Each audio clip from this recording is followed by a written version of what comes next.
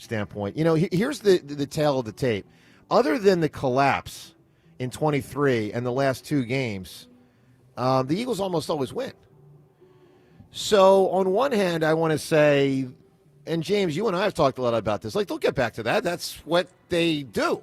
They win. That's what the Philadelphia Eagles do. But on the other hand, it's like this anemic offense, and this is kind of what John was talking about. The anemic offense may simply be too much to overcome. And, I've told you all week, I think there's two main things. The O-line health, and Jalen just has to play better. And I guess if you believe that the O-line gets healthy and if you believe Jalen plays better, then I guess you can be back to being in and being like, well, sure, of course they're going to make a run. That's what the Philadelphia Eagles do. But I'm not there. I guess I'm middle ground. I guess I'd say this. If I had to predict right now, I'd predict one playoff win and out. So, that's not a collapse, but that's also not elite. If I had to give you a prediction right now, home playoff victory in the first round, loss on the road in the second round, that's how I'd size it up. Talk to us, 215-592-9494. As you project, not so much the game on Monday night, but the remainder of the season, do you think the Eagles get it together or not?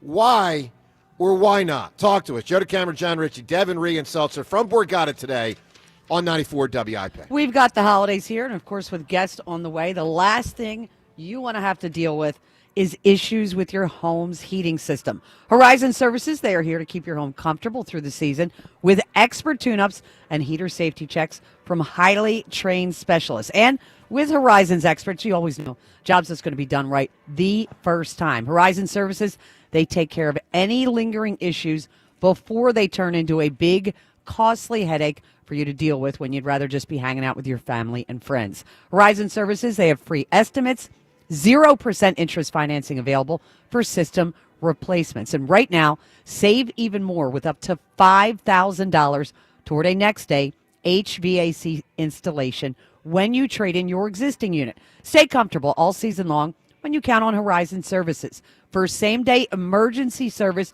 when you need it most, even on holidays, with no emergency fees ever. Book with Horizon Services today at horizonservices.com, and help is on the way. After a setback against the Bears, do whatever I need to do to help get it fixed, and that's what we're working on right now. The Eagles charge ahead into L.A. for a Monday night showdown. The Eagles Radio Network, presented by PNC Bank. Brilliantly boring since 1865. The Verizon pregame show starts at 6. Then Merrill and Mike have the call. Touchdown! What an adjustment by A.J. Brown. Followed by the PDQ Restaurant Point of Sale Systems postgame show.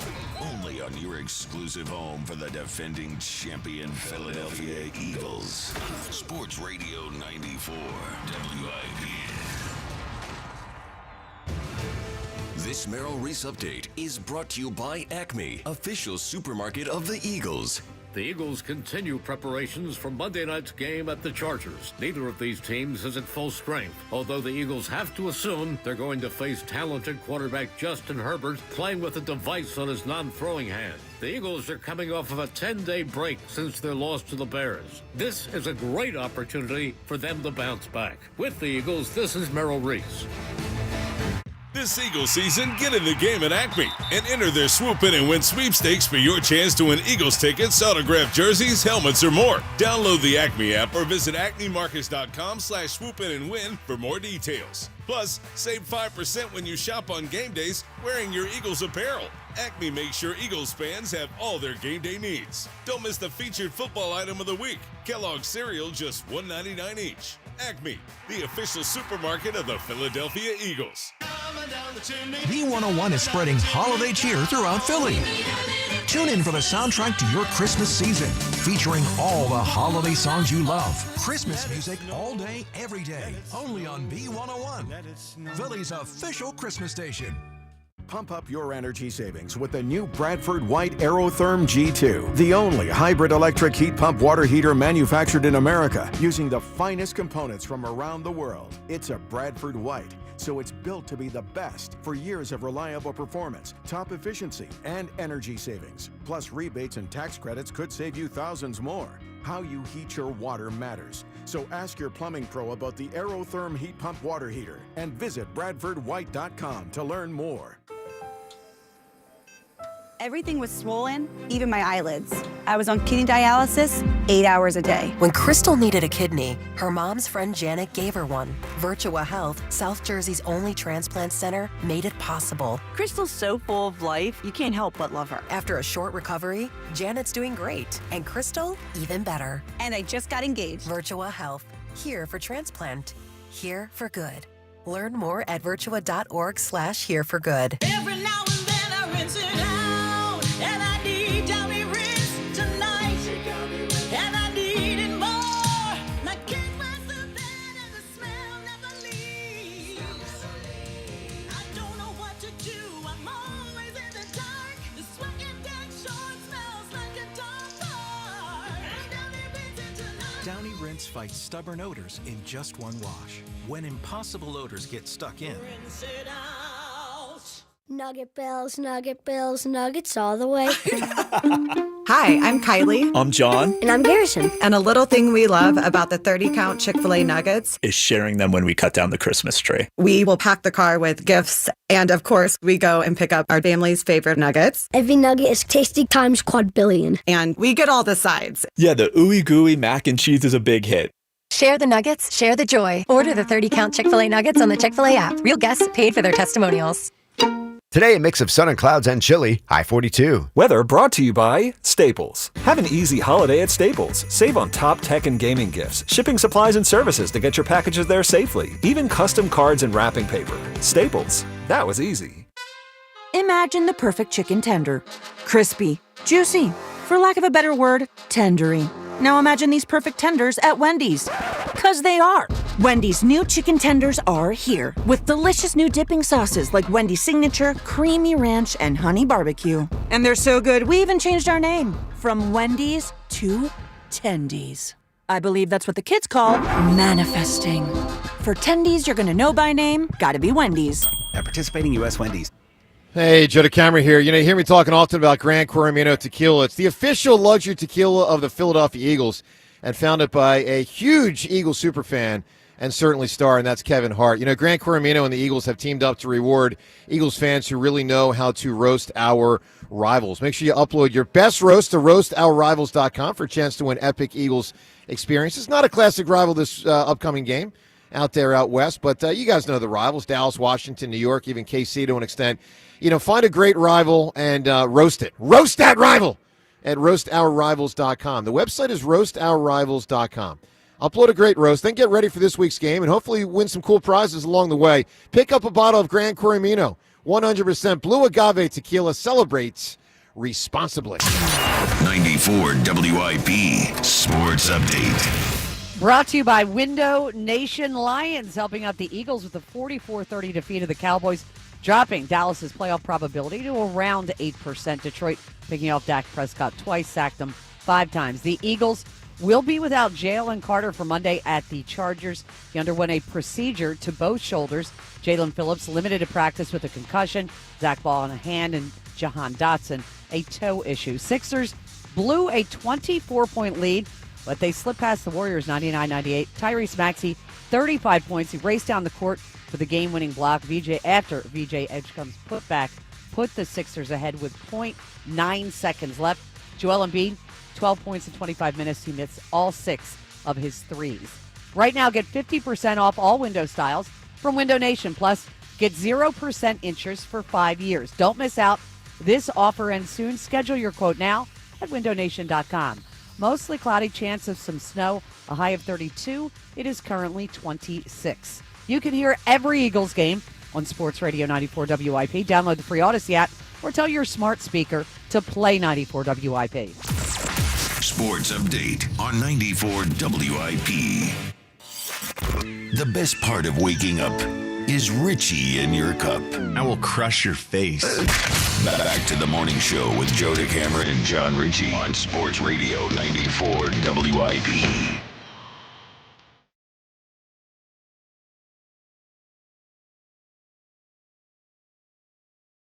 All right, good morning to you. From Borgata. Go to Tamara and John Richard.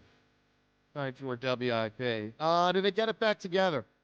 To the phones in just one moment. But Seltzer, settle the debate before it even really begins, because we'll be talking to everyone on the phone lines for the next 3.5 hours. But James, do they get it back together, yes or no? So I'm kind of where you're at.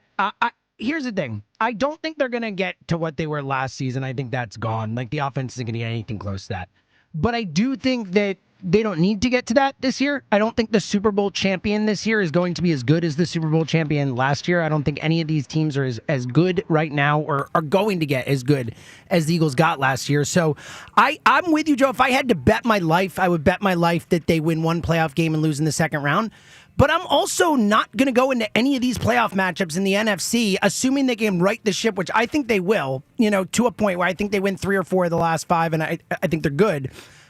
I'm not scared to face the Rams. I'm not scared to face the Seahawks. I mean, they could lose to any of these teams. I think they're close games. But my point is, I don't think they have to get back to great to potentially get back to the Super Bowl. So, okay, well, that's interesting. That is true. I don't think we'll that's true. beat the teams we've beaten this season if we meet again. There are teams. You're talking about the Lions or the Packers. You're down on them. Yeah, wow. Those NFC I disagree. teams, the Rams, the Lions, the Packers, it feels like they have continued to improve, whereas we have sort of The Rams are coming off a loss to the decayed. Panthers, though, man. Like, what? I Yeah, don't the understand Panthers that. are Like, looking the good. Lions until yesterday had lost. They were 7-5. They're 8-5. I don't. You're making it And seem I like don't these teams are think they- coalescing, and I don't think they we are. can beat them. Okay, yeah, the lines have been drawn. Let's go to the phones. Where do you stand on all this? 215-592-9494. Neil in Northeast Philly. Neil, good morning. Good morning.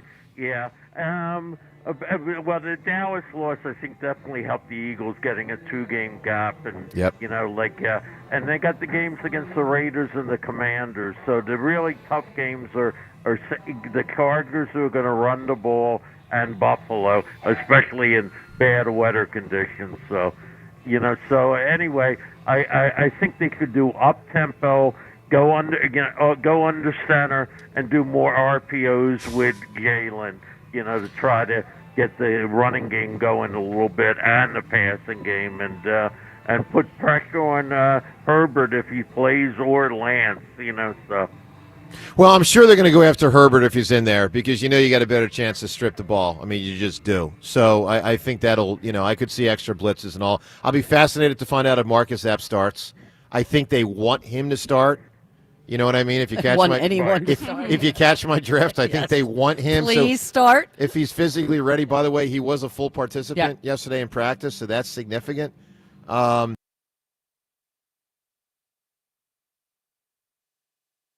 So hopefully he can get in there. Look, I got to get my eyes on Epps to find out what level player he is. We know in 2022 he was pretty solid.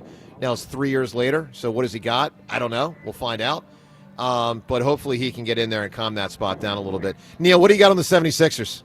Maxey made that last-minute shot, and the block was very good, so that was a good win against the Warriors. And the last thing, a shout-out to Devin and Ruben on our show, to Goldberg's Radio, to Joe and his book, The Best of Sport on Amazon.com, Rhea on our updates, and Jordan Mailata being the man of the year for the Eagles. Oh, yeah. Neil, you're a good man, buddy. Thank you, sir. And he's consistent, That's what I like about Neil. Threw in a few new ones, too. I just love Rhea for her updates. Rhea, I love that. congrats. No one's ever said that. Congrats. Thank you, Neil. Pretty cool. So Devin, you're on the Eagles beat to an extent in that you're the sideline reporter first here on WIP. Yeah. The Mailata thing. Let's cover that. Yeah. So we all kind of know Mailata to an extent, but you've had probably more access. Tell us a bit. So for those that don't know, Jordan Mailata yesterday named the Eagles nominee for the Walter Payton Man of the Year. Tell us more, because we know a lot, but tell us more about Jordan Mailata.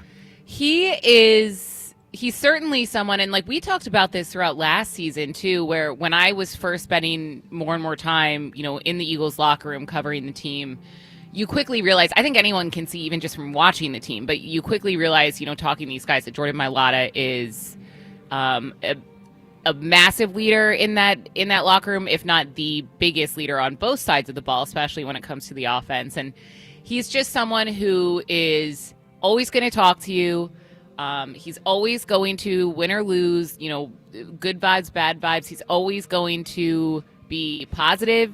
He's always going to give you a thoughtful, insightful answer. But he also is hilarious, and he has a little self-deprecating side to him as well. So we talked to him yesterday about his award, and he's like, I nominated Lane for it, so I wasn't even expecting to be the nominee, but he's really honored, and I'm really happy for him. He's a good dude. Yes. Right? Yes. He's a he good is dude. a very, very good dude. No question. 215-592-9494. Coming up, Sirianni. He said something yesterday about Kevin Petullo. It was an interesting answer about, essentially forget the coaching stuff, but having the back of someone who's obviously, the incident at his home. And I thought Sirianni's answer was impressive. So what Sirianni said about that, we'll get to that. Your chance to win Guns N' Roses tickets. Plus, do you think the Eagles get back on track? Yes or no? Why or why not? Talk to us as we broadcast from Borgata on 94 WIP. All right, let me tell you about PI Dental Center. With their decades of experience in complex dental treatment, they are phenomenal with what they do. It's now been 24 years for me as a patient at PI Dental, and for my mom over 30 years with Dr. Glenn Wolfinger and Dr. Robert Slough, both board-certified prosthodontists. They specialize in the restoration and the replacement of teeth. PI Dental Center are also the originators of the Teeth in a Day. That's a revolutionary treatment that deliver fixed teeth and implants placed for a dramatic transformation in a mere one day. If you're in great shape with your teeth, awesome. Stay in great shape and get to PI Dental Center for year-to-year maintenance. But if you have a big old problem that requires a significant solution, we'll do it at PI Dental Center. They're the best in the business. Visit PIDentalCenter.com. That's PIDentalCenter.com to request your new patient evaluation. Hugh Douglas here. Make your tailgating holidays count with Jack Daniel's Tennessee Whiskey at your local fine wine and good spirit stores. You can save $3 on 1.7-liter bottles of Jack Daniel's Tennessee Whiskey, along with Tennessee Honey and Fire. Also take advantage of additional holiday savings with $2 off Gentleman Jack 750s and the new Jack Daniel's Coca-Cola Variety 6-pack of ready-made drink cocktails in a can. Stock up now at your local fine wine and good spirit stores this holiday season. Celebrate responsibly. When you need to know, depend on KYW News Radio 103.9 FM. It's going to be the coldest day since March. Some areas will even see light snow showers. Philly renters furloughed during the recent government shutdown are being urged to apply for a new relief program. Philly launches free walk-in flu and COVID vaccine clinics ahead of the holiday season. Get the latest anytime on KYW News Radio. Now on Crystal Clear 103.9 FM. You've never needed us more. There's no need to wait. The time is always right at Colonial Hyundai. John Ashdale, the car czar from Colonial Hyundai, has over 200 vehicles in stock, including new Palisades, Konas, and Tucsons, each coming with America's best warranty, a 10-year, 100,000-mile powertrain and Hyundai Assurance. We understand that everyone's needs, budgets, and challenges are different, but here at Colonial Hyundai, we take the stress out of buying a new car. Big trade incentives and the best financing in the business, no matter your credit, with rates as low as 0%. Plus, we streamline the buying process so you can be in and out of our dealership in no time, without any unnecessary hassle or waiting. So why wait? Shop us online 24/7 at colonialhyundai.com or visit us on Lincoln Highway in Downingtown. Colonial Hyundai, the fast, easy, better way to buy a Hyundai. 0% financing applies to select 2024 new Hyundai models. $6,500 for your trade, not available on EVs. Offers cannot be combined. See dealer for full details. Makita's built for the pros who show up early, who don't do shortcuts, only precise cuts. With tools built to last, job after job, year after year. Performance that pays off, because when the job calls for the best, you answer. And when you need the best, you call on Makita. Built to be the best. Available at the Home Depot. Welcome back to Winter Hack Radio, the place for clever hacks to survive the season. Icy driveway? Well, try spreading sand or birdseed to help with traction. Snowy puppy paws? Well, grab a whisk, brush it off, done. Catch COVID-19? Well, just get... Actually, there's no hack for COVID-19. But if you test positive, prescription medications for COVID exist. Ask your doctor if they're right for you. Visit PfizerForAll.com to learn more. Sponsored by Pfizer. Never have I ever called my sister from the finish line of my first marathon. Hello? You won't believe where I am. Are you running? Mile 26. I'm gonna make it. Switch to T-Mobile's 55 Plus plan and get iPhone 16e with its advanced camera system on us. Plus, 2 lines for just $30 a line. Guys, I can't believe it. I knew you could do it, babe. That was amazing. Mom, how do you feel? I feel great. I can't feel my feet. Let's take a picture. And then you may carry me to the car. Share every stride, every mile, every memory on America's best network. Switch to T-Mobile's 55 Plus plan and get iPhone 16e on us and 2 lines for just $30 a line. With 24 monthly bill credits and 2 eligible port-ins on Essentials 55 Plus for well-qualified customers with autopay plus taxes, fees, and $35 device connection charge. Credits end and balance due if you pay off early or cancel. Contact us. Finance agreement 128 gigabytes, $599.99 required. Best mobile network in the U.S. based on analysis by Ookla of Speed Test Intelligence data 1H 2025. Visit T-Mobile.com. Hey, Philly. Fast, reliable internet can be yours when you switch to Fios. For a limited time, combine Fios home internet and 1 line of mobile for just $69.99 a month. Get unlimited welcome for $50 a month with auto pay plus taxes and fees when you bring in your phone. And add Fios 300 Mbps for $19.99 a month with auto pay, mobile plus home discount, and bonus discount. Visit your greater Philly area Verizon store today to get this limited time offer and switch to their reliable 100% fiber optic network. For eligible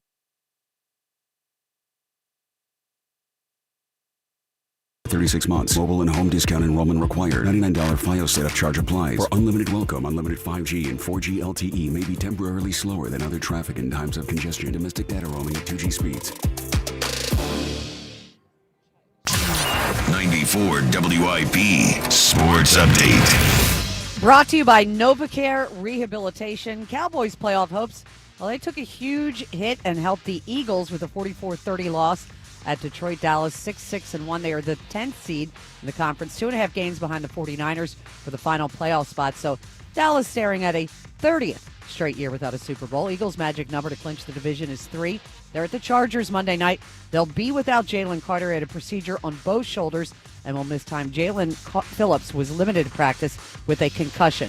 Tyrese Maxey had 35 as the Sixers edge the Warriors 99-98. This after blowing a 24-point lead. Maxey also chased down DeAnthony Melton for the game-winning block. Joel Embiid returned. He had 12 points in 25 minutes on 5 for 13 shooting. NovaCare Rehabilitation, your trusted physical therapy partner throughout the Delaware Valley. Schedule your appointment today at novacare.com to get back to what you love. Some flurries possible, a high of 32. It is currently 26. You can hear every Eagles game on Sports Radio 94 WIP. Download the free Odyssey app or tell your smart speaker to play 94 WIP. Sports Update on 94 WIP.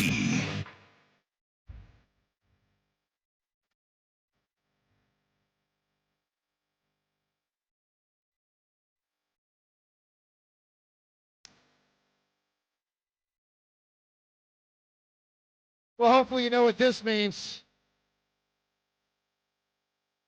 It's not the Flyers going on the Pico power play, although sometimes it is.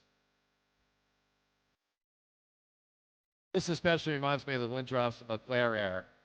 Played it all the time down there those years. Now we've got Guns N' Roses tickets, which is pretty freaking awesome tickets to give away. Tickets that you can win right here on our show today. So you got to answer a question. This is our style.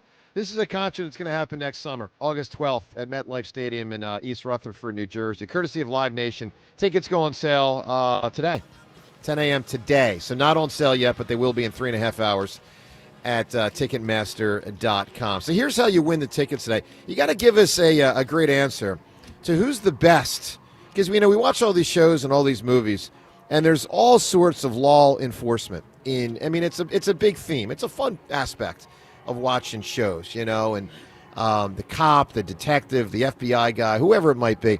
Because back on this day in 73, so you're going to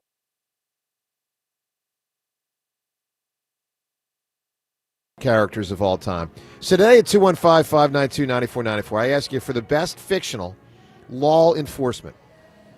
Can be the person that makes the arrest, the person that leads the investigation.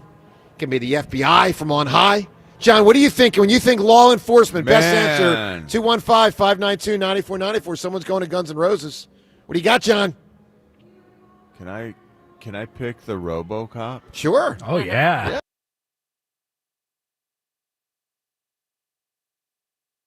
This was not Fun. just a police officer. He could do so much more. I Yeah. felt so much more protected. Like I could sleep more soundly at night, even though it wasn't the future and I didn't live in like futuristic LA. And even though it wasn't real. And it also wasn't real. Yeah. All right. Well, how So, do you so what know? do you got? The future hasn't happened. Give me law enforcement, James. What do you got? I'm going to do something I've never done before, but I can't win anyway, and no one's going to say the other of these two if I take them as a pair. So I'm taking Officer Slater and Officer Michaels. That's Seth Rogen and Bill Hader from Superbad. Amazing characters. So you're breaking the rules here. You're choosing 2 for 1. Yeah, I did it.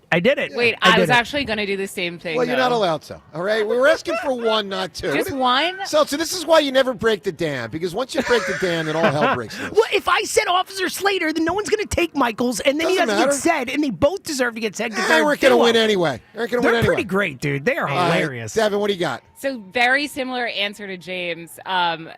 These guys are a duo. for The the revived 21 Jump Street, Jonah Hill and Channing Tatum, Schmidt and Jenko. They're hilarious. Hilarious. I feel like we still sleep on that or those movies because there's. I agree. multiple, I think they're but two were of the so funnier funny. comedies of the 2000s. So funny. All right, Rhea, give me a big answer. What do you got? I'm going to go for 3 people. Oh, yeah. No, I'm kidding.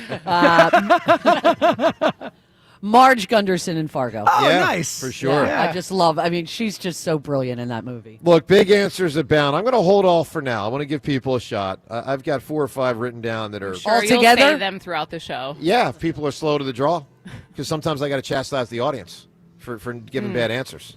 So, yes, I may, Devin, actually. I reserve that right. All right, let's go to the phones, 215-592-9494. Actually, let's also tell you the Twitter poll questions of the day. Both brought to us by Armin Chevrolet. Red tag bonus cash on every new Armin Chevrolet Equinox and then soon. Together, let's drive to Armin Chevrolet. Make sure you visit arminchevy.com. So first we assess the future of the Eagles season through the prism of how many playoff games you think they'll win. And we're not going to go all the way like they get to the Super Bowl or don't. We're just going to kind of keep this simple. They make a run or don't through this look at it. Which is most likely for the Eagles in the playoffs? Is it that the Eagles win 0 playoff games, which would very likely involve them losing a home playoff game in the wild card round? Choice B is they win 1 playoff game, which would probably be that they lose in the divisional round, either at home or on the road, depending on how the seeding goes. Or C, they actually win 2 or more games, and that's when you know, okay, you've made a run, and maybe you get to the Super Bowl, maybe you win the Super Bowl. So 0, 1, or 2 or more. Which do you think is the most likely scenario? Second poll question, we'll just assess whether you think Schwarber gets signed this month by anybody. Do you think Schwarber signs with someone in December? Yes or no? Get voting at Sports Radio WIP on Twitter. What Sirianni said about Petula, we'll get to that shortly. Also, Darius Slay, who is not, repeat, not, shocking for now, joining the Buffalo Bills and may not ever play again. What he said about that, we'll get to that audio coming up soon. Let's go to Patrick in Tabernacle. What's up, Patrick? Morning, everybody. Hey, it's cold out here, man. Whew. Put another way, Patrick. Baby, it's cold outside. Maybe. Yeah. Yeah. I So, can be that dork. The birds. I was just thinking on hold here. I think the Flyers have a better chance at getting a playoff victory, a series victory, than the Eagles do at having even a home playoff game.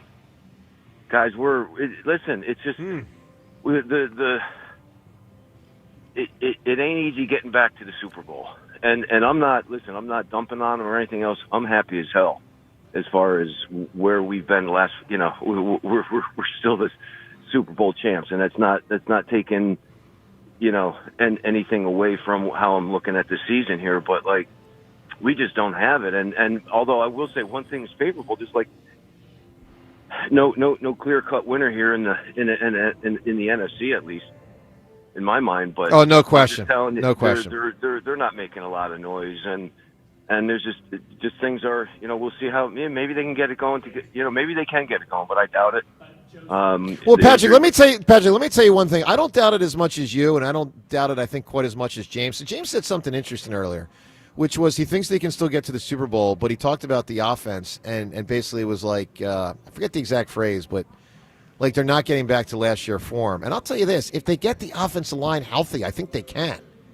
They've got 1 month to get them healthy. Like, I was encouraged by the news of Jalen Carter yesterday. I kind of wish they would, especially with, because, like, listen, Patrick, Dallas lost. All right, so honest to God, I kind of wish they would sort of just sit a couple of these guys. Like, Monday night doesn't matter as much as the second week of January. I want Dickerson and Juergens healthy in the second week of January. And if they become healthy, I think you could see a lot closer shades to last year than what we've seen. Like, they got to get healthy up there. But Joe, we're not in week 3. I mean, this is a time of year. No, but they're also not in week 19 yet. They still have a month. They do. You're right, but I listen. It's just too much for them. I just think it's just too much with too little time to all of a sudden get things, clean and everything. I mean, all the pre-snap penalties, and we're just like. I know. We're all right, Patrick, give me law enforcement. What do you got, bud? How about what's his face, Inspector Clouseau? Oh, sure. Absolutely. No question about it. All right, let's get to some audio of Nick Sirianni talking about Petulla, because there's the football side of things, as we were just discussing there. But then there is, and it is truly more important, it's the life side of things. And the bottom line is that, the people egging Petulla's house was a disgrace. Sirianni did not want to talk about it with us on Wednesday when he joined the show, or Tuesday, but he did want to talk about it yesterday a little bit more extensively. Not so much the incident, but his reaction to how he is, helping Kevin Petulla. We're going to get to that audio coming up in just a moment. Let's get to Kenny in East Oak Lane. Kenny, good morning. Good morning, everybody. How you guys been? It's been a while. What's up, Kenny? Not much. So I took my girlfriend actually took me to the Bears game for my birthday. Ouch. It was her first time in the Link. She loved it, except for the results of the game. Like, it is what it is. We win or lose. That's only the second game. I've been to about 10 or 12 games. That's only the second game they've lost when I've gone. It was hard to watch. And, I mean, we know they have problems and everything like that, but I have some solutions that could fix everything, right? I like solutions. Talk to me. So what I think everybody should do, they should get the whole team together, right, and give them an assignment of baking something, right? Because baking, it takes precision in measuring. It takes time, right? It takes patience, and it also takes a bunch of different ingredients working together to make the end masterpiece that whatever you're baking, right? Everybody gets together. It's like, hey, man, I really don't like when XYZ, they get to talking. Everybody's friends again. Boom, we're going to the Super Bowl. Number 2. Yeah, Kenny, what if AJ and Jalen disagree on the ingredients?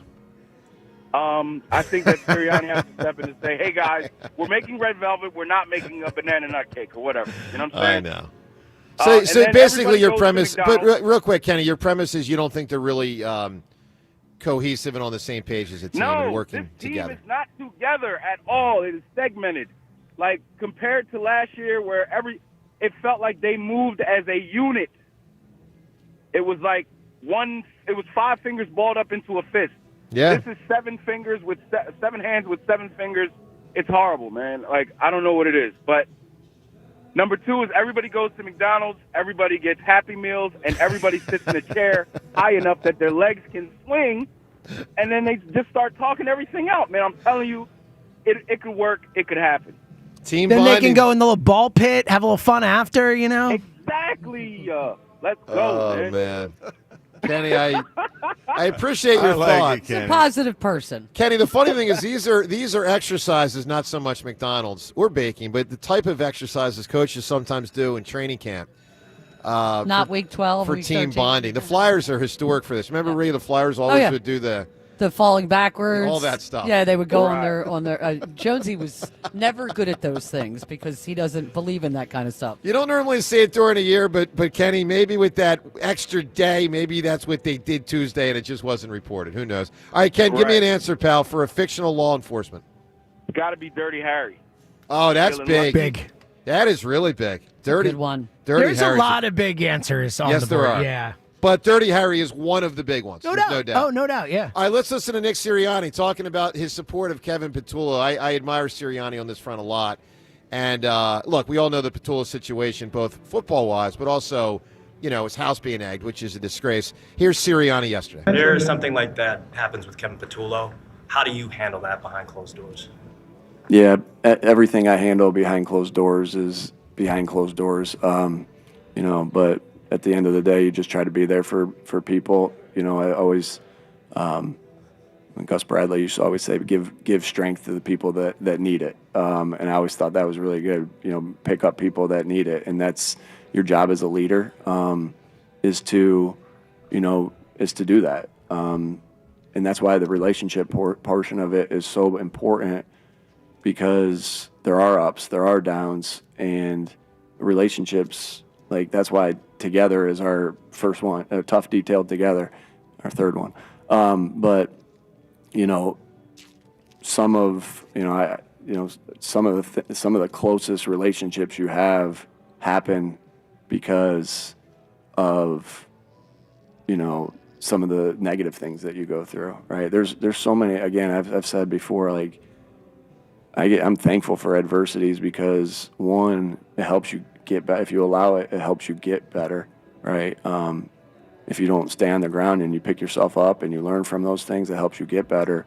And then the other thing is, it brings people together. Adversities bring people together. Now, I have a tight-knit family that I grew up with. As a kid, with two loving parents and great older brothers that show me the way. But I think if you asked any of them, we're close as a family because of the struggles that we had to go through with my dad having cancer. And so, you always want to look at negative things. You always want to be there for guys, and then how do you use adversity to bring people closer together?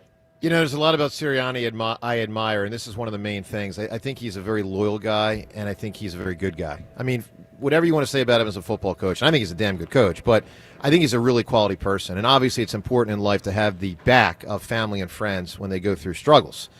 And, here's the other thing I'll say. We all, particularly in 21, and to a certain extent 2022, I'll use this word, snickered, and to a certain extent ridiculed all the family references that he would lay out there. It was thick. It was often. It felt too often. Yeah. But you know what? I do think he learned principles from his parents. And it's authentic, Joe. It's very authentic. It's authentic. It's not like, a put on. It's not a put on. It's just who he is and how he talks and how he thinks about the world. Yeah, it's how he was raised and how he exists, and I admire it. Guys respect him, and they believe him, and they play in such a way that, it suggests that those things that he says they actually do admire. They, the things that those tenets that he adheres to, like the family first concept. Those guys admire that, and the players respond to that. I think it's part of why they stuck with him after 23. That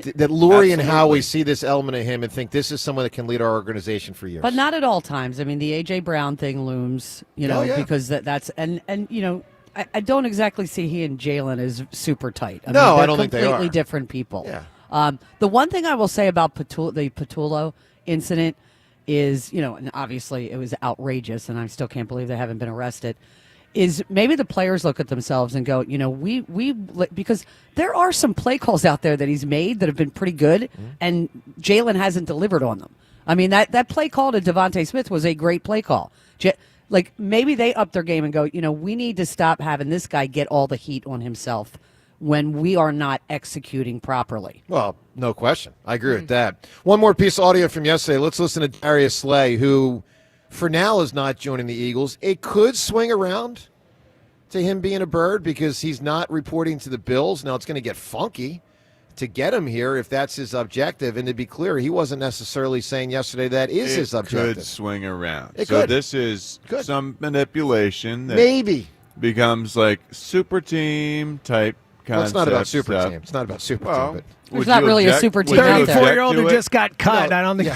Would you object This has to nothing it to do if with he super ends team. up? No, but Illegal? it's He's clear just from where his he talk- wants to be, I think. Yeah, you know? we don't even know if he wants to play. He doesn't know if he wants to play anymore. He was very clear about it yesterday. Let's listen to Slay talking with Acho on Acho's podcast yesterday on not reporting to the Bills. You get claimed by the Buffalo Bills. Why didn't you report today?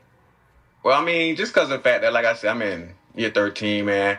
Honestly, my son is a senior in high school. He just finished his football. I missed a lot of that. You know, I had my child at 15, so now he's 18. So I missed a lot of bit of his football. Called a couple games, Mike T. Thank you for that. He let me make it to a couple of those.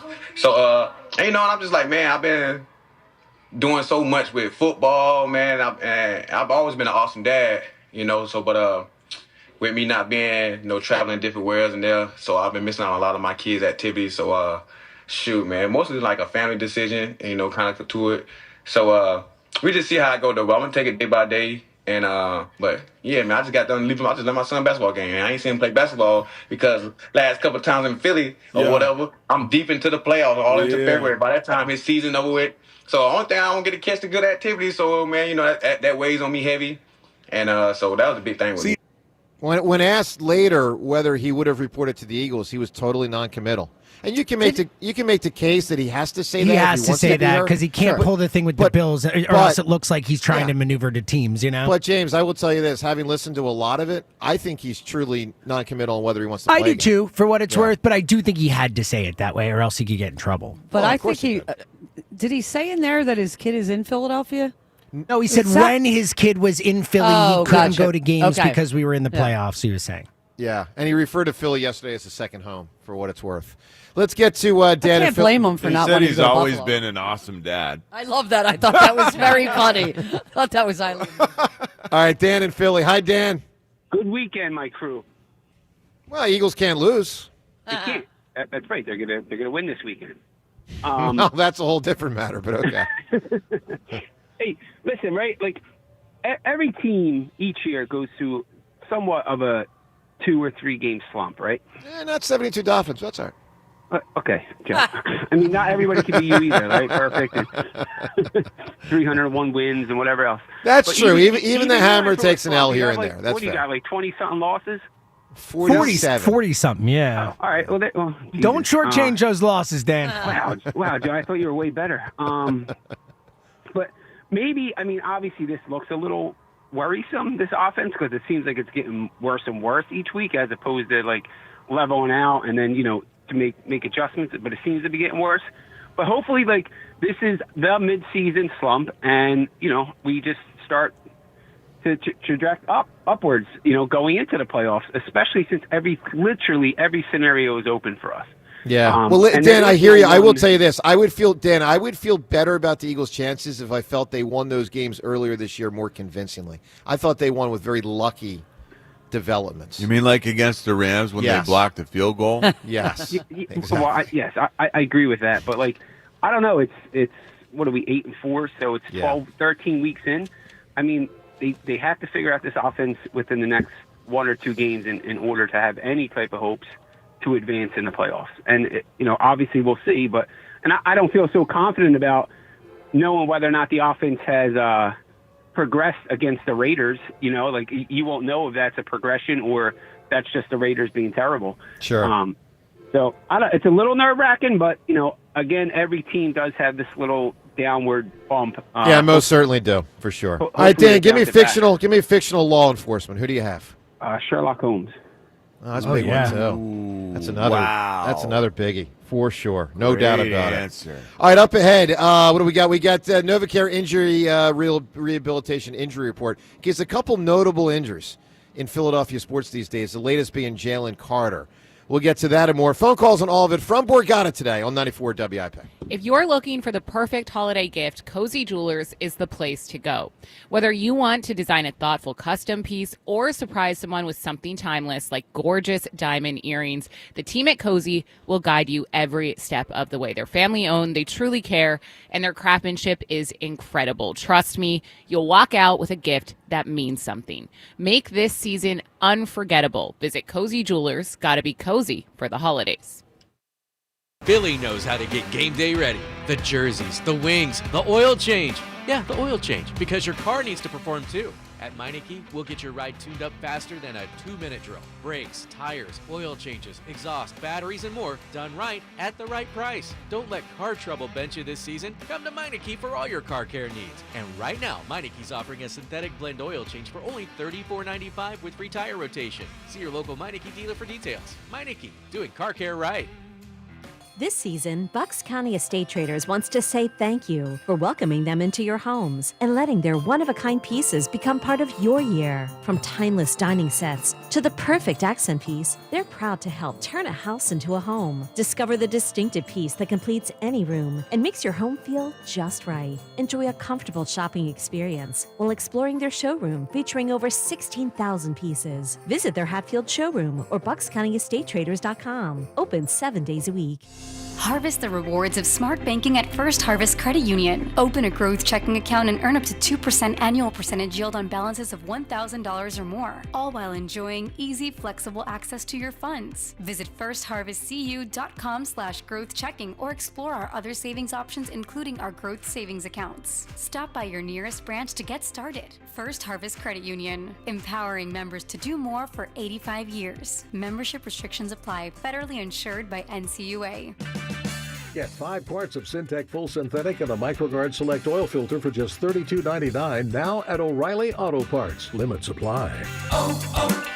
O'Reilly Auto Parts. Out here in the middle of these acres, it can feel like you're the only person on Earth. That's how it feels when you're struggling with your mental health. But you don't have to feel alone. Find more information at loveyourmindtoday.org. Brought to you by the Huntsman Mental Health Institute and the Ad Council. This is the story of the one. As an HVAC technician, he and his digital multimeter are in high demand. So when a noisy office HVAC turns out to be a failing blower motor, he doesn't break a sweat. With Grainger's easy-to-use website and product information, he selects the product he needs to keep everything humming right along. Call 1-800-GRAINGER, click Grainger.com, or just stop by. Grainger, for the ones who get it done.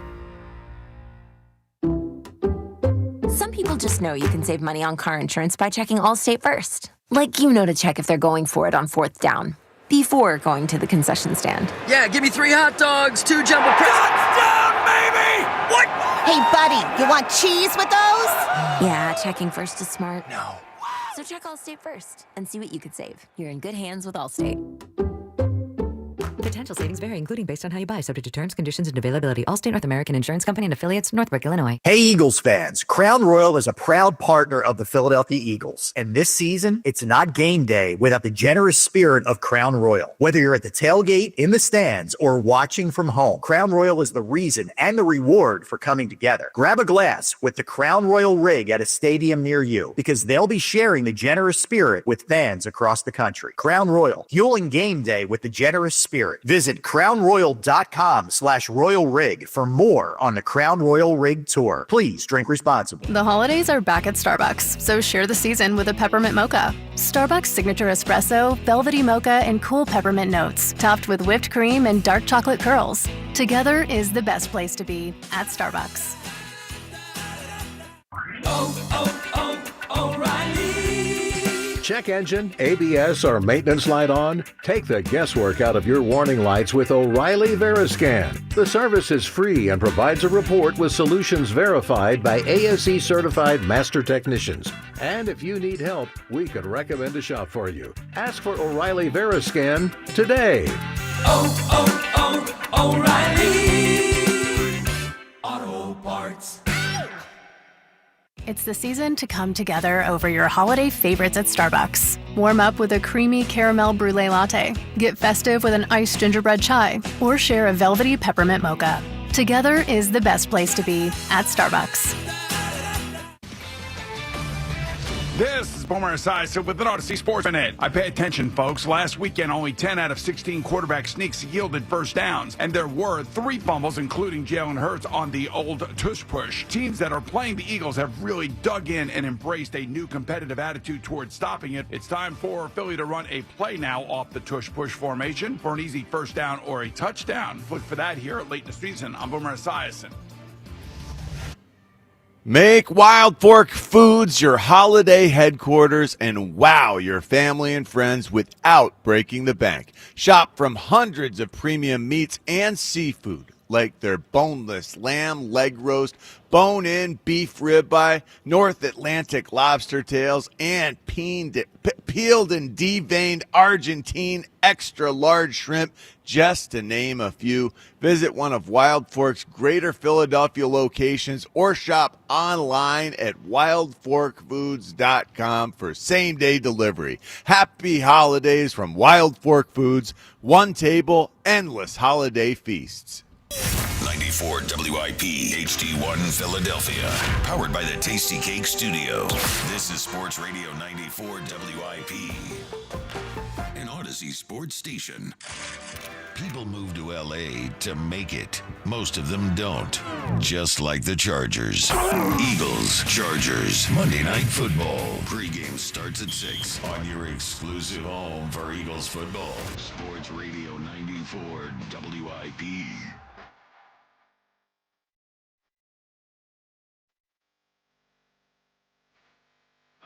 Yeah.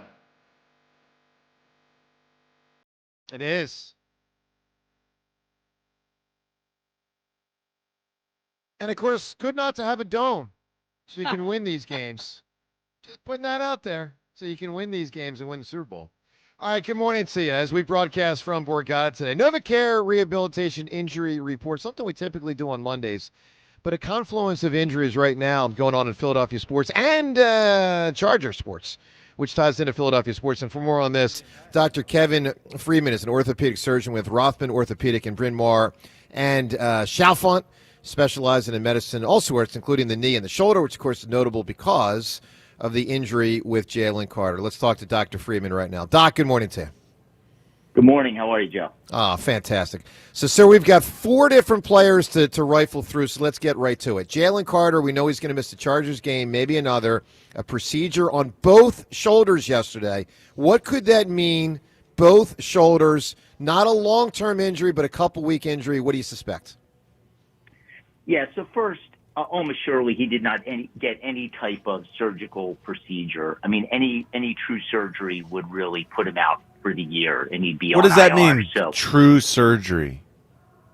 Well, a procedure, as we term it, can really mean anything from an injection to an operation, and there's almost no way that he got an operation because a recovery from even an arthroscopy to the shoulder would put him out, minimum 6 weeks, most likely more.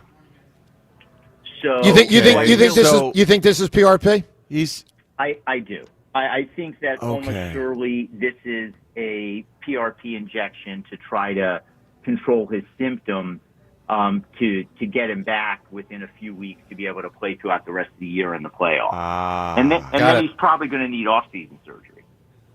Okay. So that's good news. So that could be stem cell. That could be PRP. That's a procedure. That's not a scope. That's likely. Yeah, that's good. That's wow. Good news. All right. That's very different than what I expected. Doc, that's wonderful. Let's talk about Herbert. So it's going to be a matter of whether he can grip the ball with his non-throwing hand, in this case his left hand, with a broken bone that they did put a pin in there. Is that what it is, Ray? A pin? A plate and screws. All right. So, Doc, how much do you think he can grip the ball and play? Yeah, I think it's going to affect him, especially because it's his first week back. A lot of times it takes these guys a couple of weeks to be in less pain, but it is surgically stabilized. They're going to put him in a cast or brace, and especially out of shotgun, it's going to be easier than taking snaps under center, as we know. But ball security can be an issue for him, especially for handing the ball off. So we'll see how it goes. Doc, I don't think there's any way he could take a snap with that. Normally that ball would be snapped up by a center and it would hit that hand first. So 100% shotgun. I think there's no way he can take a snap under center. I think it's most likely he has to do all shotgun. Wow, but again, I'm not an expert. I wasn't a quarterback. I know that they snap that ball really hard though when it's just straight up the And that could affect him on short yardage, because that's that's a absolutely goal line, and you're standing at the 5-yard line to catch the ball. That's not ideal. Sure. Interesting. Doc, let's get to Joel Embiid. He played yesterday. He's played in 7 of 19 games. We all know the deal. It's both knees. Tell me if this is fair to say. Limited to no hope for his future of greatness. Agree with that? I do unfortunately agree with that. I think that he's really he's just going to be limited from here on out. I mean, we know he's had multiple meniscus surgeries on his left knee, which essentially leaves him with arthritis type symptoms that limits him from his mobility. And we even know that he had a right knee meniscus injury several years ago, and I think he's probably getting some similar symptoms in his right knee, although not as severe as the one that's had multiple surgeries. So his mobility is likely always going to be limited, and we'll see if they're able to preserve him and try and make some kind of playoff push and give him more minutes. But I think it's going to be tough. I'd say limited. I don't want to say no hope. I don't want, you won't invite me back if I say that. But I'd say limited. But very small. I get it. All right, and final thing here, Doc. I never seen it before in my whole life. I'm 47, and I see a player take a slap shot this week, and, Tyson Forrester is going to be out 2 to 3 months with what they're calling an upper body injury. What could that have been? A slap shot leads to a guy being out till February or beyond. What is that? Yeah, if you watch the video as he's following through on that slap shot, you can see him kind of go down where the shoulder looks limp and in pain. And I think he most likely had a shoulder subluxation where the shoulder partially popped out of the socket and likely led to some tearing of his labrum, the cartilage ring where those ligaments attach. And I think that's why it's going to be a more extended period of time to try to get him back. I mean, they're a little cryptic about what happened, and like you said, it's an unusual mechanism of injury, but I think that's most likely what happened. And if he had a more significant injury and really had fully dislocated or had injured his rotator cuff, which would be rare, he'd probably just be out and be getting surgery. So they're going to try and rehab him through this and see how he does. Wild. Well, Doc, great report. Again, Dr. Kevin Freeman and Rothman Orthopedics. For more information, get yourself to rothmanortho.com, rothmanortho.com. Doc, thanks so much, my man. Thank you. Take care. You got Thanks, it, Doc. That's the Forrester thing. For those that don't know, that's the Flyers' leading goal scorer. And I just never seen it before. Ever. It's like, and he knew immediately. I mean, he just walked off and walked right back. Sometimes in baseball, you'll see a guy swing a bat and it'll hurt his oblique. Yeah. It kind of has, to me, a similar feel of like the normal that leads to an unusual injury. But baseball, you'll see it occasionally. Hockey, I never seen that. I mean, I guess it's probably happened before, but I never saw it. Slap shot leads to a major injury. It's crazy. All right, if you missed it last night, Cowboys lose. So sad. That was an adorable story. They tried to keep it close for a while. George Pickens, by the way, is getting crushed nationally for appearing disinterested. You go look on some of the plays. I believe one that was the interception, but the one ball that fell at his feet and he made no attempt to go for was unbelievable. Not George Pickens. He's never had anything like that. No. You want him? No. All right, Sixers win. That was a really cool win. Not a great win. Caller earlier referred to it as a great win. It's not a great win. It's a great finish. Yeah. They beat a team that's an average team that was playing without all sorts of their best players. Draymond left early. Steph didn't play. Jimmy didn't play. That's Jimmy Butler. So let's not act like it's a great win. But it was a great and extremely cool finish, and that's good to say. Let's go to John in Allentown. John, good morning. Johnny. Just not John. there. Silent John. So We go to Tony. disappointing. We go to Tony right now, calling from Pottstown. Hi, Tony. Hey, good morning, guys. Good morning. Listen, as far as the Cowboys go, it's tough to win 3 Super Bowls in a row between week 13 and 15, guys. So it's really, it's tough to do. So we have to, tip our caps to them. No one's won 3 in a row. So, tough break for them. Well done, buddy. Yeah. So, I mean, as far as the question goes with the Birds, like, what do we expect kind of moving forward? And, Joe, you keep talking about, like, health. Like, you want to rest the line? Great idea. Let's bring in Toth and Pryor because they've been so good, Joe. We can't even run the ball with who we have in there. You want to bring in Dumb and Dumber? I mean, they can't get healthy in the season. That's the problem. You need rest. Like, Carter's getting his surgery, and that's great. Well, But from Tony, the can I be? offense- Let me be candid about something. I'm going to be very candid about something. You may agree or disagree. I'd rather the Eagles be the 3 or 4 seed, healthy. Well, they are. Than chase the 1 or 2 seed, which they probably won't get, and remain unhealthy. And I'll even go a step further. I'd rather they be the 3 seed healthy than the 1 seed unhealthy. I'm serious. Yeah, I look need at those guys. Detroit last year. Look at Detroit last year. I need those guys ready for the second week of January when the playoffs begin. That's what I need. And I know the backups stink. I got it. You're not wrong. You're not wrong. But I'm not wrong to say, unless those guys are healthy in January, they ain't winning. Although when Toth came in with a week of practice, didn't he? No, he had the one game where, well, I'm just saying, Cam hasn't always looked great not being healthy. So that's all I'm saying. Well, no, I mean, here, and Tony, here's maybe the bigger, most important point. Maybe these guys can't get healthy. You know, Juergens and Cam suffered real injuries, and maybe this is just what it is. Yeah, and that's kind of where I'm leaning to. I don't even know if the time off fixes that. And, I mean, for a team that offensively struggles, like, Joe, who would your starting offensive line be with this hypothetical? 3 or 4 guys I've never heard of. Toth and other guys I've never heard. I don't know who they're. What do you think I follow? Willie Lampkin. Think I know who their, I think he their was second guard is. Matt on Pryor, season man. ending Matt IR. Pryor, come on. Go Matt sign Pryor. Wisniewski and Brandon Brooks and Ron Heller. Bring him back. Ron You Heller, guys wow, yeah. Reed, do you remember when that Browns guy poked Ron Heller in the eye? Ron Heller. Remember Only that? you pull names out like this. Yes. Bring back Shad. Bring How about Jermaine Ron Mayberry Salt? back. Ron Salt. Listen, Barrett Brooks is in town. Throw him Yeah, in you're there. right. How about it? Who was the other guy who stayed Bernard in town? Williams? No, we used to joke around that his voice sounded like Fran Drescher's. Oh, I don't know. Oh God. Ooh, that's not a compliment. No. It's not No, John it's not. Harris. Not is it? at all. No. He was a defensive end. I'm flipping sides. Of John Harris, the most favorite story ever when he was drafted. yeah. I was working. I was doing the show, and I think Ray Dinger might have been with me and Reuben Frank, and that's when the Eagles would print out all the possible people they Sure. might take. Yeah. They announced his name. We're all looking, Yeah. going through the papers. The Eagles staff thought so little of it, he was on the back of somebody else. Rhea, I remember Mel Kiper Yes, Joe. was Yes. unprepared. He didn't Mel know who he Kiper was. was He was like, totally what's going unprepared. on? Ray right now. Dinger and Reuben Frank were. I mean, Unbelievable. It was Ray's like, what? All right, Tony, great call, my man. I need an answer from you. You can win the Guns N' Roses tickets, Best Law Enforcement Fictional. Who do you got?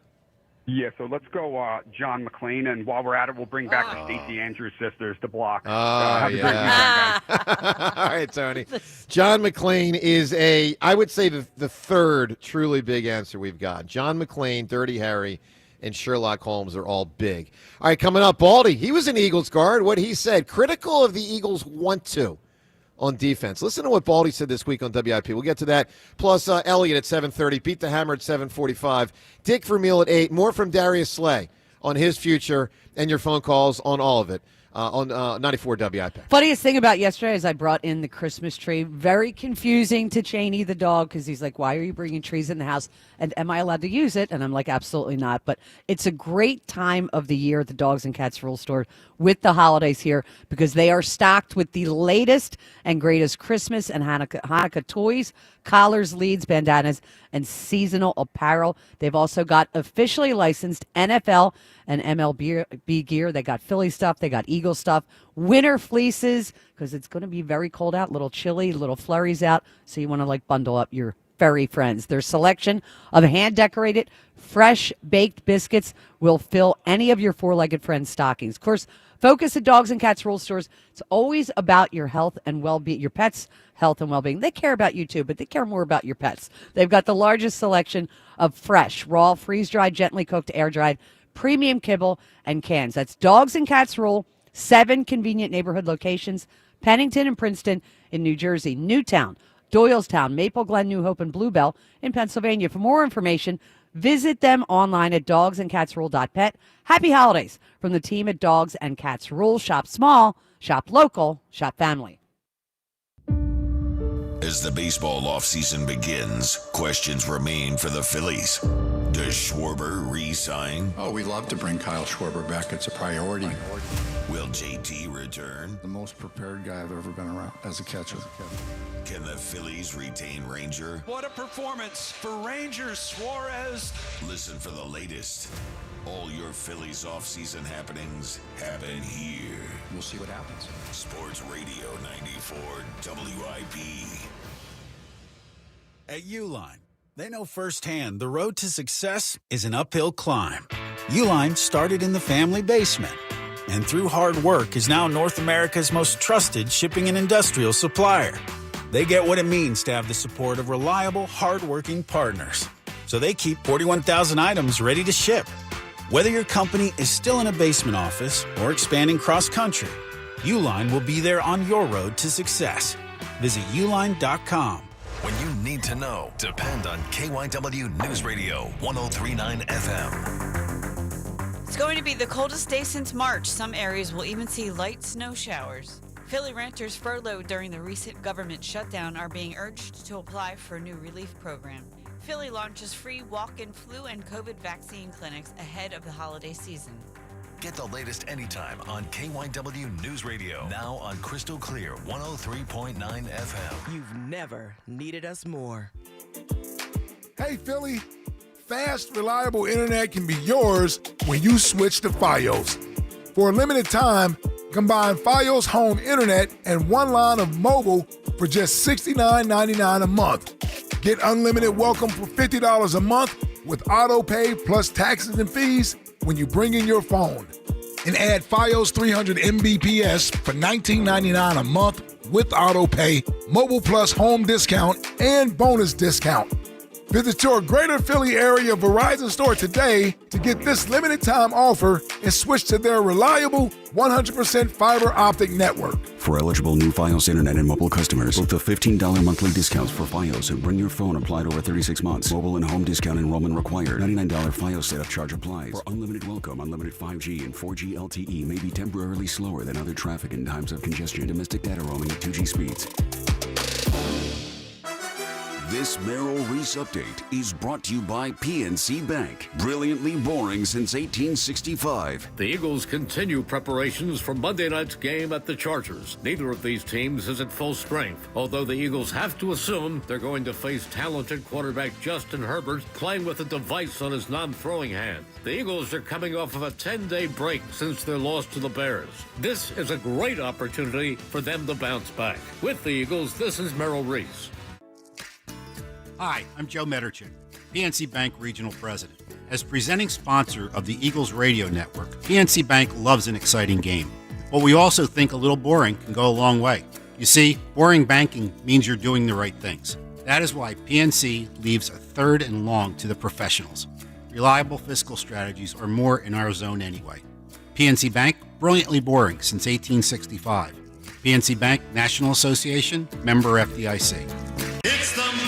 It's here. B101 is transformed into Philly's official Christmas station.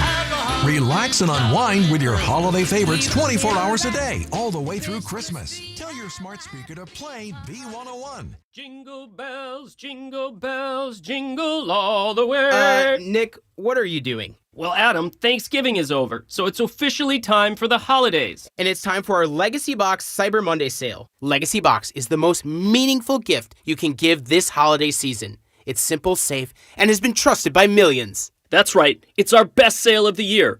Right now, when you go to LegacyBox.com, you can save an unreal 65% on your Legacy Box. And for a limited time, you can preserve your tapes, film reels, and photos for as low as $27, saving you hundreds. Hurry, our best sale of the year won't last long. Visit LegacyBox.com for an unreal 65% off during our Cyber Week sale. With limited quantities ready to ship, this deal will go fast. Shop our Cyber Week sale now at LegacyBox.com/value to take 65% off. Buy your Legacy Box today and send in when you're ready. LegacyBox.com/value. Are you looking for a podcast about pro football that doesn't put you to sleep with an avalanche of analytics or insult your fandom with brainless hot takes? Well, hi. I'm Dan Hansis. And I'm Mark Sessler. Oh, hi, Mark. And we're the hosts of Heed the Call, the NFL podcast you've been waiting your whole life for. Heed the Call covers every game, every storyline, everything that matters, and we do it all with a touch of mirth. Football is fun. Why shouldn't your football podcast be the same? Follow and listen to Heed the Call NFL podcast wherever you get your podcasts. Be here when Flyers hockey comes home for the holidays this month at Xfinity Mobile Arena. Don't miss the Flyers face off against the Vegas Golden Knights on December 11th. Take us to the slot, the shot. He scores! Experience it here because Flyers hockey is better live, and the only place to watch is at Xfinity Mobile Arena. Center shot, score! Jamie Drysdale! Get your tickets now at PhiladelphiaFlyers.com. Hey, Joe DeCamera here. Let me tell you about Gran Coramino Tequila. That's Kevin Hart's Gran Coramino Tequila. It's also the official luxury tequila of the Birds. Gran Coramino, they're taking over game days at Tradesman's and Uptown Beer Garden right there in Center City with the 55 Saccharita cocktail at Tradesman's. You can enjoy the 50-ounce margarita tower and 6-foot cheesesteak. Celebrate at Uptown Beer Garden with Coramino cocktails and the famous tailgating box. 6 dogs, 5 burgers, and fries. Gran Coramino and the Birds at Tradesman's and Uptown celebrates responsibly. 94 WIP Sports Update. Brought to you by Window Nation. Detroit snapped the Cowboys' 3-game win streak, dropped their playoff chances to around 8% with a 44-30 win over Dallas. Dallas 6-6-1. They turned the ball over 3 times. Now, the Cowboys' loss certainly helps the Eagles, whose magic number to clinch the division, now at 3. Birds, though, will be without Jalen Carter for a little while. He had a procedure on both shoulders. The Eagles will travel to Los Angeles to play the Chargers on Sunday for the Monday night game. Sixers back-to-back tonight at Milwaukee. This after getting by the Warriors at home 99-98. Tyrese Maxey, the game-winning block after dropping in 35. Right now, get 50% off all window styles from Window Nation. Plus, get 0% interest for 5 years. Don't miss out. This offer ends soon. Schedule your quote now at windownation.com. Some flurries possible. A high of 32. It is currently 26. You can hear every Eagles game on Sports Radio 94 WIP. Download the free Odyssey app or tell your smart speaker to play 94 WIP. Sports Update on 94 WIP. This is the WIP Morning Show with Joe DeCamera and John Ritchie on Sports Radio 94 WIP.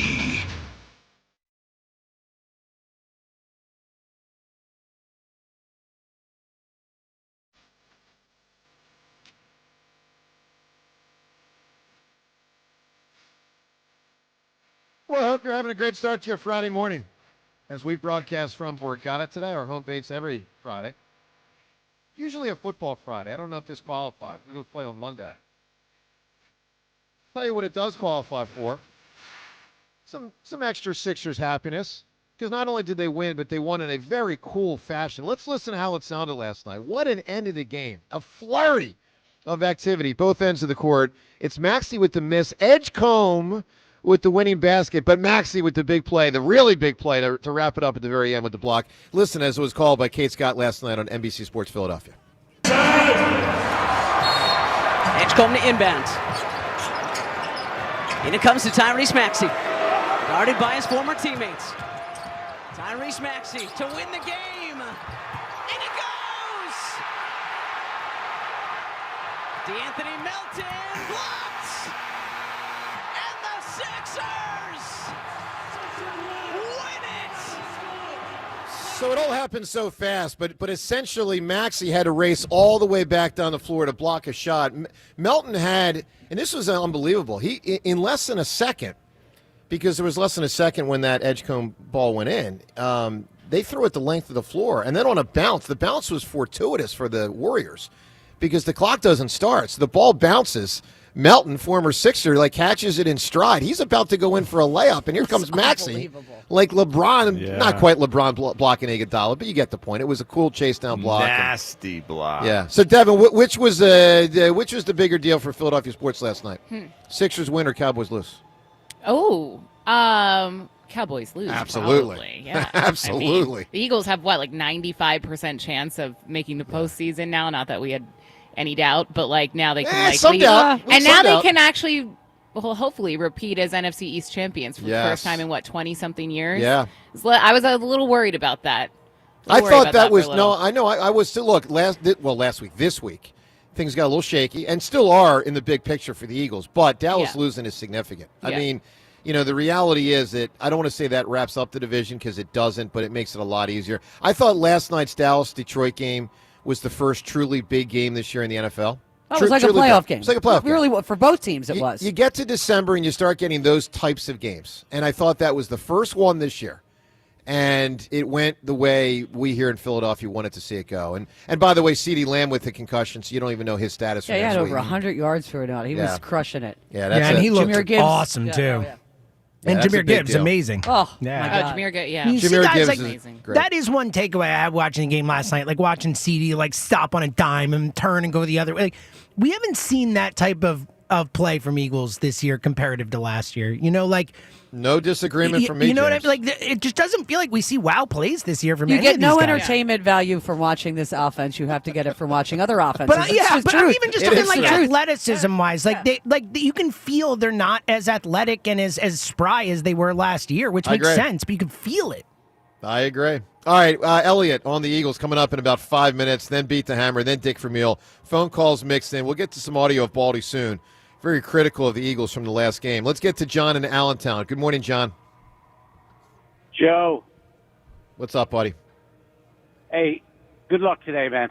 Thank you, sir.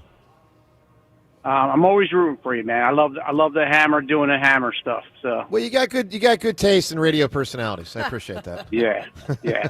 Hey, listen, guys. I sit and I wonder whether do I want this team to barely get into the playoffs and get smoked, or do I want them to just fold under? No, Like, I'm come torn. on, man. Come on, John. Come on. Why? All right, give me the No, why. I feel like if they collapse epically, like the head coach would be gone. He won't be gone. And I He feel won't be gone. He'll be gone. John, If they just gave him like a collapse 5-year again, he's contract gone. before the season. Like, he's not going anywhere. But John, I hear that you want him gone. Tell me why you want him gone. Because I see him being so stubborn that he has once again picked his pick for OC and can't admit that he's bad. Just The can't do offensive it. coordinator is not the issue, John. They're both the issue. No, the coordinator quarterback's the is issue. the right hand of the head coach. John, the quarterback is a far bigger issue. Big issue. He's also a big issue, and nobody wants to buy that either. But Jalen, say what you want to say about the play calling. The play calling doesn't cause Jalen to drop back and hold the ball for 5 to 7 seconds and miss wide open receivers, or Jalen to see a wide open hole and not run through it for a first down. So That's what Joe's saying to you. Yeah, yeah, I know. You I agree. know. So yes, they're all the problem. Yeah.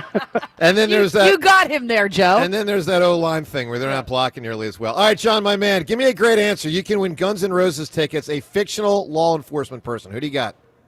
All right, well, I've seen Guns N' Roses at their full power, so I'm not really interested in tickets. But Axel Foley is my guy. That's a bit. So real quick, do you want us to not consider your answer? Do you not want the tickets? Yes, sir. So you yes, don't sir. want them? You don't want them, or yes, sir, you do want them? I do not want the tickets. All right. because I've seen Wow. Guns N' So Roses. Axel Foley, a All right, potential Joe. winning answer off the board. Yeah, okay. That was a Very fascinating call. Yeah, on very many good camera levels. of him there. He's a big fan of you. Pulls it just a name off the board. Yeah.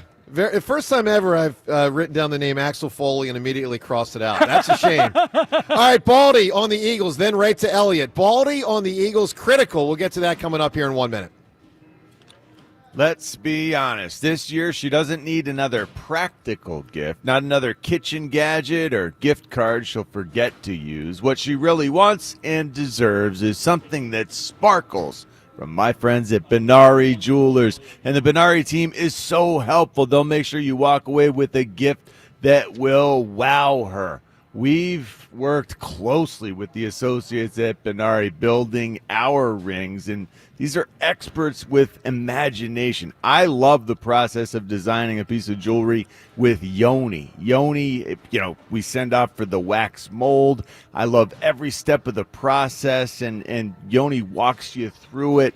and makes it simple and fun. And I can't help but walk away feeling like I just got a great value. And I love this jewelry. We wear it every day. And then the Benari showcases, they're filled with gifts across all price ranges. Diamond studs, pendants and bracelets, colored gemstones, the kinds of gifts that show her she's special, and yet she can wear them every day too. From school drop-offs to date nights, from a day at the office to holiday parties, Benari has pieces that fit every part of her life. Elegant, beautifully made designer pieces to one-of-a-kind custom creations, all at a value you won't find anywhere else. It's all there, and when she sees that Benari signature yellow box, you'll be glad you listened to me and skipped the practical and went for the sparkle. Benari Jewelers, 2 locations, Exton and Newtown Square, or online at BenariJewelers.com. All right, Elliot Shore Parks joins us in just a moment. Let's listen to Brian Baldinger, weekly guest, of course, of the afternoon show here on WIP.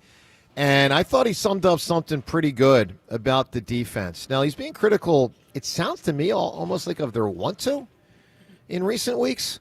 Certainly their physicality. Listen to something Baldy said this week here on WIP. Did they hit anybody in that game? Did you hear one hit? Did you see one hit? Like, we just watched Christian Ellis lay out Jackson Dart the other day. Man. A legal hit. Yeah. Like a legal hit, right? Yeah, like, yeah. And he sent, like, what?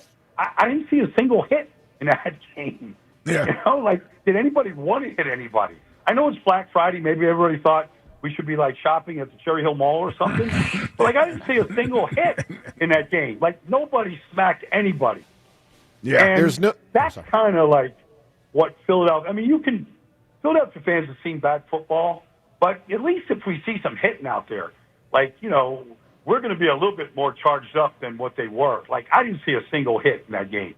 All right, let's talk to our guy, Elliot Shore-Parks, as we go from Baldy to Elliot. Getting ready for the Eagles and Chargers, but really more big picture today, getting ready for the remainder of the Eagles season. And we're asking everyone at 215-592-9494 whether you think the Eagles get it together, whether you think they, again, start playing like an elite NFL team, or is what we've seen in recent weeks, you know, just kind of what it is, that they're not that good, even though upon Dallas losing last night, you know they're going to make the playoffs, or pretty much almost guaranteed, but just not that good. Let's talk to Elliot right now as he joins us every single Friday morning. James, my thing here to put Elliot on the air is not working, so if you can, please put Elliot up. All right, Elliot, good morning, buddy. What up? How you guys doing this morning? I'm good, man. Doing all right. Elliot, let's start with the good news, man. And there's a lot of good news. Dallas lost, but Jordan Mailata, NFL Man of the Year nominee, Walter Payton Man of the Year. Tell us about Jordan Mailata. You do a show with him every week. It's a great honor for him. Talk to us. Yeah, I think what stands out to me is, you know, the Eagles, I think, definitely have like a strong history of guys that not only are great players, but connect to players off the field. Like pretty much, you know, the last 15, 20 years. They've had Dawkins, and they had Kelsey, then Brandon Graham. And I don't know if it was always very clear who that next person was going to be. And I think this stamps it, that it is Jordan. It is Jordan Mailata. Like, he is not only a great player on the field, but I think he has one of those rare abilities. And, you know, not to compare him directly to Kelsey and Brandon Graham, because they are certainly super unique special cases. But Jordan Mailata is the closest thing I've seen. I mean, I see him, as you mentioned, we do the Jordan Mailata show with him every Monday night. Just the way fans react to him, the way he reacts to fans. You know, obviously the Christmas albums and all that, but also like the way he talks to the media, and he's become a leader for the team as well. So, yeah, I never thought we'd see another Kelsey or Brandon Graham, and he's not there yet, but that's what really sticks out to me about this. I agree. I totally agree with that. Elliot, let's go big picture with the Eagles. Not the Chargers game, but the remainder of the season. Do you think they get back to performing like an elite NFL football team? So I think if you ask me, will they play better than they did against Chicago? Yes. But I don't think they're going to turn into the juggernaut we saw last year. I don't think they will turn into like a super crisp, super clean, elite football team. But I do think they don't have far to go to be a team that can make the Super Bowl. The NFC is just not that good. Like, I'm not afraid of Seattle. The Rams certainly are playing well, but the Eagles seem to have their number, and they beat them this season. So I think we kind of hold the Eagles to the standard of last year, and I don't think they're going to reach that. I don't. Like, they've been too sloppy all year. They make mistakes too much. They get penalized too much. But I do think that they can get to the level where, can they beat Detroit? Yes, they beat them 3 weeks ago. Can they beat the Packers? Yes, they beat them in Green Bay about a month ago. So I do not think they'll collapse, but I think it's going to be a bumpy ride. I just think the ride could end in the Super Bowl. So how important is creativity and the play design? Like this is almost like a mini bye that they're getting here, and I wonder how much do you expect things will change offensively? Is it going to look different coming out of this extended period of time where they've had some time to think about just how they got sort of outfoxed and out-toughed by another NFC team, Elliot? Yeah. So this is their fourth mini bye of the season. I mean, at this point, I think whatever answers they have are probably already out on the field. I'm not saying there won't be some differences. Geez.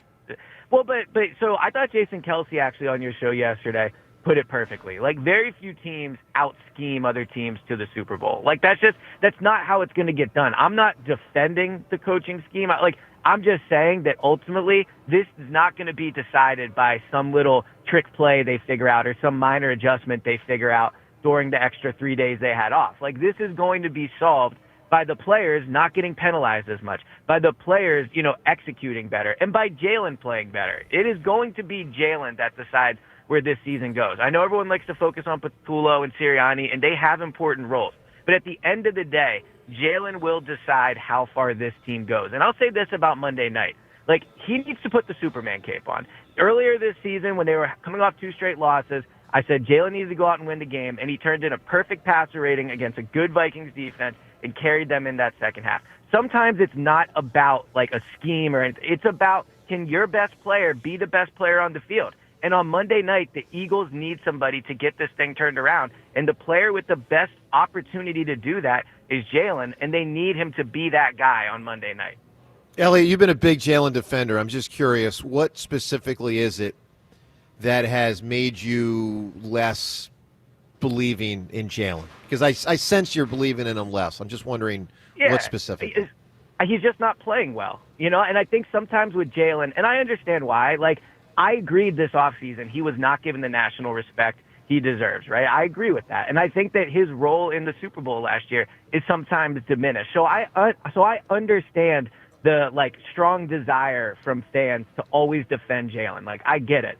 But I also think we can all be honest. And when the offense is one of the worst in the NFL, there's no way the quarterback is playing well. And I think this year, he's turned it over slightly more, not a ton, but there have been some turnover issues. I don't think his accuracy has been very good this year. I think, he is not only missing throws, but I think his ball placement on completions even hasn't been as good. And he's normally a very accurate quarterback. I don't think he's dealt with pressure well this year. Last year, he wasn't great with it. The advanced stats would show you that. But I do think this year he's been worse with it. And I also think that with the running game not good, they needed the passing game to step up. And it's not all on Jalen, but it's mostly on Jalen. So I just don't think he's played to the level that I believe he's capable of playing in. But I would also say one of Jalen's best strengths, and I know it's hard to quantify, but it still is what it is I think in big games in the playoffs, I do think he will make the plays to find a way to win the game. I just do. I've seen him do it. So I don't think he's playing well, but that doesn't really impact my opinion of the playoffs too much.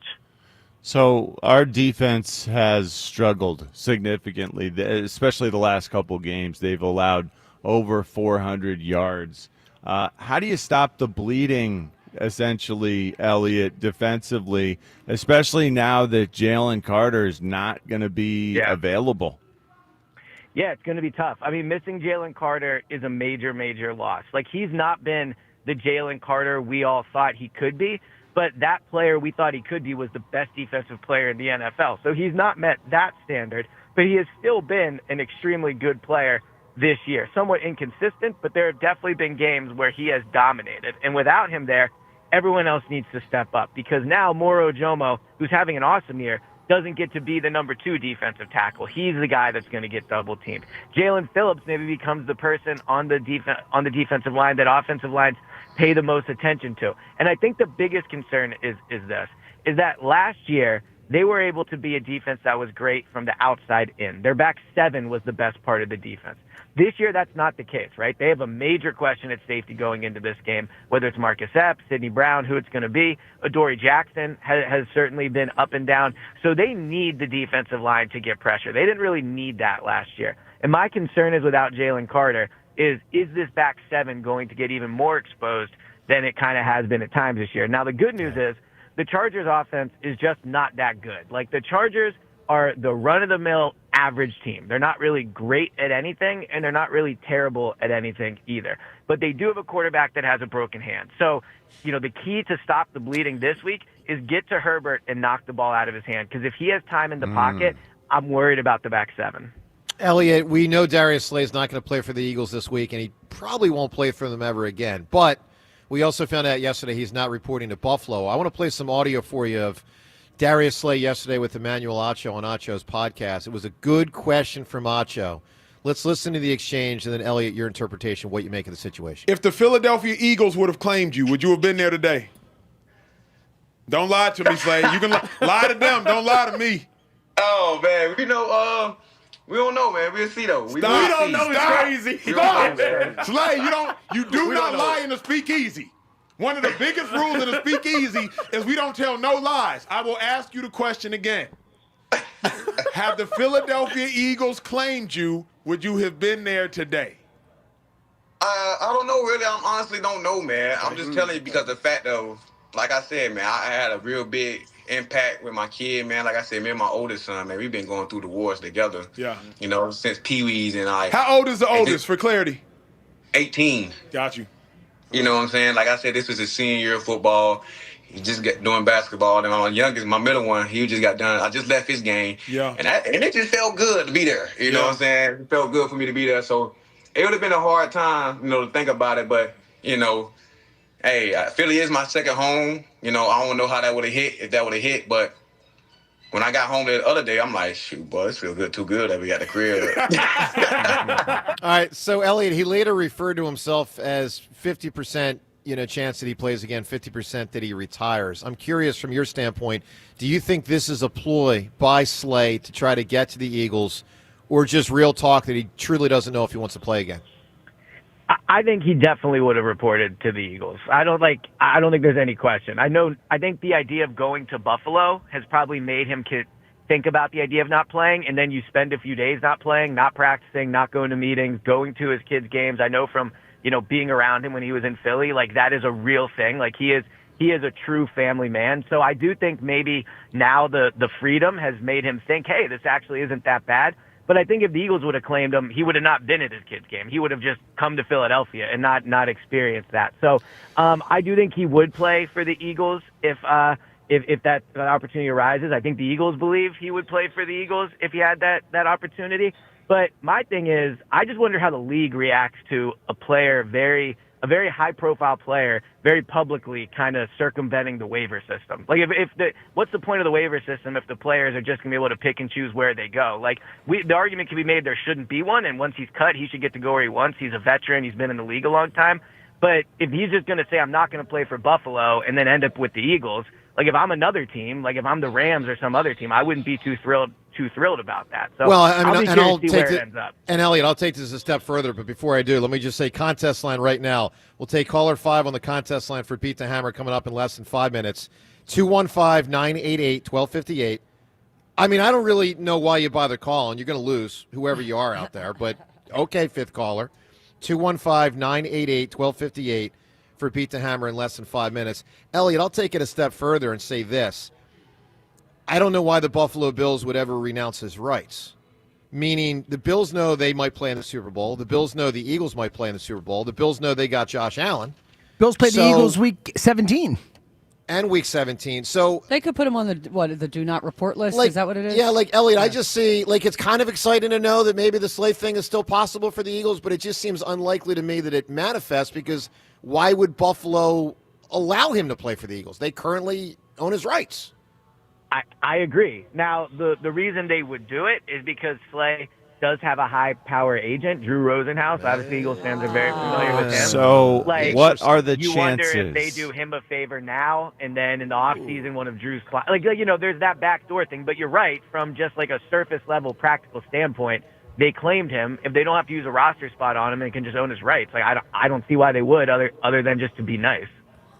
So, are there better chances that this can actually happen than we really think, Elliot?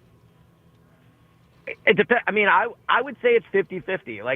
Not to go down the middle on it, but it's really going to come down to if Drew Rosenhaus can maneuver this where he gets what his client wants. Because I do think that Darius Slay wants to play for the Eagles, and it'll just be a matter of if they can work the system to get him here.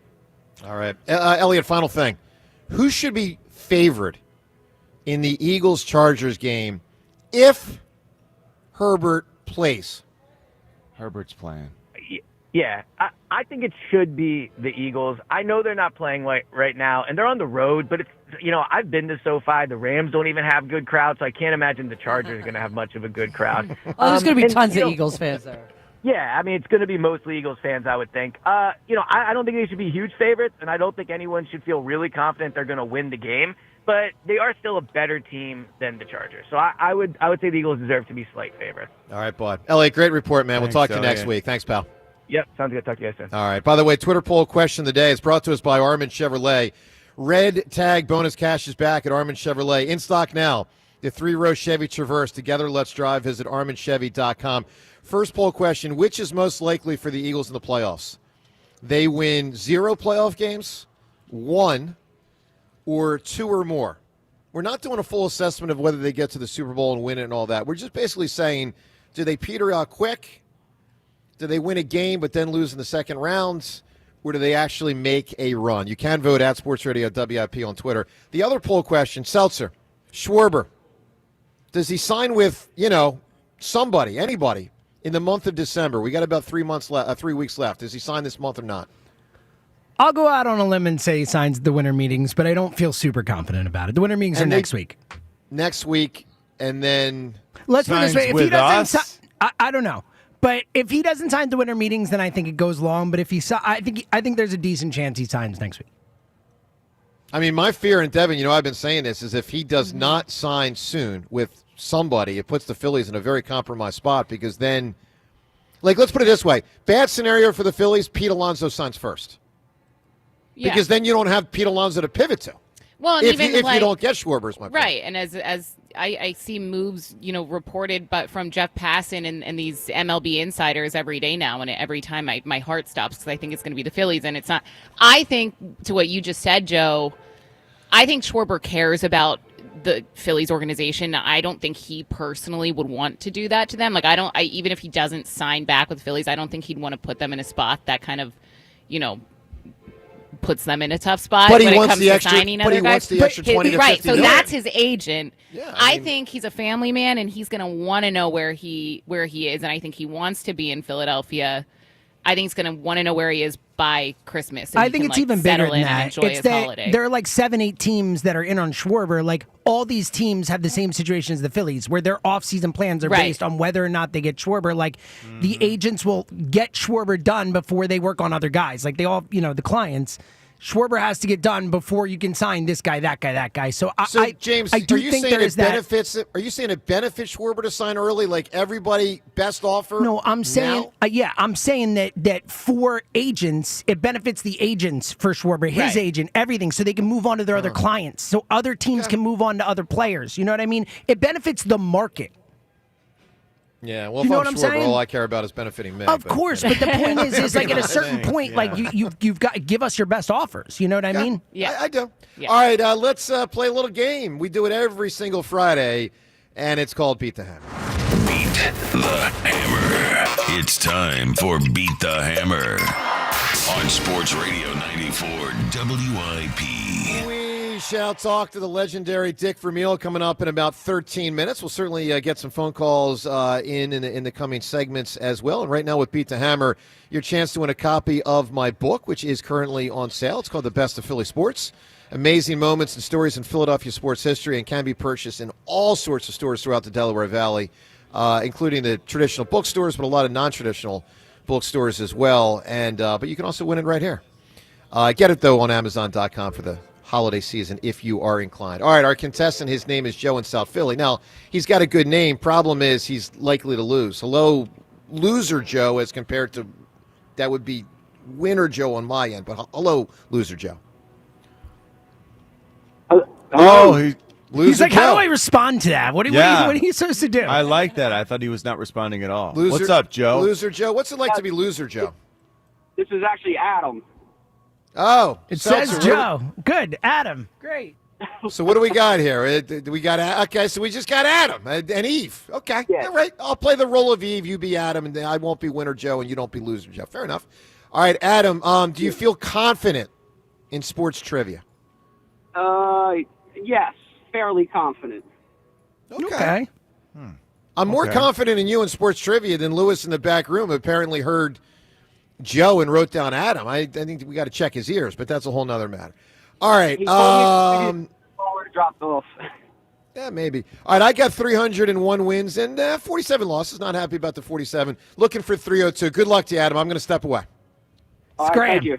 Get out of here, Hammer. No one wants you. Let's do this, Adam. Yeah, this is the best Don't part of the worry show. about that 301 number. He's done it a lot.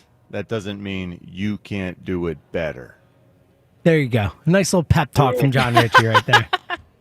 As Electric Joe stuff, Richie. slowly, are Joe's pants getting that was like win one for the Kipper level right there, John.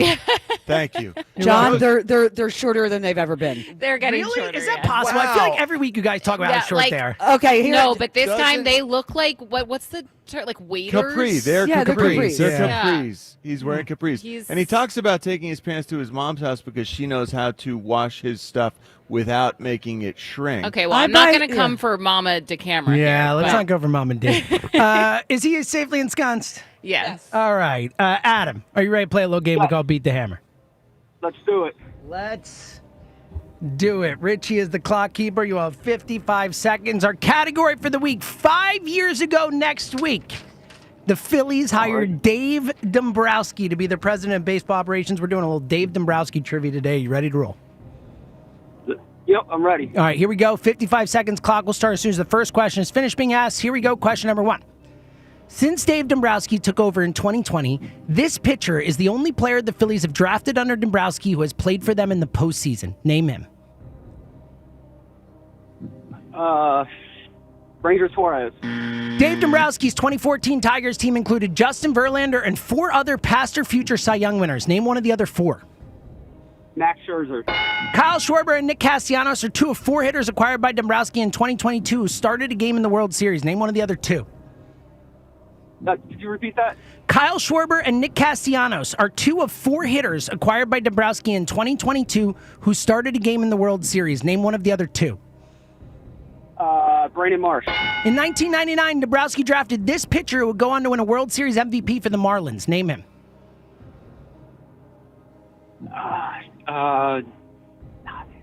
Pass. Dombrowski's first trade with the Phillies netted this active Philly in a 3-team deal involving the Dodgers and Rays. Name the Philly. Time. All right, we got 2. Not too bad, my friend. Not too bad. Those are tough. They're not super easy. We're going to put them on hold. Wave the hammer back in. Joe is it's not jogging. Yeah, what? I don't know what to call it. I don't know what that was. It's like he lifted his shoulders. It's like a brisk up, walk as he hitches up his pants. Lifted which his is shoulders, interesting. hitched his pants, and sped up the turnover, sort of. I don't know. Almost and like kicked his feet out yeah. farther. Yeah, as he was- the duck feet were duck feeding. It's not kind. It's like he was kicking harder if he would have had like a kickboard in a pool. Like, Joe, are your pants getting shorter? Well, these are different pants. These are like my nice. Well, I Well, feel they're like shorter. we haven't seen those. Joe, much. they're not nice slacks anymore when they're almost up to your knees. I got to get a whole new wardrobe. I really do. Did you get taller? Maybe. I mean, maybe like I David doubt it. Robinson. I had I doubt that it. growth spurt. Well, it's process. Yeah, you must have gotten taller, so now you need to go out and get a taller set of pants. It's possible. Seltzer, how did this Adam guy do? You ready here? Let me just say this to everyone Please, listening. yeah, grandstand. Because a lot of people in the last roughly 2 weeks have congratulated me on 300 wins. But get with the program. We're at 301, okay? So, no more congratulating me on 300. All right, thank you. Yeah, I'm sure you got a lot of people in your corner with that one. You ready to roll? That's a real horse's hiney comment right there. Yeah. All right, let's roll. All right, category. By the way, Dick Vermeil in about 7 minutes joins the show. That is correct. All right, here we go. Category for the week. 5 years ago next week, Dave Dombrowski was hired as the president of baseball operations for the Phillies. We're doing a little Dave Dombrowski trivia today. Are you ready to roll? Wow. Boy, okay.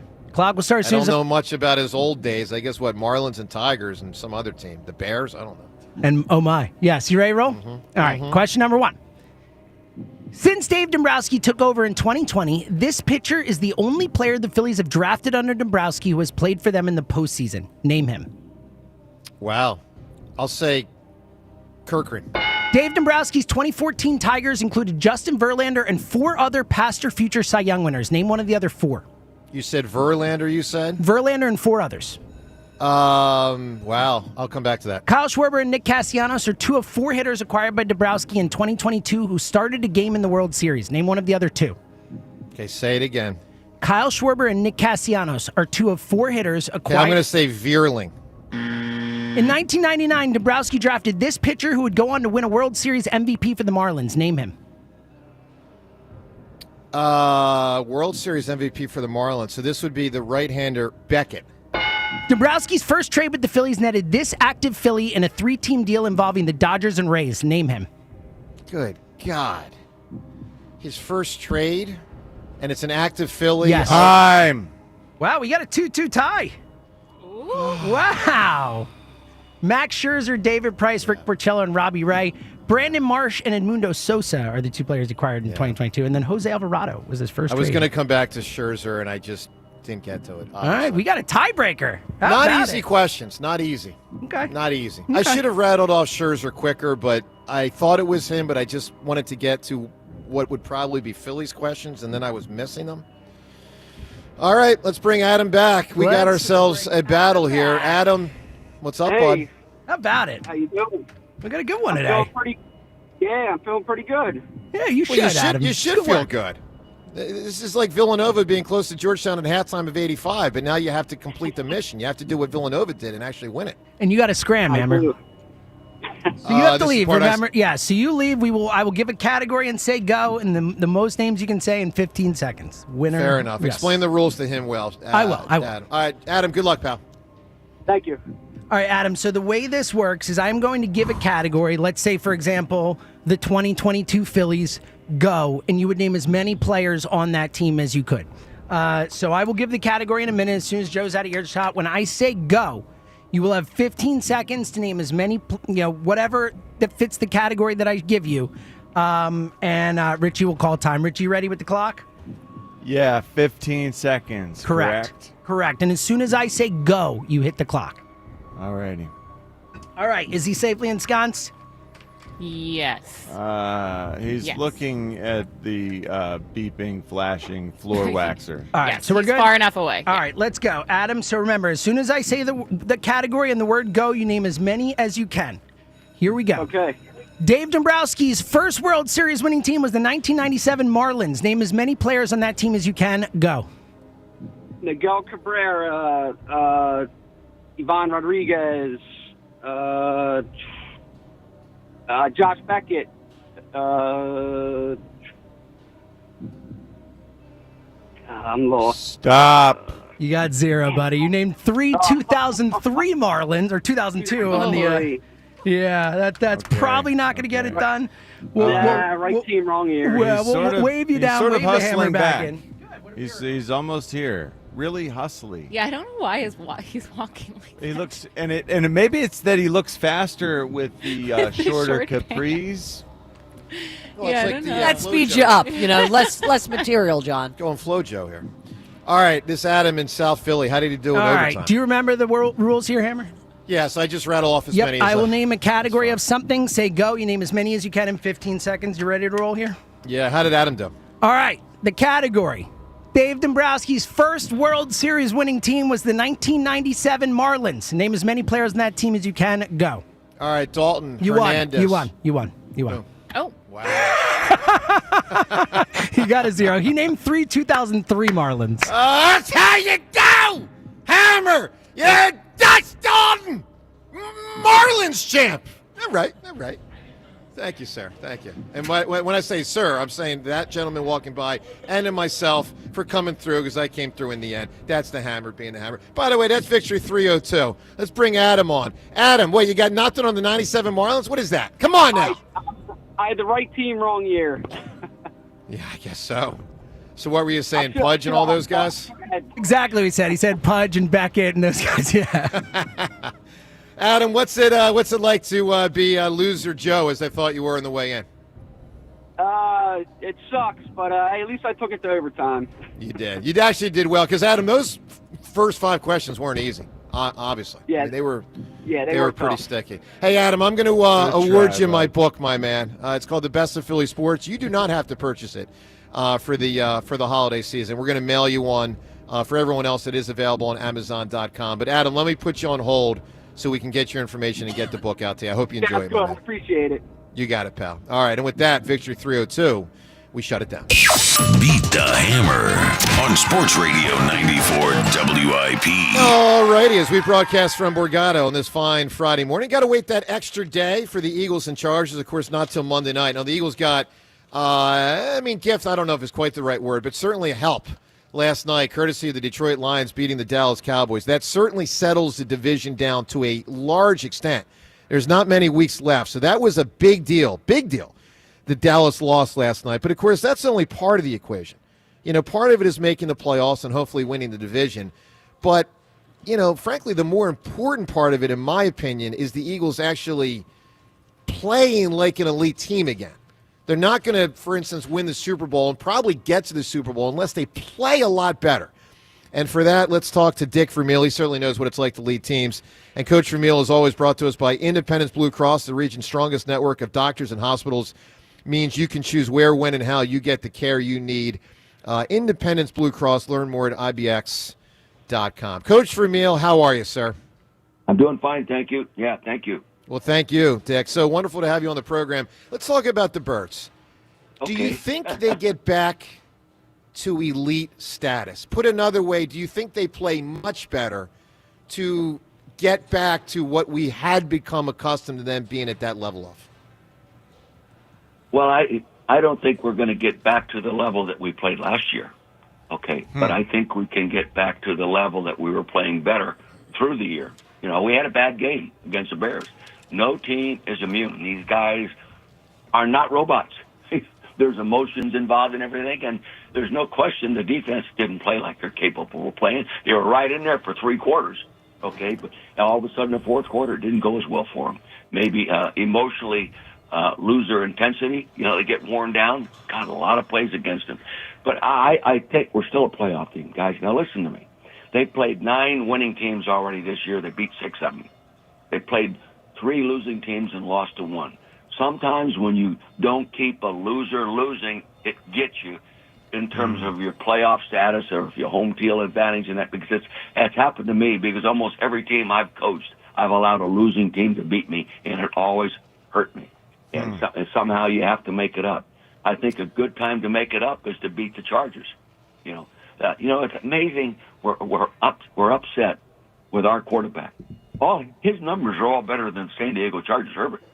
We're giving him credit all the time. Everybody does. He hadn't won a playoff game. Look at last year's playoff game.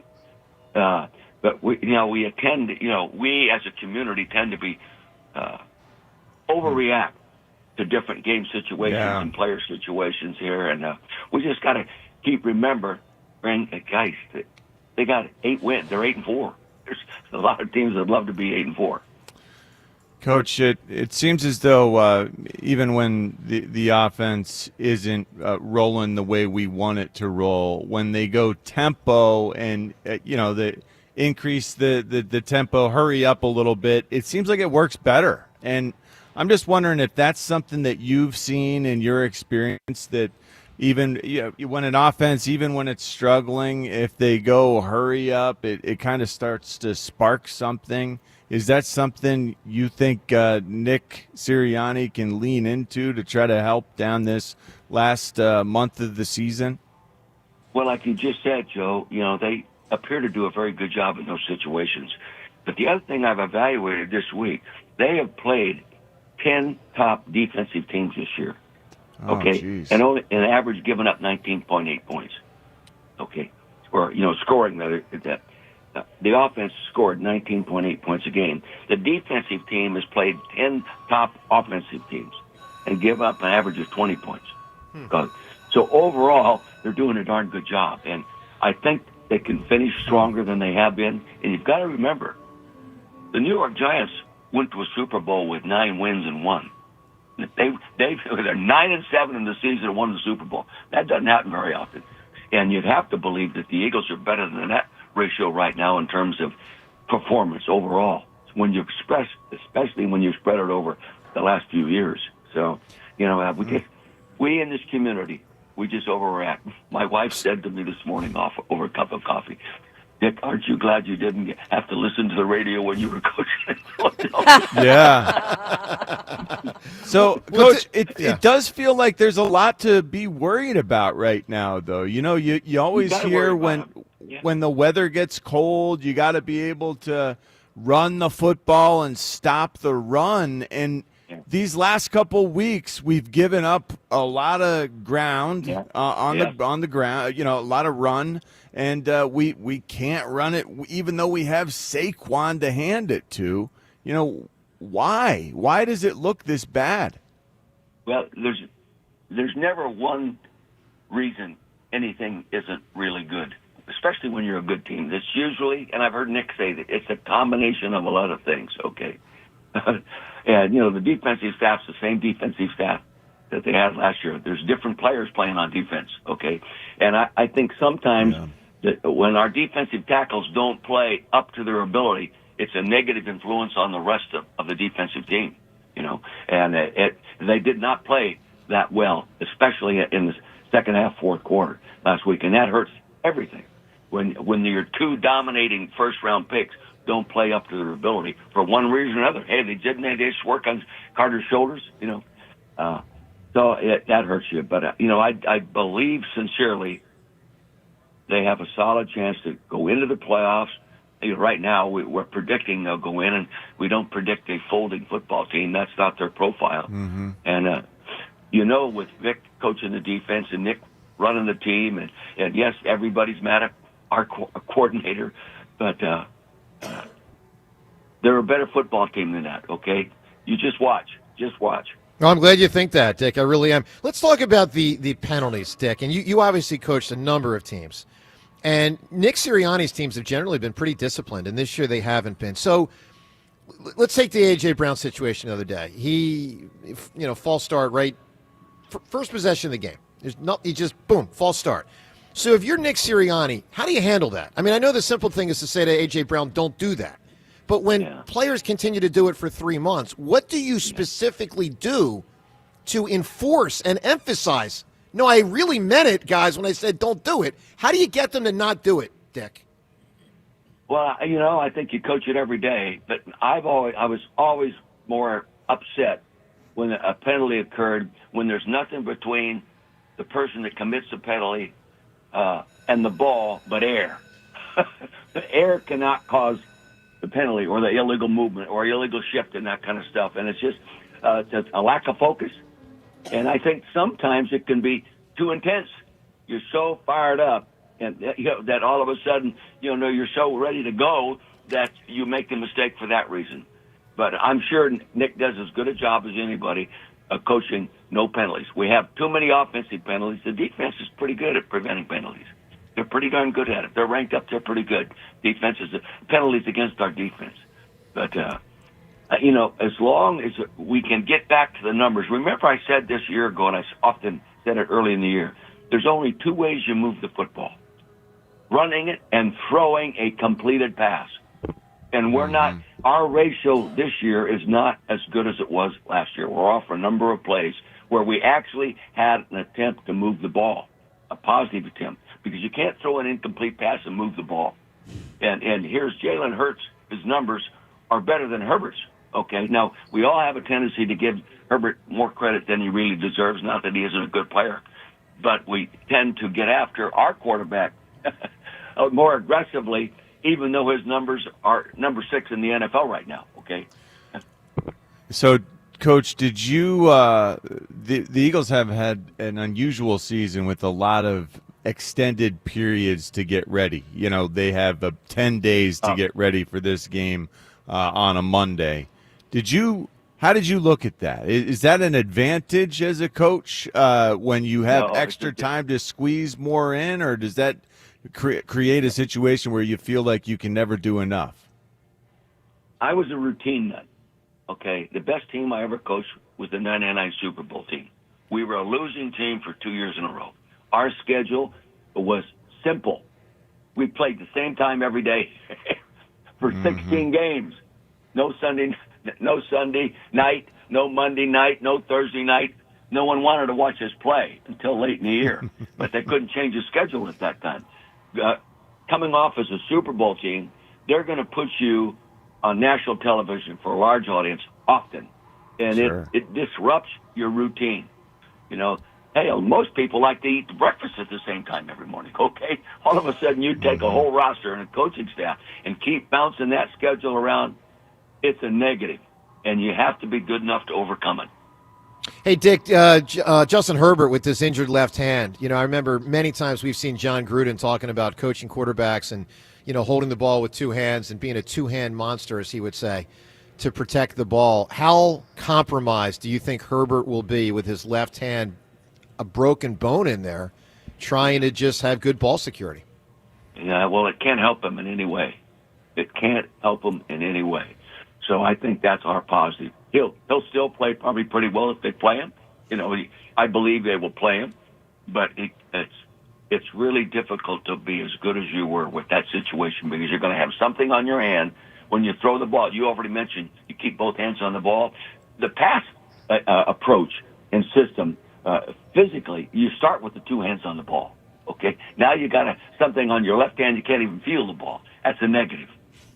And yeah, John said he doesn't think they'll go under center one play, that he can't take a snap under center. I think he's right. Yeah, I think he's right.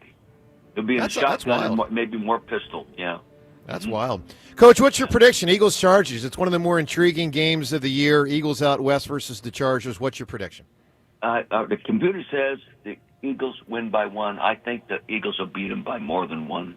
I really do. And you'll see the defense. You know, if we lose, Carter's not playing, that'll be a big negative. That'll be a negative, and Harbaugh will take advantage of it. Harbaugh will take advantage of that. But we've got some other guys that have to step up. And I have such confidence in Vic and the scheme adjustments that he makes, you know. But, anyway, I'm still positive. I am glad you are. Coach, we love having you on the program. And reminder to everyone listening, right now you can get delicious Vermeil wines. And by the way, year-round, right? But I mean right now especially with the holiday season going on, get delicious Vermeil wines shipped directly to your home, whether it's for yourself or as a gift. You go over someone's house for whether it's at Christmas or Hanukkah or any of these festive times we have in the holiday season. Make sure you visit VermeilWines.com. That's VermeilWines.com for Coach's entire wine selection. Coach Vermeil, we wish you a great week and hope you enjoy the game Monday night. Thank you, Coach. Thank you, Coach. All right, there he is, the great Dick Vermeil. 215-592-9494. If you want to congratulate the Hammer on eking one out today, Victory 302, certainly phone line's there for you on that. But more important. No need. But no more need importantly, Jason Kelce, 2023 versus 2025 comparison. How Jason broke it down, we'll get to that. More from Darius Slay, his mindset, and a lot more, including we will look at the remaining schedule of the Eagles and other NFC contenders. This is a weekend where we get to watch other teams that are not the Eagles. They don't play till Monday. Eagles, Bears, Rams, schedules. We'll go through it all. Your phone calls as well. Coming next on 94 WIP. Well, to all the people who are thinking about putting off replacing their windows this winter, you need to hear this. Window Nation, We'll replace your whole house of windows in one day, and you'll be happy to get rid of that awful, cold, drafty air. Ugh, that was me last winter. My kids' bedrooms, they all needed help. Always too hot in summer, too cold in winter, so I called 866-90-NATION, and it was so fast. Window Nation scheduled a visit and took off. I was amazed at how quickly Window Nation completed the work. 1, 2, 3 rooms, and now when it's cold outside, the house stays so cozy. All right, take it from John. Window Nation will install your windows in one day while keeping your home warm and dry. And right now, take advantage of their end-of-year sale. Get 50% off. Plus, you could get 0% interest for 5 years. You will get affordable windows that have received over 45,000 5-star reviews. Don't wait to put an end to your window problems. Window Nation's end-of-year sale is your chance to save big with 50% off all window styles plus 0% financing for 5 years. This offer ends soon, so schedule your fast free estimate now. Call 866-90-NATION or visit windownation.com. After a setback against the Bears, do whatever I need to do to help get it fixed, and that's what we're working on right now. the Eagles charge ahead into L.A. for a Monday night showdown. The Eagles Radio Network, presented by PNC Bank. Brilliantly boring since 1865. The Verizon pregame show starts at 6. Then Marilyn might have the call. What an adjustment by A.J. Brown. Followed by the PDQ Restaurant Point of Sale Systems postgame show. Only on your exclusive home for the defending champion Philadelphia Eagles. Sports Radio 94 WIP. Before Quinn and Kevin Sullivan went pro with the Philadelphia Union, they had a whole community behind them. The youth coaches who taught them, the trainers who made them stronger, the family who always showed up, and the hometown health insurer who covered them. Independence Blue Cross has had the Sullivan brothers' backs since day one, just like we have yours, and you have theirs, because we take care of our own here. Enroll now at ibx.com/sign up.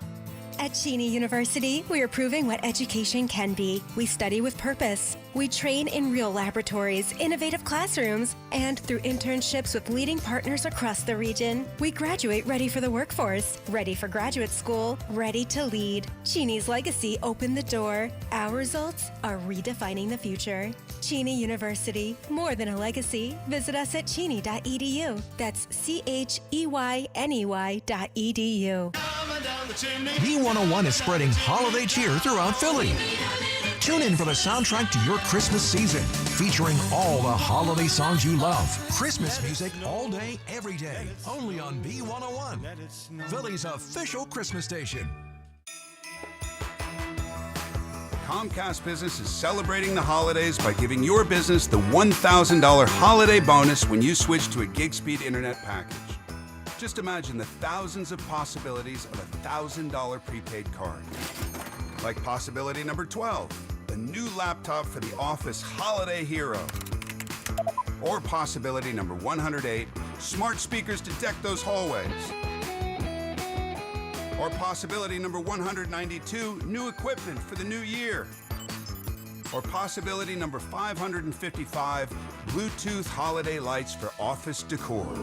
Switch to Comcast Business, designed for 100% reliability with business internet and wireless connect, plus advanced cybersecurity, and now get the $1,000 holiday bonus. Comcast Business, powering possibilities. Ends 12/14/25. New customers only with 2-year agreement. Requires qualifying gig package. Other restrictions apply. We all hear the radio ads about the IRS. They tell you to be afraid, to be scared, and they try to frighten you into calling. I'm not here to do that. Tax Relief Advocates is different. TRA is here to tell you that if you owe money to the IRS, whether it's $5,000, $50,000, or $500,000, we have a solution. It doesn't matter if you're sitting in your car, at work, or with your kids. No matter where you are, call now. 800-575-9834. Don't lose hope. TRA can eliminate or reduce what you owe to the IRS. Generous programs are now available that can give you a fresh start. Our passion is taxes and helping individuals fix their IRS problems. We have over 1,000 five-star reviews on Google and an A+ with the Better Business Bureau. You don't need to be afraid of the IRS any longer. End your tax nightmare today by visiting us online at TRA.com or call 800-575-9834. That's 800-575-9834. Tax Relief Advocates. Real solutions for real people. The Mattress Warehouse semi-annual warehouse clearance event is on right now and is your best chance to save as they make room for the new product. Save up to 60% on top name brands that you know and love and score a free adjustable base with select mattress purchases. Only Mattress Warehouse offers their exclusive bed match diagnostic system, taking the guesswork out of choosing your next mattress. And it's all backed by their signature 100% comfort guarantee, plus free next day delivery. Visit mattresswarehouse.com for a store near you. That's mattresswarehouse.com. This is the story of the one. As the purchasing manager at a manufacturing plant, she knows the only thing more important than having the right safety gear is having it there when you need it. That's why she partners with Grainger for auto reordering, so her team members can count on her to have cut-resistant gloves on hand, and each shift can run safely and efficiently. Call 1-800-GRAINGER, click Grainger.com, or just stop by. Grainger, for the ones who get it done. Need parts fast? Need them now? O'Reilly is fast. Just one part that makes O'Reilly Auto Parts stand apart. Get one free set of brake pads when you buy two Brake Best Select rotors. Upgrade to Brake Best Select pads for just $10 more. Or upgrade to Brake Best Select Pro or import direct pads for just $20 more. Restrictions apply. See store for details. O'Reilly Auto Parts. This is Boomer Esiason with an Odyssey Sports Minute. Veteran quarterbacks feeling the pressure Sunday include Aaron Rodgers, who publicly threw his receivers under the bus, which also increased the heat on Coach Mike Tomlin. Meantime, Patrick Mahomes worked through the holiday weekend, while Joe Burrow got fitted with a custom protective shoe. Daniel Jones received a 3D printed special protective pad for his fibula injury. I'm Boomer Esiason. Hey, Joe DeCamera here. The holiday season is in full swing. Obviously, Thanksgiving already done, and much more up ahead here in the showcases at Family and Company Jewelers. They are stocked, and they are ready to go. So do yourself a favor and get to their beautiful showroom on Route 70 in Marlton, New Jersey. It's something you got to see to believe. I mean, it is an extravaganza of jewelry. Phenomenal. And, guys, if you are popping the question this year, that is the place to go. That showroom right there, Family and Company Jewelers, with Junior and the entire squad, they will lead you through the buying of the ring process. They're phenomenal. By the way, if it's not about the ring this year, maybe a pair of diamond stud earrings, maybe it's a watch, who knows, whatever your mind is thinking, it's all there from a jewelry standpoint at Family and Company Jewelers. So check off the whole list with one-stop shopping at Family and Company Jewelers. They are, as always, South Jersey's holiday diamond destination. 94 WIP Sports Update. Brought to you by Nas Cancelleri. Eagles playoff outlook looking a little rosier this morning after the Cowboys lost to Detroit 44-30. Dallas's playoff probability dropping to around 8%. They are 6-1, 10th seed in the NFC, 2.5 games behind the 49ers for the final playoff spot. Eagles with a major loss along the defensive line for the foreseeable future. Jalen Carter had a procedure done on both shoulders. He will miss Monday night's game at the Chargers. Sixers in Milwaukee for the second half of a back-to-back after barely getting by the Warriors 99-98. MLB winter meetings start Monday. Earlier this morning, ESPN's Jeff Passan says the belief among teams is it will take 5 years to sign Kyle Schwarber, and perhaps that could happen sometime during the meetings next week. Nas Cancelleri, local asbestos attorneys since 1983. Over $500 million collected for their clients. Call 215-546-8200 or visit NasCancelleri.com. Some flurries today. High of 32. It's currently 27. You can hear every Eagles game on Sports Radio 94 WIP. Download the free Odyssey app or tell your smart speaker to play 94 WIP. Sports Update on 94 WIP. You are waking up with Joe DeCamera and John Ritchie. This is the WIP Morning Show. Sports Radio 94 WIP.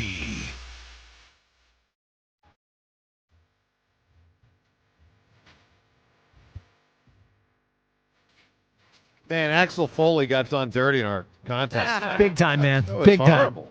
Horrible. Could have won. Axel's a big answer, but if you missed it earlier, the individual that called to say Axel Foley also said he doesn't want to go to the concert because he'd already seen him. Okay, fair enough. All right, well, look, you can win Guns N' Roses tickets. You got to give us the best answer today for a law enforcement figure. There are some big ones. Some of the notable ones said so far in the show include Dirty Harry, Sherlock Holmes, John McClane, and yes, Axel Foley, but we have crossed his name out because the dude doesn't want to win. All right, this segment, we're going to go inside the schedules of some of the prime NFC contenders. Eagles obviously still being one of them. I know it hasn't felt that way lately. They really are in good shape, though, for the division. That Dallas loss was big last night. We'll also get Jason Kelsey's thoughts, what he said to us yesterday on the 2023 Eagles versus the 2025 Eagles. A lot going on, including your chance to weigh in on the phone lines. All right, big thing we're asking today is, do you think the Eagles get back on track? Not really through the prism of the Chargers game, but the remaining month of the regular season, plus the playoffs, for however long it lasts. Do you think our squad resumes elite play? Rhea, do you think they resume elite play or not? Elite play? Yeah. No, I don't. I don't. Just I haven't seen it at all from the offense all season long. No. John, I know you're a no. Devin, what are you? Well, it's hard because, how do you define elite play? You're one of the best. They'll win games? Yes, then yes. They remind me a lot of the Chiefs from last season. And I know that, that didn't end well for the Chiefs. And look, if the Eagles make it to the Super Bowl and then lose, hopefully not in the way that the Chiefs do, sure, that's still an accomplishment, I think. But where they win these close games, and it could just be the result of going really deep into the postseason year after year. So I'm very torn on this because, Devin, to your point right there, other than the collapse in 23, and, of course, other than the last 2 weeks, we are generally accustomed to the Eagles winning. And that includes gotten spoiled for the sure. first 2.5 months of this season when they played not well on offense and still typically won. Mm-hmm. So I get your point, and James, you made a similar point. They don't have to become elite to make a deep playoff run. Right. Given how the NFL is currently, especially the NFC, I really don't think that they're elite team. There's no team on AFC, NFC that I'm like, oh wow, I'm scared if the Eagles have. I agree. Kept thinking that our team would evolve into a better version of themselves. That our team would evolve into not last year's team, but just like an augmented version of what we started, and that would be, a team that was maybe a little more balanced, didn't run the ball quite so well, but they could throw it, they could run it, they could stop anyone on the ground, and they are getting after people with their pass rush without having to send more than 4.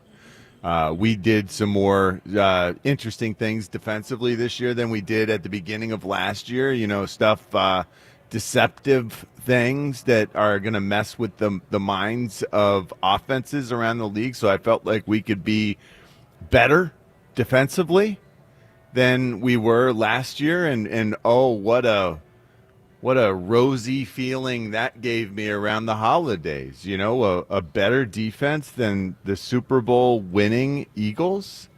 And then I realized it was all sort of a vision of. The defense is still good.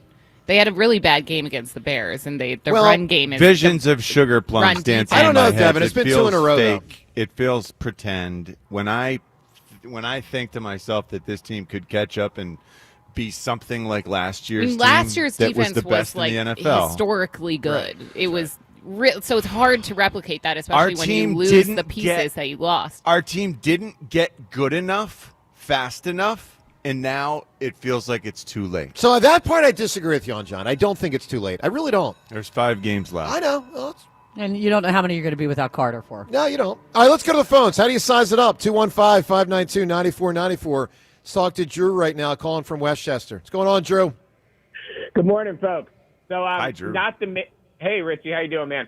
So, not the main point of my call, but I am convinced that the Bills put a claim in on Darius Slay because they wanted to know what it's like to actually beat Pat Mahomes in the playoffs, because otherwise they're never going to experience it. Look at that. So, between between that and then voted against the tush push and then using the tush push, that team's on my nerves, man. They're really starting to annoy me. Yeah. Well, that's a good point. For what it's worth, Drew, they were allowed to put in the claim. I mean, that's like the way the rules are set up. And I mean, let me put it this way: if Darius Slay can help the Eagles, and that's if he's still good, which I don't really know if he is, but if he's good, then he should be allowed to help the Bills. I mean, that's what the Bills' point is. In a literal sense, it's not the Bills' fault; it's the system's fault. But they've done enough. They've done enough things now where they're just on my on my nerves a little bit. So as far as your main topic goes, I definitely think we can get it back together. Like, for example, like as bad as we've been, like if the playoffs started today, we'd play the Packers at the Link. I think we'd crush the Packers. I'm confident in that. But my bigger thing is, Joe, and I know you're going to go over. By the way, can I just ask you a quick question? When you say crush the Packers, does that mean they win 20-0? Because normally when a team crushes a team, they score 35 or 40 points. I'm not sure if this team's capable of scoring 35 or 40 points in a basketball game right now. I think we win the game. I think we win the game by 10 points. I think we win 20-10. That's a crushing win for the for the Eagles these days. Yeah, I think they've only got one win like that this year. So Oh, man. The Giants, right? The Giants game. Yeah. Oh, my God. All right, what's your other point, Joe? I'm sorry, I cut you off. Go ahead. No, you're good. Well, I know you're going to go over the schedules. Like, Joe, I know you were saying earlier, like, you'd rather get, healthy now and just get into the playoffs. And I think that sounds well and good in theory, but I'd say the one thing this core has not done, Nick and Jalen, they've pretty much accomplished everything, but the one thing they haven't done is go on the road and win a playoff game.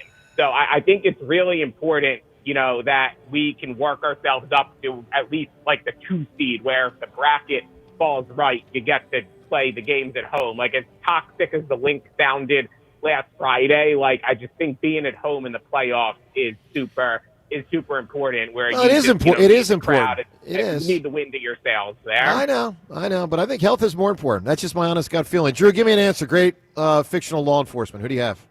You got it. We're going to get some female representation here. She's been doing it for over 25 years. How about Olivia Benson, Law and Order? You got it, man. Oh, yeah. Good Great answer. You got it. By the way, Jodie Foster, that would have been. Oh, really? And there's one off the board. Yeah, well. Yeah, Clarice, of course. Yeah. Because I'm going to start, people better start rattling them off. You start yanking him? Yeah, I'm going to start yanking them off. I mean, it's it's the way it goes. All right, Kenny right now. Ken, what's up, buddy?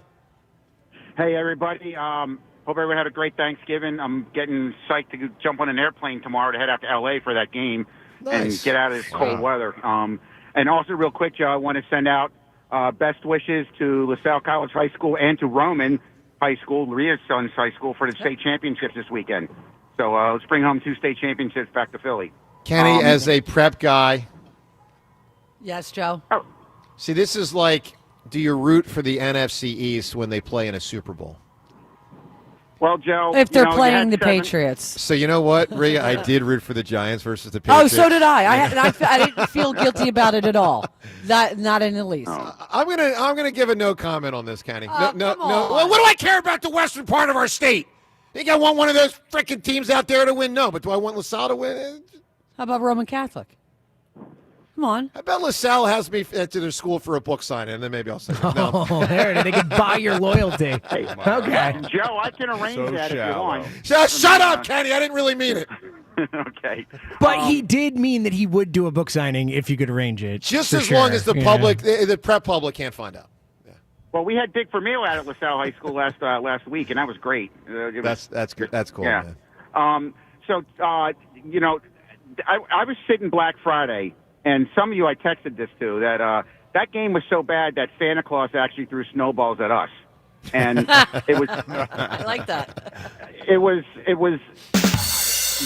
the fact, John. Having played football, when you have a play that works and you keep running it, and the defense doesn't do anything to stop it, and they kept running that kind of cutback counter play, and we never stopped it. I don't think that'll happen again, because I don't think that Vic will allow that defense to keep making those mistakes. I just see this as a big bounce-back game in nice weather, in a stadium that's going to feel like a home game, because I was in L.A. last year for the Rams game, and it was I want to say at least 50% Eagle fans, and this will be even better, because no one in LA roots for the Chargers because they're still San Diego's team. Yeah. And this just has all the writings of a bounce back game for me here, and we need it because I just think we need to get that good feeling back of winning the game. I don't care how they win, just win it. Dallas were exposed last night. I always thought that their 2 games against the Super Bowl teams were frauds, and they're still a fraud, and I'll never, ever give Dallas any credit anyway, so screw them. Glad they lost. All right, Kenny, give me an answer, bud. A fictional law enforcement figure. Who do you have? What are you prepared to do? Sean Connery is Officer Malone in The Untouchables. Great answer. Yeah, that's Great answers today. Yeah. Love him. Yeah, no, that's a wonderful answer as well. No question. I hated that freaking Nitty guy. They killed him in the apartment. That was brutal, man. Yeah, it was tough. All right, let's get to some more audio of Darius Slay. We played audio earlier of Slay indicating that, he wants to spend more time with his family. It's hard to know whether this is a ploy to try to get to the Eagles or not a ploy to try to get to the Eagles. But let's listen to more of what Slay said, kind of inside his mindset moving forward. I got a championship. I got the Pro Bowls. I got the All Pros. Yeah. You know what I'm saying? Only thing I will be chasing for sure is just another championship and any kind of resume to help me, get a gold jacket if possible. So that's what it really is. And I'm like, what's more important, man, with my kids and stuff like that, is my kids will be okay with it, and my wife will be okay with it. So that's really where I'm at with it. Like, I done accomplished now. If I feel like if I ain't had no Super Bowl, I'll be ready to, I got to get one. I'd have been trying to play till I'm about 38. All right, I need a ruling here from everyone. We got 5 people here, so we can't possibly end up tied. Going right on down the line. Seltzer, ploy by Darius Slay to get to the Eagles by not reporting to Buffalo, yes or no? I think it's I don't think it's strictly a ploy. I think he is willing to not play if it's not for the Eagles, but I do think he would like to get here, if that makes sense. So I think he's trying to get here, but I don't think it's I'm going to play for the Eagles. I think he's fine being done. You know what I mean? To be fair, you're saying he would play for the Eagles and not the Bills, and therefore that qualifies as a ploy. Yeah, I think I just don't. I don't think it's a ploy is such a. There's a connotation to it. Well, it is what it is. I mean, Yeah. he didn't show up to the Bills. Ria, yes or no? I will not mince words, Yeah. Joe, like James just did there. 1,000% ploy, and I respect him for it. All right, Devin, what do you got? Yes, absolutely. I think when this all went down, he wanted to and probably thought he would play for the Eagles again, and that didn't happen. John, is it going to be 4-0 or 3-1 here? The question is it a ploy? That is the question. It is certainly a ploy, and I hope we're successful in our attempts. But I don't know if he's aware how that we all want him to. Oh, he's aware. I'm sure he's His aware. wife commented on Twitter with yeah. all love to Philly because everyone was saying let's go get Darius Slay again. Yeah, they love Philadelphia. And by the way, the Eagles did put in a claim just for the record. There was mutual interest. Yeah, the Eagles put the claim in, but the Bills just unfortunately had the lower seed or higher seed or whatever you want to call it, the worst. Better waiver position. Better waiver position. Thank you for cleaning that up. Hey, let's listen to Jason Kelce. The 2023 thing came up a lot in recent days. Is this 2023 all over again? 2 pieces of audio from Jason speaking to it. He thinks it's not, but candidly, he's clearly got concerns. Let's listen to Jason, something he said to us yesterday. Walk us through the 23-25 thing. Well, and I get the comparison to 20. I mean, those scars are still pretty fresh, even within myself. Your last game. Yeah, I mean, it was a very rough end of the year. It's comparable in a sense that I think that this team is more talented and should be better than what they're putting forth on the field. And I think that is similar. They obviously the record, the way they started, 8-2. They should have been, and now they've lost the last 2. Those are kind of the similarities. But to me, that's kind of where it ends. Like, defensively, we are in, so much of a better spot than we were in 23. It's not even comparable. Yeah, no doubt about that. Now, I will say, unless they start slipping back in the last 2 games, look, guys, they've given up something like 850 or 870 yards, whatever it is, in the last 2 games, which is kind of an astounding number. It's really unbelievable. And this after playing exceptional defensive football against Detroit and Green Bay. So sometimes in life, it's like, go figure. Here's more of Jason yesterday with us on 23 versus 25. The big thing offensively in 23 was the inability to pick up the blitz. Like, really offensively, if you go back to the numbers, we were putting up points pretty well. Inability to pick up the blitz and injuries to A.J. Brown derailed us at the end of the season. Mm-hmm. This year, the big thing is just the ongoing thing that I'm going to keep harping on. They need to get this run game figured out. And I think that has been the biggest thing that has been the difference between the last 5 years of Jalen Hurts and this year. And you saw it with Caleb Williams this last week. When you have a functioning offensive line and run game, it makes things so much easier for everybody else. And it's hard to do that when you've had guys in and out of the lineup. It doesn't feel like everybody's on the same page at all times. And that's kind of what happens when you have guys in. Communication isn't quite as good. False starts. I guess that was it. That was a weird end. But yes, false starts. Thought there was more there. No, all good stuff. Jason obviously nailing. I agree with him. Look, I've told you many times this week, I think the two most important things on offense are getting the offensive lineman healthy, and Jalen has to play better. I mean, that's it. Those are the two things. I know a lot of people put Patullo number one. I don't. Let's get to the Twitter poll question of the day. It's brought to us by Armin Chevrolet. Red tag bonus cash on every new Armin Chevrolet Equinox. It ends soon. Together, let's drive. Make sure you visit Armin Chevrolet. Visit ArminChevy.com. First poll question, which is most likely for the Eagles in the playoffs? And we now know we already knew they were very likely, but now extra very likely to go to the playoffs because of that Dallas loss. Most likely scenario, Eagles win. Choice A is 0 games. That would mean they would lose essentially at home in the wild card round. I mean, technically they could miss the playoffs, but they're going to make the playoffs. They're going to win the division. So 0 would be they lose at home in the wild card round. Choice B is they win 1 game, which would be a home game win, and then you lose either on the road or at home. And choice C is you win 2 or more games. And now you're in the conference championship game, and you got a chance to make a real run. You've made a run, and now you got a chance to make a real run. All right, get voting at Sports Radio at WIP on Twitter. Rhea, I know you had some information from this morning on the Schwarber front. The other poll question we have is, do you think Kyle Schwarber signs with someone in December, yes or no? Yeah, so basically what Jeff Passan and Buster Olney this morning on ESPN, they were going back and forth on what's going to happen next week because the winter meetings start on Monday, and they're really the first domino that it seems like everybody's expecting to fall would be Kyle Schwarber.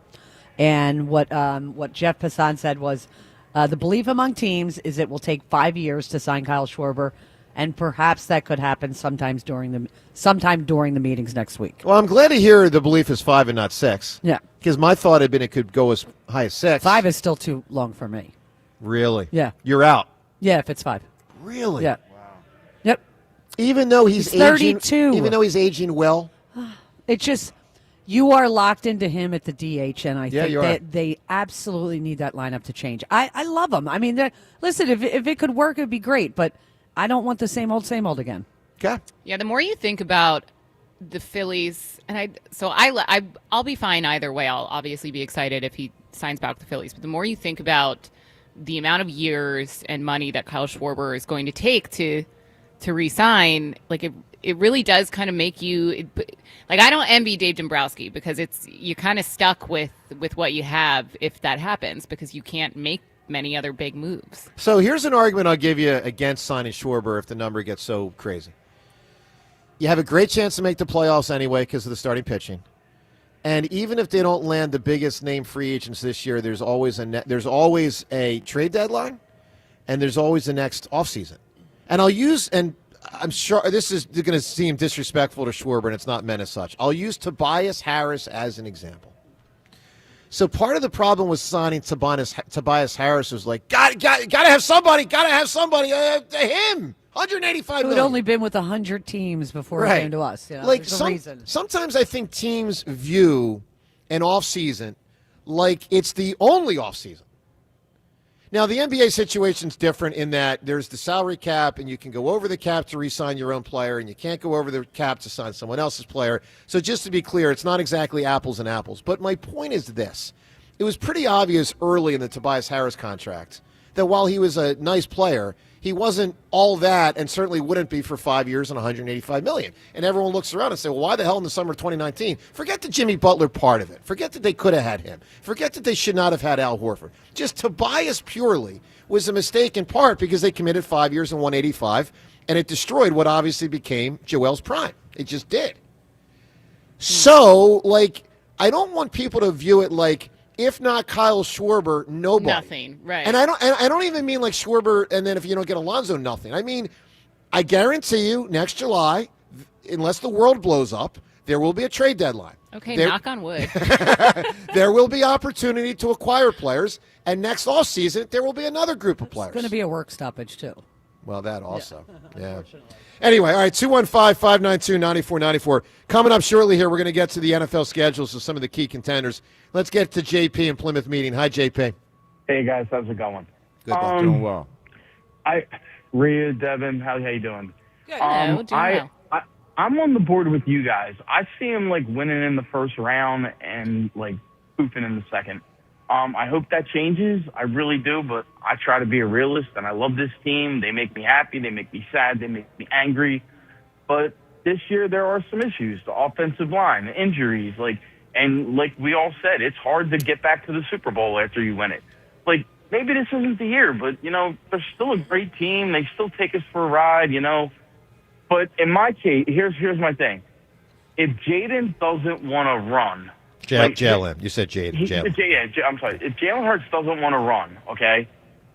Now, I know this is jumping the gun, but if I don't do something that my boss wants me to do, I get fired.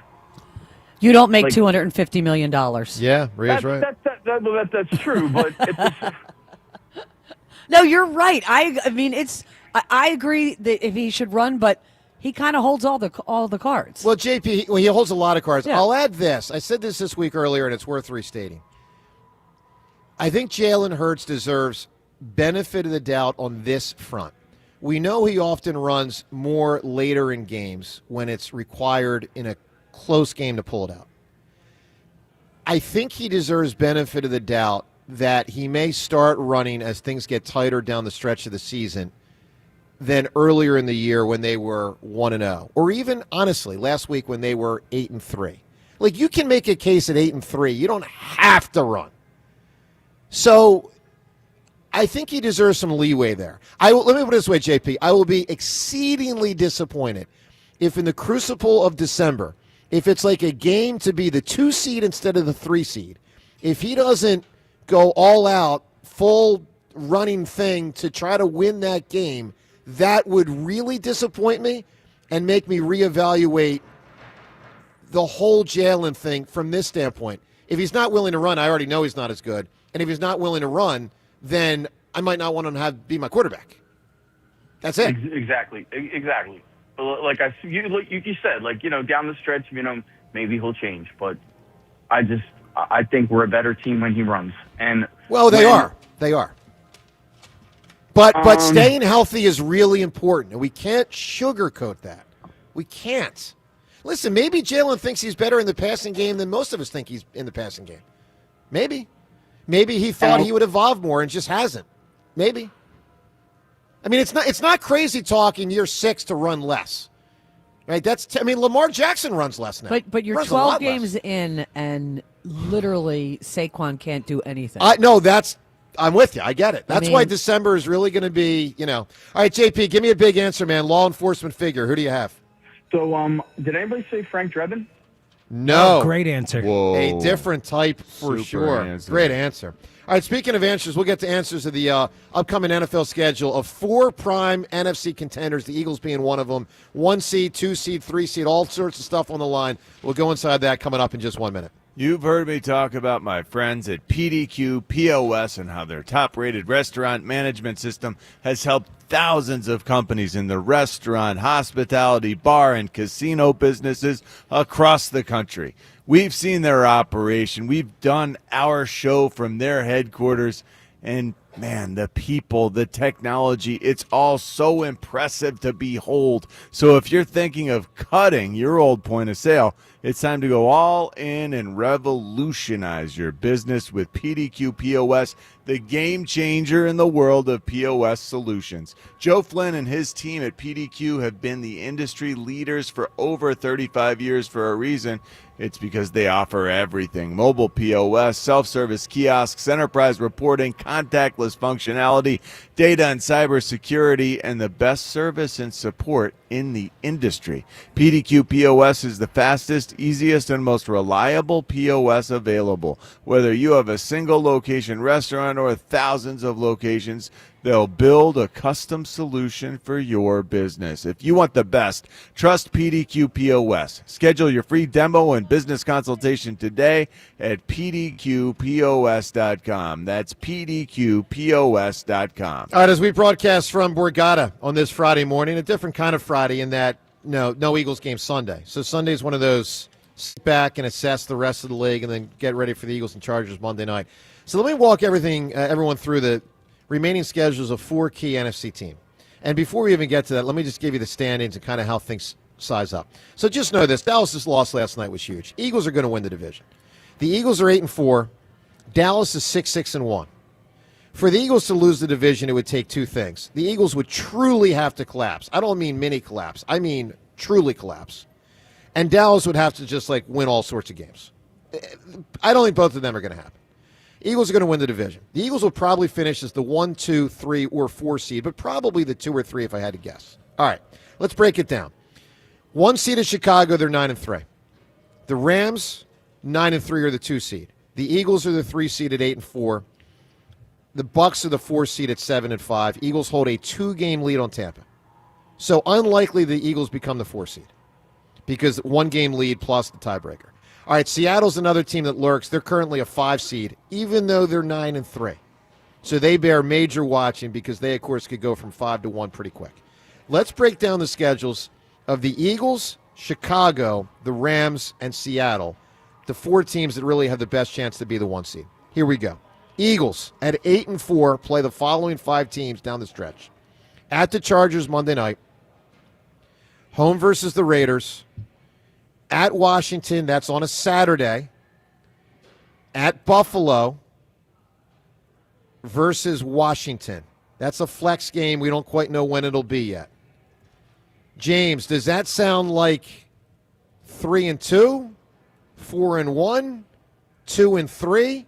At the Chargers, home versus the Raiders. At Washington, at Buffalo, home versus Washington. Let's just say, James, everyone plays it all out. You never know Week 18 who has to play, who doesn't, who sits their starters, who doesn't. What does that sound like to you, James? It sounds like 3-2 or 4-1 to me. I think 3-2. Look, this team, we know they're not playing great right now, but if I believe they're going to right the ship somewhat, I think they'll beat Washington twice, and I know they'll beat Las Vegas. So I think that's 3 wins. I think they'll go 4-1 over the last 5, personally. All right, John, I'm giving you the Bears. Here we go. So the Bears are the 1 seed at 9-3. Here's who they've got. At Green Bay. Great game to watch Sunday, guys. No Eagles game. Chicago at Green Bay. Home versus Cleveland. Home versus Green Bay. That's on a Saturday. At San Fran. Home versus Detroit. That's a flex game. That's a brutal schedule. So they have a horrendous schedule. Yeah. 4 of the 5 games are legitimately tough. tough. Oh, my gosh. John, Green Bay twice, so we'll say they split with them. Oh, man.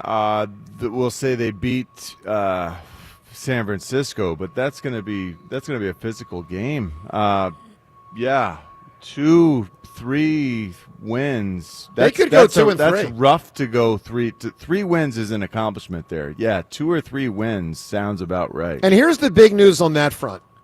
And I know everyone's going to chuckle after the Eagles just lost to Chicago at home. But here's, to me, the big news on that front. Let's just say the NFC West, Rams or Seattle, get the 1 seed. Chicago could tumble down to the 3 seed. Eagles could get the 2 seed. Chicago could lose the division. Green Bay is only, a half game behind them? Well, that's yeah. But and I guess them my twice. My point I'm trying to drive at is the Eagles could host in the second round. That's what I'm trying to get at. The Eagles could host the NFC North in the second round. And that's not a bad scenario. All right. Devin, you've got the Rams here. Here we go. Okay. The Rams are 9-3. They're currently the 2 seed. The Rams' remaining 5 games are as follows. At Arizona. Okay. Home versus Detroit. At Seattle. Ooh. At Atlanta. Home versus Arizona. Okay. Seems like 3 pretty easy and 2 pretty hard. Similar to the Rams. Eagles in terms of... Yeah. Yes. I'm going to say 4-1. Well, that would probably get the Rams the 1 seed. Especially if they beat Seattle. I think they will. That Seattle game's big. I think they will have the 1 seed. Yeah, and that's okay. That doesn't. Not the end of the world. I almost agree with what you're saying, Joe, where if I'd rather have the Eagles a lower seed and fully healthy in the postseason than the 1 seed and banged up. And I'd rather the Rams get the 1 seed than Seattle. I'd rather go to LA than go to Seattle. I promise Even though you I think there the Rams are better than Seattle, I'd just rather play in LA. Promise you there are a lot of Eagles players who would prefer to play in Los Angeles than they would here in the cold.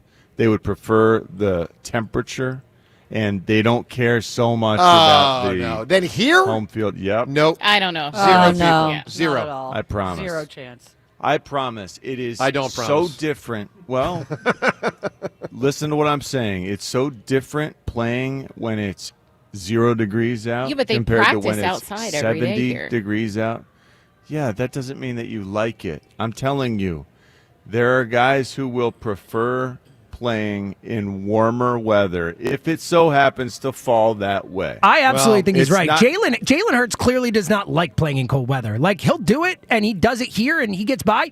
It is clear Jalen does not love cold weather. James, no one likes it, but that's I the would be point. It might be I'd an be advantage, disappointed. but Look, if any player would actually prefer to play on the road for warmer weather than at home for cold weather, I'd be disappointed in that player. Well, I just would.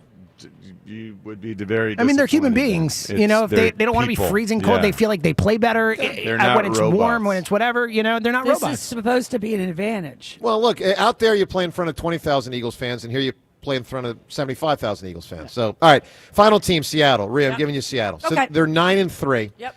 Again, this is one of those scenarios where, as a 5 seed, I mean, that's brutal. And the 5 seed is going to play on the road in the playoffs, and maybe it's Seattle, maybe it's the Rams. All right, Seattle 9-3. Here we go. At Atlanta, home versus Indy, home versus the Rams, at Carolina, at San Fran. That is not an easy That's schedule. tougher than LA. That's tough, Yeah, man. because you're looking at this. Okay, you say the Falcons, that's a win.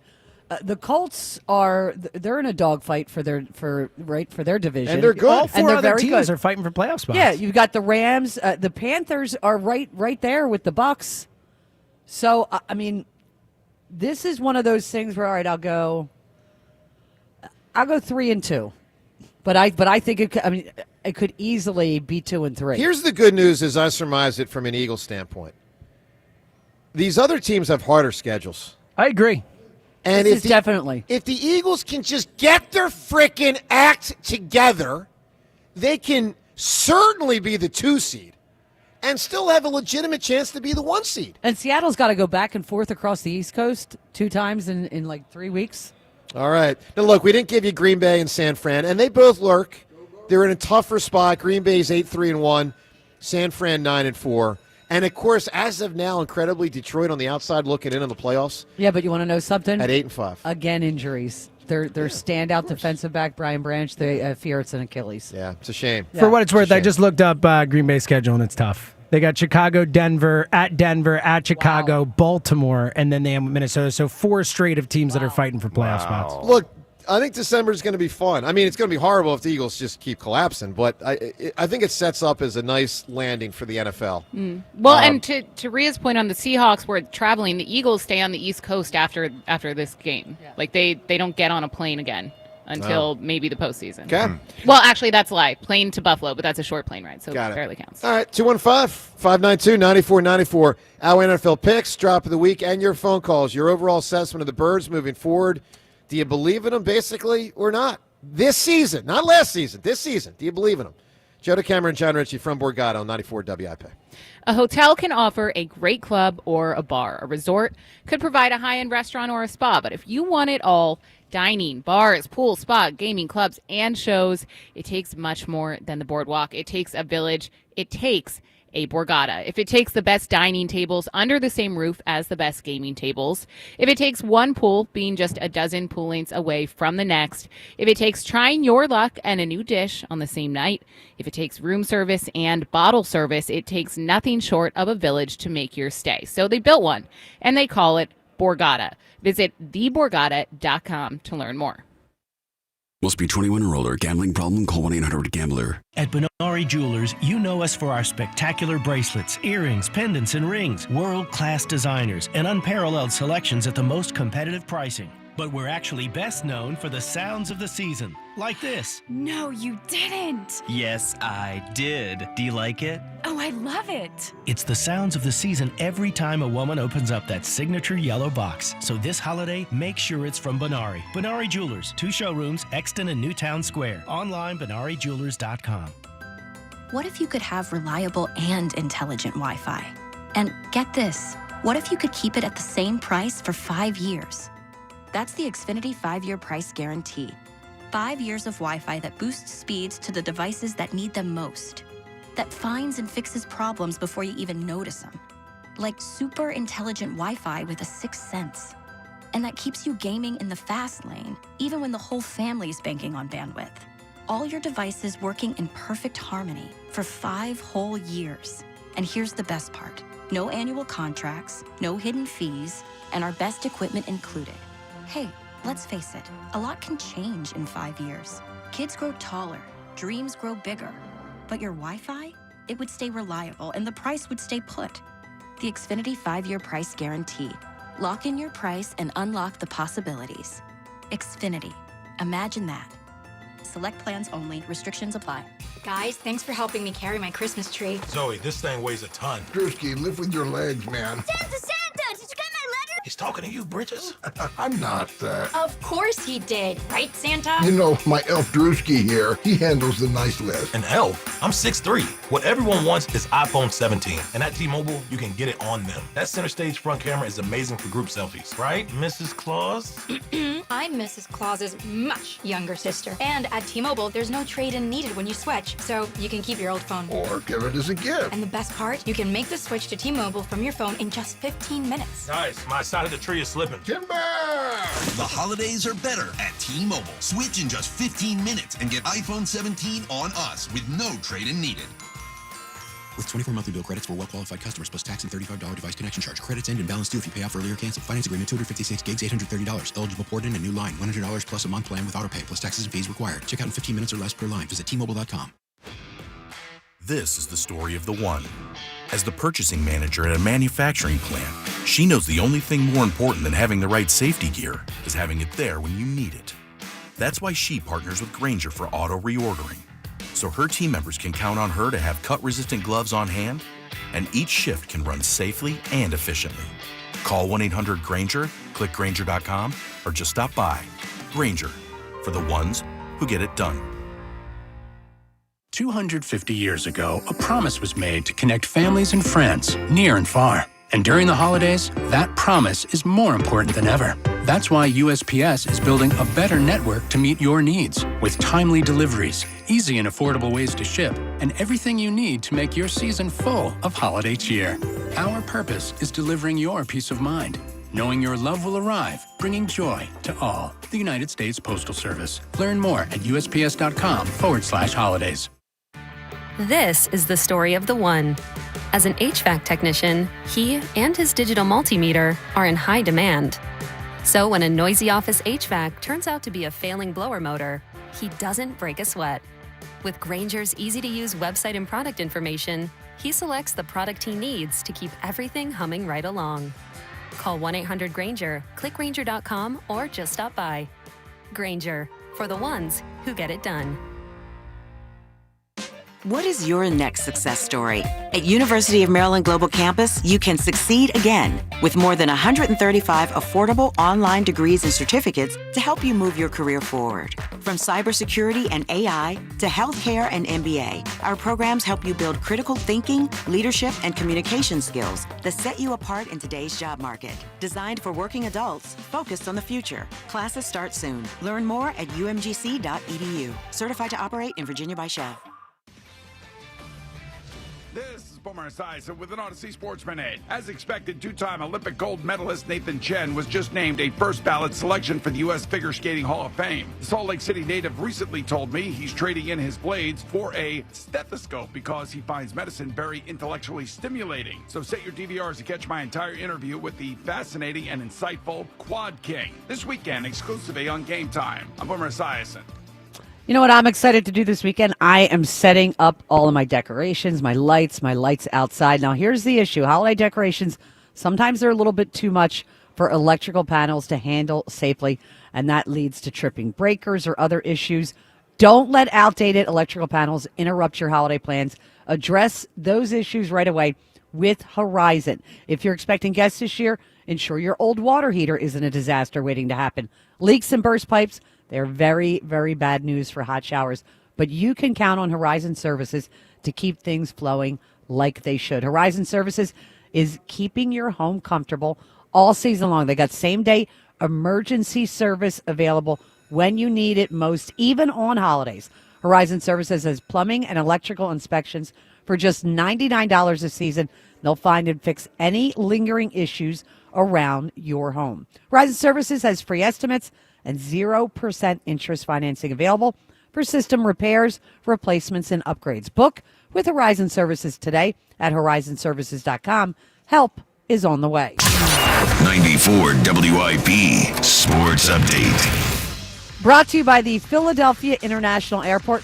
Well, the Lions took out the Cowboys 44-30 in Thursday Night Football, so that drops Dallas's playoff chances to around 8% and making the magic number for the Eagles. Now 3 to clinch the division. Unfortunately, for Detroit, injuries continue to haunt them. DB Brian Branch feared to have suffered an Achilles injury in last night's win for the Lions. MLB winter meetings are Monday.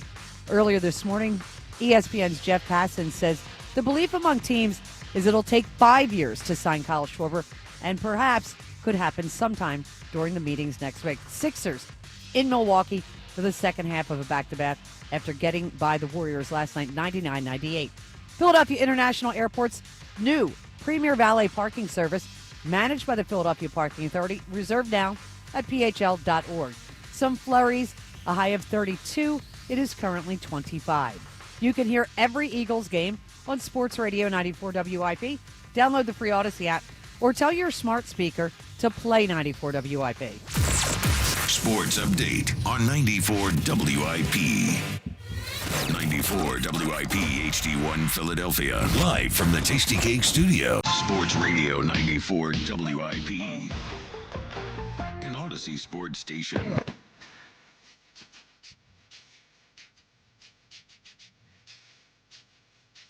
From Borgata on this Friday morning. Great to be with you. Joe DeCamera, John Ritchie, Rhea, Devin, Stelzer. And we'll get to our picks this week, drop of the week. Sirianni, some interesting audio from Sirianni yesterday talking about handling adversity. We'll get to that this segment and more. Phone calls on everything we're discussing. Let's talk to Chuck in Cherry Hill. Chuck, what's up, bud? How you doing, guys? It's hilarious. Hi, Chuck. Yeah, it's been a while. So, Joe, you hit on a great point. Hope you all had a great Thanksgiving. Thank you, sir. The parity versus reduced pedigree in the inner circle that we're in, just debating that all the time. To be fair, I think that was Devin's point, but, I'll take credit. Okay, well, whatever. Good. But, Classic. and there are so many mysteries in the NFL right now, with teams losing to substandard teams like never before. I say this, however, is there any team you'd want to trade with, keep it in the NFC? I wouldn't trade the Eagles' pedigree and their ability to certainly win at home and win on the road with any other team right now, all things considered. Is there any other NFC team you'd trade out for? It's a great question. John, I guess you're Seattle, right? We're talking roster. We're talking circumstance Well, also, right? all of Record? it, yeah. Everything right Record? now. All things in, yeah. Man, that's a great question. Thank you. Well, I love I love the way the Bears are set up for the future offensively. No, but you mean this year. To be fair, Chuck, you're saying this season, right? This year. Right now. I guess I'd say the Bears. Well, they'd rather quarterbacks. Not very good. This season in Seattle, Sam Darnold. Find me a big game that guy has played well in. Just one. Thank you. Well, I mean, the Bears just beat the Eagles and they whipped them. I'm just telling you. Yeah, but I wouldn't want to trade places with the Bears. Well, I'm saying if you ask me who do I think has and look, there's 5 or 6 teams, 7 or 8 teams that could go to the Super Bowl from this conference. I'm saying if you ask me what team right now is the best chance, I would say the Bears. Really? I would probably say the Rams or the Eagles. Yeah, the Rams, I would go. It may be Rams. But you're not trading with the Bears. You just demonstrated 10 minutes ago are going to have 6 or 7 losses. You're not Well, traded with we'll them. say. Listen, it's a coin flip in about 6 directions. Honestly, in my opinion, I still think Detroit at 8-5 can make the Super Bowl. I really do. Yeah, but they got to make the playoffs. Yeah, anything can I mean, happen. guys, So we when never talk about San Fran ever. They're 9-4. Like they're in the hunt. And by the way, that's the kind of team the Eagles could face in a first round at the wild card round. Like you could see San Fran at the Eagles. They've had a joke of a schedule though. They've The come 49ers out. Yeah, they had the have easiest a one. Them joke and the of a schedule. Patriots, the two easiest in the NFL. You know, Joe, you have a whole division that has a negative point differential. That's very rare, by the way. An entire Tampa's division, everyone's in the red with point differential. What's that, I NFC mean, South?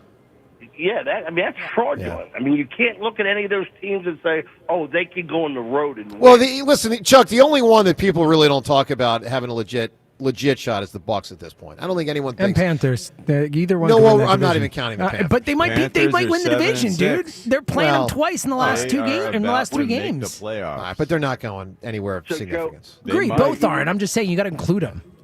You would trust Seattle's quarterback on the road. No. Well, no, you I'm would. giving you So no wouldn't do also. it. No, okay, but you would trust Hurts Can't on the trust road, him yet. right? Yeah, Of course. It depends Well, if I he, don't he's think got we can to. trust the MVP Chuck, of the Super Bowl. he's got to play better, man. But he always does in Listen, big games, right? Like No, so he far, doesn't always so in big far. games. He's got his ass kicked Other in than that 21. He Bucks got his game ass and that- kicked in. And So he got his other ass than kicked when in the whole 23. team was a complete and total disaster, he has played well in playoff games. Well, James, have a the lot of whole confidence. team right now has big issues. yeah, we don't actually Big disagree, issues. but let me say one thing about Hurts' stats this year, and the raging debate is ratings versus QBR. I won't get into that right now. He's at the highest rating ever for him, lowest QBR. That's a debate for another day. Is the one Yeah, well, let me just hold on, Chuck, real quick. Let me Sure. just translate some of that. Passer rating is only about when you pass the ball. Yeah. The whole point is he doesn't pass the ball enough. How about the I rating? Is the I? Where's the I rating at? Chuck, I need to move, my man. Give me an answer. Fictional All law right. enforcement. Who do you have, Chuck? Where the heck did I write it down? The Columbo? About that? You got it, sure. bud. Absolutely. Columbo's a classic. All right, let's get to our picks for now. Believe it or not, we are up to week, 14? Week 14. 14. Week 14 of our pro football picks.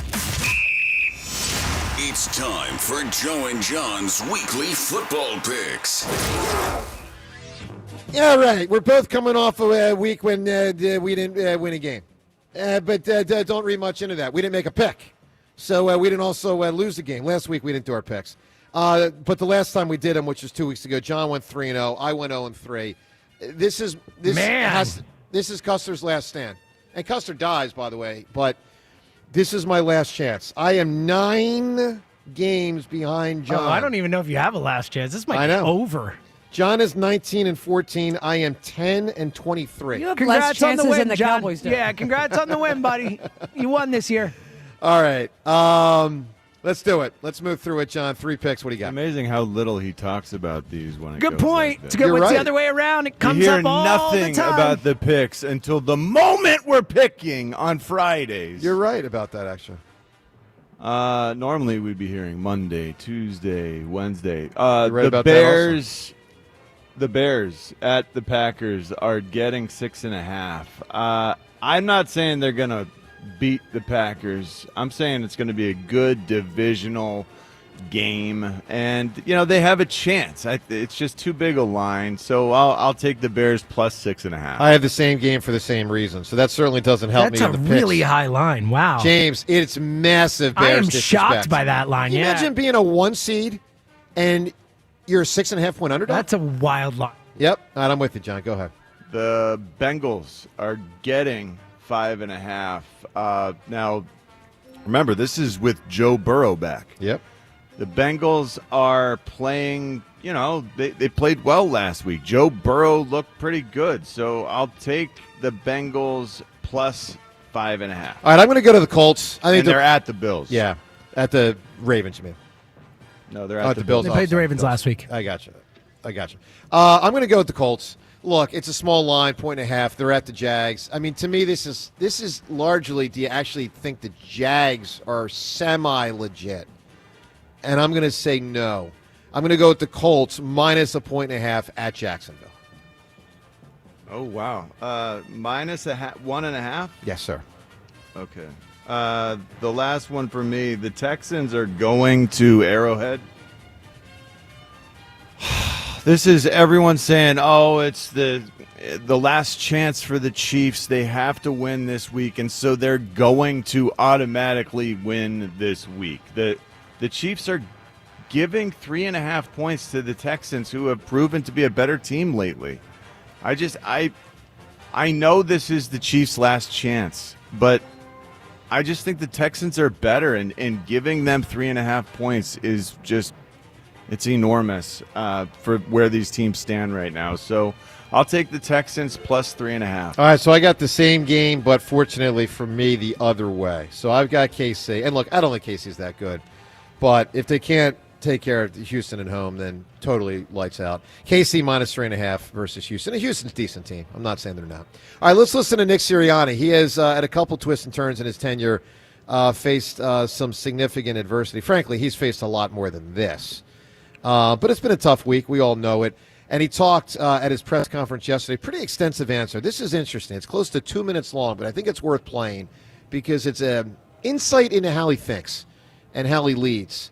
Here is Nick Sirianni yesterday on handling adversity and even anger amongst people throughout the Delaware Valley. In the episode of Hard Knocks, you were quoted during practice, like joking that the sky's falling on the outside. I was wondering what you learned during your time here about navigating the team when maybe from the outside there's a lot of like anger with losses and stuff like that. Yeah, obviously we get angry when we lose, and there are so many different things that can grab your attention. And your job and your focus has to be on where you are and really, to be quite frank, the best thing to do is be able to block everything out.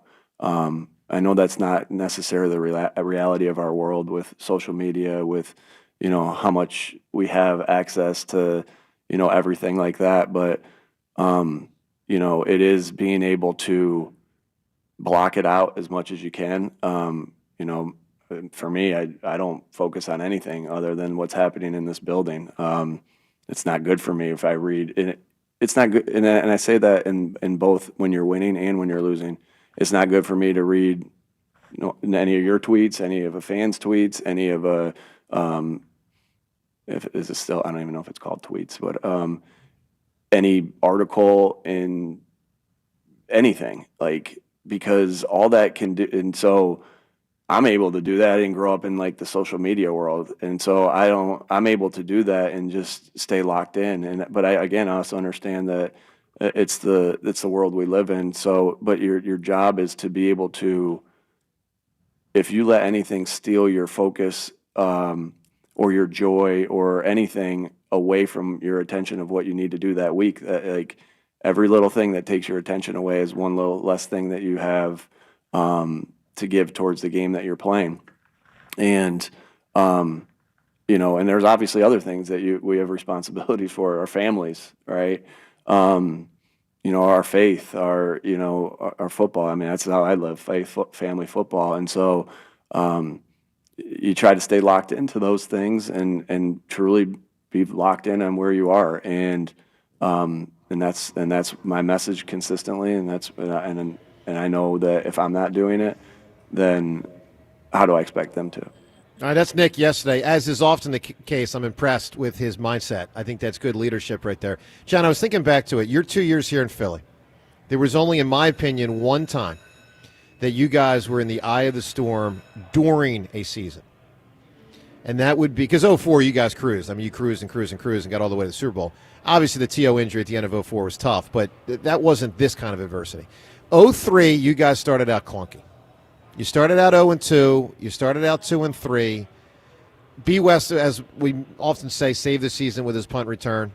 But in that September-October stretch, and this is pre-social media, how tough is it to block out the noise when the city of Philadelphia is crashing down on you? It is a massive endeavor that I marveled at Donovan McNabb because he would have his meeting, he would have his additional meeting every Wednesday, where he would have his press conference and stuff.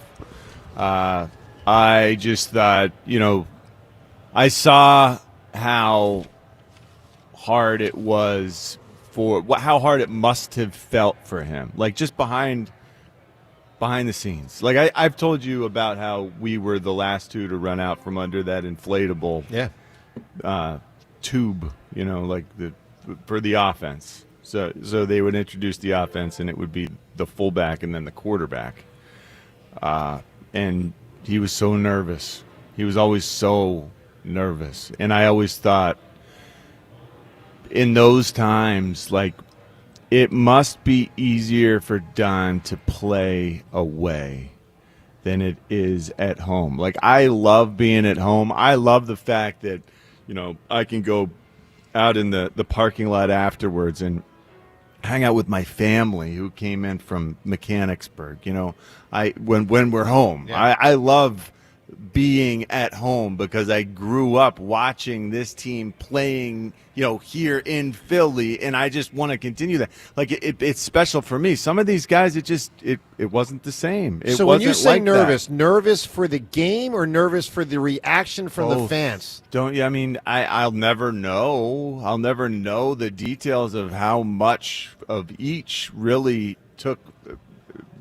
were the factor. That's fascinating. But can you imagine how hard that must have been for him to be booed? Yeah, and he was constantly. I don't know how he was so strong. Donovan McNabb was always upbeat. He was always positive, and I just don't know how in the world he was able to do that. The very first game, it was there's still smoke and haze in the air from the fireworks, and you can still see Sly Stallone on the Jumbotron, and we're getting booed for going 4 and out, and I can hear a smattering of "Donovan, you suck." Some "Donovan, you sucks" thrown in there, right. And I look at him, and he's just completely unfazed, completely focused on the job at hand. Like, he is not in any way distracted. How about Andy? Because he that. was the other guy that was often in the eye of the storm. How about Andy? How did he handle it? Andy was the one who had trained Donovan to be so I assumed he was the one who had trained Donovan to be so good at just rolling with Stoic. all of it. Yeah, they both just were, hey, you always knew that Andy had your back. You always knew that Andy would protect you. I'm sure Donovan felt that way. Donovan knew that Andy would shield him.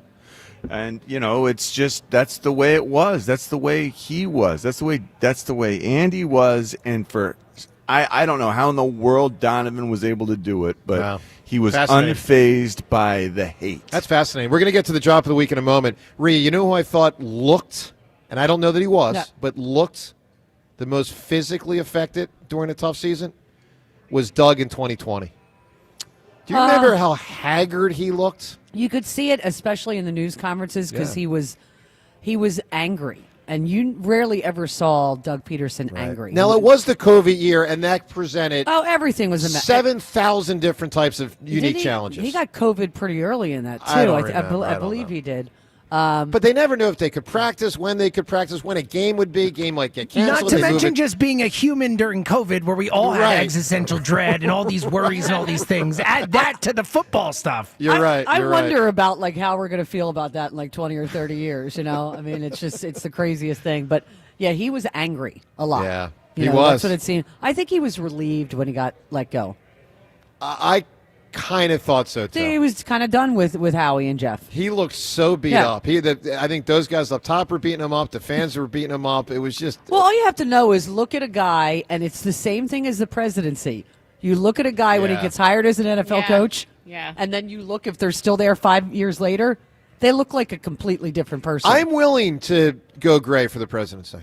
I want. Are you willing to get pants that fit you? That's willing to go gray, not the reason they willing go to get a good tailor. The reason they get gray is because they actually do the work. This is true, James. Yes. All right, coming up in 1 minute, we're going to get to the drop of the week. We'll have some fun with that. Injured at work or in an accident. They will fight harder for your rights than Pond Lehocky Giordano. They've recovered billions for injured workers just like you and fight for the maximum settlement you deserve. Led by Sam Pond and Jerry Lehocky, this powerhouse firm is built on grit. Jerry worked 16-hour shifts in a steel mill before becoming a statewide leader for injured workers' rights. Call Pond Lehocky today for your free consultation. You won't pay a dime until they win. Hallelujah. It's the drop Shashesky of the week. Did it fall?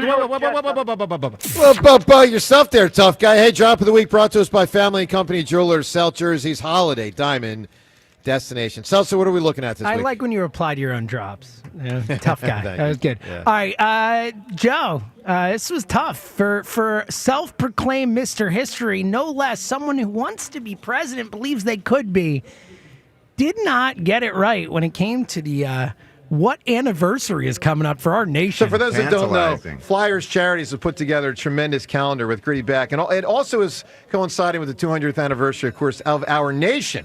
So this is a 12-month spread that really 250th. What'd I say? 200. Said 200. Come on, no. Hammer. What is it, 1976? Come on, future president. Buddy, what was that? 250. That was bad. Horrible. Yeah. Just a misspeak. Just so everyone knows, just a misspeak. I don't know if the voting public will see it that way. But. No, they probably won't. All right, let's keep it going. All I'm going to say... Is that like when Ford... Remember when Ford... I wasn't alive, but Ford said, I don't think the Soviet Union does have control of Eastern Europe.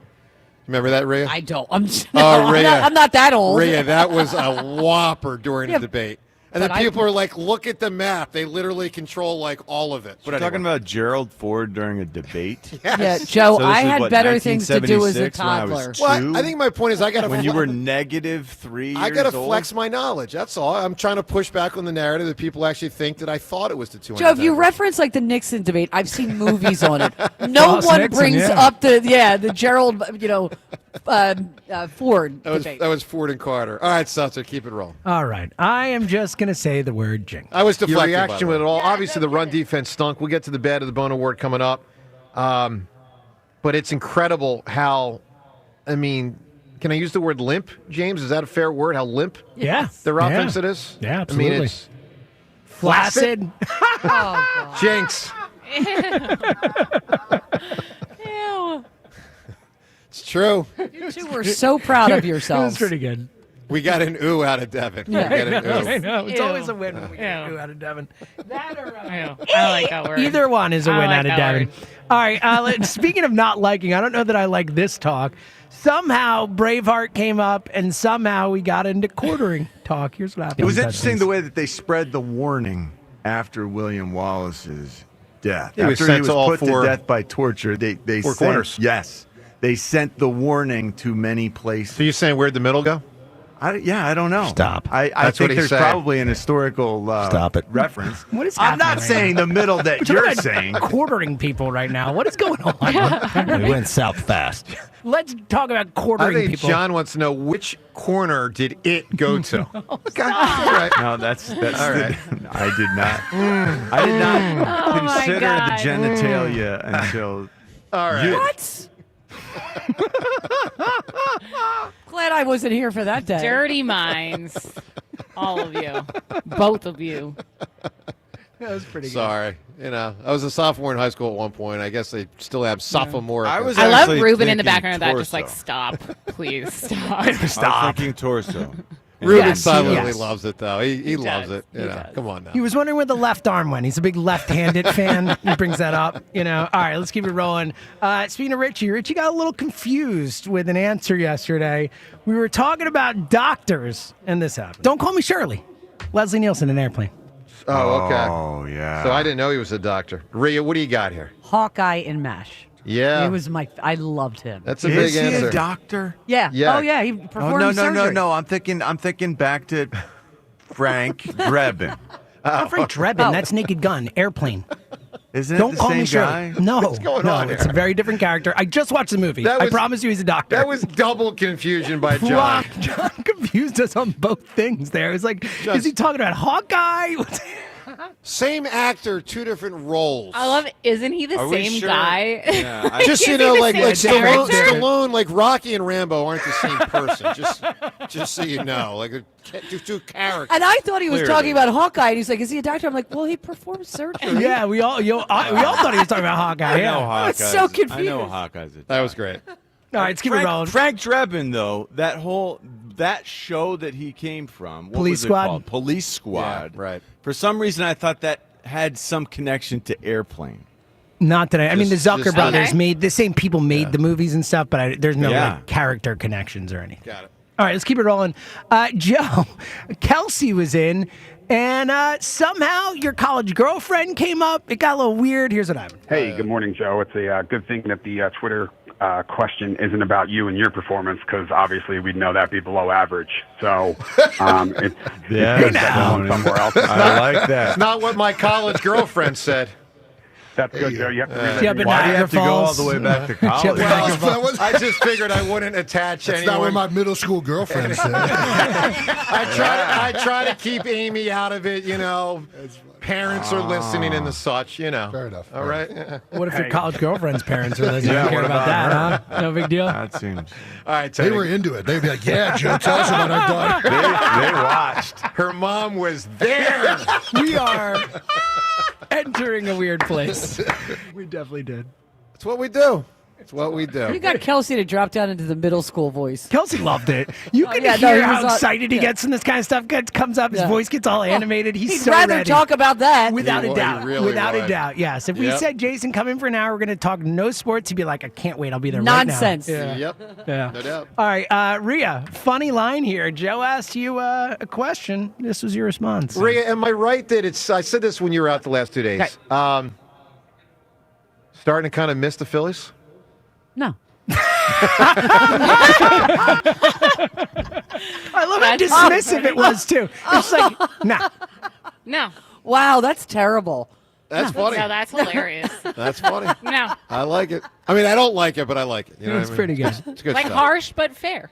I get it. Joe, I want that put on your drop board. No. Oh, yeah, I like that idea. How about that? No. All right, Salsa, what do we got? Two more to get to. One, it gets weird again. Just to say you did, Joe, here's what happened. Sophia Loren, James, who I believe is still alive somewhere in her 90s. Yeah, Just no. to say you did. No. See, you love the just to say Yeah, you I did do. thing. I do. I know you do. Just to say you did. I know. I don't think I would. I think that's. He's 91, He's- Joe. 91's a yes, little old. he's That's still a with little- us. Sophia? Little old. Listen, I wouldn't necessarily say it on the air. I got some couth, but if I'm hanging with my buddies on a Saturday night, I just yo, don't think guys, it hits as hard me and when Sophia, she's Me 91. and Sophia Loren were together last Friday night. Yeah, do you think it's impressive if she's 91? What if your buddy said, "Hey, I was with a 91-year-old last weekend. What do you think about that?" I would boys? say no unless she's really famous, and then I would say yes. Do you have any celebrity crushes, Joe? Yeah, who you're are- very wrong. That Do you- was hilarious. Do you have any celebrity crushes who are like your age or like Oh, normal age? boy. Not either like passed away already or I probably in their don't. 90s. I probably don't. I feel like every woman that you bring up is elderly. Yeah, well, yeah. It's like Tiffany Amber Thiessen and older. Okay. They're not age appropriate in the wrong way. Right, right. The Like opposite direction. Yeah. Yeah. Yeah, Elizabeth Shoes up there, Marky Post when she died. Kirstie You're definitely Alley, not she getting died. a date with He her. died. Kirstie Alley died. Kirstie Alley died also. Yeah, Nicole Eggert's older than me. Yeah. You know, that's Good. You're Tough going. You're not wrong. You're not wrong. It's not a club those women want to be in anymore. The fact that many of them passed away, Joe, that's Yeah, a red flag. This needs to be studied. Anna Nicole Smith, Liz Taylor. Yeah. Liz Taylor also. Yeah, Liz Taylor. Rita Hayworth. Rita Yeah. Hayworth. Yeah. Yeah, Joe. We're seeing a trend. We're noticing. Oh, Just boy. to say you did. All right, two Problematic. more. I'm not wrong, by the way. A lot of guys out there know that just to say you did thing is Not at 91. I don't think it's exactly a- right. I I think don't there's an think age it's- limit. no. There's like a just bar. to say you did. Yeah. Just not a thing. All right. Just to say you did. I think it's No. definitely a thing for sure. It's just not with a 91-year-old. All right, two more. We stumbled Dr. into a E- nickname. I can't believe we've never called him this the whole time, but WIP Hall of Famer Joe Wachter is now this. Dr. Evil, I think Lecter. I think it's Lecter. Rhea, is it Wechter? Lecter. What did I say? Go on, Joe Wechter. Is not a doctor. Did I say Wechter? No. Did I say Poor Wechter? Joe Wechter. I saw Wechter last night. Did you? Yeah, I did.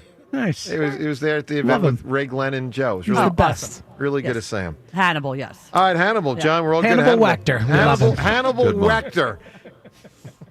That's so good. Such a good nickname. I can't believe we never thought of it before. Come It's on, Ray. amazing. You were with him for 30 years. No one thought of this before? No Hannibal one thought of Wechter? it, but I will say that he has he is making an appearance on my Instagram this morning.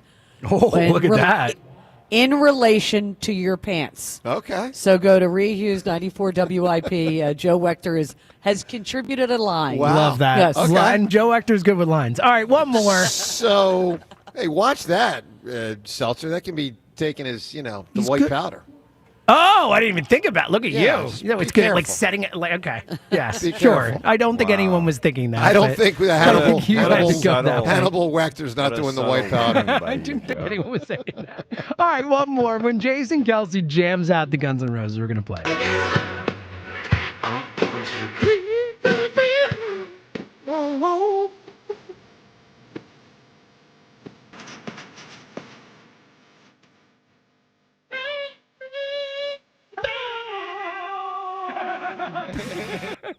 That's great. That's awesome. That's great.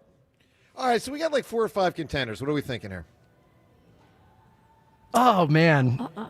So I got. Here's what I Flaccid got. I was got funny. Flaccid's good. I got the Hannibal Wechter, the Just to Say You Did, the Miss the Phillies thing. Double Confusion's good. What are we doing here? Hannibal Wechter is unbelievable. And Just to Say You Did is really good, though. Just to Say You Did is That's very good. kind of where I'm I think leaning. it's Just to Say You Did. Yeah, I think it is. I too. think so. I think that's. Hannibal Wechter still applies every time moving forward. Yes, no doubt. Can we get his whenever we plaque reference- here in the WIP Hall of Fame changed Change to, it. to Hannibal Wechter? That's great.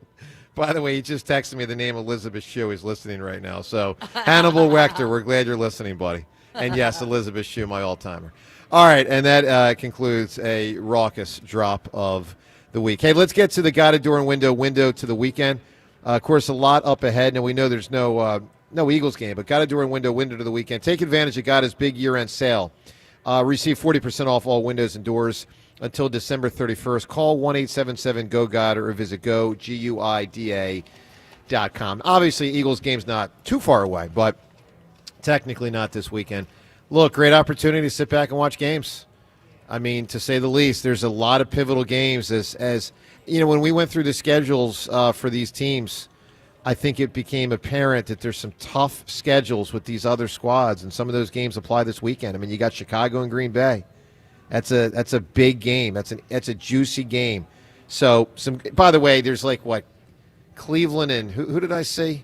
There's a couple teams they should kick out. There's Cleveland versus like Tennessee or something. Oh my God. Oh, yeah, Jets. just get rid of him. Just get Jets. Just get rid of some of these teams. Yeah. I mean, enough. Once you're eliminated, you can't play anymore. How about that? How about if you haven't won in 50 years, you're out? Then again, the Eagles would have got zapped a couple years ago. So fortunately, they didn't. do I'd that. like to point out, Joe, that it will be probably 30 years since the Cowboys have won a Super Bowl after this season. Very sad. Good job, Very sad. Rhea. Yeah. Well, You're welcome. Rhea, Dallas so I sucks, was- for those who don't I know. was watching a show yesterday on the '94 Rangers. Oh, wow. Yes, Okay. I'm that guy. I'm talking about the New York Rangers. Yeah. As one does. As one Brian does. Leach. Brian Leach. And it really struck me because they focus a lot on the 1940 thing. For those that don't know, if you're too young, Rangers. 1940. Yeah. Rangers hadn't won since 40, and that was the big chant, what James just did, 54 years, and the Flyers are getting really close to that. Oh, yeah. So it's 73, Oh, Joe. 74? Joe. Three more years the Flyers will be Oh, God. what the Rangers were when they finally won. I didn't Wow. put that together, dude. We grew up with that chant. Oh, Yeah, that so, is like, they tough. could- that they was so could do it to- derisive. It was like, ha, you losers. Well, actually, I said 74. I should say 75 because that's Yeah. when they last won. So it's 4 years away from equaling what the Wow. Rangers did. Wow. That's depressing. Yeah, it is. It really is. That is legitimately Yeah, depressing. no. Because for those of us that grew up with that Rangers chant being a big thing at the Oh, Spectrum, it was awesome. it was It was a the tremendous best. Spectrum chant. Yeah. And it would go all around the country. Yeah. Everybody would Oh, it was, chant it. yeah, everywhere. Yeah. And, like, the Flyers are that. Anyway, by the way, also this Thank weekend, God obviously. 1976 doesn't sound as good in a chant, or 1975 is 1975, not as good. So I don't think I'll catch it. Not on. as good. Also this weekend, you got the Sixers, of course, the Flyers, some college football, all that good stuff. All right, time's yours up ahead. More calls as well as we broadcast from Borgata on this Friday morning on 94 WIP. We've got the holiday seasons here upon us. Got all the decorations are up around here, and it's always a fun and busy time of the year. It's not a time of year that you want to be dealing with injuries, unnecessary aches, lingering pain. NovaCare Rehabilitation's physical therapists, hand therapists, and sports physical therapists, they are here for you. So whether or not you've got specific goals, maybe you're just tired of changing the way you do things because of discomfort, or you're making your health and well-being a priority, NovaCare's clinical experts will create a treatment plan just for you. They've got more than 150 convenient locations in Greater Philadelphia and South Jersey, so there is no better time to make NovaCare part of your healthcare team. They've been part of my healthcare team for over 20 years. To learn more about the benefits of physical therapy, schedule an appointment today at NovaCare.com. NovaCare, proud to be the official partner of the Philadelphia Eagles. NovaCare, the power of physical therapy. As the baseball offseason begins, questions remain for the Phillies. Does Schwarber re-sign? Oh, we love to bring Kyle Schwarber back. It's a priority. Will JT return? The most prepared guy I've ever been around as a catcher. Can the Phillies retain Ranger? What a performance for Rangers, Suarez. Listen for the latest. All your Phillies offseason happenings happen here. We'll see what happens. Sports Radio 94 WIP. Hola, amigos. Brett Evans here to help you beat the books with the BetMGM Network. Big time, big ratings, Big Ten. In the conference title game, Indiana has a chance to silence its harshest critics. The Hoosiers and Buckeyes are evenly matched, both ranking top 5 in overall EPA offense and defense. Give me the fighting Cignettis, plus 4.5 at minus 110. Hashtag Team Huevos. Bet smarter to beat the books. Download the BetMGM app today. My name is Whitney Allen. I am a widow. My husband Ryan died. We never thought in a million years we'd have to use life insurance. The unexpected happened. With Ethos, it is so fast and easy. It's 100% online. You can get a quote in seconds, apply in minutes, and get same-day coverage. No medical exams, and you can get up to $3 million worth of coverage through Ethos. Get your free quote at ethos.com/game. That's ETHOS.com/game. Time spent on application may vary. Online health questions required. Imagine being the wizard of your own home. With Xfinity, intelligent self-healing Wi-Fi fixes problems like magic. It boostifies speeds to your devices when you need it most, and makes your favorite Wicked content sparklify on every screen. All while a spell of protection helps keep your family safe online. When you're out in Oz, Xfinity Mobile joins Wi-Fi and 5G to keep your phone connected from here to the Emerald City. If you had the most intelligent Wi-Fi from Xfinity, everything would work together for good. And now you can cast a spell to stop time and keep your internet bill steady for 5 whole years. With the Xfinity 5-year price guarantee. No contracts or commitments with amazifying equipment included. Xfinity, imagine that. And see Wicked for good, only in theaters November 21st. Restrictions apply, select plans only. Xfinity Mobile requires Xfinity Internet. It's here. B101 has transformed into Philly's official Christmas station. Relax and unwind with your holiday favorites 24 hours a day, all the way through Christmas. Tell your smart speaker to play B101. Imagine the perfect chicken tender. Crispy, juicy, for lack of a better word, tendery. Now imagine these perfect tenders at Wendy's. 'Cause they are. Wendy's new chicken tenders are here with delicious new dipping sauces like Wendy's Signature, Creamy Ranch, and Honey Barbecue. And they're so good, we even changed our name from Wendy's to Tendies. I believe that's what the kids call manifesting. For Tendies you're gonna know by name, gotta be Wendy's. At participating U.S. Wendy's. Hey, it's Brian Baldwin here. Makita knows that pros never settle. Get tools that perform at the highest level on every job without compromise. When you shop Makita at the Home Depot, these tools don't just meet expectations, they redefine them. Makita is for the most detailed pros, expertly designed to deliver precision job after job. When the job calls for the best, call on Makita. Makita, built to be the best, available at the Home Depot. How pros get more done. With Target, gifting has never been easier. This Saturday and Sunday, Target gift cards are 10% off with Target Circle. Treat everyone on your list to something you know they'll love. Gift cards for the trendsetters, the techies, the fashionistas, the foodies, and even yourself. The perfect time to save is now. This deal is a yearly fave, so hurry. Get more gifting for your buck and save 10% on Target gift cards with Target Circle for 2 days only. Only at Target. Restrictions apply. Well, good morning, kiddo. I love that you're home from college. I've missed you. Still taking your Nature Made vitamins? Every day. A multivitamin and a probiotic. You better be taking yours. Still looking out for me, Mom. I'll never stop. Made to care for you every day. Nature Made, the #1 pharmacist-recommended vitamin and supplement brand. Find us in the vitamin aisle, based on a survey of pharmacists who recommend branded vitamins and supplements. Hey Philly, did you know natural gas is the most reliable and efficient way to heat our homes, cook our food, and dry our clothes affordably? And with PGW, the benefits of natural gas keep on coming. PGW has programs and offers that can make life easier no matter where in Philly you live. From spreading your bill evenly across the year to boosting your home's energy efficiency with rebates, and from year-round payment assistance programs to servicing appliances, PGW's got you covered. Check us out at pgworks.com. When it comes to projects on your home, there's nothing more important than trust, quality work, and a fair price. And that's exactly what you'll get with my friends at J&S Family Roofing. When you deal with them, you're dealing with family.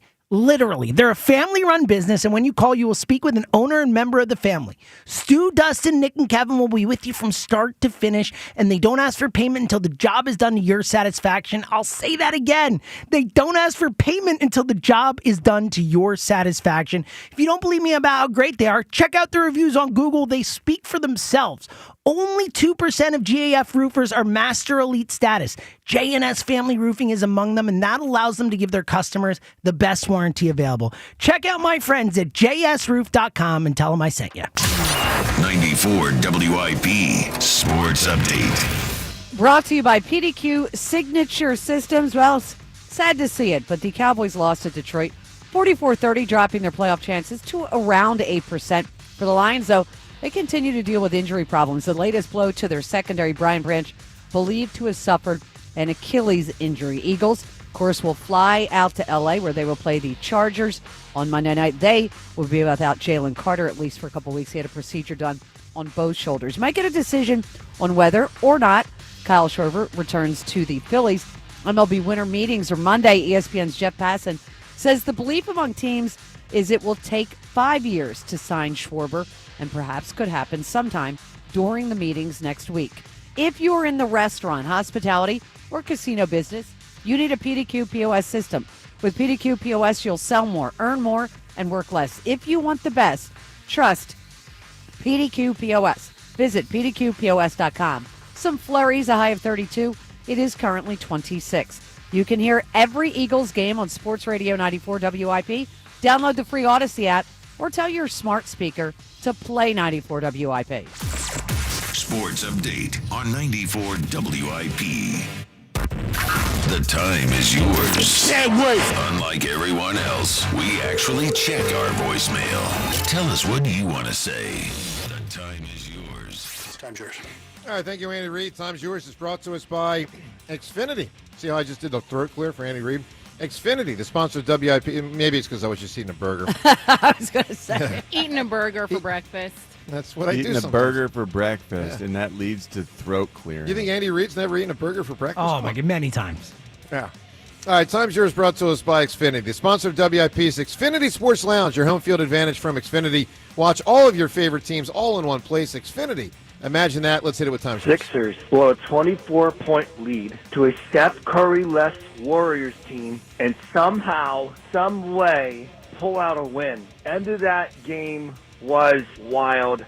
Shout out to VJ Max. Unbelievable. Well, no question. Look, I'm going to dwell more on the positive than the negative today. It was really cool.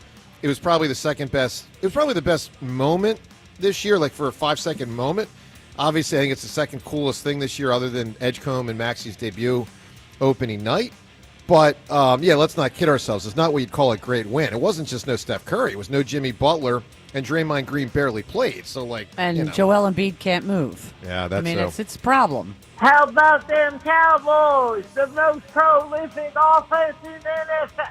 Oh, eliminated. Go Birds. I really heard him when CD went out of the game. How about them Cow Turds? Yes, they are turds because they play stinkers on the road. Eagles beat the Chargers and finally put a nail in the coffin for this division. Get rid of their fans. Did you ever meet a smart Cowboys fan? It's like that star is hypnotizing idiots. Wow. Got some comedians today. I like it. Yeah, let's start out this Time Viewers call with Dallas stuff, okay? People are acting like we're this pathetic organization like the Raiders or something. We have a very talented team. We're going to get our act together starting Monday night. This is December. This is when the Eagles shine. We are going to go 8-0. Go Birds! Wow, 8-0. Okay. I mean, I'll take 5. That's getting the 1 seed. Yeah, it's getting the 1 That's seed. getting the bye. Yeah. I had to do the math real quick. All right, and with that, time's yours. We shut it down. The Time's Yours line. Leave Joe and John a message of your thoughts, compliments, and complaints.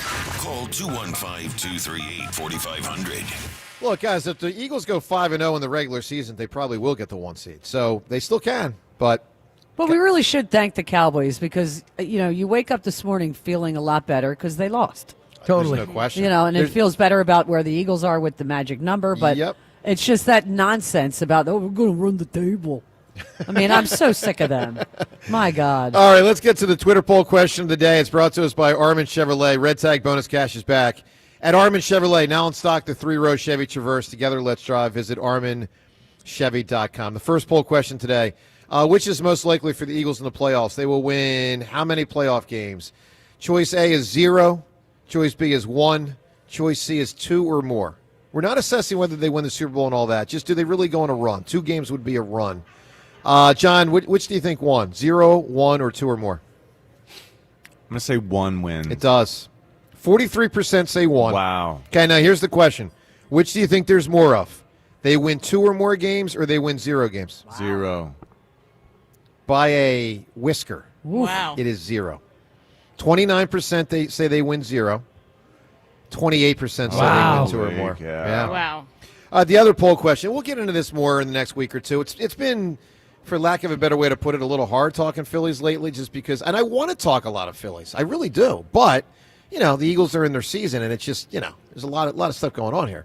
Do you think Schwarber's going to sign with someone in December? John, which side wins this poll, yes or no? In December, I'm going to say no wins. Yes wins. Oh, wow. 63%. How about that? Well, what do you think? In December? Jimmy, I'll is say that no. realistic? I'll say no. I think he's going to sign at the winter meetings. Yeah. Yeah, me if I had too. to bet, Yeah. I think it'll be next week. Yep. I think it's very realistic. All right. Yes. Yep. Might be hopeful, though. Is it realistic that it's with us?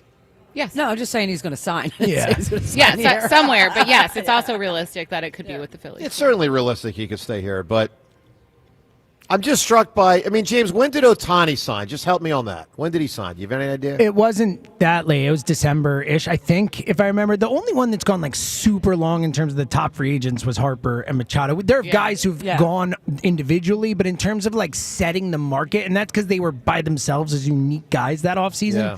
Yeah. Usually the market gets set before January in one way or another. Any memory on Soto last year? I want to say winter It meetings. was I'll check. I'll check. Around this time. Okay, fair enough. All right, let's get to Eric right now in South Philly. Hi, Eric. Yeah, it was last December. December 11th. Eric. So right around now. Oh. Eric, what's up, buddy? All right, no, Eric. We go to Dan. He's calling from Collegeville. Good morning, Dan. Hey, guys. Thanks for taking my call. You bet, Dan. So I guess I have the answer for the best fictional law enforcement character. Sure. He won't win. I think it's a little too spicy for this group, but it's definitely Nordberg. Phenomenal. A little too spicy. not too spicy for me. The juice? Listen, I was advocating for Heathcliff Huxtable yesterday, and people say no because of Cosby. I mean, just because OJ. I mean, Nuremberg was awesome. Yeah, and it is what it is. How's that for a comp? By the way, Dan, can you name, sir, and I just gave you a big hint, by the way. Dan, can you name Ahmad Rashad's two best men in his wedding? I can. Bill Cosby and O.J. Simpson. That is correct. Wow. You never knew that, Ray? No. Yes. Are you serious? Yes. Wow. Is that a wow? That's insane. It is. All Every right. single one. Wow. Dan, great answer. All right, we got to come up with a winning answer. Nuremberg probably won't be it. We've had some big ones. So, Dirty Harry. I huge. love Dirty Harry. Sherlock Holmes, huge. Huge. John McClane, huge. I mean, it's probably one of those three. Frank Drebin is great. There's no doubt. Sean Connery in The Untouchables is great. There's no doubt. I mean, Columbo was great. Clouseau. What are we doing here? I'm going like Dirty McClane. Harry. You know I'm going McClane. Olivia Benson. I like Olivia Benson's a great answer. She's iconic. I'll go Olivia Benson. All right, I'm going Dirty Harry. We got one vote for Dirty Harry. James, you said McClane. I'm going John McClane. All right, John, I heard you say Olivia Benson. Devin, you say who? Olivia Benson. That's two. Rhea, you say who? I said Dirty Harry, too. All right, so someone's got to change the vote. James, you got to change your vote. You got to pick either Dirty Harry or Olivia Benson. It's Dirty Harry. Kenny, congratulations with the answer of Dirty Harry. That is a really big one. All right, everyone have a wonderful rest of the day. Of course, we thank everyone on Borgata. Tremendous hospitality being here as always. Hope you have a great weekend. Birds can't lose. Can't win either. But they'll do one or the other Monday night. Unless they tie. Who knows? We'll talk to you on Monday. Stay tuned. Joe and Hugh, they are up next. Hey, let me tell you about tequila, and not just any old tequila. Let me tell you about Gran Coramino Tequila. That's Kevin Hart's Gran Coramino Tequila, official luxury tequila of the Philadelphia Eagles, because hard work tastes different. Gran Coramino is made with 100% blue agave and is available in Reposado, Cristalino, and in Yeho. Make sure you upgrade your game day margarita for your tailgate or game watch party at your house with Gran Coramino. Find Gran Coramino at your local Fine Wine and Good Spirits or online at finewineandgoodspirits.com. Of course, as always, celebrate responsibly. The NFL plays on Sports Radio 94 WIP. Sunday night, the Chiefs host the Texans at Arrowhead. Coverage starts at 7:30. Your home for the Eagles and the NFL on Westwood One. Hey, now we roll. Sports Radio 94 WIP. Win big this winter with CNC Heating and Air Conditioning's win-win deal. We win by keeping our family of employees working in the cold months, and you win by getting the best pricing we can offer with an added 10-year warranty and rebates. Manufacturer pricing is going up this January, so let's win together. Schedule an estimate today with CNC, your local Lennox dealer, and start saving today. Visit cc-hvac.com. Offers only for new installations through the end of 2025. 0% financing available. Fall means football, and the ultimate game plan starts in your kitchen. At D&K Appliances, we carry winning brands like GE, Bosch, Wolf, and Sub-Zero. So whether it's game day grilling, chilling drinks, or post-game cleanup, we've got you covered. Family-owned with personalized service. D&K Appliances delivers, installs, and supports every play. Visit our showrooms in Newtown Square or Flowertown, or online at dkappliances.com. D&K Appliances, the dependable difference. Dawn Stensland here. You know, the Piazza Auto Group is so committed to supporting our communities throughout the year. And during the holiday season, Piazza partners with the Salvation Army, collecting toys for local children. This year's no different. Show your support by dropping off a new unwrapped toy in the collection bin at your local Piazza dealership through Friday, December 12th. And during your visit, why not say hello to the team? For more information about the Piazza Toy Drive or just to browse their extensive inventory, visit piazzaautogroup.com. Tell them Dawn sent you. When the town is painted green, you need a place to watch the game. A place that embraces the brotherly love this passionate fan base has. A place with a great game day menu and ice-cold beers. A place like McGurk's Pub and Grill, where the fans go.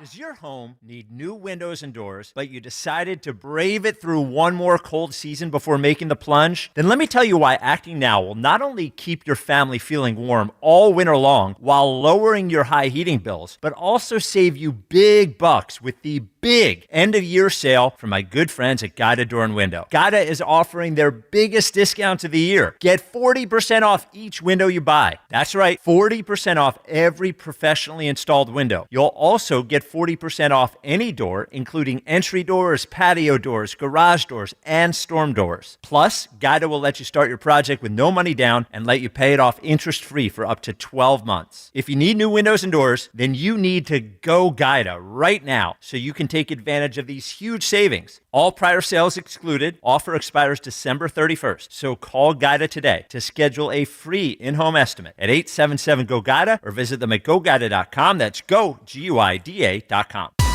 Breaking news. TurnersvilleJeep.com is reporting Jeep headquarters just released the lowest Jeep lease payments in years. With over 400 new Jeeps, Dodges, and Ram trucks to choose from, there has truly never been a better time to get into the Jeep, Dodge, or Ram truck of your dreams. And with payments anyone can afford. Do not delay. These rock-bottom payments will not last. Go to TurnersvilleJeep.com and lock in one of these historic deals today. Roses are red, violets are blue. Call a Giant HVAC company and they'll screw you. This is Jonathan Cans, third generation owner of Marvin E. Cans Heating and Air Conditioning. Are you sick of HVAC companies coming to your house and finding 3 bogus repairs? They are lying. My grandfather started Marvin E. Cans 72 years ago and treated his customers like family. 72 years later, we're still doing the same. To schedule your winter service so you are not out in the cold, contact Marvin E. Cans Heating and Air Conditioning. That's MarvinEKanze.com. You've got a big day, so you use Unstoppable scent boosters to give your laundry non-stop freshness. So no matter how long the day goes, you can't stop this power, this walk, this pose, this strut, this look, this talk. Your clothes will be so fresh you can confidently strut into that end of the day meeting like a bosses. Let's talk business in my office. Add new Unstoppables beads to your wash for 24-hour non-stop freshness so you can smell unstoppable. It's time for Cyber Monday, Dell Technologies' biggest sale of the year. Enjoy the lowest prices of the year on select PCs like the Dell 16 Plus featuring Intel Core Ultra processors. And with built-in advanced features, it's the PC that helps you do more faster. Plus, earn Dell rewards and enjoy many other benefits like free shipping, price match guarantee, and expert support. They also have huge deals on accessories that pair perfectly with your Dell PC and make perfect gifts for everyone on your list. Shop now at Dell.com/deals. Legendary doesn't happen by chance. It happens because it's what BetMGM does. Sign up for BetMGM and check out all the exciting new ways you can make this football season unforgettable. Enjoy our all-new app design and same-game parlay builder, which will take your experience to a new level. Earn BetMGM rewards points from your bets. Take advantage of football promos found nowhere else, like a second chance offer on a first touchdown bet, and keep an eye out for rewards dropping in your account throughout the season. Never settle for ordinary. Sign up today. BetMGM. Make it legendary. BetMGM and GameSense remind you to play responsibly. See BetMGM.com for terms. Must be 21 years of age or older to wager. Pennsylvania only. Subject to eligibility requirements. If you or someone you know has a gambling problem, help is available. Call 1-800-GAMBLER. This is Boomer Esiason with an Odyssey Sports Minute, sponsored by AutoZone. Get the zone, AutoZone. For the first time in NFL history, 5 division races are within 1 game this late in the season. Playoff implication-laden matchups include Cincinnati at Buffalo and Chicago at Green Bay. Pittsburgh is one of my 3 upset specials over Baltimore. I also like home dog Jacksonville over Indianapolis, and I'm going to be riding this Houston Texans train over Kansas City. I'm Boomer Esiason. 94 WIP HD1 Philadelphia. Live from the Tasty Cake Studios. An Odyssey Odyssey Sports Station. This is Hugh Douglas and Joe Giglio on Sports Radio 94 WIP. Welcome on in. It is the Midday Show. Hugh Douglas, Joe Giglio, you guys with us. 215-592-9494. That gets you aboard. A lot to get to on a Friday, Football Friday, but of course, for the Eagles, not till a Football Monday. We got a good result last night, though. Down go the Cowboys. What Good have morning, I Hugh. done to deserve this? Good morning, Joe. Good morning, Philadelphia. Hey, be careful how you treat people because you never know who you're going to see on your way down. But let me say this. Let me say this too, because it's funny. I was not rooting for the Cowboys, right? Well, you did pick them to win. Well, I did. You said I it'd did. be good for the Eagles. You did. And I did. That was just your I spin did. yesterday. I said. Jolly called you an idiot, by the way. Wow. Yeah. Jolly versus Douglas. Is that next? I'm gonna let Jolly live on that. Because I'm gonna put Jolly in the same category that I put everybody else that doesn't listen to the show. I work from Jolly does listen. Jolly does. Yeah. I work from 10 to 2, right? And I say a lot of profound stuff throughout the day. That's true. So if you are not smart enough to realize that's just a small snippet of all the profound things that come off my mouth on a day-to-day basis, then I don't know what to tell you. Because my point was to put pressure on the Eagles so they can win out. That was the thing. That was the whole purpose of me saying that. And I did think they were going to win last night. And they had some opportunities to win that game last night. That was a good game. That's 70-plus points. It was a. You know the long. We can hear that, what's up, Kyle. Gus? Yeah, we can hear that, Kyle. Oh, crap. We off to a rousing start on a Friday. Yeah, Kyle's just saying hi to Gus, who's calling. All right, 215-592-9494. That is how you hop aboard as we roll here. Look, good night for the Eagles last night. And I understood your point yesterday, Hugh. No, I got it. May have not agreed, but I got it, that it would have put pressure on the Eagles. But now we could take a little bit of the pressure off and take a deep breath. The Cowboys lost, which means the magic number for the Philadelphia Eagles is 3 to win the NFC. So they have 5 games left. So we're at the point now where if the Eagles just keep their head above water, the Cowboys are irrelevant, right? The Cowboys go win every one of the rest of their games. If the Eagles win 3 out of their last 5, they win the NFC East. We get a home playoff game, and away we go. And after watching the game last night, and it was back and forth, it was physical, some injuries at the end with Brian Branch going down, I was thinking about this morning, Hugh, when it comes to the Eagles. So, we have dreams still of going back to the Super Bowl. And that is possible no matter how the Eagles get in the playoffs. If they play well in the playoffs, they can make a deep run. Obviously, though, the more games they win the next few weeks, the better chance they have. They'll get a higher seed, maybe the 2, maybe still the 1. But after watching last night and seeing Jalen Carter's out, and, this is, it's going to have a war of attrition. Got a little nervous? Well, no, I'm just at the point now where we got the Cowboys loss. Mm-hmm. And I will, if you tell me right now, I could sign up for 3-2 in the last 5 games. I will take that in a heartbeat. Clinch the division, and I understand 3-2 what that means. It means they're very unlikely to get a top seed, right? They're not going to get the 1 seed going 3-2. 11-6 is not going to get the 1 seed. It probably doesn't even get the 2 seed. It probably makes the Eagles the number 3 seed in the NFC. Home playoff game the first round, and then away we go. I would sign up for that versus the unknown, because the unknown could be they get it together and they win out and they're great and they have a chance at the 1 seed. But the unknown could also be 2-3 or a full collapse. Like if you tell me right now I could sign up for 3-2 in the last 5 games, I'm in. Let's go. Hugh, would you sign up for it? I want to play it. I want it to play out because this is where help me risk taker Douglas over here. No, this is where Eagles fans need to help me understand their logic, because my logic last night was I welcome pressure. I don't run from pressure.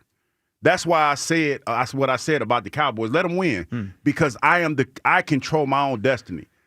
See, when you talk about doing it the other way, to me that's you're looking for the easier route. Life ain't easy. Well, no, but ain't no easy way out, Joe. 3-2 controls ain't no shortcut your destiny. home. 3-2. No, I ain't win no the shortcut division. home. 3-2. But how 3-2. So how did we go?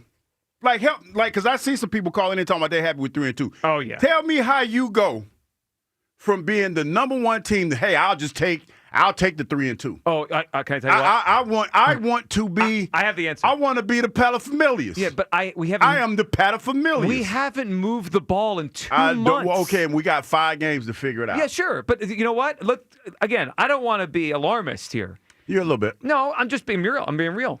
If you don't sign up for 3-2, you play it out, right? You could go 5-0. They could go 4-1. They could figure everything out. Or you could figure it all out and run the table. Or you can go 1-4 and miss the playoffs. I mean, like, or you go 2-3. I mean, like, there is no. Look at the Cowboys came back to earth. I'm not surprised. They played a really good offense on the road. They're not the same team away from Dallas. But look at the Cowboys' schedule the next 4 weeks, right? They have at home Minnesota. They'll probably beat that team. They have the Chargers at home. That feels like a toss-up game. We'll see what they do. They play Washington and the Giants the last 2 weeks. Dallas going 3-1 is not inconceivable down the stretch. Last night was their toughest game left. They lost it. If I take 3-2 right now, I guarantee the Eagles are playing in the postseason with a home game. I'm guaranteeing it. I don't need the 4-1, 5-0 thing because what if they don't? Let it play out. There's a whole lot of what ifs. If was a fifth. Well, this is all what if. The whole thing is what if. Well, it is. It's like, I just don't feel. To me, it feels like y'all taking the coward's way out just a little bit. No, they're not calling you a coward. You're not calling you a coward. Hold on a second. But it's like if we call him a coward. Okay, I'm not calling. Nah, Joe, my partner. I love him to death.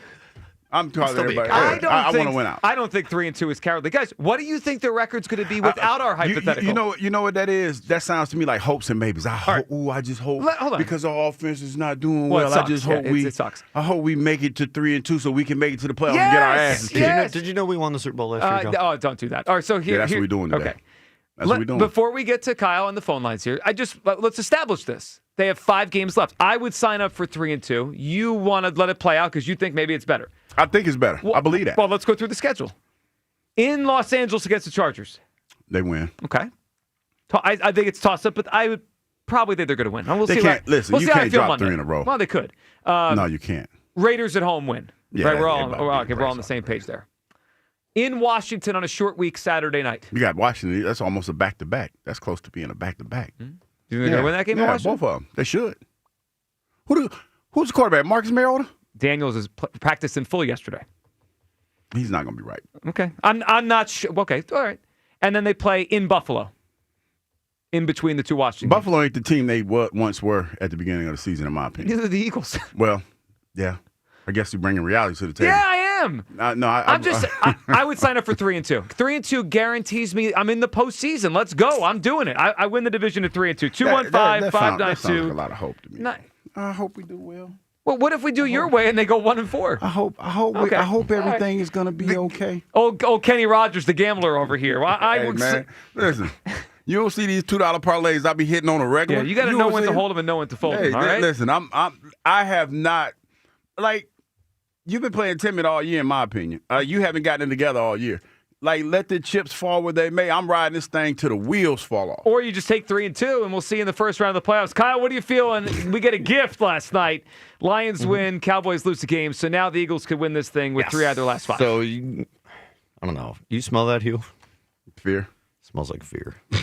It does, man. Well, it does. Have you watched our offense? Yes. Of course I have fear. Have. Look, they can't move the ball. Look, full disclosure, I threw in the towel in the season earlier this week. But Friday, Kyle, is different from Tuesday. Friday. Yeah. We got a breath of new life with the Cowboys loss. That's true. I'm not really thinking about them creeping, breathing down our neck anymore. Let's play this thing out, man. If it falls apart, it falls apart. I'll deal with that when we get there, man. The 1 seed's still right there. Right there. Right there. We're not getting it with 3-2. We have a tiebreaker over the Rams. I want the number 1 seed. I think the Bears are going to fall back down to earth a little bit. Yeah, I think I'm with you on the Bears. So it's the Rams to me. And I'm looking at the Rams schedule. Well, Rams or Seahawks, right? Whoever wins that division. Yes, but the Rams are the team that I think they're better than the Seahawks. The Seahawks haven't beaten any good teams this season. Yeah. It's the Rams I'm looking at. We have the tiebreaker over the Rams. Where's my notepad? What? Well, it starts with the Chargers. I can tell you what it says. I can tell you what it says. It starts with the Chargers. I was kind of in the middle of it. My bad.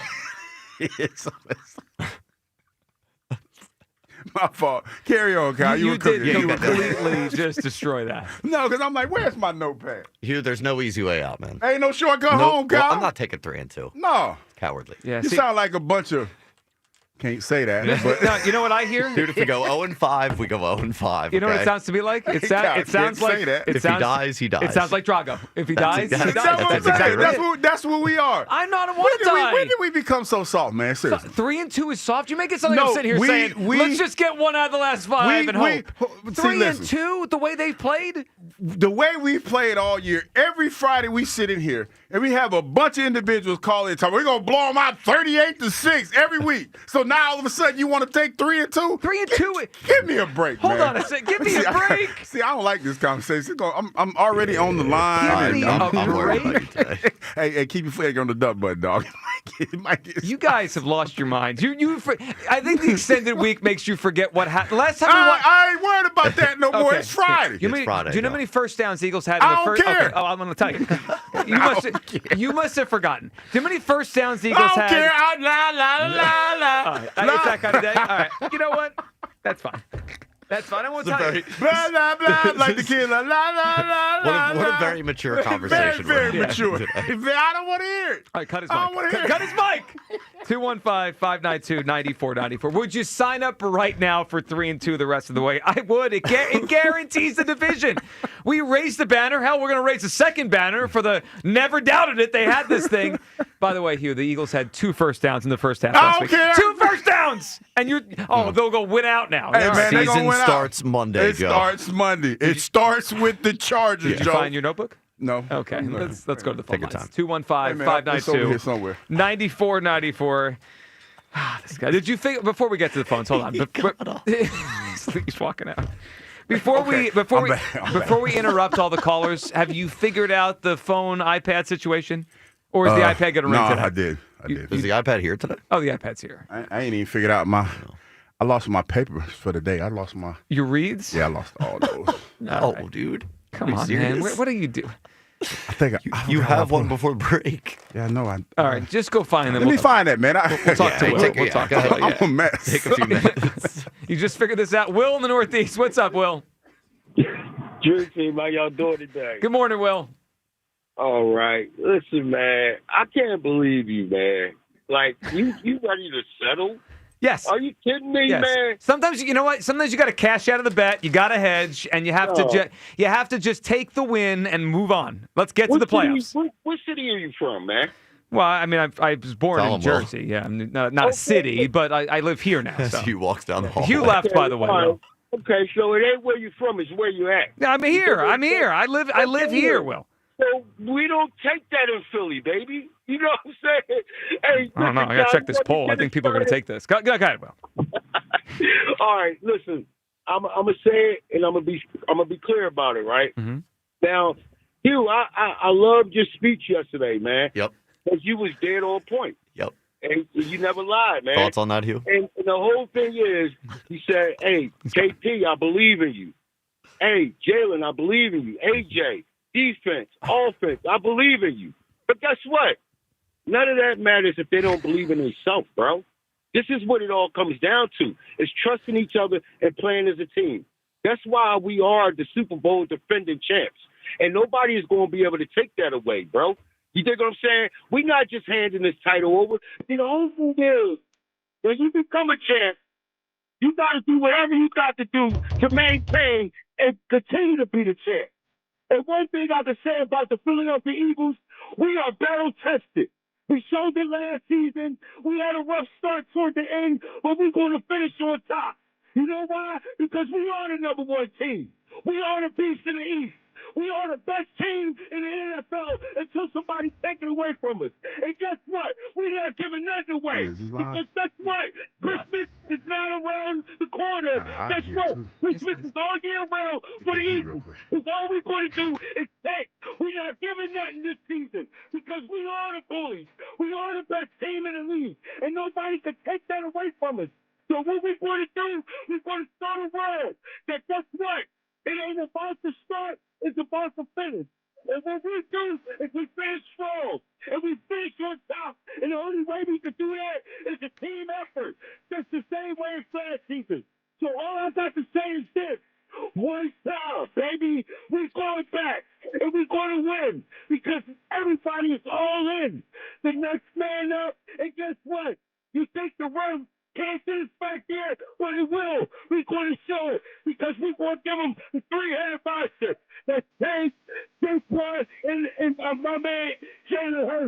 So what I want to say, and I'm going to end it here, because I'm running out of breath, baby. And what we're not going to do is run out of breath on that field. And we're not going to give up on that field. We're going to bring it back home, and we're going to keep this championship in Philadelphia, because we are the defending champions. E-A-G-L-E-S Eagles! Let's go, baby! There we go, Will. Appreciate it. Hey, Will, my fault. I missed most of that. Could you start over? No, he's gone. He was asking you questions, by the way, while you were gone. We haven't news you, by the way. I'm talking to you. The ghost of Douglas. The chair was empty in the Hide and video. seek you. I left my notes Where? in the meeting room. I thought I grabbed them. I usually grab them. I left in the meeting room. Notes? Well, I left my reads. What notes? And my notes. My notes are in my bag, but I left my reads. We know what is in your notebook. It starts with the It Chargers. starts with the Chargers. It's only 10:15, guys. And it's on a Friday. Well, you We're came off in to here a with all running this start. bravado. Let's play it You out. know, I Let's was see like, what where's- happens. I was so excited. I was like, "Where's my notes? I forgot my notes." Yeah, well, I'm glad you. Well, that is the benefit to having a two-person show, right? If you were a solo host, you couldn't have just walked out for 5 minutes. Yeah, I did. Yeah. You would. The whole show would have went off the rails. All Yeah. right, 215-592. It goes off the rails regardless if I'm sitting here or It not. went off the rails at 10:03. We just started this. The show just started. All right, we get a nice little breather last night, and the NFC gives us a breather because the Cowboys lost that football game. Lions win last night, and now the magic number goes down to 3, which means the Eagles really don't have to play great football to win the division now. They have, and Hugh, it does. Look, they need to win the game more now for their psyche Monday than for the standings, right? They have 5 games to go. They're going to face 3 teams have 3 games that are easier than the Chargers, right? They're going to play the Commanders twice, and I know it's a division opponent, but the Commanders are worse than the Chargers, and they're going to play the Raiders. So, like, the game isn't now, it's not as meaningful standings-wise, but what it to me is now, it's a psyche game. They got to get their psyche back. They got to get their confidence back by winning this game Monday. But they only need 3 out of the last 5, and I would take that in a heartbeat. I got riverboat gamblers over here like, let's just play it out. Then we'll go 4-1, 5-0. If they die, they die. Yeah. No, I feel like this team. Okay, let me do it like this because I see a lot of people there in that boat of hopes and maybes, and when they're talking about giving up body parts and stuff. Has this team played to the potential that we think it has? No.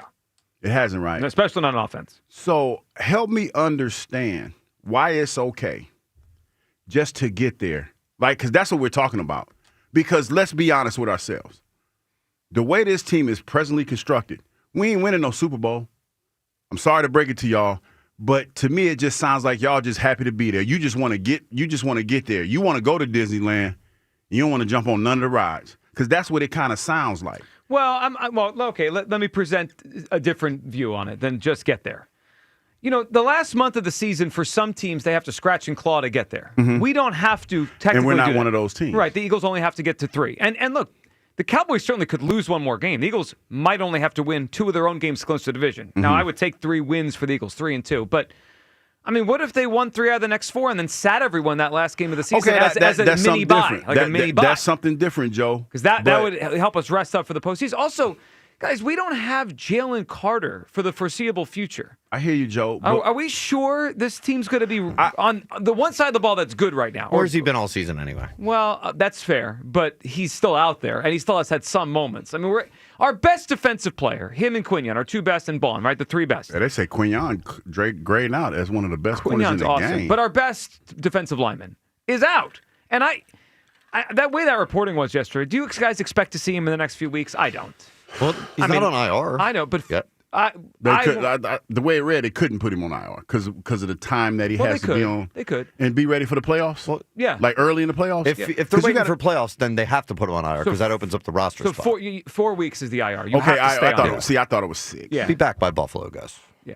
Maybe, but that means he's missing. I mean, he's missing 2 big games here. 3. Well, the 3 big Raiders. games. The Raiders a big game. They're all big games when you're coming down the stretch and you're signing up for 3 and 2. Dude, we're gonna kill the Raiders. I looked ahead. It's a 12.5 point line already. Yeah, they should crush the Raiders. Hold on. Wasn't that the line with the Cardinals game in Why'd you have to put that in the atmosphere? Yeah, but the Raiders are really bad. Really bad. Well, was it Sidney Brown? We just lost to the worst team in the NFL? Yeah, that did happen. Let's go to Keith in California. What's up, Keith?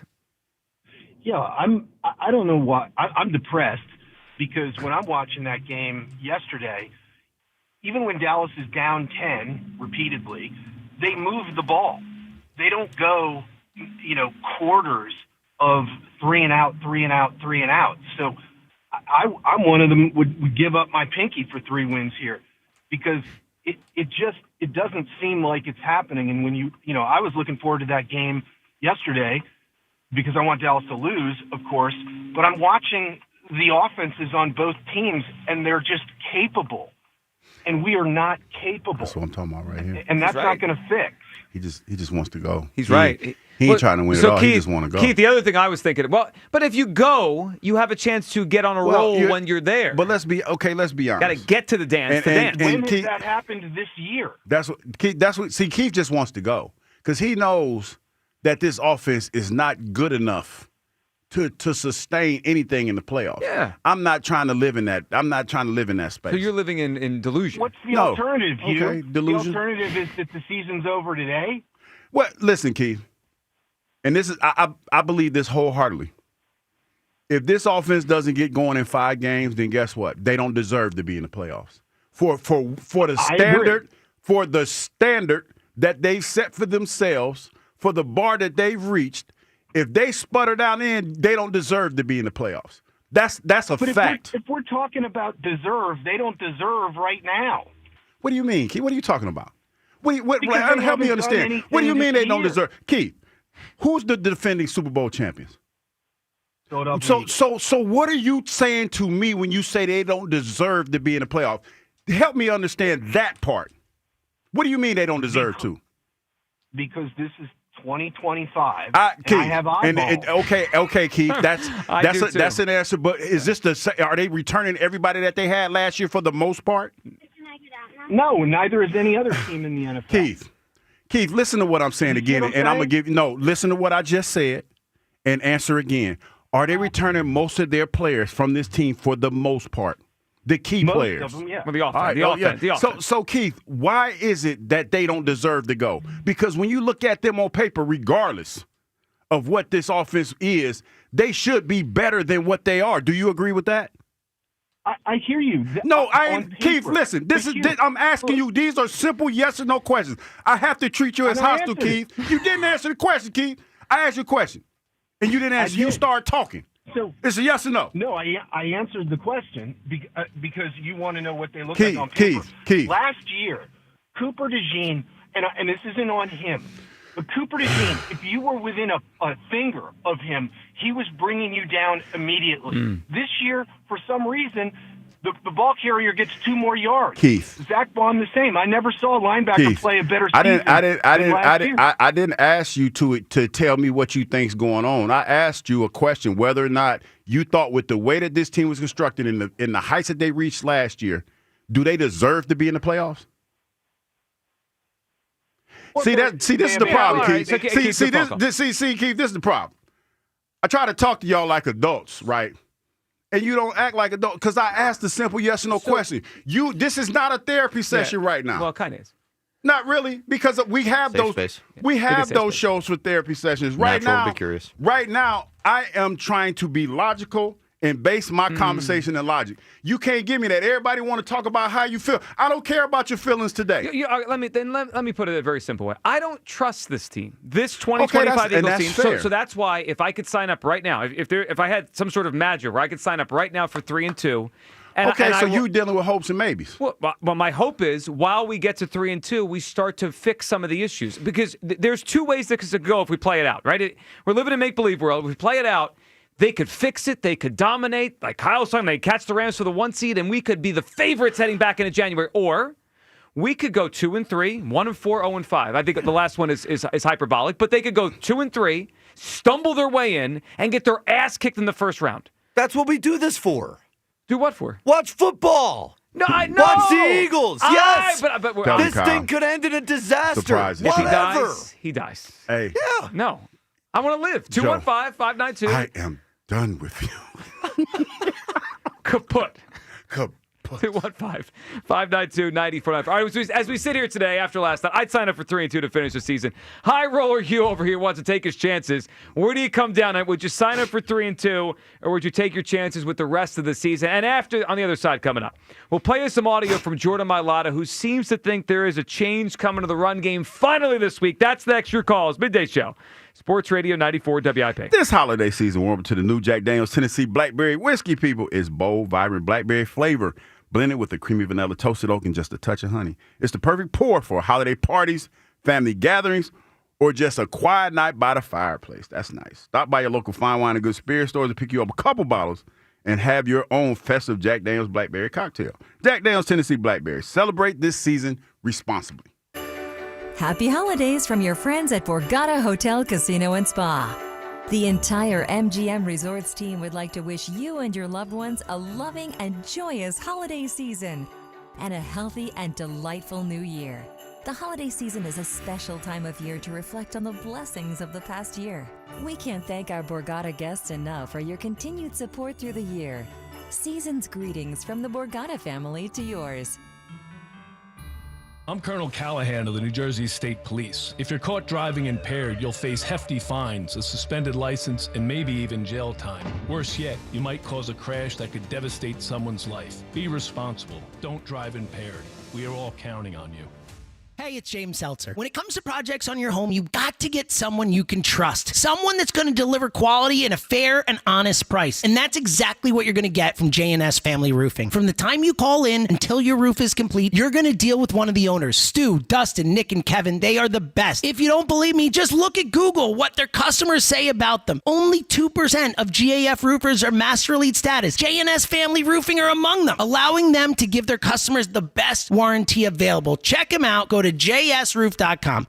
Kenzie Taylor makes her return to Cheerleaders Gentlemen's Club Philadelphia December 12th and 13th for 2 action-packed shows each night. Kenzie is a triple threat adult superstar, known for her electric stage presence and absolutely unforgettable performances. For 2 nights only, Kenzie steps out from behind the screen and onto our stages for your live, up-close, and personal viewing pleasure. December 12th and 13th, only at Cheerleaders Philadelphia for your live, up-close, and personal viewing pleasure. Since 1876, T. Frank McCall's has stood alongside the people who build and care for our region. As we celebrate 150 years, we thank you, our customers, partners, and neighbors, for being part of our story. Visit tfrankmccalls.com. When you need to know, depend on KYW News Radio 103.9 FM. It's going to be the coldest day since March. Some areas will even see light snow showers. Philly renters furloughed during the recent government shutdown are being urged to apply for a new relief program. Philly launches free walk-in flu and COVID vaccine clinics ahead of the holiday season. Get the latest anytime on KYW News Radio. Now on Crystal Clear 103.9 FM. You've never needed us more. Hey, Joe DeCamera here. Let me tell you about FanDuel Friday in partnership with Valley Forge Casino as they turn it up with NBA Happy Hour. Every Friday from 6 to 7:30 p.m. Eastern, FanDuel is dropping limited time specials to get you in the zone, boosts, bonuses, surprises, all designed to bring that Friday energy. This isn't just another promo. It's your weekly pregame. NBA Happy Hour every Friday, 6 to 7:30 Eastern, only with FanDuel Sportsbook, official sportsbook partner of the NBA. Make sure you visit FanDuel.com/hammer. That's FanDuel.com/hammer to grab your reward before the clock expires. FanDuel Sportsbook, the official sportsbook of 94 WIP. 21 plus and present in Pennsylvania. Opt-in required. Rewards are non-withdrawable. Restrictions apply, including bonus and token expiration, leg requirements, and max wager amount. See terms at sportsbook.fanduel.com. Gambling problem? Call 1-800-GAMBLER. This is the story of the one. As an HVAC technician, he and his digital multimeter are in high demand. So when a noisy office HVAC turns out to be a failing blower motor, he doesn't break a sweat. With Grainger's easy-to-use website and product information, he selects the product he needs to keep everything humming right along. Call 1-800-GRAINGER, click Grainger.com, or just stop by. Grainger, for the ones who get it done. Too many tools, too much stress, and way too many bills. Odoo replaces it all.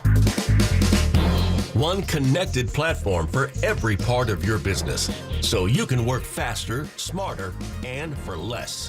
Odoo, the only software you'll ever need. Try it free today at odoo.com. That's ODOO.com. Nationwide is so much more than a great insurance company. They're one of America's largest financial services companies. Like how I'm more than just Peyton Manning. I'm also motivating Manning. When I say insurance, you say financial services. Insurance. Financial services. Insurance. Financial services. Now when I say Nationwide, you say is both. Nationwide. Is both. Nationwide. Is both. For your insurance and financial needs, Nationwide is on your side. Nationwide Investment Services Corporation, member FINRA, Columbus, Ohio.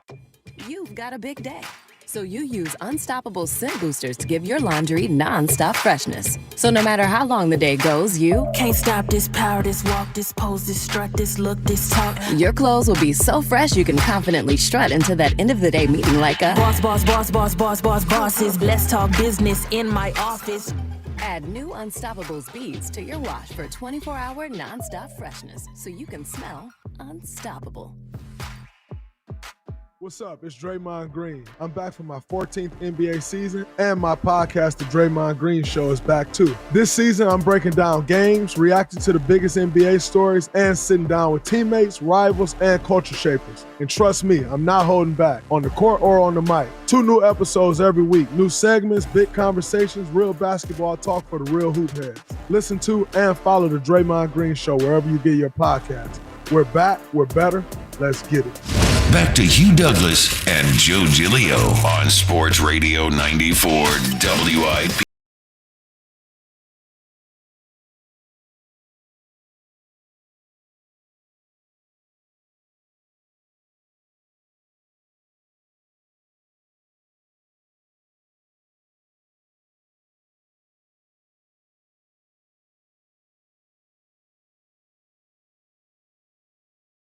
How you can't get on the road again? Going 2-3 and missing the playoffs, or 1-4? Nope, they're not going 2-3. What? Are you guys sure about that? Yes. No, man. Listen, I'm not. listen. Okay.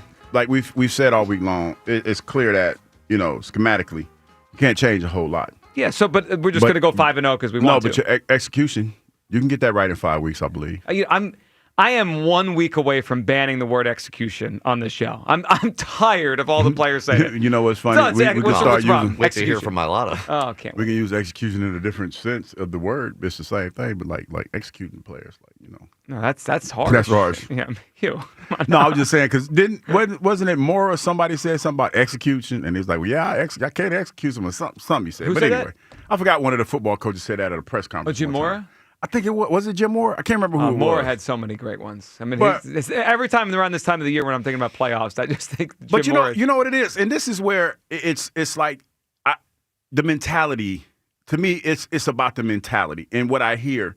I hear what you're saying, Joe, but the mentality to me is that you just want to make it. Like you've set a standard for yourself.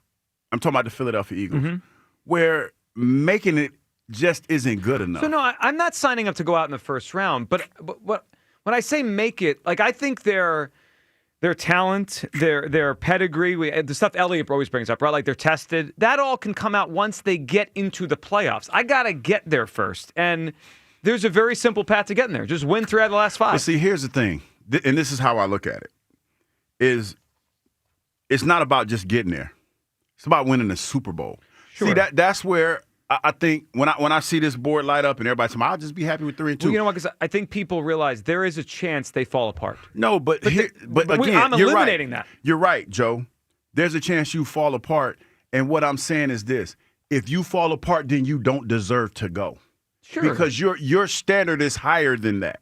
You know what I mean? Yeah. You don't. If you fall apart down the stretch when you've had this run, you don't deserve to be there. I think that's the bottom line. I think the difference is I have accepted that they were very flawed this year, and if they get in the postseason and they get a home game, and then they could get to the second round, and they're a couple bounces away, maybe they figure it out by the end. I But haven't accepted that. Yeah, the people that are playing this out, you're playing with fire. I have not accepted that. Well, I you have should. not accepted the You're fact not that accept they're flawed.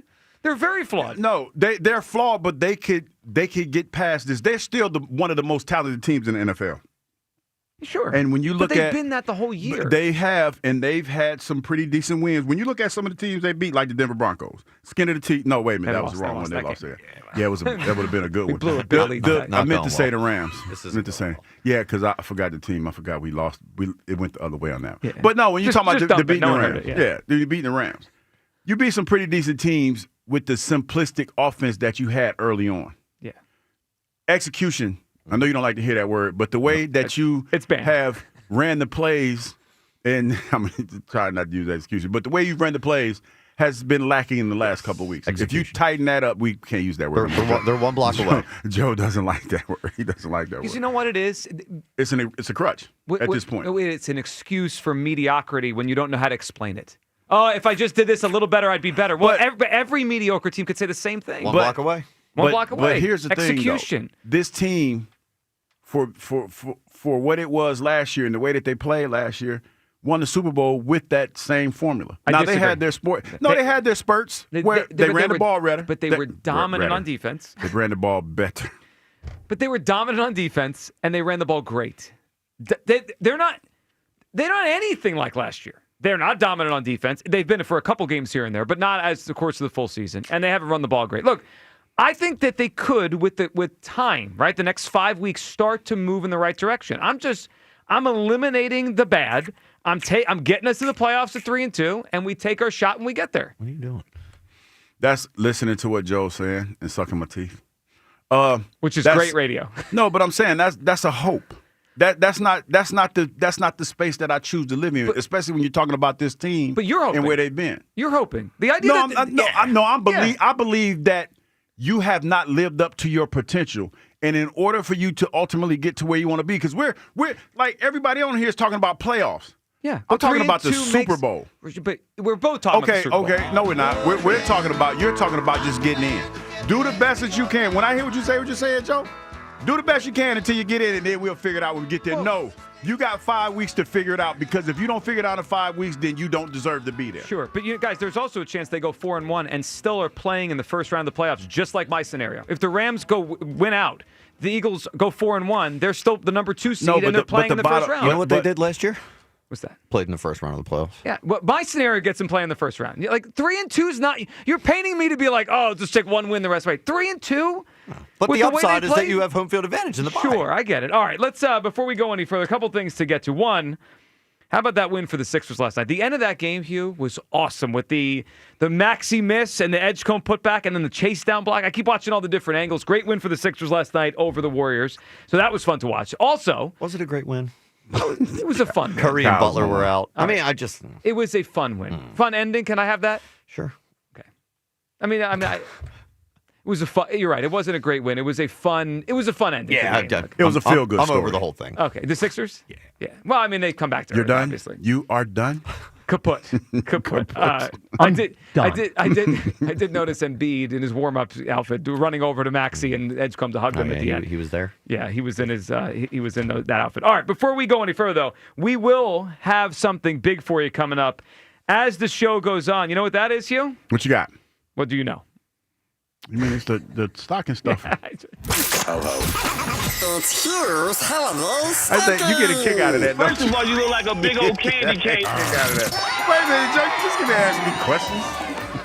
It's not a hard one. Yes, it is Hugh's Holiday Stocking, presented by Jack Daniel's Tennessee Whiskey and Gerhardt's Appliance. It's literally your thing. It's your stocking. All right. The next time you hear that sound that we just played, the sounder, you call in 215-592-9494, and you will be part of the mix to win a great prize pack today, which includes the Jack Daniel's Rocks glasses, the umbrella, the golf tee pack, the playing cards, and a Weber grill brush courtesy of Gerhardt's Appliances. And if you win today, you're automatically entered for the grand prize, which includes the Weber grill courtesy of Gerhardt's Appliances, the Jack Daniel's Yeti cooler, the Jack Daniel's cornhole set. All thanks to Gerhardt's Appliances, where you can save up to 40% during their home for the holidays appliance sales. Shop local and save big before the holiday rush at Gerhardt's Appliances. And thanks to Jack Daniel's, where you can find $3 off 1.75-liter bottles of Jack Daniel's Tennessee Whiskey and $2 off 750-milliliter bottles of Gentleman Jack at your local fine wine and good spirits doors. Remember, celebrate responsibly. When you hear the sounder as the show goes along, you call in and we'll find out what the heck is in Hughes David Holiday Copperfield. Stocking. Yeah. Now, again, he's still alive, too. Alive and a magician, not a musician. So anyway, we'll do that coming up as the show goes along. Be tuned for that. Before we go back to the phones, though, can we hear from Jordan Mailata? Sounds like maybe some new wrinkles coming here on Monday against the Chargers. Here is Mailata. To be honest, as boring as this sounds, it's the same story every week. We are one block away.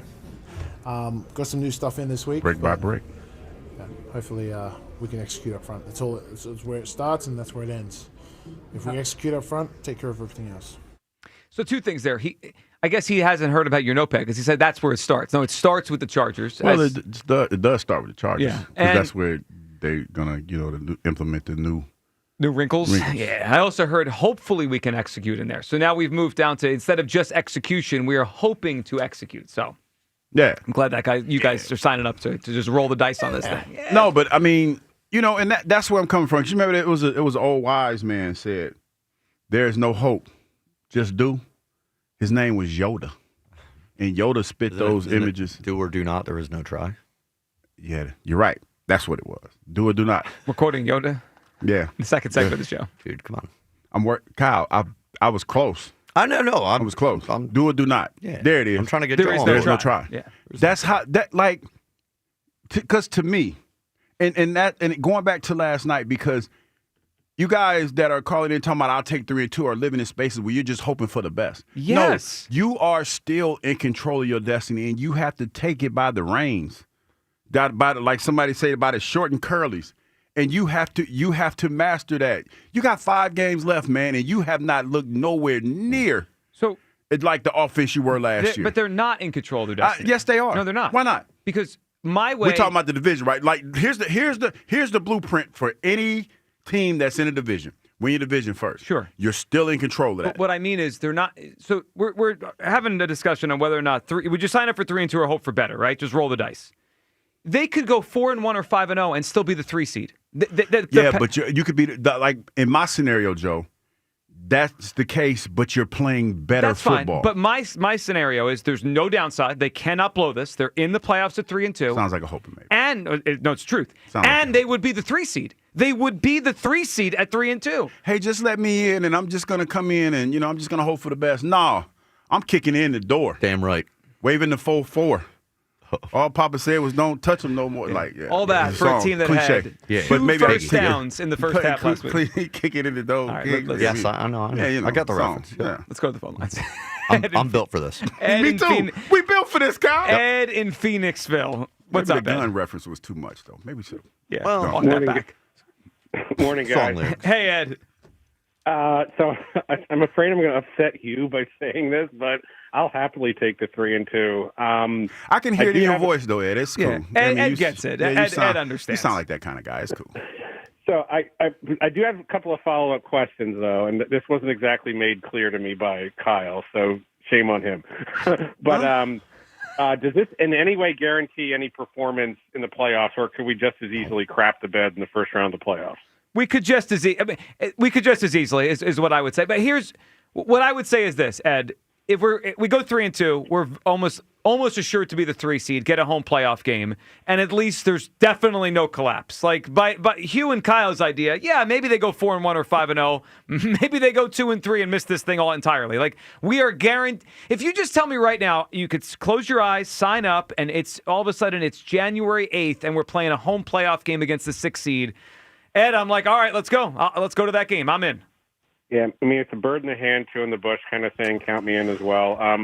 About the, last night's game, I only caught the part of it. I caught enough to realize how badly Terrence Steele sucks.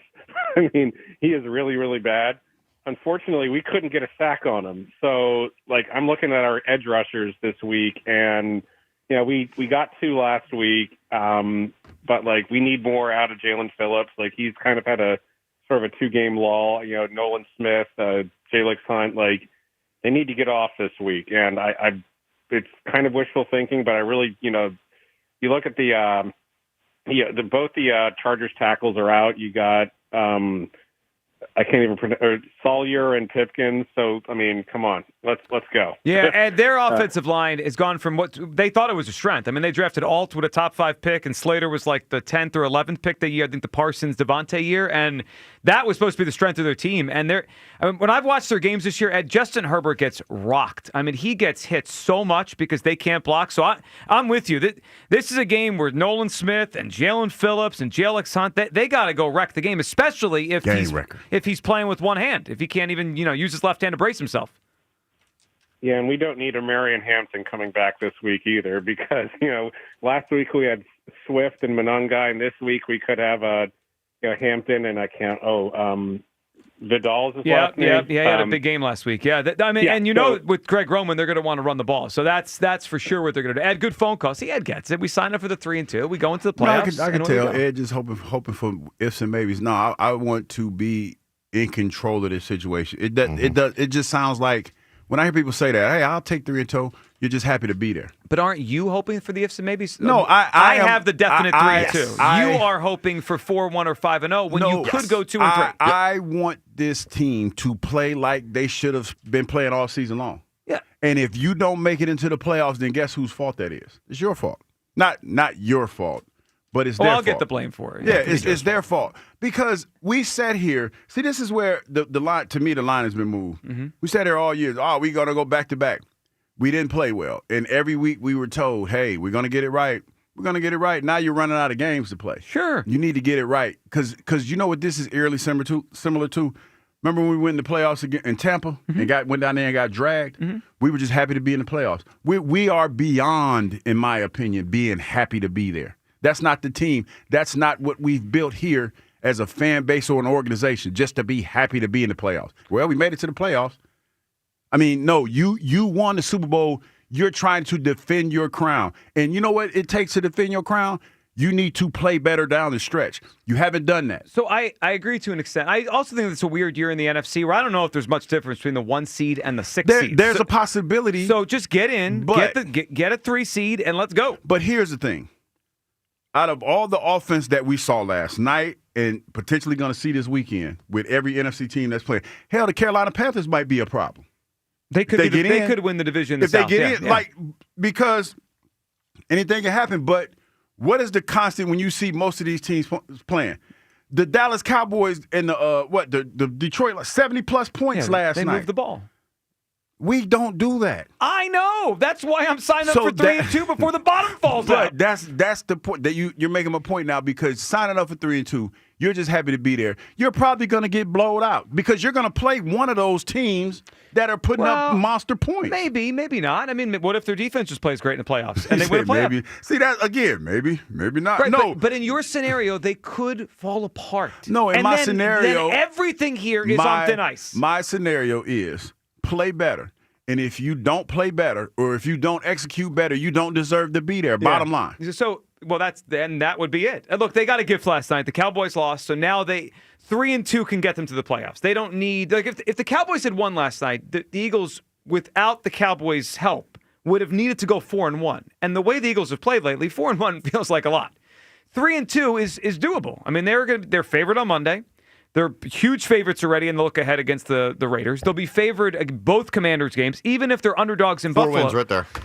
Yeah, and they were 7-point favorites over the Bears, and that didn't work. They were favored over the Cowboys. And the point is, 3-2 is perfectly fine. Let's get to the playoffs, and we'll just go from there. We're not here for fine. We won the Super Bowl last week. There we go. They had 2 first downs in the first half last week. 2 first downs. That feels impossible. That's called rock bottom. It's only up from here. I do like that perspective, yeah. Are we going to say that after this phone call? Aaron in San Diego, up next on WIP. Hey, Aaron. Philadelphia. What a great morning it is today, huh? It is. Well, it is a good morning. The Cowboys lost, Aaron, and 3-2 gets us to the postseason. Let's go. The only thing better than an Eagles win is a Cowboys loss. And, hey, everybody out there that's talking about our offense, when we played against the Cowboys, had it not been for those 14 penalties and those 2 ridiculous turnovers we had, we would have had the same result that the Lions had yesterday. Yeah, maybe. It was a toss-up game. Yeah, but, I mean, the bottom line is, Aaron, the Lions put up 40-something points, and we couldn't move the ball for 3 quarters against the Cowboys. We can do that. Listen, Joe, I don't know what your deal is today. I don't know why you want to be like the negative Nelly and you want to analyze everything. What's your Why deal? is it so much more fun? How is it negative to say, let's take 3 wins and get to the playoffs? Let him talk. Let me talk. That's right. It's Aaron's show. It's not.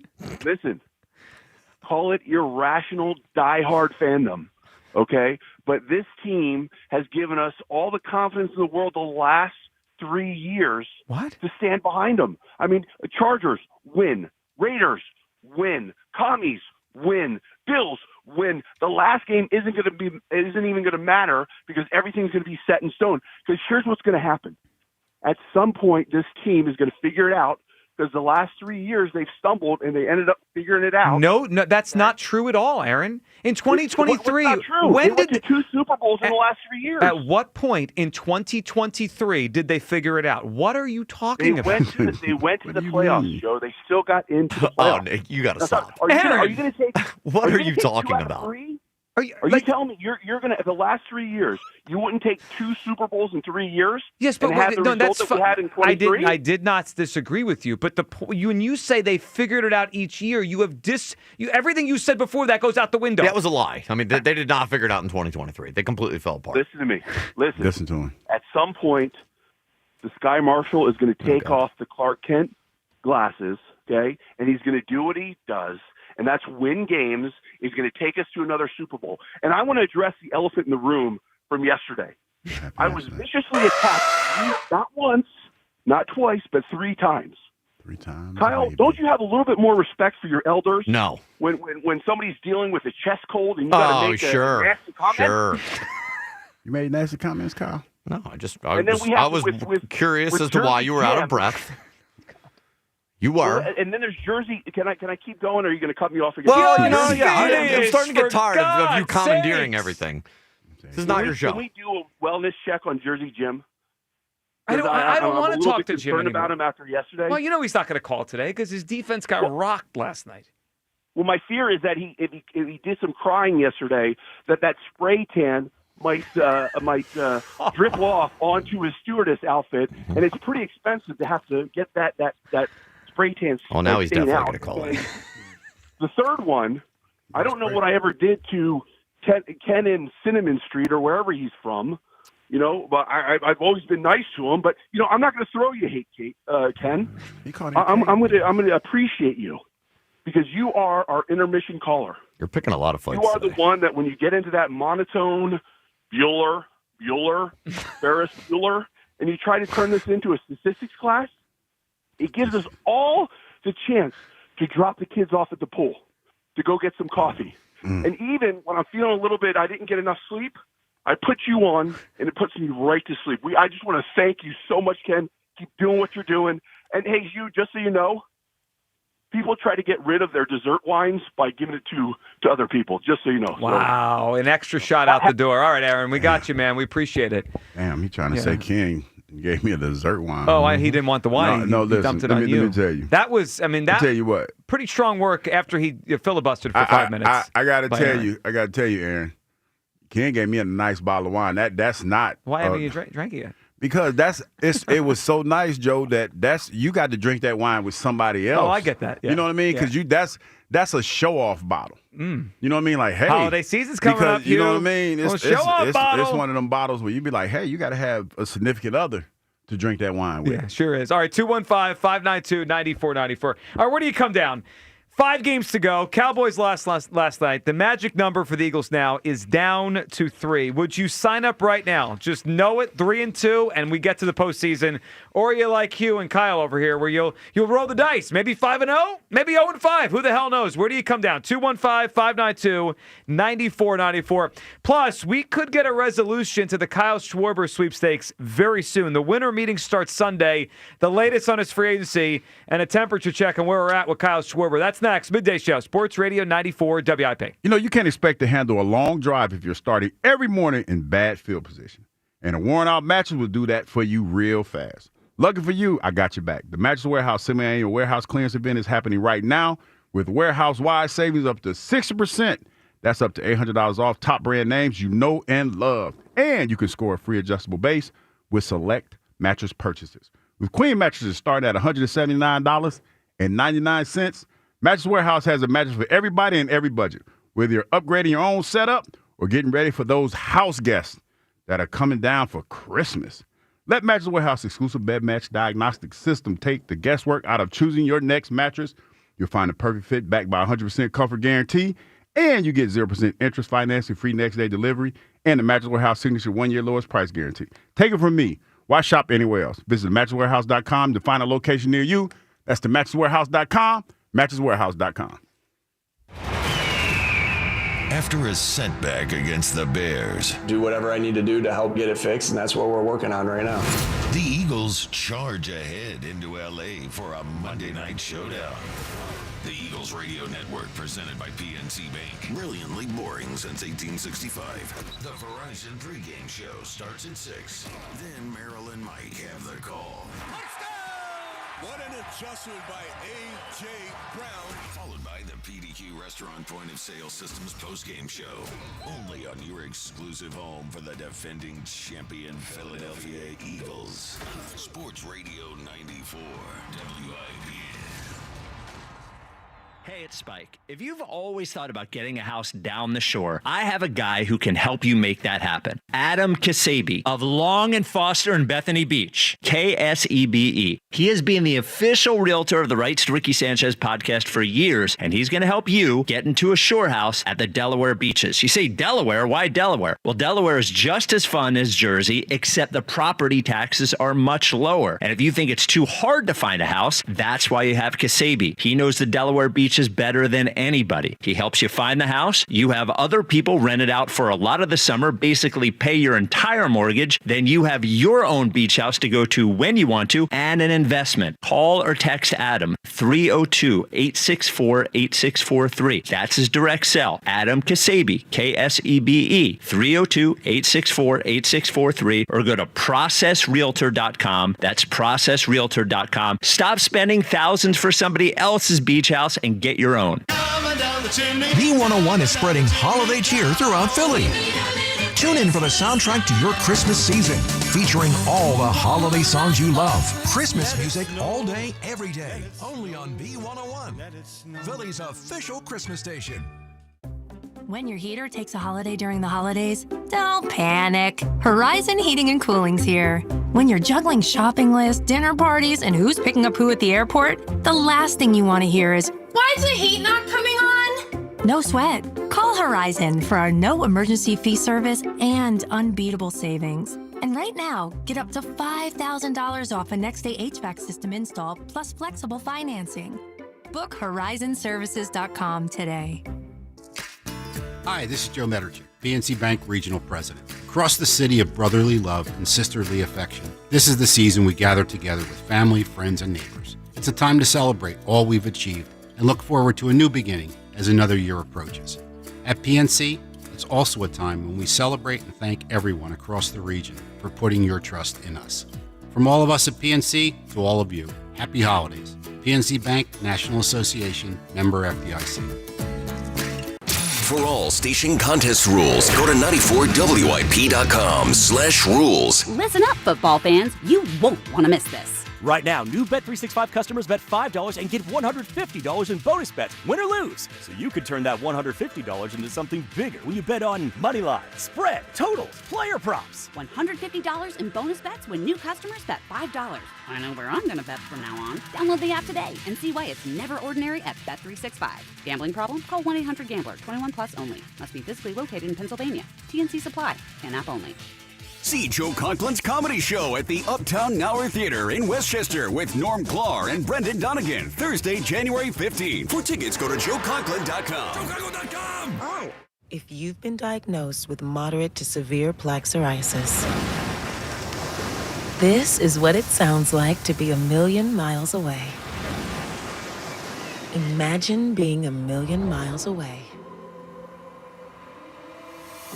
Trimpaya guselkumab, taken by injection, is a prescription medicine for adults with moderate to severe plaque psoriasis who may benefit from taking injections or pills or phototherapy. With Tremfya, clearer skin is possible. In clinical trials, at least 70% of patients saw at least 90% clearer skin at 16 weeks. Results may vary. Tremfya is also indicated for adults with active psoriatic arthritis. Serious allergic reactions and increased risk of infections and liver problems may occur. Before treatment, your doctor should check you for infections and tuberculosis. Tell your doctor if you have an infection, flu-like symptoms, or if you need a vaccine. Ask your doctor about Tremfya. Call 1-800-526-7736 or visit tremfya.com. Not available in all states. Must qualify for enrollment. Results may vary. Do you owe $10,000 or more in credit card debt? With credit card debt at all-time highs, Debt Relief Advocates is urgently notifying consumers of debt relief now being made available, designed to aid consumers with out-of-control credit card debt. Those who qualify and enroll for this relief program may only have to pay back a mere fraction of what they owe. This is not bankruptcy or a debt consolidation loan. This is a relief program that credit card companies would rather you not know about, as it could end your debt nightmare and save you lots of money. Consumers owing at least $10,000 in credit card debt can now take advantage of this debt relief as the cost of living skyrockets. For free information and to learn what debt reduction you may qualify for, simply go online and visit DRA.com or call 800-474-1811. 800-474-1811. That's 800-474-1811. This is Maggie Gray with an Odyssey Sports Minute. Giannis Antetokounmpo's calf strain may sideline him for up to a month, and it hits right as questions about his future in Milwaukee are heating up. With ESPN reporting ongoing discussions about his long-term plans, this could freeze any trade talks. Doc Rivers insists Giannis has never asked out, but with the Bucks slipping in the standings and their superstar now hurt, the drama around his next move just cranked up. I'm Maggie Gray. 94 WIP HD1 Philadelphia. Live from the Tasty Cake Studio. Sports Radio 94 WIP. An Odyssey Sports Station. The Chargers are just squatters in the Rams' house. Get out of here and don't come back! Eagles, Chargers, Monday Night Football. Pre-game starts at 6 on your exclusive home for Eagles football. Sports Radio 94 WIP. Get out of here!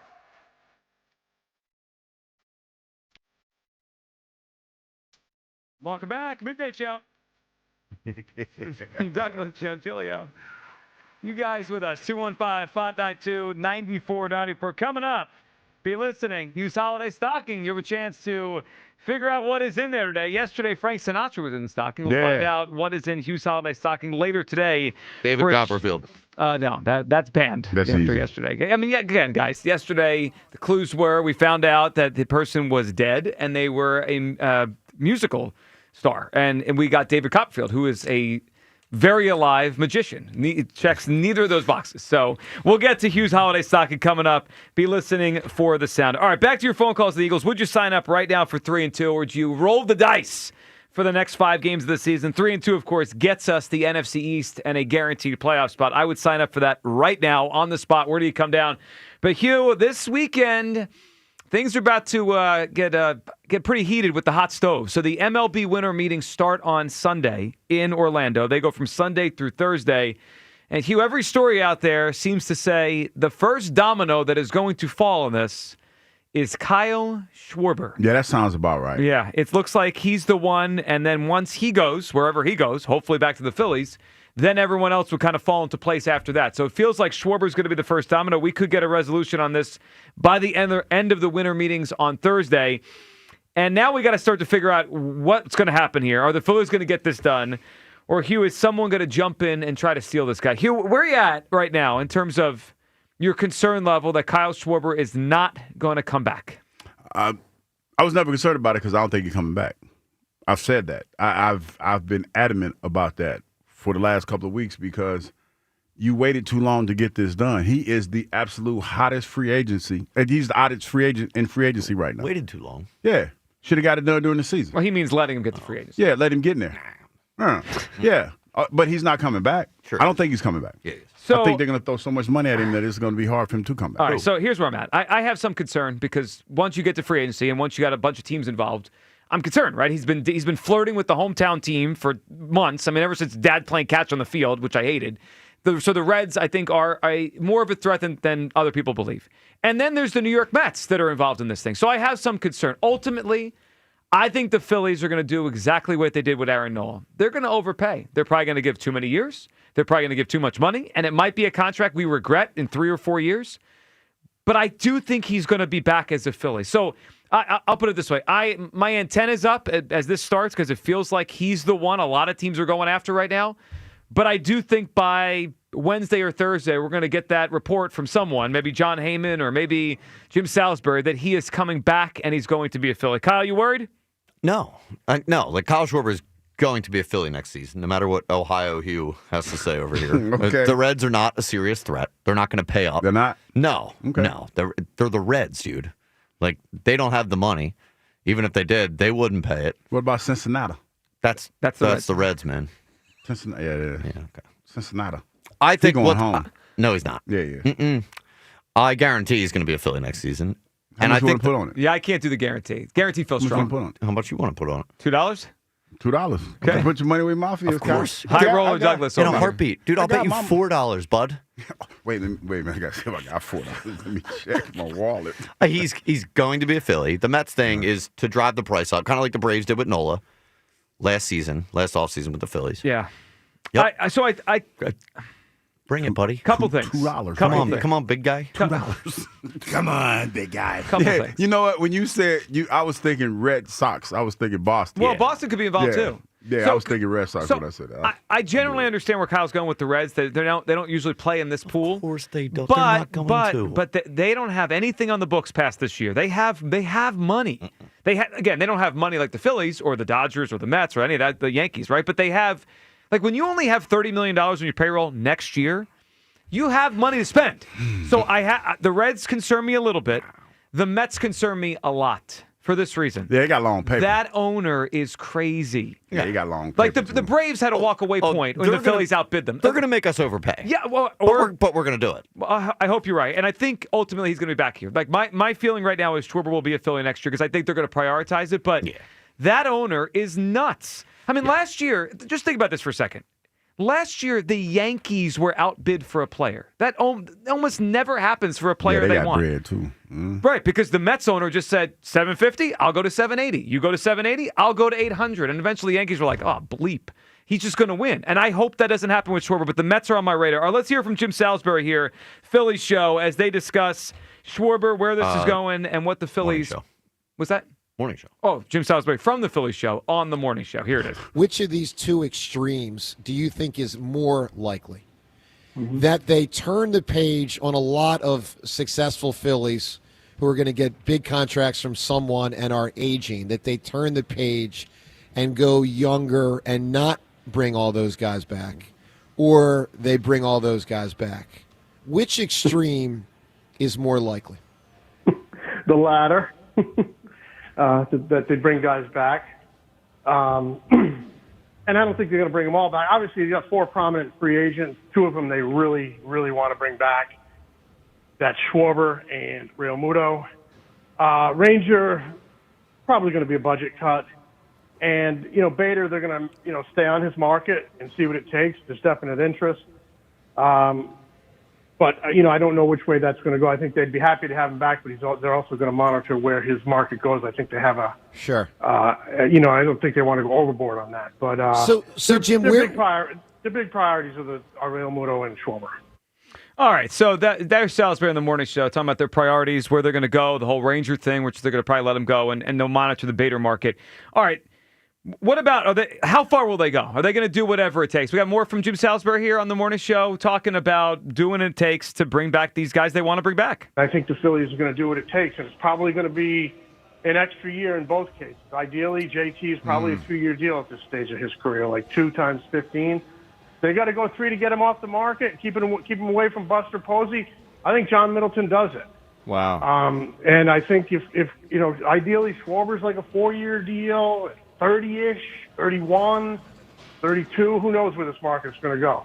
If it takes 5 to get him right back here, I think they'll do it. And, if you get 2 good ones out of JT and 4 good ones out of Schwarber, that's kind of the way the game works. Everybody gets that extra year, and you take what you can get, and they're going to take a shot at winning this thing in the next few years. But I feel pretty confident that they're going to get something done with both guys because both of them like it here. And don't underestimate the return of Kevin Long, the hitting coach, as it pertains to Kyle Schwarber's desire to stay. And his desire to stay is strong to begin with, but that's his guy. That's the guy who helped turn around his career. Okay. And I think Kevin Long recently, just recently got like a 3-year contract extension. To me, that's all part of the calculus in retaining Kyle Schwarber. Yeah, that's an interesting nugget he threw in there with the Kevin Long thing. All right, so you're losing that $4, buddy. Salisbury confident here that he's coming back, which I think ultimately Schwarber's going to be a Philly, but I take the Mets always seriously with this owner. And let's hear from Steve Phillips, former MLB GM, now on MLB Network, talking about the Reds thing. The Reds thing it's been a full court press. This feels like recruiting, what is going on with the Reds. And I hope that's what we say in a week. It was cute when they didn't get him. But they are pushing. Here's Phillips talking about the Reds and Schwarber. I think there's a good chance he could end up somewhere else. I mean, I think it's going to come down to who's willing to give him the extra year. He's going to play at 33 next season. And so, nobody wants to go more than 4 years. He's going to want the 5th year, and somebody's going to have to do it. I think this is the time and place for the Cincinnati Reds. If it takes the 5th year, give it to him. You're never going to be in a better position in this time and moment and this place to have a window to win. Everybody would love to have the young starting pitching that they have in Cincinnati right now. Affordable starting pitching. They've got a superstar in Ellie De La Cruz, but they need the aircraft carrier. They need that big bat. Ellie De La Cruz had 22 home runs. That's the most they had during the course of the season. Schwarber had 56. Spencer Steer hit 10 home runs after the All-Star break. That's the most anybody hit on their team. Schwarber hit 10 a month. I mean, this to me is like a no-brainer. He's from Middletown, Ohio. You got Terry Francona as your manager. This is the time and place to go beyond what you've been willing to do or where you're comfortable. Yeah, I mean, I think the Reds are going to seriously try to get him. It's a matter of can they come up with the money. I mean, yeah, they can. Hugh, you live this. You around the same age as Schwarber. You were a free agent playing here, and you got the free agency, and you ended up in Jacksonville. Yeah. It all depends. Well, and this is the thing. You said that with a lot. Well, to me, it's very similar. Like it's like what? Who would leave Philadelphia to go to the Jaguars? Who would leave the Phillies to go to the Reds? But you did this. And here's the thing. I think and I'm just reading the teas. I don't know what Kyle is going to do, but I feel like there's probably a pull to be closer to home. That Midwest feel, like Philadelphia feels at times, like the Midwest. Midwest feel, just stay here. Yeah, I feel like the dad rolling the pops out to throw out the pitch to his son. That was tugging on the heartstrings type deal. I think there's a chance that he's going to go to Cincinnati. I don't think he's coming back to Philly. I don't think he's coming back to Philly. And I think there's a strong chance he could go to Cincinnati. All right. Do you think the Phillies are ready for Plan B? Like, this could happen quick. Like, Monday we're here, and he just goes to the Mets or the Reds. They better be ready. They're reporting that they're interested in Bellinger and stuff. They're looking at other outfielders. I would love Cody Bellinger. I think Cody Bellinger's underrated at this point. I would like Schwarber and Bellinger. That'd be great. Well, then we're talking. That would be But if he does walk, Bellinger would be the first thing I would go after because he could play defense, he could play the outfield really well, and he could hit. Yeah, I'd be in on that. By the way, like the Jags and Eagles are in a salary cap league. Yeah, like they are both. Like the Phillies are operating under a different payroll than the Cincinnati Reds are. I think it's a lot different than NFL free agency. And by the way, Hugh's decision to go to Jacksonville was following the most money. The Phillies have more money than the Reds. Yeah, I am wondering though This is true. I can't wait to hear the reporting on what the first offer is. Like, if the Phillies want to win this right away, or I think in a situation like this, you never want to be the one to set the market. That's why that's the Phillies. That's why it's. But you're also a team where they're going to try to tug on the fact that he's from the Midwest. They've been trying since the season. Yes, they've rolled his dad out, and they're probably trying to strategically put themselves in position to give him what he wants. Yeah. Well, so it just all depends on where he is as far as money, being home, how much. Because I don't know where he lives. Does he live in Ohio in off season? I don't know. The other thing to factor into this, I don't think he's ever gone through a real free agency. He was DFA'd by the Cubs. He took a 1-year deal with the Nats. Then when he signed here, remember that was the lockout year. Like, he's never done the be wined and dined. Like a bidding war and all that, yeah. I'm sure every player wants that at some point. So maybe he's going to enjoy this for a week before he makes the decision. All right, 215-592-9494. Are you worried about Schwarber actually walking? I mean, this thing could heat up pretty quickly here with the winter meetings. And the Eagles would just sign up right now for 3-2. Of course I would. I'm not rolling the dice with this the next 5 weeks. Jeff in Wilmington. What's up, Jeff? Jeff. All right, one, Aaron from San Diego is nauseating. Get that out of the way. He can add me to his list of people that don't like him. Okay. Two, I think the Phillies will keep Schwarber. Look, the Reds are a team that are probably going to lose De La Cruz to free agency when he's up for it because they won't pay anybody. Mm-hmm. I can't see them paying Schwarber and then still have to pay him in a year or two.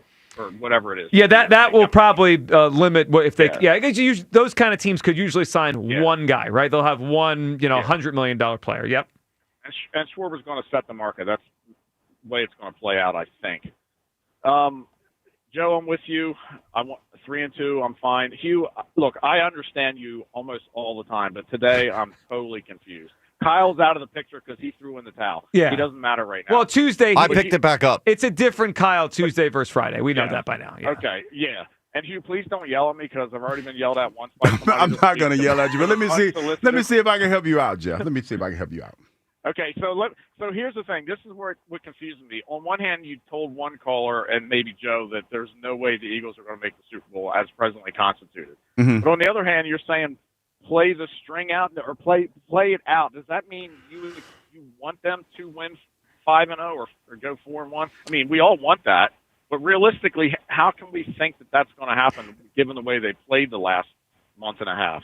Okay, that's what I'm stuck on. Okay, so right now, when I was talking about they're not going to make the Super Bowl, I meant the way that they look right now. Yeah. And in order to make it to the Super Bowl, they have to play better. Because see, Jeff, I believe that you still have the components, even though it doesn't look like it. I do too.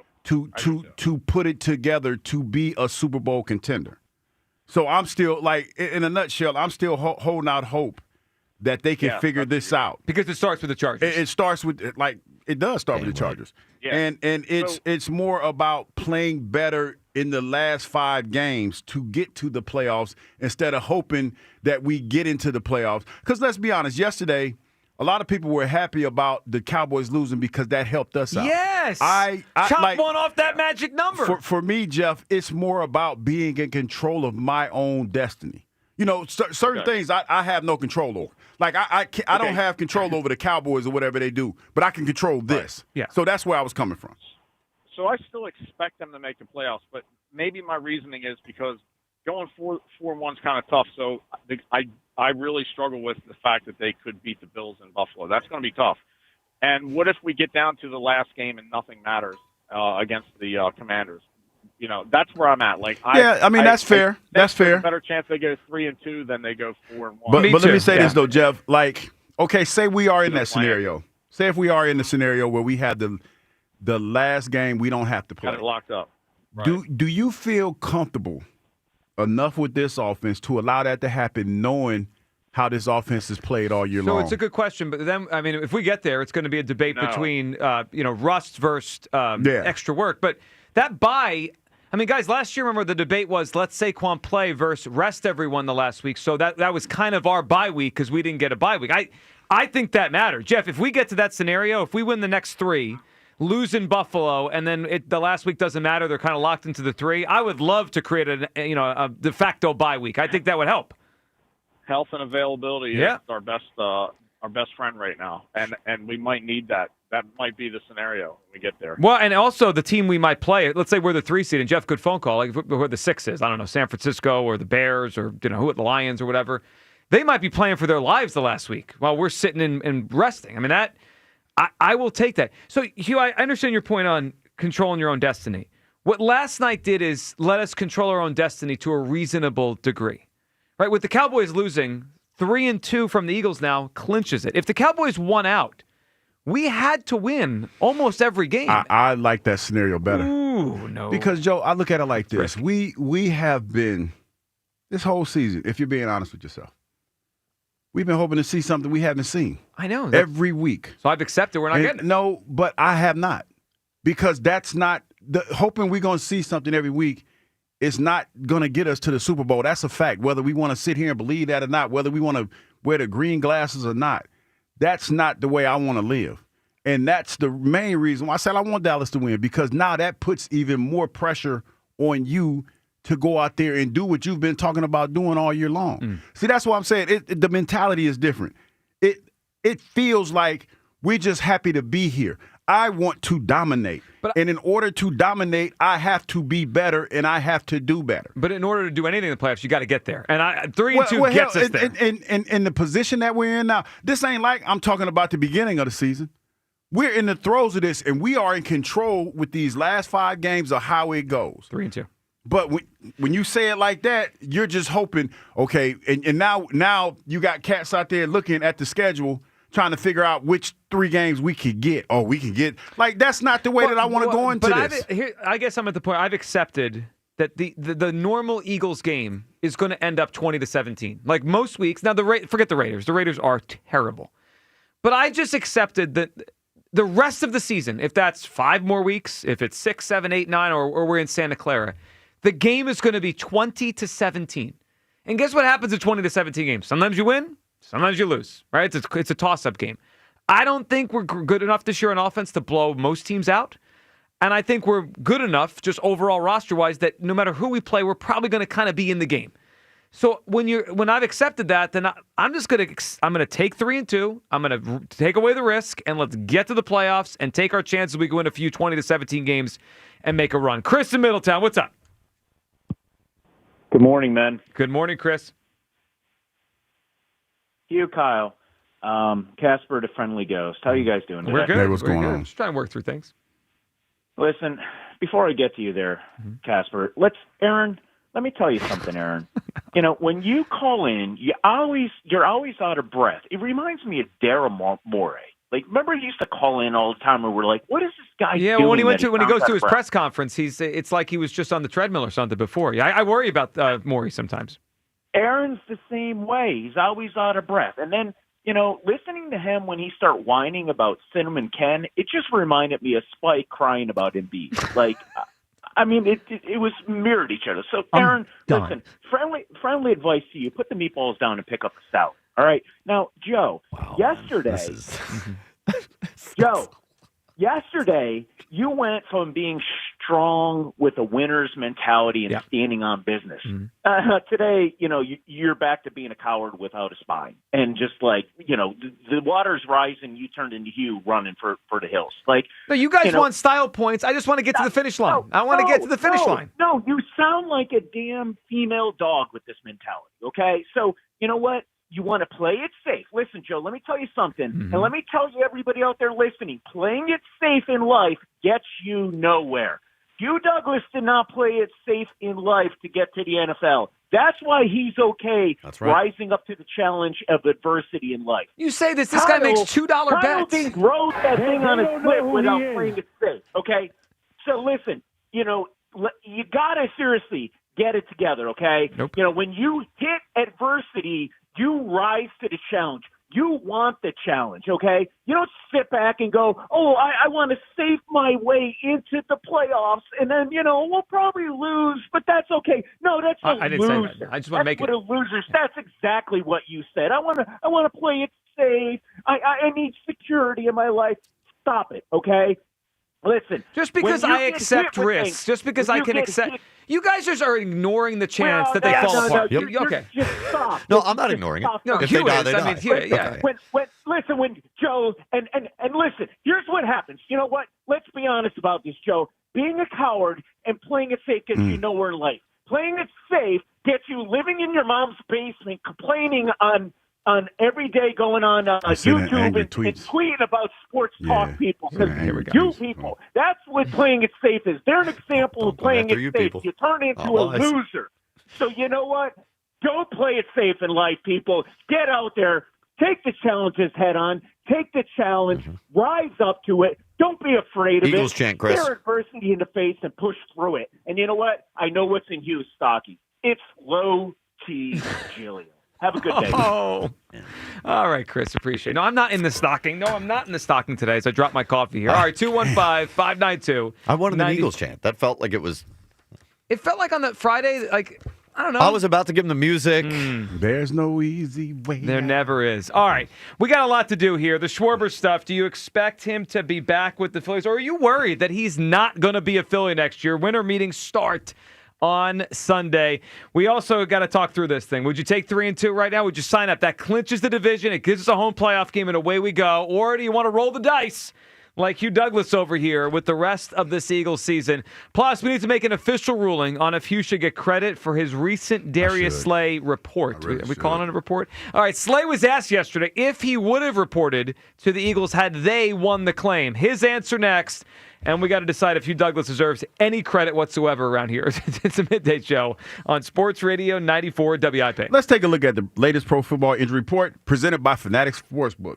So this is the only one that we care about, Joe. This is the only game that we care about this weekend. I know it's not till Monday night, but this is all I care about. The Philadelphia football team and the Los Angeles football team that we're playing against. All right, the injury list, Lane Johnson, he's questionable with a foot injury. We all know about that. Jalen Phillips, these are the ones that really make me feel some kind of way. Is Jalen Phillips. He has a concussion. He's questionable. Zach Bond has a hand injury. He's questionable. Xavier Gibson, he's questionable with a shoulder. On the other side, Los Angeles, Deshaun Hand, he's questionable. He has an illness, but he's probably going to play. But the guy that we're really concerned about is the quarterback, Justin Herbert. We don't know what's going on. You know, he had that hand surgery, and we don't know if he's going to play. Last week, threw for 151 yards, 2 TDs, and an interception.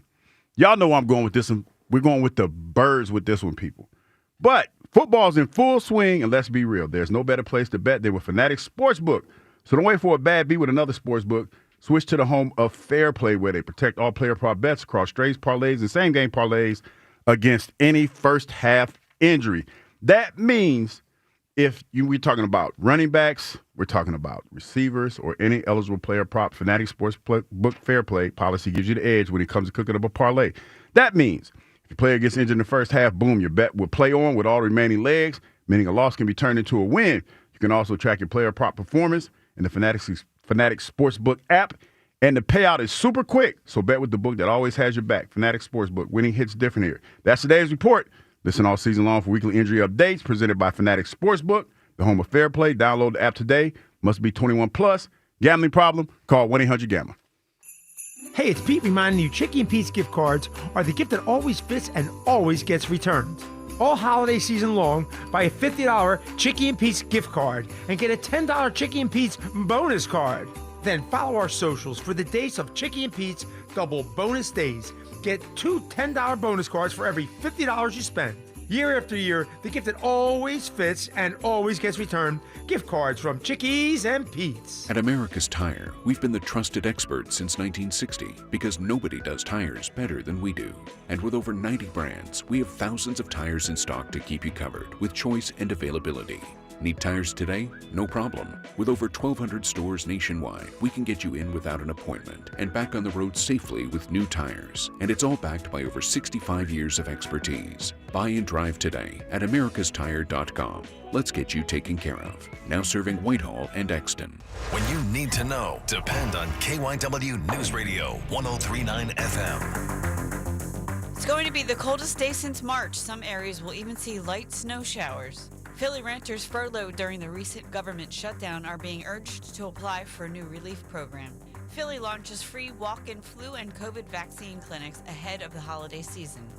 Get the latest anytime on KYW News Radio. Now on Crystal Clear 103.9 FM. You've never needed us more. Guys, thanks for helping me carry my Christmas tree. Zoe, this thing weighs a ton. Drewski, lift with your legs, man. Santa! Did you get my letter? He's talking to you, Bridges.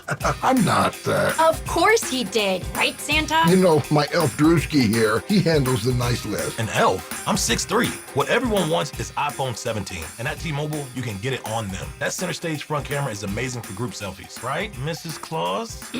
I'm Mrs. Claus's much younger sister. And at T-Mobile, there's no trade-in needed when you switch. So you can keep your old phone. Or give it as a gift. And the best part? You can make the switch to T-Mobile from your phone in just 15 minutes. Nice. My side of the tree is slipping. Timber! The holidays are better at T-Mobile. Switch in just 15 minutes and get iPhone 17 on us with no trade-in needed.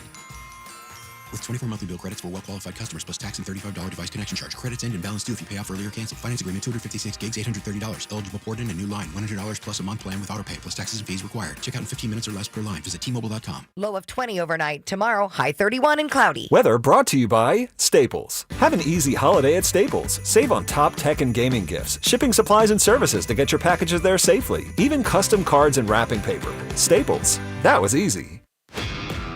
This is the story of the one. As the purchasing manager at a manufacturing plant, she knows the only thing more important than having the right safety gear is having it there when you need it. That's why she partners with Grainger for auto reordering, so her team members can count on her to have cut-resistant gloves on hand, and each shift can run safely and efficiently. Call 1-800-GRAINGER, click Grainger.com, or just stop by. Grainger, for the ones who get it done. It's time for Cyber Monday, Dell Technologies' biggest sale of the year. Enjoy the lowest prices of the year on select PCs like the Dell 16 Plus featuring Intel Core Ultra processors. And with built-in advanced features, it's the PC that helps you do more faster. Plus, earn Dell rewards and enjoy many other benefits like free shipping, price match guarantee, and expert support. They also have huge deals on accessories that pair perfectly with your Dell PC and make perfect gifts for everyone on your list. Shop now at Dell.com/deals.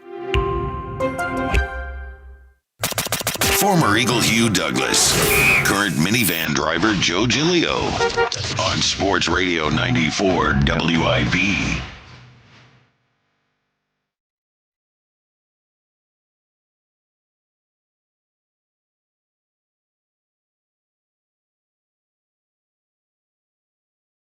You gotta know, Hugh. So when the run, now the count your money. Sit at the table. You know what? I hate to make it as simple as this. Yep. But I'm not scared. I mean, that's the bottom line. And I think, it's okay if 3-2 makes you feel comfortable. It makes me feel wonderful. I'm not afraid. 3-2 right now with this offense. I'm not awesome. afraid because I look at it like this: either you win or you lose. Because you have whatever this season is. Whatever it is, however you want to talk about it, the Eagles have put themselves in this situation, right? Mm-hmm. With their play, because your play speaks for itself. And when you talk about repeating and not doing, not making it adamant about not wanting to talk about last year and things of that nature, mm-hmm. Everything up until this point you had control over, and your destiny is still laid out right in front of you. You have the pieces, you got the components. Put it together. If it was easy, everybody would do it. That's a fact. And I was always told that if it was easy, everybody would play. Sure. And everybody doesn't play. So that's why, for me, the path that's the hardest is not that hard. It's not, because you were supposed to be preparing yourself for this. You were supposed to be the better team. When you looked at the landscape of the NFC, you were the best team talent-wise than everybody else. Haven't played to that point yet. Haven't played like that. Not on the offensive side. Yeah. On the offensive side. Now the defense is leaking oil a little bit. Just did the injury report. Jalen Phillips has a concussion. Zach Bond has a hand injury. Well, and Carter's obviously out. Yeah, for a and bit. obviously Carter's out. But everything that you have strived for up until this year is still right ahead of you, and you could take it if you want to. So we have been debating if we would just take 3-2, or you kind of play it out, and that could be 4-1, 5-0. It could be 2-3, 1-4. I mean, it could be a collapse. Without what we would prefer, if you had to guess right now, what's their record, the final five? Because I would guess 3-2. 4-1. Kyle, if you had to guess right now, not what you're signing up for, just if you had to just guess. 5 games left, they win how many? The pause says it all. I'll say 3. Yeah, that's where I'm at. Yeah. It feels, I'm not here to be realistic, Joe. Someone has to be.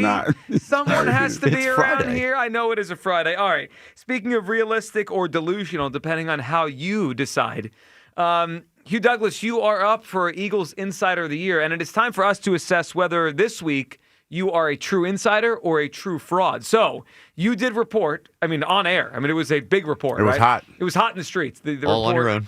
All on my own. Cooked it up. No assistance. Because you are a trained Big J journalist, and Big you J. put out there that Darius Slay, what was it, sources say, reunion, the something? reunion They are headed for a reunion. Heading for a reunion. And it sounds like you were onto something because the Eagles did put the claim in for Slay. Of course, the Bills won the claim. Slay is refusing to report to Buffalo. He's like, nah. Well, so let's hear it from Darius Slay, and then we kind of unpack what this all means. Darius Slay went on Manuel Acho and Shady's show, talking about the Buffalo claim. Would he have come here? Let's hear Shady and Acho talking to Slay about the whole situation. You get claimed by the Buffalo Bills. Why didn't you report today? Well, I mean, just because of the fact that, like I said, I'm in year 13, man. Honestly, my son is a senior in high school. He just finished his football. I missed a lot of that. I had my child at 15, so now he's 18. So I missed a lot of bit of his football. I called a couple games, Mike T. Thank you for that. He let me make it to a couple of those.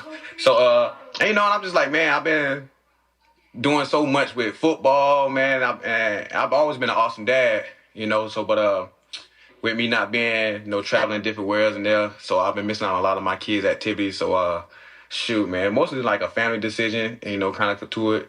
So, we just see how I go, though. But I'm going to take it day by day. And, but yeah, man, I just got done leaving. I just let my son basketball game, man. I ain't seen him play basketball because last couple of times in Philly or whatever, I'm deep into the playoffs all into February. By that time, his season over with. So, the only thing I don't get to catch the good activity. So, man, that weighs on me heavy. And, so that was a big thing with me. All right, so Hugh, that was interesting to hear because when I heard that, I heard a guy that might just be done, right? He just got to be home for a few days and realized real reflective. Yeah, I've missed so much over the years, and now that's great. He got to watch his son play football and basketball and all that. But if he comes back to any team, including the Eagles, he's back out of the house again, right? So he was reflective. All right, he was then asked directly, so you're not going to Buffalo. What if it was the Eagles that won the claim? Would you have shown up? The answer here goes a long way to decide if Hugh is an insider or a fraud. Let's hear this. If the Philadelphia Eagles would have claimed you, would you have been there today? Don't lie to me, Slay. You can lie to them. Don't lie to me. Oh, man. We don't know, man. We'll see, though. We don't know. It's crazy. Stop. Slay, you do not lie in the speakeasy. One of the biggest rules in the speakeasy is we don't tell no lies. I will ask you the question again. Have the Philadelphia Eagles claimed you, would you have been there today? I don't know, really. I honestly don't know, man. I'm just telling you because the fact of, like I said, man, I had a real big impact with my kid, man. Like I said, me and my oldest son, man, we've been going through the wars together. Yeah. Since Pee-wees and I. How old is the oldest, for clarity? 18. Got you. You know what I'm saying? Like I said, this was his senior year of football. He just got doing basketball. And my youngest, my middle one, he just got done. I just left his game. Yeah. And it just felt good to be there. You know what I'm saying? It felt good for me to be there. So it would have been a hard time, to think about it. But, hey, Philly is my second home. I don't know how that would have hit, if that would have hit. But when I got home the other day, I'm like, shoot, boy, this feels good, too good that we got the crib. Hugh, what do you make of it? He would have came. He didn't want to answer that because it's still because he's still on the Bills technically. Yeah, because it's like you gotta. I don't know the procedure for that, but he would have came. No question about that. So the only procedure now is if they let him go, right? If they, I don't know the wording of it. If they just like release the claim or give up their rights to him. I mean, they could let him go, and then he's a free agent. He could sign anywhere he wants. Well, if his true desire is to come to Philly, I mean, his agent's Rosenhaus. Right? Mm-hmm. Yeah, Big Drew. Yep. Yeah. So, if Buffalo wants to remain in good standing, don't they kind of have to honor that? They could do him a favor. Yeah, they could do him a favor. Mm-hmm. They could. Also, but, I mean, this has to impact it. They're going to play the Eagles in a few weeks. Yeah, I mean, they obviously think he's good enough to help. Yeah. So why would they want to give him to an opponent that they're going to play in a few weeks? I will say, though, I think if we're determining whether he was a fraud or an insider. Which is the whole point of the segment. Correct. I think insider. I mean, look. Yeah? Yeah, and I think the key here is the wording of Hugh's tweet. Yeah, he didn't say the Eagles are going to sign Darius Slay. Or headed for a reunion. They were heading for a reunion. And it just came to a halt. Yeah, I do agree that he probably, even if he was going to come to the Eagles if they claimed him, he couldn't say it there publicly. Yeah. That would have been a big deal. They were heading there. Yeah. I mean, they were. His report was true. I think that puts me in the lead. I agree. I think that puts me in the lead. Okay, I'm conflicted because I generally agree with both of you, but I did vote fraud on the poll. Wow. So. Well, I did too. I did too, for sure. That's what friends are for. I think insider. I voted fraud. Yeah, okay. So we're on the same page. So right now you're running at 57% fraud, 43% Eagles insider. Well, those must be the people that are upset at some of the other reports. You think 2 weeks ago, before the Dak thing, he would have... No. What do you mean the Dak thing? What's the Dak thing? It's going to take a few months for people to get over that one. What do you mean the Dak thing? What is the Dak thing? You know what the Dak thing is. What is the Dak thing? That you did. Yeah, it was like you know how I privately wondered a couple days ago what McKee would look like running the publicly offense? wondered. You privately wondered. So you publicly wondered. But that's no different than who was that? We were talking the other night, and the hockey people were talking about somebody else being on the Flyers team if he was there. Yeah, sure. It's the same thing. Like I don't people understand. Don't care. Yeah, I know people don't listen. that's what I'm getting at. Yeah, I tried to trade Harper for Soto once. I mean, I'm not going to judge you, but we know how people are. People get upset. Anyway, you could vote on that. 215-592-9494. Fraud or insider? I do think the evidence this week points more to insider. Hugh Douglas, Eagles insider. I totally agree. Yeah, well, I mean, of course, you're going to agree. You want to win the award. I want to win an award.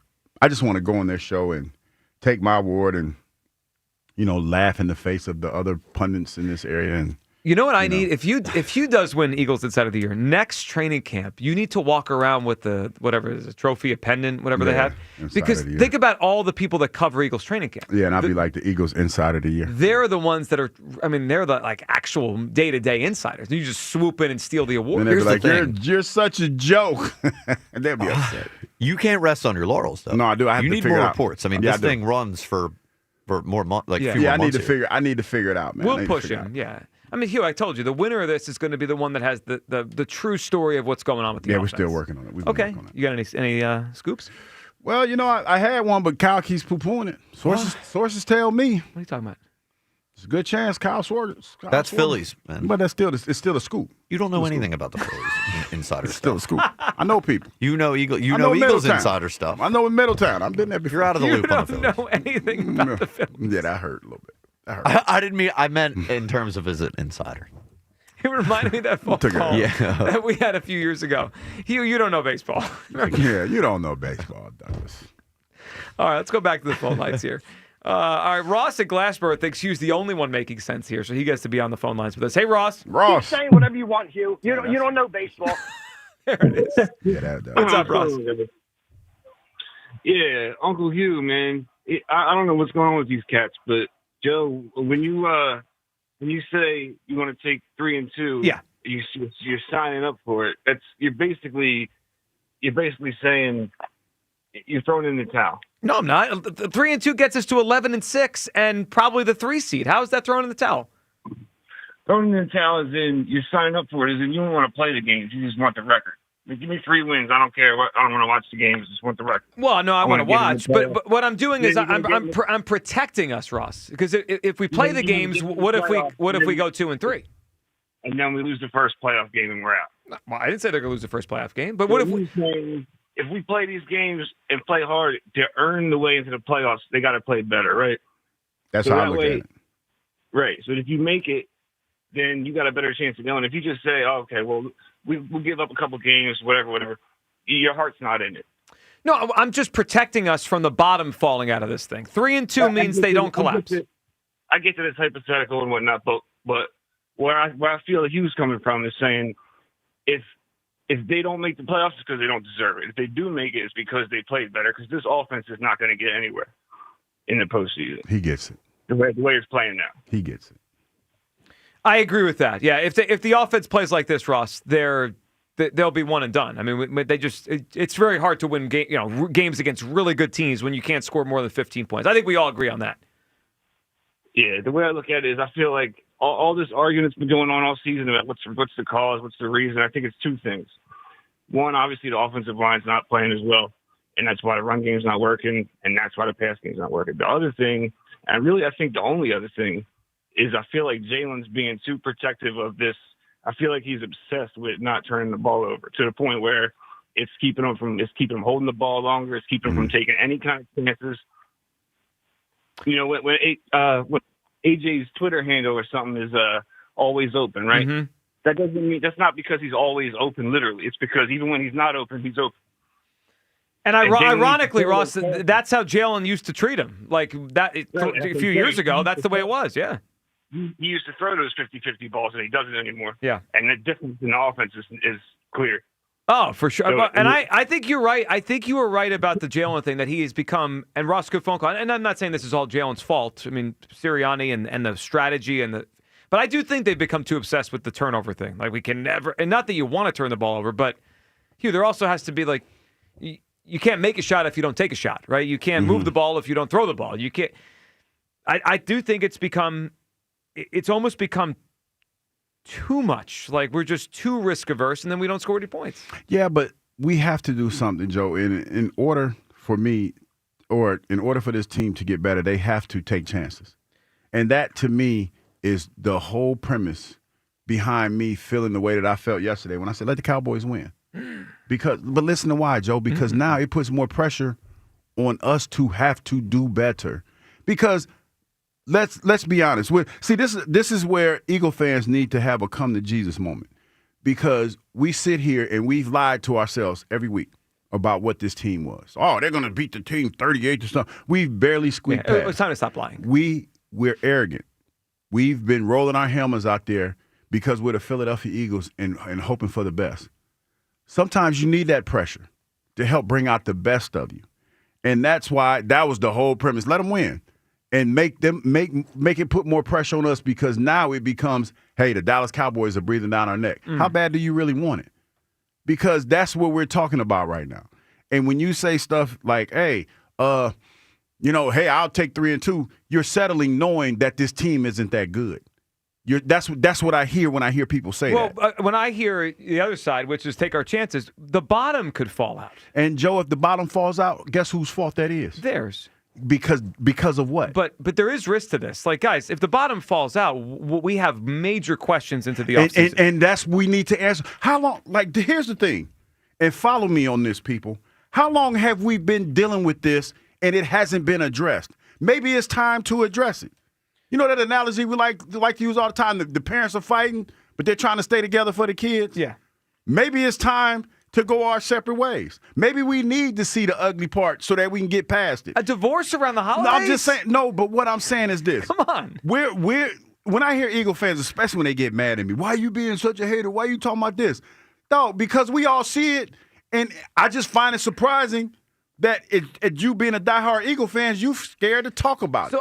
Well, I'm not scared to talk about it, but I know you're not. But they are. I guess the only way I could say it is I don't think they're going to go 5-0 in real life. So I'm going to accept the 3-2. Let's do our best to piece this thing together, get in the playoffs, and take our shot. We're going to have a home playoff game to start.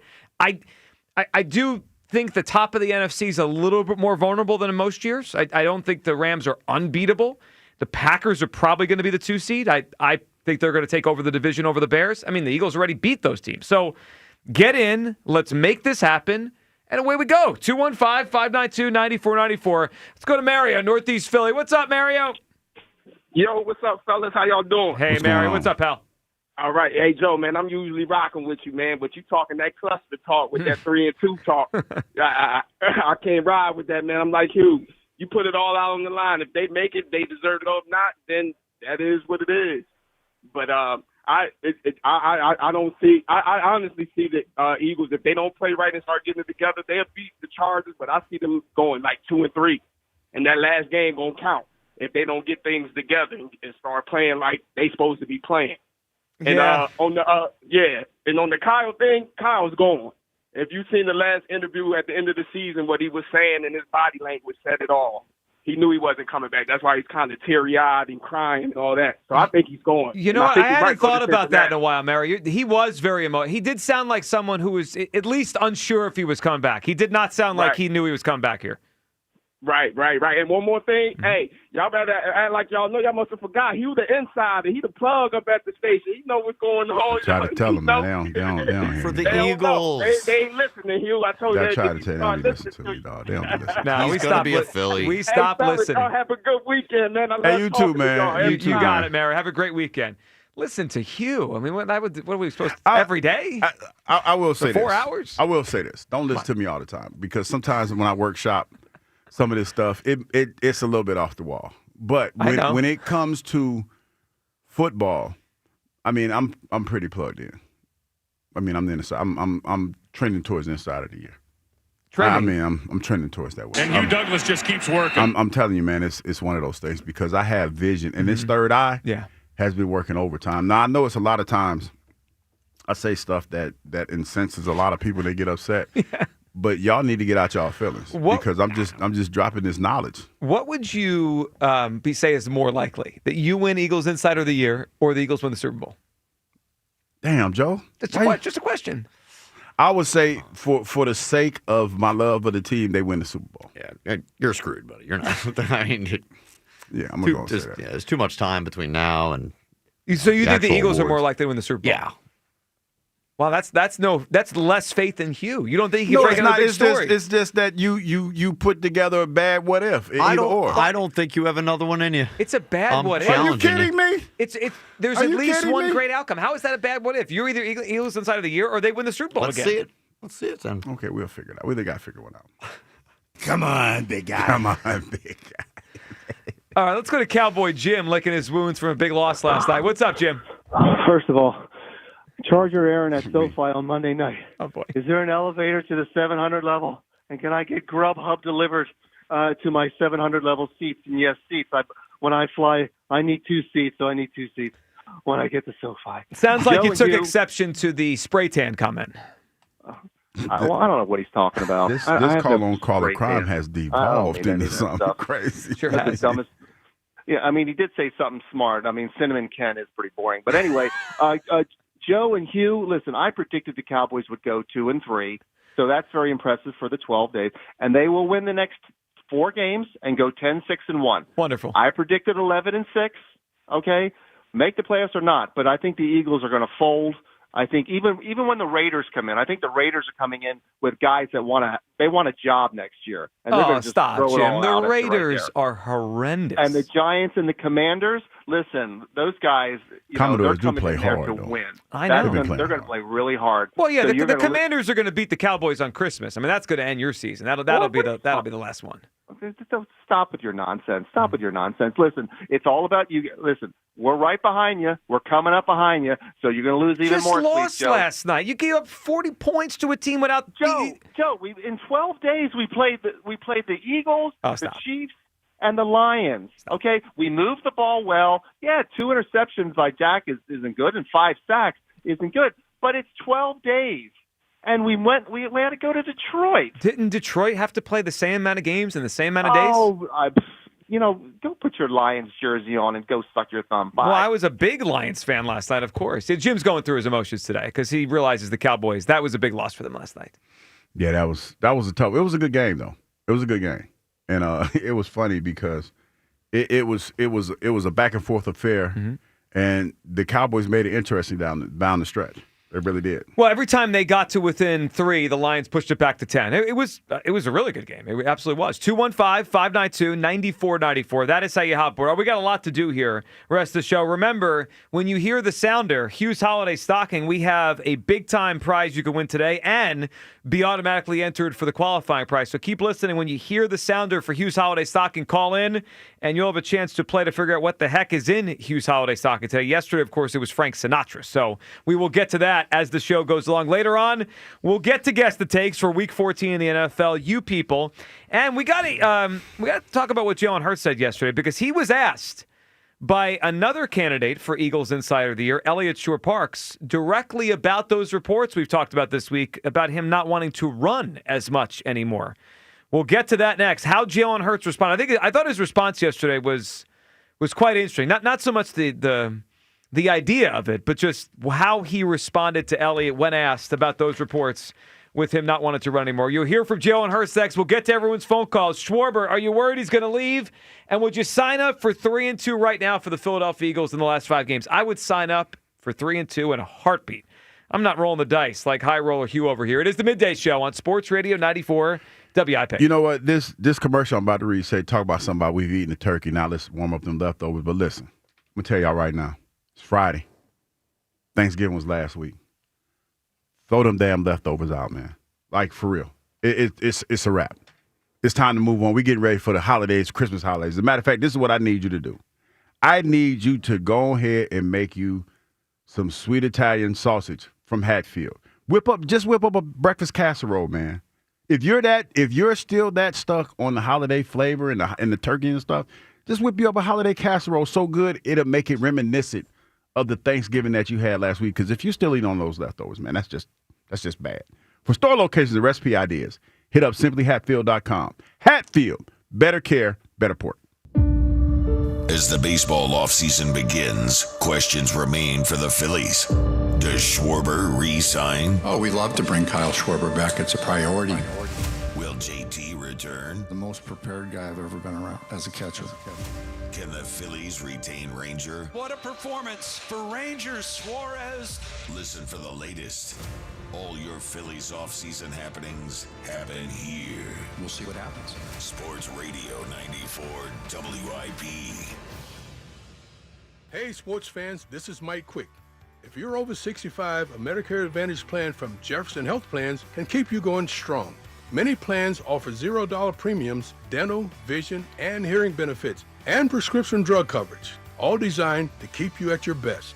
Call 1-866-599-7101 today. Jefferson Health Plans contracts with Medicare to offer HMO, HMO D-SNP, and PPO plans. Our HMO D-SNP also has a contract with the Pennsylvania State Medicaid program. Enrollment in our plans depends on contract renewal. Bring tournament energy to the regular season with an NBA Cup Odds Boost token from BetMGM. The token is already waiting for you in your BetMGM account. So simply visit your promotions page and add an NBA Cup bet to your bet slip. Activate your token, and if your bet hits, you'll score extra winnings. BetMGM is the place to shoot your shot all season long. New this year, BetMGM has improved its app to include dark mode, a brand new rewards hub, and matchup and market insights for your bets. Head over to your BetMGM account today and grab your NBA Cup Odds Boost token to score a bigger payout if you win. Make it a tournament to remember with BetMGM, authorized gaming partner of the NBA. BetMGM and GameSense remind you to play responsibly. BetMGM.com for full terms and conditions. 21 plus to wager. Pennsylvania only. Existing customer offer. Subject to eligibility requirements. Rewards vary and may expire in 1 to 7 days. If you or someone you know has a gambling problem, help is available. Call 1-800-GAMBLER. Philly knows how to get game day ready.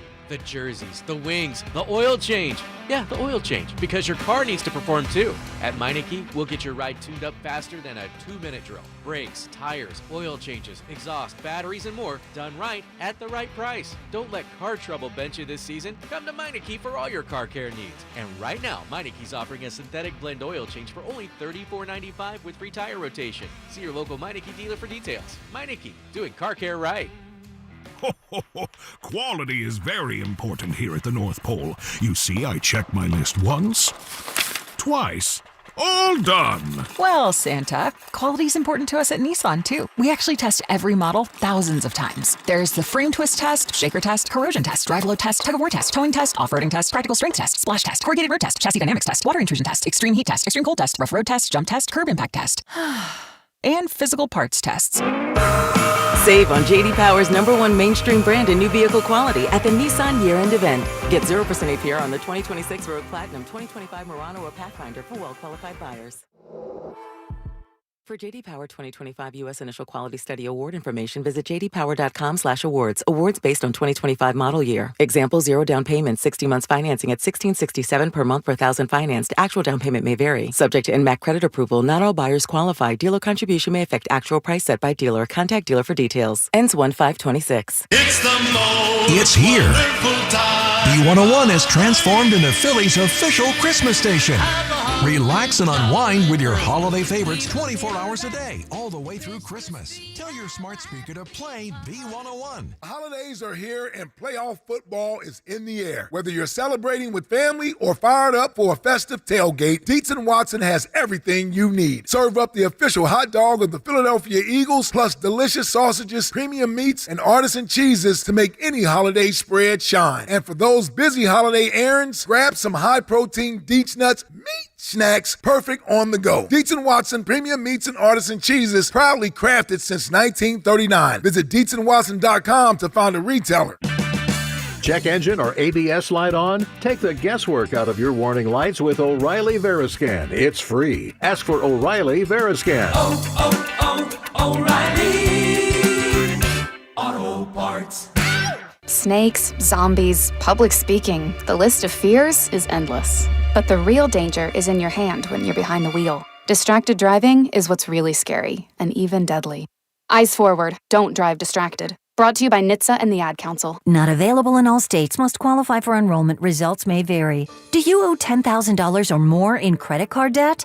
With credit card debt at all-time highs, Debt Relief Advocates is urgently notifying consumers of debt relief now being made available, designed to aid consumers with out-of-control credit card debt. Those who qualify and enroll for this relief program may only have to pay back a mere fraction of what they owe.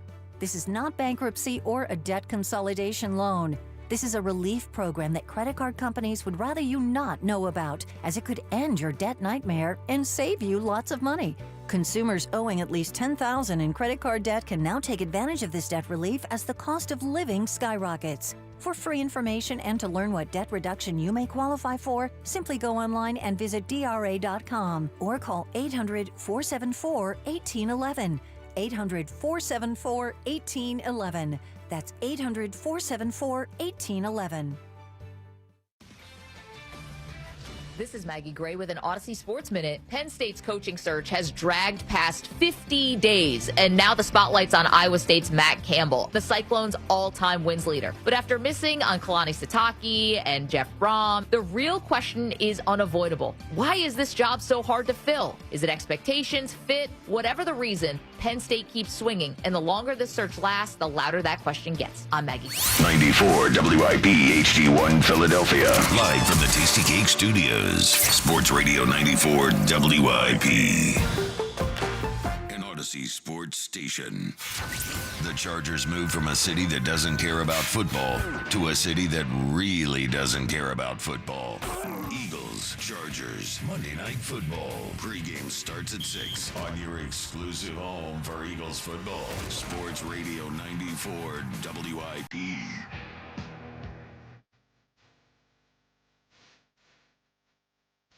Welcome back, Midday Show. Hugh Douglas, Show Joey, you guys with us. 215-592-9494. Guess the takes next hour. Hugh's favorite segment. You people, you check in with them before the show is over. I did hear a future Hall of Famer take a direct shot at Hugh Douglas yesterday, so we'll get to that as well. And of course, we're waiting to hear the sounder for Hugh's holiday stocking. When we do, your chance to figure out what's in that stocking for a great prize from Jack Daniels and Gerhardt's. All right, before we go back to the phones on all these topics, would you accept 3 and 2? Would you just sign up right now for 3 and 2? I mean, if you give me like some sort of magic thing where I know the Eagles go 3 and 2 and no worse, no better, I'm in. 11 wins, at least the number 3 seed, division title, home playoff game. Let's go. No gambling over here on this Friday. I got you're on your high horse, Douglas, high roller, Douglas, whatever all the Douglases. I just want to be. I feel like that what you guys are wanting for is the hope. I want to be in control of my situation. Just football guy, Douglas. Yeah, I just want to be in control. Tell him, Hugh. Lie to yourself, Douglas. Well, I mean, if it's a lie, that means I don't deserve to be there. I mean, because I lied all season long. I've been a fraud all season. You know what I mean? No, that's what I'm saying. That's how I feel about it. Because to me, the way y'all talking about it feels like I backed into the playoffs. No, 3 and 2's not backing in. No, that's hoping that Joe. 3 and 2's winning. They started. Listen to what I'm saying. Well, hold on. The magic number's 3. They win 3 games. That's not a back in. Listen to what I'm saying. Well, maybe, but they've been limping the whole season on offense. Listen to what I'm saying. We've had 2 weeks where this offense has looked inept. Now we are okay, but 2 weeks where it's really the chickens have come home to roost. Absolutely. And now we're sitting here and we're being comfortable with, hey, I'll take 3 and 2 at this point. Because basically this is what you're saying. We don't look good. I just want to make it to the playoffs and hope it get better. It's not gonna. That's not how it works. Well, I've accepted that they are going to play. I said that earlier. The average Eagles game is 20-17. Now, they could win every 20-17 game. But every time you play one of those, you could lose them, right? It's called a toss-up game. I hear you. So what I'm doing is I'm trying to just say, let's get to the playoffs and see if we can win 3 toss-ups to get to the Super Bowl, rather than the next 5. Hopes and maybes. Well, but I want to be the master of my destiny. But other than the Raiders, guess what's a hope and maybe? I want to be the commander of this ship. Monday's a hope and maybe? No. Commanders games, if we think the Commanders games are just going to be walkovers, we haven't watched the Eagles this year. I'm not saying any of that, Joe. But if you play 4 toss-ups, once in a while, you flip a coin 4 times, right? It might go 50-50. It might go 60-40, whatever. You do it 5 times. It might go 0-5. You guys are being very risky on this Friday. Weren't we favored in the last 2 games that we lost? Right, so it doesn't matter. They're favored. No, but my point is this. We were favored for a reason, right? Because on paper, we're the better squad. We haven't played to our potential all year long. We've agreed to that. We've assessed that, right? So that's why I find it odd, because we're doing the if and maybe thing. No, I don't. That's not comfortable to me, because you're hoping that certain things happen your way so that you can go. No, you go out there and you kick everybody's ass on your schedule, and you go into the playoffs hot. That feels better to me and say, hey, man, we just backed in because Dallas lost. Because that's what we did. Yeah. Oh, Dallas lost. We got a little bit of breathing room. Yeah. And we're still not playing to our potential. Maybe their potential is what we think it is. It's December. I mean, that's not the standard that we've set for ourselves. Well, I mean, reality is reality. This is what they are at this point in the season. And I refuse to believe in reality. We've gotten back to our reality. All right. A big part of all of this, good, bad, or whatever, is the quarterback, how he plays the rest of the season. The Eagles need him to play better football if they're going to go 3-2, 4-1, 5-0, and then into the playoffs. Let's hear Jalen Hurts yesterday. For the first time, he was presented with the story, the report that he may not want to run as much, and he's made that clear to the team. Here is that exchange yesterday. Some reporting that maybe you're not as willing to run the ball this year. I was wondering if that's true, or if you approach the season the same way. Yeah, if you don't mind me asking, what is how we come to that conclusion or rationalize that? So it wasn't my reporting, but there's been reporting that you don't want to run the ball as much this year. Okay. I've always been focused on doing whatever it takes to win, and I've always put my energy on trying to bring a game plan and the strategy that week to life. So I'll continue to do that. When you do your deep dive into the past, are you looking at the running game too? Is that part of it? Or you're more of passing game, but you look at everything. That was in there cut. So I'll continue to do that. That was it? That was the back and forth, yeah. What did you make of it? So my... That was it. No, because I'm... Expecting more? Well, yeah. You expecting more like questions or more of Jalen expounding? Well, see, this is where I got to call Elliot out. First of all, Elliot, when he snapped back at you, you can't turtle up, dog. You got to go ahead. Well, so to be fair to Elliot, though, because he was, I think the way Jalen was presenting, like, where did you hear that from? And Elliot has to tell him, I'm not the one who uncovered this. I read it. I understand that, but Elliot, and the reason why I say Elliot backed up, because I understand that aspect of it. But there's data that shows that you haven't ran that much. Like, even I know that. So I guess it could have been, it was reported and the data back. That's all. The stats say you haven't run. Like, Elliot's still my man, but that's all because it sounded like he challenged him. Yeah, we did. He challenged him. And where's this coming from? And then Jalen still didn't answer the question. He answered it in a way where he said he didn't say, no, that's not it. He tried to couch it with, I'm still, Yeah, it was a filibuster. Do what I'm trying to win. It's from the Hugh Douglas school. That's it. That's all. But he didn't answer the question. So what I wondered as I heard it was, is he frustrated? Like, let's unpack this from the beginning, right? There was 2 reports last weekend, one from Jimmy Kempski, one from Jeff McClain. They've been covering the team for a long time. Both had independent things where they said they've heard that Jalen Hurts expressed that he didn't want to run as much anymore. Mm-hmm.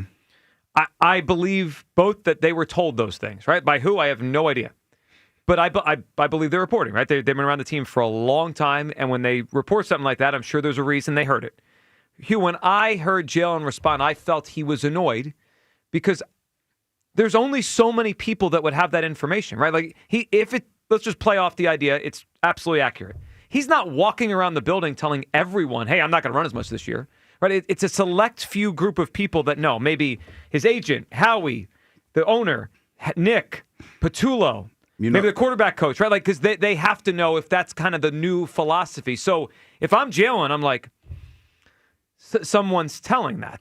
That private conversation, they have now leaked that out. In my new role as an analyst, one of the things that I have to strive always to be is fair and balanced. That's how you win inside of the year. That's a big J journalist right here, everyone. And when I hear Jalen say that, and Kyle, if you could pull up, what was the cut? I mean, where Joel Embiid talked about how, or was it a cut, or we heard him talk about? I think we who just was had the a reporter? report. Yeah, we just had a reporter.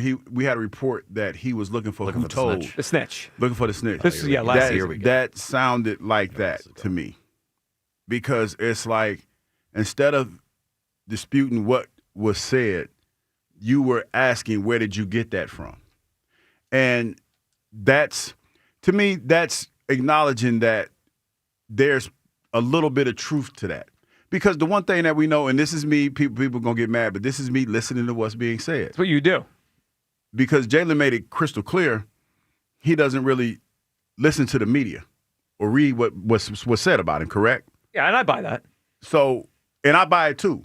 So now he's inadvertently acknowledging that there was a conversation had about this. And he's like, well, who told you that? You know what I mean? That's what it sounds like to me, because he wanted to know where you got that information from. He's been asked questions about certain things before, and that might or might not be true, but that one right there hit home for him, and he was in his way. It's like, where you get that from? Who told you that? Like basically, that's what he said. Who the hell told you that? Because again, to me, there's only very few people that would know that. I mean, it's like, again, it's not like everyone would know that was the request or the thought process before the season. So we'll see where it goes from here. 215-592-9494. They need his legs. I mean, we've been talking about this on this show for a long time. They need his legs. When we had Jason Avant on a couple days ago, he said Jalen without his legs is 40% less of a player. I mean, wherever you think Jalen Hurts is among quarterbacks, whether the last 5 years or just this year, whatever, you could argue with yourself about it. Is he 10, 12, 14, or 6? 40% less than that. Hugh, that's a major difference. There's been a lot of quarterbacks over the years that are dual threats. You take away one of the threats away, they're not the same player. So I hope he runs Monday. I hope, if that was the thought before the season, that maybe we shift it now, because now it's crunch time. You know what I mean? Like, we did this. We tried to run less. It's not working. Hugh, I hope now that we get down the stretch and these games matter more, that he and they are more willing to run him, because it'll help. Well, it doesn't fall in line with I'll do anything I can to help the squad win. And I'm not trying to do it. Say the F word. No, I'm not trying to say that Jalen's a fraud or anything like that. I'm not saying that. Wow, but what I'm saying is he said it. I go off of what he says. And there's been cuts where he said, hey, I'm going to do what it takes to help win football games. And if that's part of it, then that's part of it. So I don't know. But to be somewhat defensive, I'm not going to say he's defensive, because, people are like, he wasn't defensive. He was just wondering where it came from. Well, he was curious to where the report came from. That just doesn't sound like, Do you think there... Let me see how I want to word this. Do you think there could be some delusion involved here? It's always delusion. Well, so maybe he still believes he's doing what it takes to win games. Like, Joe, you can't believe that. No. Let me say this way. Do you think anyone has made it clear to him, without your legs, we're in trouble here, man? Because I could see him saying, I'm doing the best I can. Right, but I don't know how it works when you have a dual threat quarterback that is moving away from being a dual threat. How do you be clear with hey man, I get it, but we need this part of the offense. Otherwise, look what it looks like. Can I tell you the aspect of this that I do know, because I don't know what it's like to be a quarterback, but I do know this: quarterbacks are treated way different than everybody else on the team, like they are. And that ain't you ain't got to ask me. You can ask anybody that's ever played football at a high level that has played with a quarterback of Jalen's caliber. They're treated differently, and they're talked to differently. They're definitely talked to differently. That's why I don't know what I can tell you what the conversations were for me and my team meetings, and they were used a whole lot of curse words for the most part, because I'm built for that. That doesn't bother me. But I would assume that with quarterbacks, with them being the face of the franchise and those guys being as sensitive as they are, the conversations are a whole lot different. So you're talking about somebody who has had the success that Jalen has had. I would venture to say that he has a lot of pull with the coaches and everybody as far as what everything looks like. I agree. Before you finish, the Hard Knocks the other night, he was conducting the orchestra during practice. He was telling Saquon where to be. I agree. I think he has a ton to say with what the offense looks like. So that's how I feel. So, and the fact that he said the offense is going to look like what he wanted to look like. So, with all of that being said, if he wants it to be more of a run-centric offense and he's a part of the running game, I would think that he would have a say in that. Yeah, and look, I get it. If he wants to think about his long term and not get hurt and all those kind of things. I'm cool with that if they could score 30 points without him running. But obviously, that's not the case. The offense has been stuck in mud the entire season. 215-592-9494. That is how you hop aboard. All right, let's go back to the phone lines here. I don't think we've talked to this guy in a while. I think you guys went back and forth a few weeks ago. Dylan, the Lions fan, is up on WIP. Is this the same Dylan that Hugh and he had a little battle before the Lions game here? Or is this a different Dylan? No, there was another Lions fan. We have multiple Lions fans. That has not called back since. Oh, okay. So this is a different Lions fan. Well, I had to tell Cowboy Jim, how about that D, baby? Big dose of D. That's what he got with them. How about that D, baby? Yeah, he got that last night. Well, we appreciate the work their tonsils done by the Lions last night. A lot of tonsils being tickled. I do got something to say to Hugh. I do got something to say to Hugh. I think you're going to win inside of the year, and the Darius Slay thing is a grand slam. You don't even understand. He retires. He's going to retire an Eagle. So they will reunite in the end. That's all I got to say. That could clinch it, Dylan. Guys. Yeah, That's Dylan, good. we appreciate it, man. Good phone call. That's crazy. That would be crazy. That would be crazy. I can't wait till you go to the jewelers with your, what is it like? Cozy, color cut clarity. Shameless plug. I'm going to get them to make me a pendant. But is it, how big is the thing? I don't know, because, you know, the price of gold is kind of high right now. Yeah. And I ain't fooling with nothing that ain't real. But you're an insider. I mean, you can high roller when you're an insider. No, you got to. Yeah. Is there an insider bonus? Is there an insider bonus? I don't know about that. You probably should check on that. Yeah, I need to figure it out because I've been talking to the guy over there, Cozy. Like, gold is pretty expensive, dog. So I got to, probably got to put some money aside to help make this happen. Well, you better not lose that $4 bet to Kyle. It might take me a while to get it though, but I'm gonna get it. No, you got to go day one. Well, it got to take me a couple months because, like I said, gold's expensive. You'll be fine. Andy in Deptford is up. What's up, Andy? WIP. Andy, what's up? What's up, Andy? Yo, Joe, man. Sometimes, right? I think like when you say certain things, it's just like you got diarrhea in the mouth because if we went 3-2 in these last 5 games, right, we're gonna go in the playoffs. In our last 6 games, 3-3, 500 going into the playoffs. No team ever wants to limp into the playoffs. I just wish, fans would start appreciating this era of Eagles football. It's the most winningest, that's non-debatable. Last 8 years, we've been to 3 Super Bowls. We won 1. It's the most winningest coach around, non-debatable, and it's the most winningest quarterback. And all I got to hear is, fans call up, want to fire the coach. Joe, you had a show a couple of days ago about wanting to see Tanner McKee. Yep. You know when I want to see Tanner McKee play? Never. I don't ever want to see him get in a game because if he gets in a game, that means our Super Bowl winning MVP franchise quarterback got hurt. So I don't ever want to see Tanner McKee get in a game. I just don't get the logic of some people around here. Like, do you Andy, we have one of the worst offenses in the league. I mean, that's the logic this season. We have one of the worst Joe, offenses. we're 8-4. What about the Bengals who are paying more money for their offensive players, and what's their record?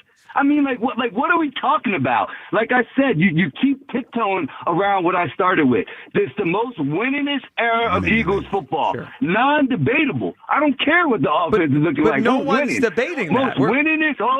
Most winningest era ever.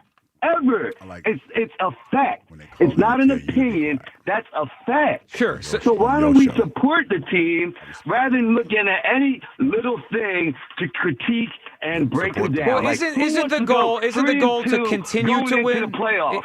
Isn't the goal to continue to win, or is it just to sit there and look at the record and say, look at the Eagles, they're 8-4. We want to continue to win. Yeah, but you're the one that wants to make a claim that we want to go 3-2 and limp into the playoffs after already losing 2 games in a row. My math ain't the greatest, but that means we'll be 3-3, 500 going into the playoffs. Who wants to ever do that as a team? Answer that one for me, big guy. What I'd rather do is stop the bleeding, Andy. I'm trying to stop the bleeding and get us to the postseason. How's that stopping the bleeding? You're going in 3-3 at 500. That ain't stopping the bleeding, my man. They're also 4-4 since they started 4-0. Like, they haven't played great football since the whole season. They're 8-4 overall. Right. Okay? So if we unpack, right. So they're not playing good football. Are they playing bad football? They're 8-4. Offensively, they're playing bad. But that's not what I asked you. It's a yes or no question. Are they playing good bad football? They're 8-4. In the last Joe? 2 weeks, they've played bad. You know it, and I know it. I'm not that, but you're still not answering the question. But you ain't answering the question, Joe. At this point in the season, are they playing good or bad? Are they playing bad football? Yes or no? I wouldn't call it. I wouldn't call it bad. No. Oh my God! What? Would you call this a Super Bowl team? They're 8-4. Oh, stop! See, no. You didn't answer the question, You said Andy. answer the question. Does this look like a Super Bowl team to you? When I say the Super Bowl team, right now they're number 2 in the NFC. No, Andy, you didn't answer the question, Andy. This is coping. Come on, Andy. Andy, we've all seen it. We saw 24. Answer the question, we saw Andy. 22. We saw 17. We saw 04. We know what it looks like. Hill, I'll answer for you. Before I get to the answer, Hill, first class gas, 2 thumbs up, my man. Thank you that very thing much. hits nuts. As far as are they a Super Bowl team? Absolutely, they're a Super Bowl team. You kidding me? Who scared you in the NFC? We already beat the number 1 team in the NFC. When we're talking about everyone else, that means we don't feel strongly about ourselves. Andy, I love you, man, but come on. When the first thing you say about the Eagles being a true Super Bowl team this year is, well, everyone else sucks, it means you don't really believe in what we have. I mean, we've seen this before. I mean, Hugh, you said it earlier, and we've all said it. The way it looks right now, it doesn't look right. We've seen it. We saw it last year. Now, again, I know they weren't a perfect passing offense by any stretch last year, but they were the best running team. They had the best defense. It was ugly. It was gritty. It was ugly and gritty. But they had something to count on each week. Yes, they had bread and butter. On one hand, I got Andy saying, appreciate this, and talking up what the era is, and it's been a great era. But we also, haven't we got to the point now where we know what great looks like versus not great? Well, yeah. We've seen enough great football here in the last 25 years, right? 04, 17, 22, 24. They've been to the Super Bowl 4 times. The Super Bowl seasons look different than the other ones, guys. They look special. Yeah, right. They look special. And there's been plenty of playoff seasons. I mean, you go back to 06. You go to 08, which they made a good run in. 9, 10, 13 with Chip, 18. 19, where they got knocked out in the first round. 23, 21. I mean, there's been so many of these. Can't we see the difference?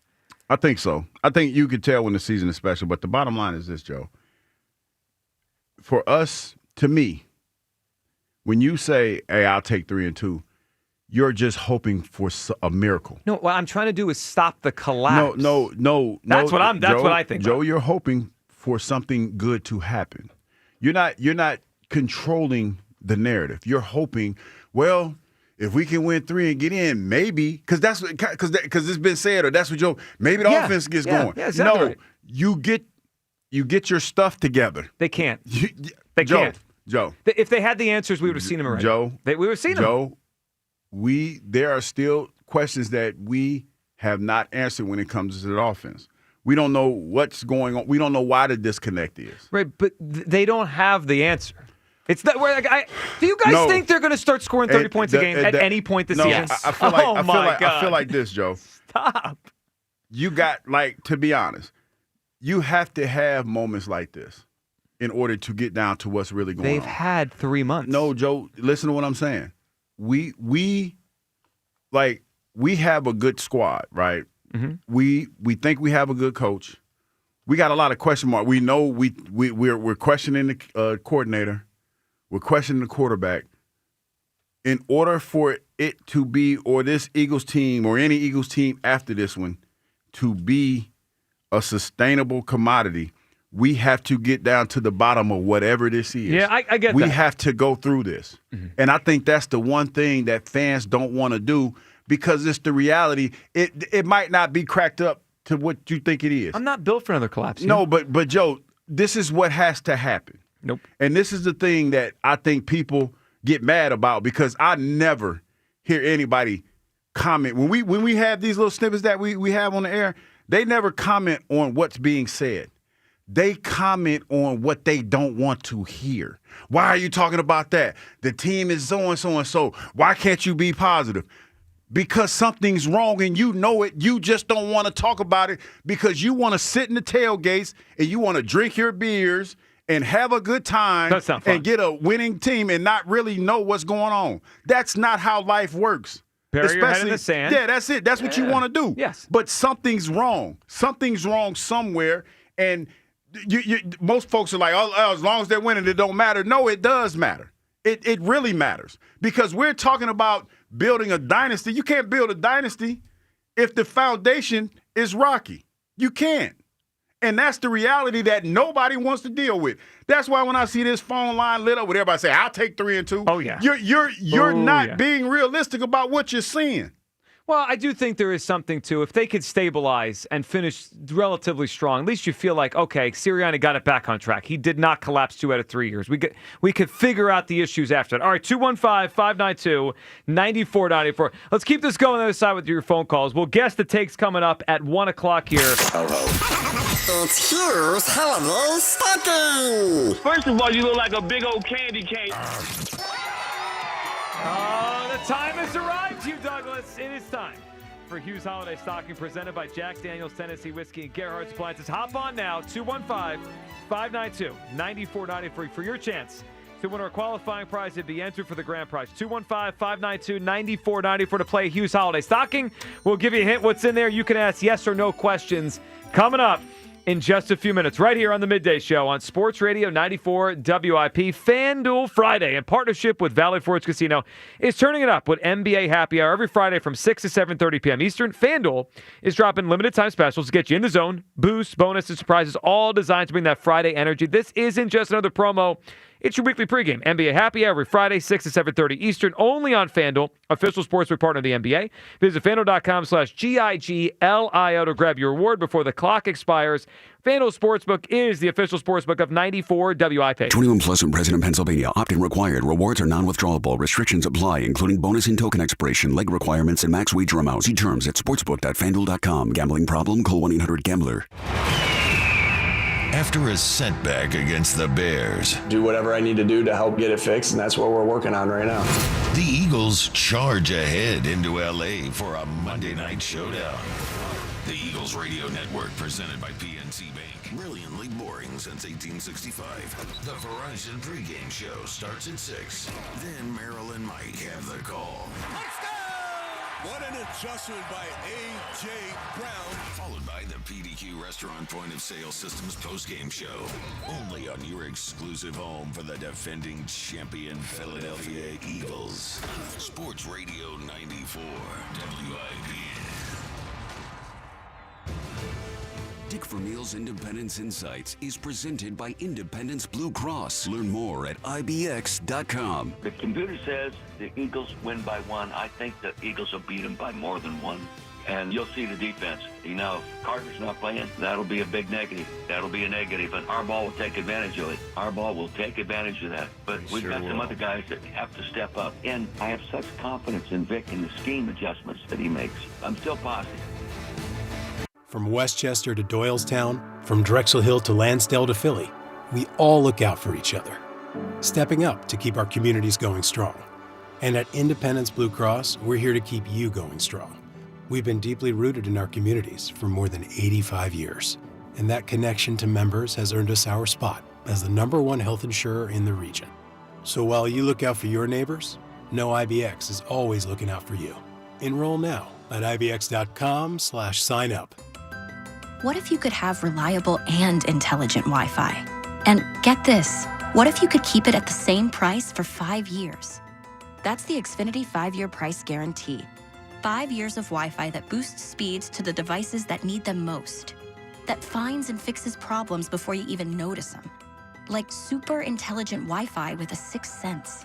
And that keeps you gaming in the fast lane, even when the whole family's banking on bandwidth.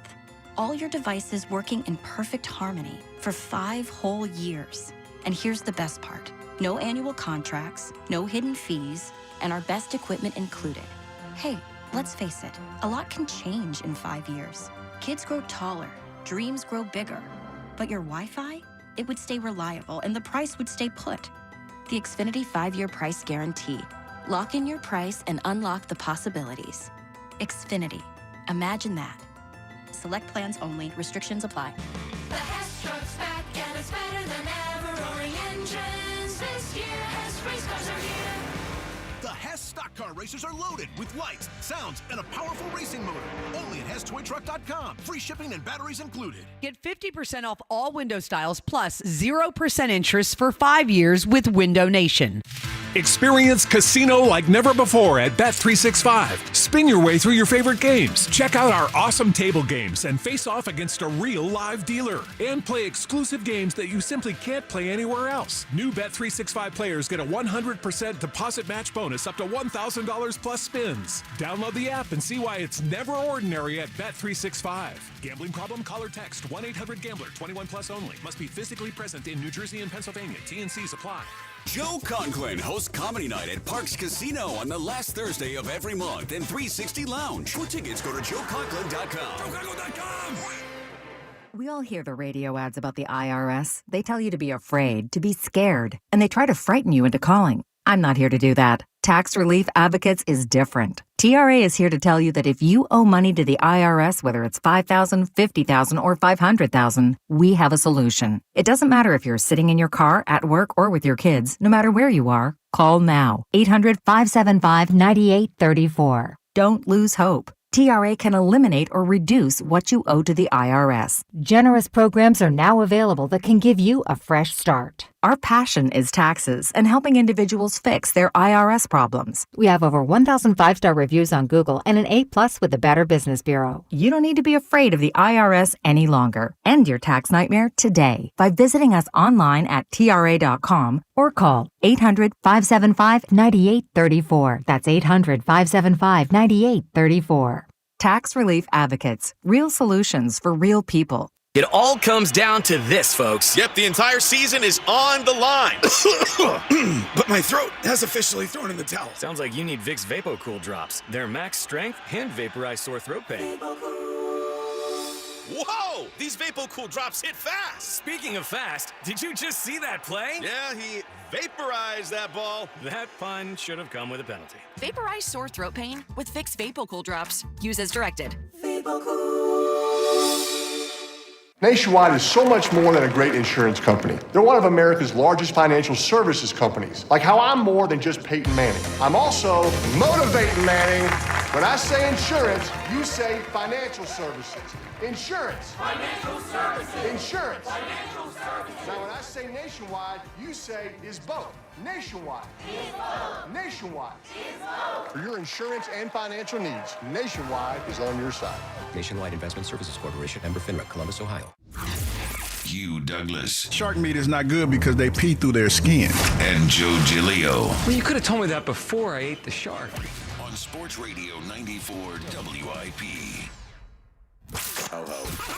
It's Hugh's Holiday Stocking. First of all, you look like a big old candy cane. It is that time of the day. It is time to find out what is in Hugh's Holiday Stocking, presented by Jack Daniel's Tennessee Whiskey and Gerhardt's Appliance. All right, today, I'm kind of excited about everyone is playing for this. The qualifying prize, which includes the Jack Daniel's rocks glasses, umbrella, golf tee pack, playing cards, along with a Weber Grill Brush, courtesy of Gerhardt's Appliance. If you win today, automatically enter for the grand prize. The Weber Grill, courtesy of Gerhardt's, and the Jack Daniel's Yeti Cooler and the Jack Daniel's Cornhole Set. All right, so here's how this works. Hugh is going to give us some sort of clue, a theme on what may be in that holiday stocking. Hugh's Clues? No. I'm sorry. I didn't mean to say Hugh and Clue in the same sentence. He's going to give us the theme. I apologize. That was a tease. I shouldn't have done that to you. We know you're in your feelings about Hugh's Clues. A little bit. Okay. He'll tell you an idea of what's in there, and then you get to ask one yes or no question when you call in, and then you get to guess based on what Hugh says with the yes or no question. Hugh, are you ready? Yeah. Okay. Wait a minute. I mean, it's your You done chewing? No, You know what's in the stocking? I need y'all to tell me off the air. I forgot. No, we can't. You see? Did you seriously forget it's in the stocking? What you mean, seriously? Like I would play about something like that. I know what it is. Okay. You want me to text you? This is great, man. Yeah, shoot me a text. This, you know what they did? This is how the pros do it. You got to be kidding me. What, Kyle? Be Don't quiet. you have a notepad and an iPad? You know what? I was too busy workshopping my guest to takes. Oh, right. Very difficult. Yeah, dude. So you're on the Way next too much segment. on your plate Guest to for takes a me Friday. kicking my butt, boy. I I texted you what's in the No, stocking. I got it. Okay. All right. Let's bring on our first contestant here. Dean in Blackwood is up first. Hold on, actually. My I gotta tell apologies. You have to tell everyone the theme, Hugh. going great. You got me all messed up because you don't even know what's in your damn stocking. I do know now. All right. Okay, you ready? The theme. Yeah, don't Yeah, say the the word. theme. Okay. I was ready for you to just say what was in the stocking.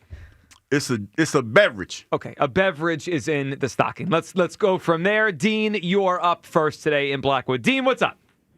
Is it alcoholic? It can be, yes. Jack and Coke. Jack and Coke, no, Dean. Nah. Good one though. It does fit the theme a little bit. Bob in Pennsauken. Hey, Bob. Yes, is the predominant color of it usually on the scale of white? What? Is it a whitish, creamish color, like a white hue? Along that color scheme. Be more specific. Because you sound. is it like- you. I'm okay. Yes. No, is it? I'm going to say my guess then. Is it eggnog? Yes. You did, yeah. I mean, No, I was letting Bob, you sweat. congratulations. No, listen. You got it. I told Thank you you guys very this much. was too easy. No, we I did. told you know. it was too easy. Listen, Bob, great job. Great job. No, I Bob, told you. This, It was too easy. may I give my take on this? This was user error, okay? No, because I couldn't go with what I wanted to go no, with. but I think the problem was. You guys start listening to me. No, Kyle's right, but you gave it away. How? Because when someone asks, is it alcoholic? You got in your feelings about the two questions being perfectly pertinent to what it actually was. The answer is yes. When you said it can be, that made it too easy. Oh, that's what it was. I said it can can't be yes, but when I said it can't, I started with it can't be. Because that means it can't be, which means it's too easy for Bob. Got you. But okay, It's I a give Friday. you. It's a Friday. I give you that one. Is today? And plus, it is was today your guest gift? online. Is it your gift to the audience today? Yeah, that's my gift. Okay. Because I don't give out many. So that's how we'll spin this. Then? Yeah.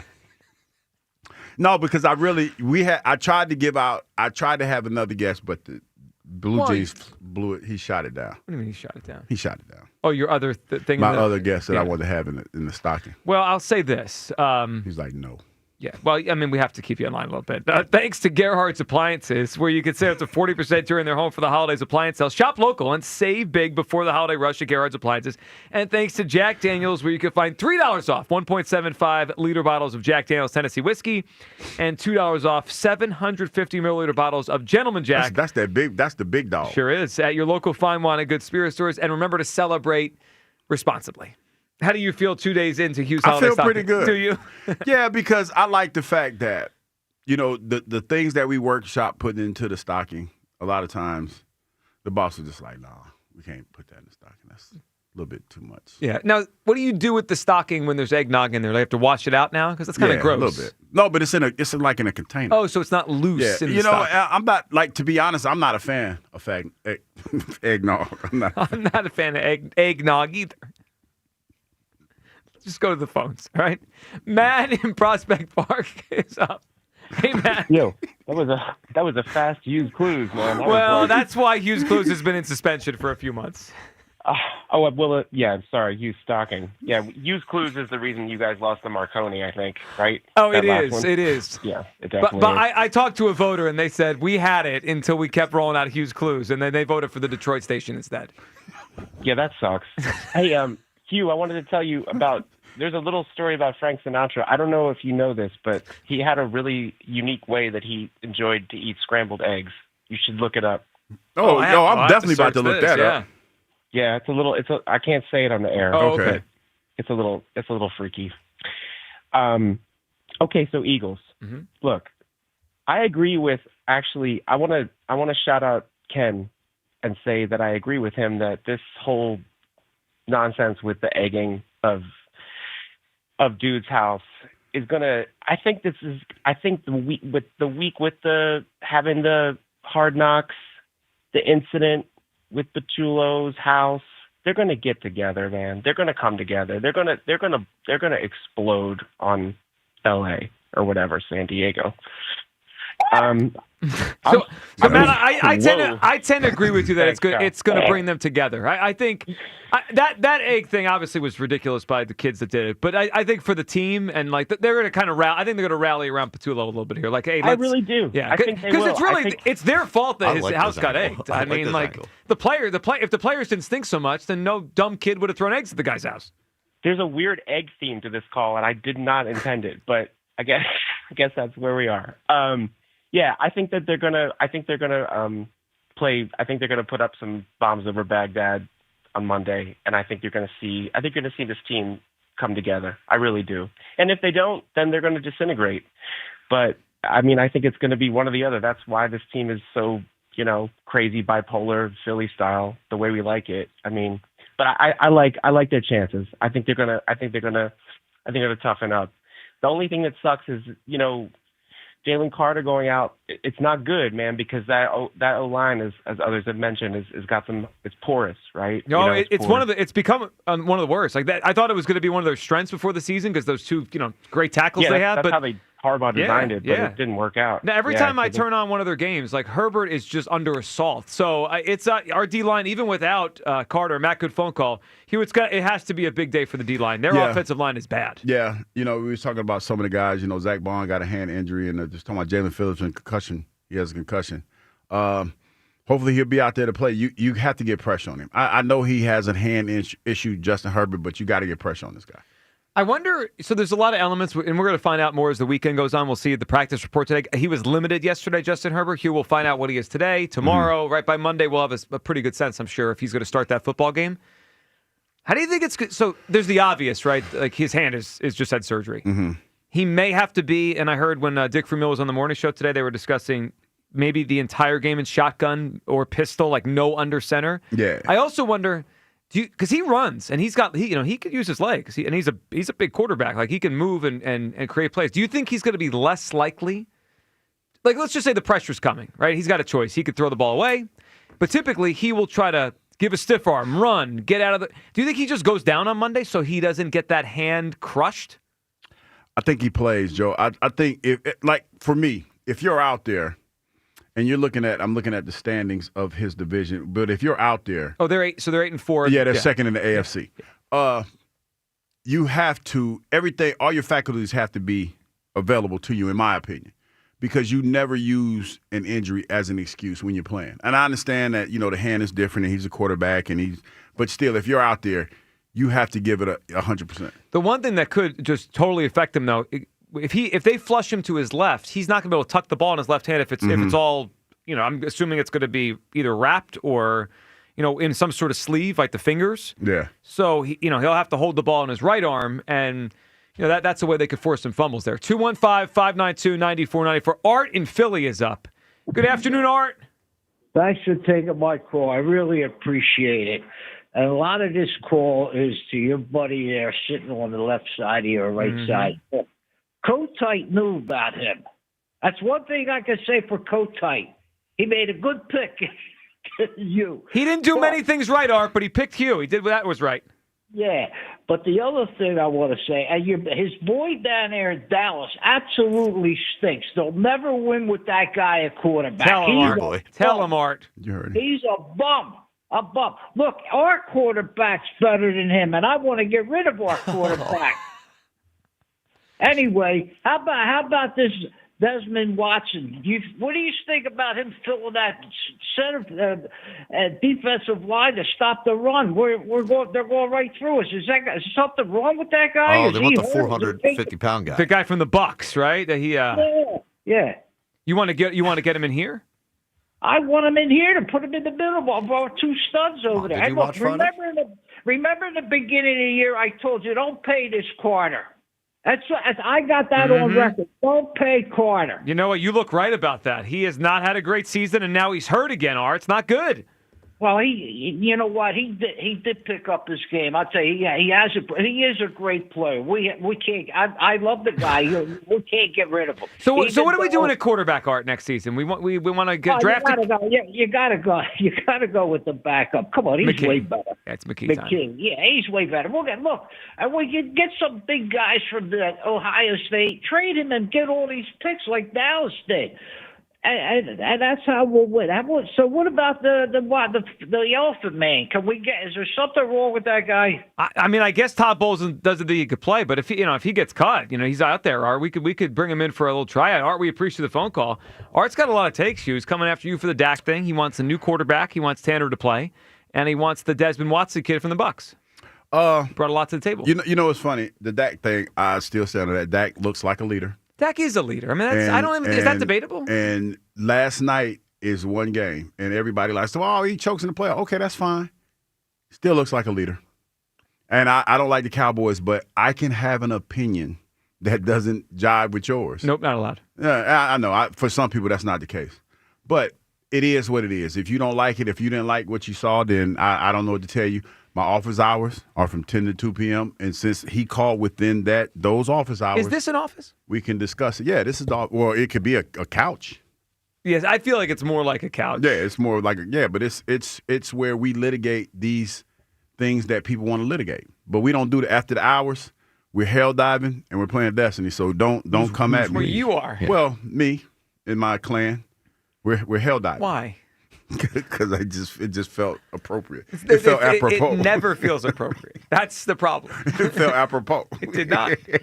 It absolutely didn't. All right, Ken and Cinnaminson with I'm sure now we got the clap back. Well, I'm sure a lot of response today because he was taking blows left and right from the callers here. What's up, Ken? I wasn't going to call, but when my name is taken in vain, I feel like I need to respond. Plus, I do want to address the topic at hand.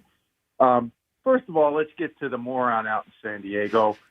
Obviously, I'm living rent-free in his tiny little brain, and I don't even listen to what he says. So I don't know if he said anything about me or not. I can only derive that from Cowboy Jane. And Cowboy Jane, I would say if you're going to take my name in vain, get it right. It's Ken from Cinnaminson, not Cinnamon, a town that he could not possibly afford to live in. So, let's just leave that there. And I did hear Rhea take my take this morning. She didn't credit me for it, but I did hear her take my take this morning about the egging incident kind of galvanizing the offense. So these are this big is accusations. Big accusations. I serve the public. And Hugh, yes, you are the analyst that Booger McFarland wishes he could be. That's all I want to say. You know what? I can I see that. I like that parallel. Yeah, you're like evolutionary Booger. Evolutionary Booger. Someday Booger wants to grow up to be Hugh. That's exactly what it is. So I don't know. Look, I don't know why you would settle for 3-2. They're better than every team left on their schedule. They just are. So why would you settle for losing to two of them? I mean, it's December. This is where the men separate themselves from the boys. This is where we hear Nick say all year long, your goal is to be playing your best football at this time of year and to work towards that. So there's nobody who could possibly suggest that they have been playing their best football yet. But, it's not as bad. Like it always seems worse than it is until you watch everybody else. And then you realize it's not as bad as we think it is. We have recency bias on a lot of this stuff, and we get so myopic on what's going on with our team that we fail to look at the big picture and see that, it's not as bad as everybody thinks it is. Justin Herbert's not going to finish the game Monday night. I'm assuming he's going to start it, but he's not even going to finish the game. There's no way he finishes that game. So you're going to get a heavy dose of Trey Lance. So if we're worried about losing to Trey Lance, then I don't know what to tell you. Like, you probably shouldn't just watch. The Buffalo Bills are once again the most overhyped, overrated team in the NFL. Every year, preseason, they're at the top of everybody's poll for the AFC representative in the Super Bowl. And then Sean McDermott does Sean McDermott things all year long, and the Bills don't even get past the second round of the play. So well, and this year they're not even going to win their division, most likely at this point. Exactly. So Sean McDermott would have been fired 3 times already in Philadelphia. He was the head coach here, but he lives up there in Buffalo where there's literally nothing else to do. And they're just really super nice people. So I have to say that because it's true.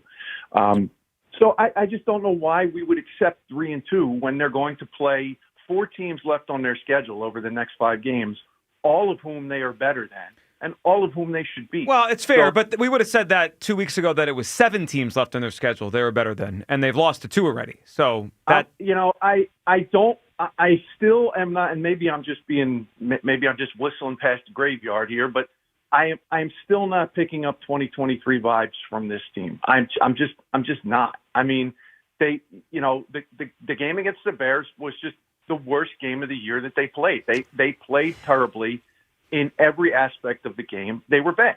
And, every once in a while you're going to have one of those.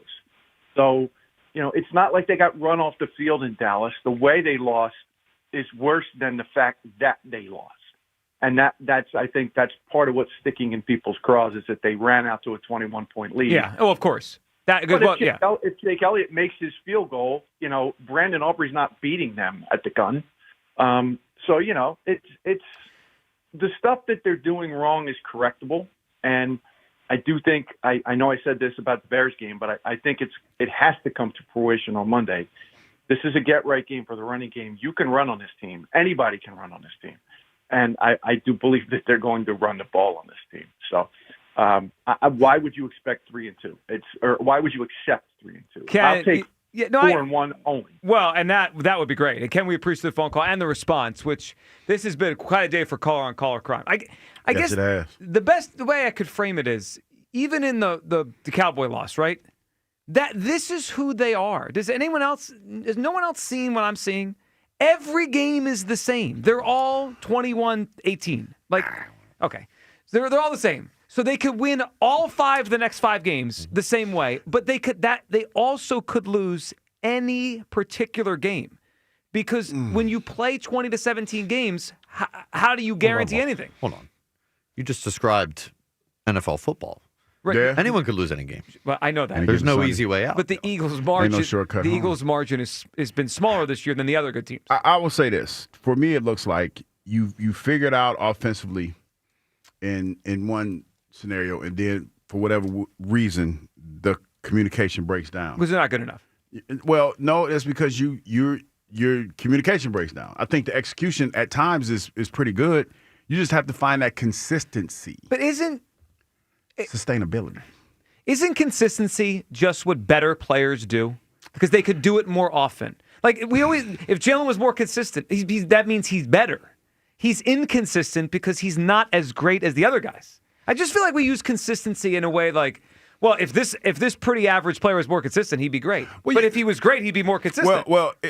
Here's the reality of football. Football, for the most part, is repetition.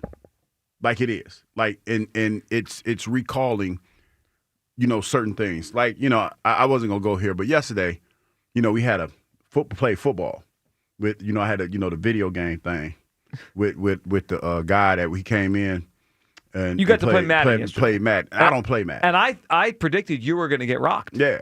So I was playing against a guy, and he's a Madden player, and he was happy. I know how these things go, Joe. People come in and they want to beat you because they want to tell their friends. Yeah, I cooked you, Douglas. Yeah, in and so we played, right? And I don't play Madden. Y'all know I died with McClan and all that other good stuff. That's just make it quick. But anyway, long story short, once I got locked back in to football. How'd you do? I beat the brakes off that cat, What man. team were you guys? He made me play with San Diego, right? Well, L.A., the Chargers. So you were the Chargers? I was the Chargers. And he was the Eagles. Dude. But this isn't a good omen. And this was the match. No, I ain't let him win. No, because I knew what it was going to be. But listen, Kyle, once I got back into football mode and I saw the defense he was playing a single high safety, right? And he was dropping the other safety down in the box because, the Chargers can run the ball a little bit. Yeah. So, Joe, I was like, oh, wait a minute. I remember this because, I really watch film like Jason Devont watch film. But when I started seeing, I was like, oh, wait a minute. He has the safety cheated to the left side of the field. Look at this guy over here. Bill Walsh Douglas No, over but here. hold up, Joe. So it was a couple times where I got caught because I kept pushing the wrong button, throwing it to the wrong side of the field. Mm-hmm. But my man Austin, he was in there. Austin's our IT guy. Yeah. And when he showed me, I was like, okay, where the buttons and stuff. Long story short, I started dropping dimes, threw for 357 yards. So, Can you go to the NovaCare and share this with our football team? I'm just saying, dog. So Herbert you were slinging it with Herbert. Dude. How did Jalen do against your defense? I had 5 sacks. Why didn't he get rid of the ball? Well, because I didn't really know how to tackle. So it was a couple times where I didn't know how to tackle. You just run into him. But it's you could shake them off though. Like you could shake off. Oh, so you were getting. They still have the hit stick. It was what's his name? Yeah. The D tackle hand. What's his name? I had it written down something. Norman Hand. Not Norman Hand. Norman Hand is not his name, John. And you know what's funny, Joe? I was about to say Norman Hand. Deshaun Hand. It's Deshaun. I just wondered if I could slip it by you. Yeah, no, because I remember when I first saw it, I was like, wait a minute, that can't be Norman Hand. Norman it was Deshaun Hand. It's like your age. Yeah, but the bottom line was, man, listen, when I caught him in that single high safety, started dropping dimes. I mean, and then at one point I thought, this is a bad omen. But it's not, because I can't play. You know Norman's not with us anymore? He isn't? No, it's I didn't know that. I didn't know it either. I didn't know that. No, is that his son? Is Deshaun his son? We can look that up. Yeah, let me look that up. Okay. But yeah, I just wanted to put that out there. So shout out to I forgot the guy's name. I beat the brakes off of him, man. Shout out to the guy I beat yesterday in Madden. Yeah, beat the brakes off. 215. You were very proud of him too when you walked in. No, it was just funny because he was getting ready to trash talk, and I didn't say anything because I didn't know how to play. I didn't really care until I saw him start trying to talk trash. I just wonder. I mean, I feel like there would have been a better omen if you let the Eagles win. You beat the Eagles with the Chargers. I can't let I know, but you do anything. But you didn't have to throw the ball for 5 touchdowns with Herbert. Dude, I was Joe. I didn't know how to He's play, got a but laser I know. for an arm, huh? No, listen, because it's pressure sensitive. Yeah. I was throwing darts. Touchdown. Not the son of Norman Hand. Okay. Not the son. Joe, I was proud of myself. Different hand. And Austin was over there like, man, you sure you've never played this before? Never. No, I don't know if we believe you about that one. 215-592-9494. All right, I'm giving everyone a chance to sign up for a 3-2 finish to the season. If I told you that right now, would you sign up for 3-2, clinch the division in the playoffs, or would you let it play out, which could be great? Or it could be bad. High roller Hugh over here playing this thing out. Where do you come down? Plus, we'll get to Hugh's favorite segment. Guess the takes. What is everyone talking about after Week 14 in the NFL? It's the Midday Show. Sports Radio 94 WIP. This holiday season war with the new Jack Daniel's Tennessee Blackberry Whiskey. It's bold, vibrant blackberry flavored, blended with a creamy vanilla, toasted oak, and just a touch of honey. It's the perfect pour for the holiday seasons, for parties, for gatherings, and a quiet night by the fire. Make your season merry with Jack Daniel's Tennessee Blackberry Whiskey. Stop by your local fine wine and good spirit stores and pick you up a couple bottles and make your own blackberry cocktails. Jack Daniel's. Jack Daniel's Tennessee Blackberry. Celebrate this season responsibly. Winter is coming. Is your roof ready? Call Home Genius Exteriors now and get 50% off materials for your new roof. Plus, no interest and no payments till 2027. Winter won't wait, and neither should you. Call Home Genius Exteriors now at 855-U-R-GENIUS for your free roof and attic inspection from one of our experts. That's 855, the letter U, the letter R, Genius. Home Genius Exteriors, the genius choice in roofing. See website for details. FanDuel Friday, in partnership with Valley Forge Casino, is turning it up with NBA Happy Hour. Every Friday from 6 to 7:30 p.m. Eastern, FanDuel is dropping limited time specials to get you in the zone. Boost, bonuses, how about surprises? All designed to bring that Friday energy. This isn't just another promo, it's your weekly pregame. NBA Happy Hour, every Friday, 6 to 7:30 Eastern, only on FanDuel, official sportsbook partner of the NBA. Visit FanDuel.com/Ike to grab your reward before the clock expires. FanDuel Sportsbook is the official sportsbook of 94 WIP. 21 plus and present in Pennsylvania. Opt-in required. Rewards are non-withdrawable. Restrictions apply, including bonus and token expiration, leg requirements, and max wager amounts. See terms at sportsbook.fanduel.com. Gambling problem? Call 1-800-GAMBLER. Comcast Business is celebrating the holidays by giving your business the $1,000 holiday bonus when you switch to a gig speed internet package. Just imagine the thousands of possibilities of a $1,000 prepaid card. Like possibility number 12, the new laptop for the office holiday hero. Or possibility number 108, smart speakers to deck those hallways. Or possibility number 192, new equipment for the new year. Or possibility number 555, Bluetooth holiday lights for office decor. Switch to Comcast Business, designed for 100% reliability with business internet and wireless connect, plus advanced cybersecurity, and now get the $1,000 holiday bonus.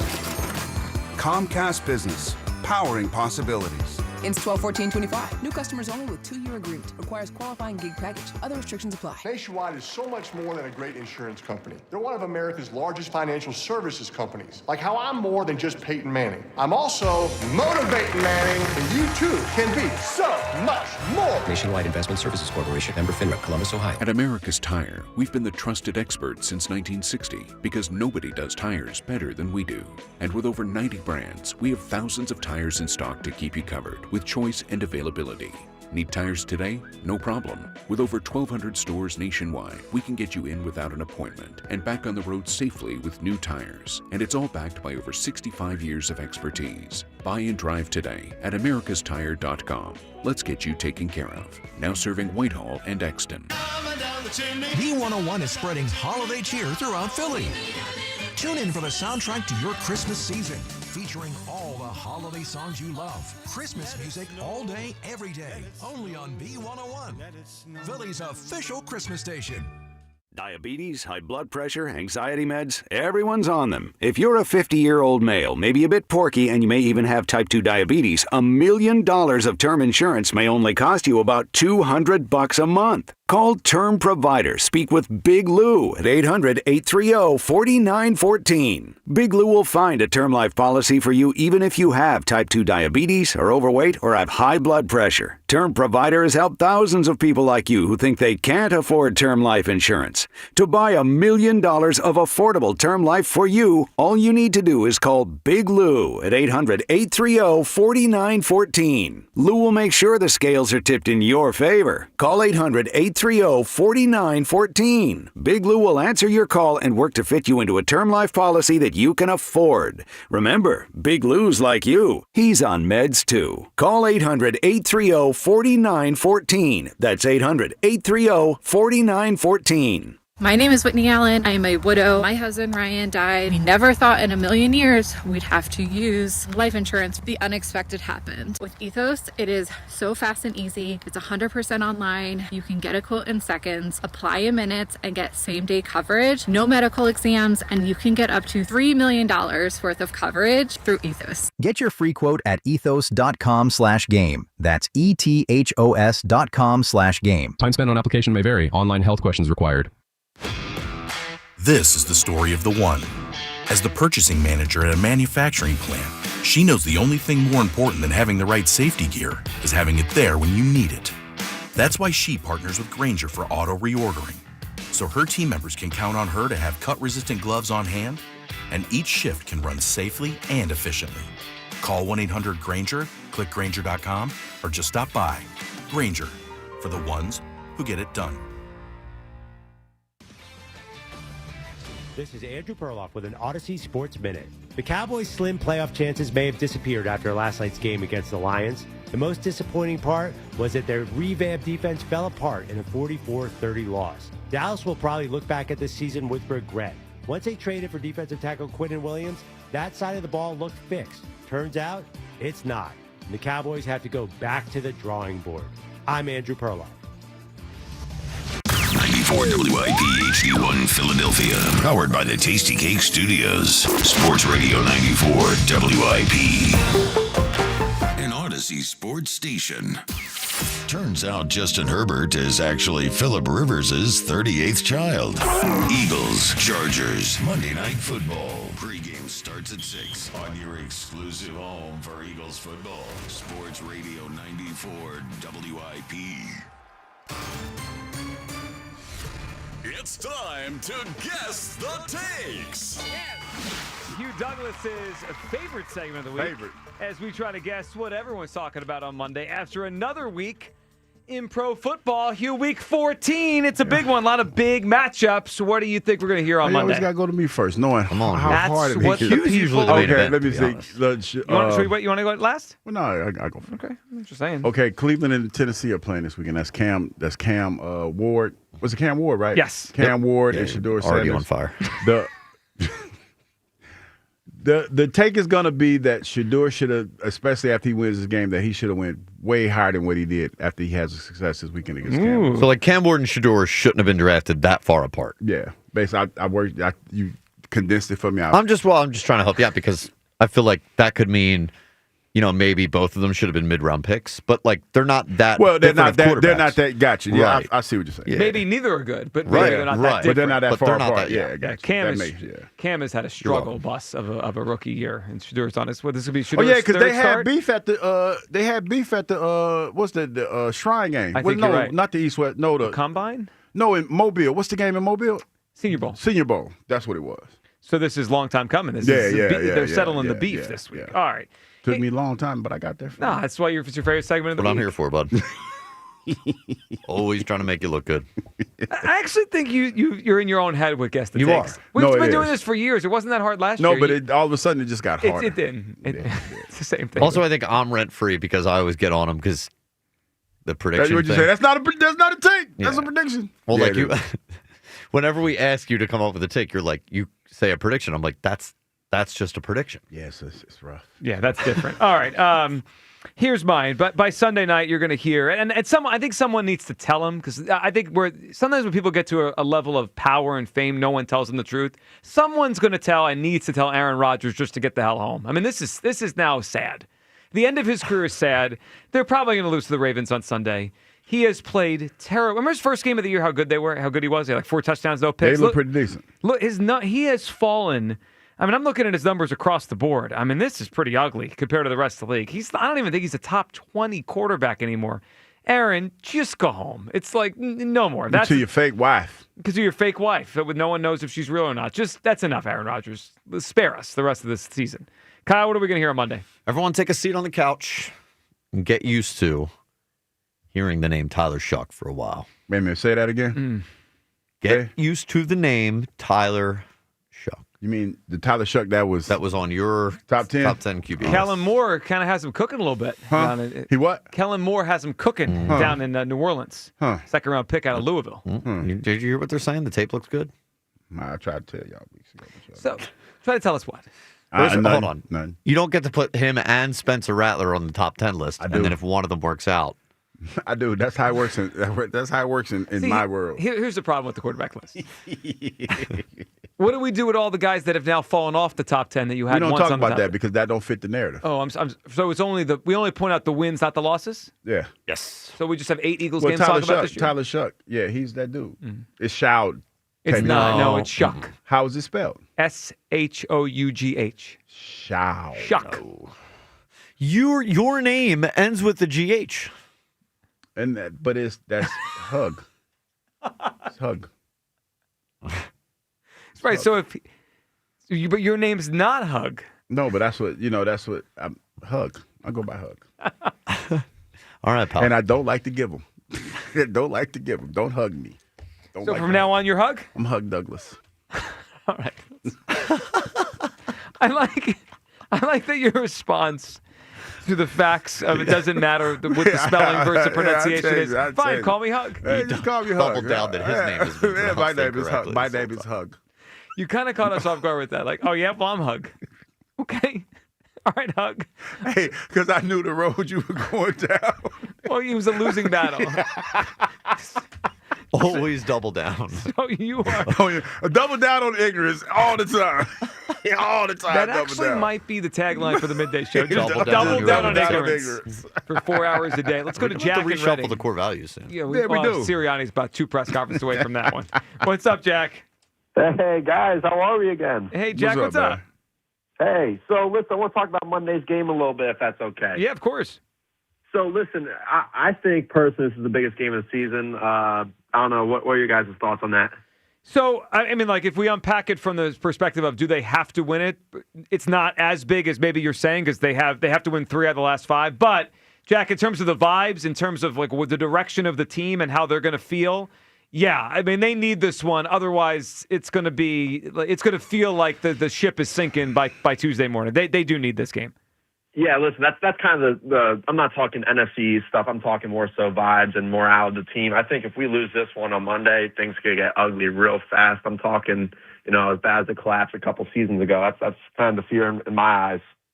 Well, and they'd be there. I mean, they would be in that spot, and you'd be wondering because, if you look at the parallels to the season, right? We have one side of the ball that's not good, one side that's kind of holding the weight. It's just the opposite. It was the defense then, now it's the offense that's not good. Now, Jack, they started the year off with a lot of wins close, right? So it was kind of masking some issues, and now it's coming back. And then you look at the schedule, I mean, down the stretch, they have teams they should beat, but we said the same thing in 23, right? They had the Cardinals, they had the Seahawks. We're like, well, even if they're struggling, they'll win. I mean, if they lose this one, nothing will feel secure the rest of the season, even with the Raiders and the Commanders on the schedule. Yeah, and that's kind of the point I'm going to start getting at here real quick is if we have another collapse like we did a few years back, do we start to question Sirianni and whether or not to stick with him? I would, yeah, Jack. Because if I'm Lurie, I don't think so. If I'm Lurie, I'm starting to wonder, like, what are we doing here? Like, why can't we hold some sort of level of consistency? Like, 2 collapses in 3 years is ridiculous, but then it's a little bit confusing for everyone because there's a Super Bowl championship in the middle of those 2 years. No, yeah, Joe, I completely agree with you. But Hugh, I heard you say no. What's holding you back from that? I don't think so because of number one, they gave him a lot of money in offseason. And I think that, and this is just my personal feeling, I feel like they like what he's done so far with the pieces that he's had. Like, because think about it like this, Jack. He didn't pick his quarterback. Jalen was here before he got here, right? And he was able to get the most. Like, just look at it from this standpoint. And this is not taking a shot at Jalen, but he's gotten the most out of Jalen. He's probably gotten more out of Jalen than anybody ever anticipated. 2 Super Bowls, had like 5 winning seasons, 2 Super Bowls. And that's not me saying Jalen is the issue. That's me saying that's good coaching. And you've had 4 different coordinators, regardless of how it looks or what the offense looks like. You've had 4 different successful seasons with 4 different coordinators. So that's why I feel like that he's a good coach. Yeah, I get what you're saying there, Hugh, and you're completely valid with that. But at the same time, if you have 2 historic collapses with, some of the best rosters on paper in NFL history, how can we not start to question his tenure here and think about? But my question to you, Jack, what is your definition of collapse though? Because if you're talking about the year that they got beat by Tampa, they still won 10 football games. That was a collapse. But it's excuse me. But here's the thing. I hear what you guys are saying, but Mike Tomlin has not had a losing season in Pittsburgh. Is that a collapse? As hard as it is to win games? No, hold on. I refuse to let you get away with it. No, but my point is this. It's a collapse. They were 10-1. Listen to what I'm saying, people. In the NFL, it's wins and losses, right? You're winning more games than you lose. Now, the expectations, we're talking about records and we're talking about expectations. You're relevant. The Pittsburgh Steelers, regardless of what you want to say, have been relevant. When I say relevant, when you turn on TV, they're talking about the Pittsburgh Steelers. No, I agree with you, but I think the Eagles' expectations is excellence, yes. not relevant. It is, but you in order to chase excellent, you have to be relevant. Yeah, well, that's true. You got to crawl before you can walk. That's what I'm saying. So the Eagles we should have be running at this point. We should be. You're losing. But for whatever reason, no, because you're not hearing what I'm saying. Is that Nick Sirianni, before Nick Sirianni was Jalen Hurts' quarterback, coach. Mm-hmm. Didn't you hear stories about when he was in not Baltimore, but Indianapolis, he had this innovative offense and all this other stuff. For whatever reason, it's not the same, but he's still getting winning results. Do you follow me? Yeah, Hugh, they still fell apart. I completely get you, and no one that was where I had to push back. We're okay with these 10 plus win seasons, but at the same time, this roster on paper is one of, if not the best in the NFL right now. And I think we can both agree with that. So the expectations are a lot higher. And when you see a late season collapse and maybe a first round exit in blowout fashion, we can call that a collapse. And we can't have two 2 seasons of that. We just can't. It's a lot for a okay, short but period Jack, of let me time. ask you a question. You just said we have the best roster in football, correct? I would say one of the best, yes. Okay, but as I look at this call board, you're okay with 3-2. So how does that jive for you? Well, because at the same listen here, Hugh. 3-2. Let's go over the wins and losses. Hypotheticals. Let's say we beat LA. No, Jack. Wait a minute, Jack. Before you get started, I don't need you to tell me hypotheticals. I need you to tell me exactly what I asked you. You just said to me, we have, if not the best roster, one of the best rosters in football, right?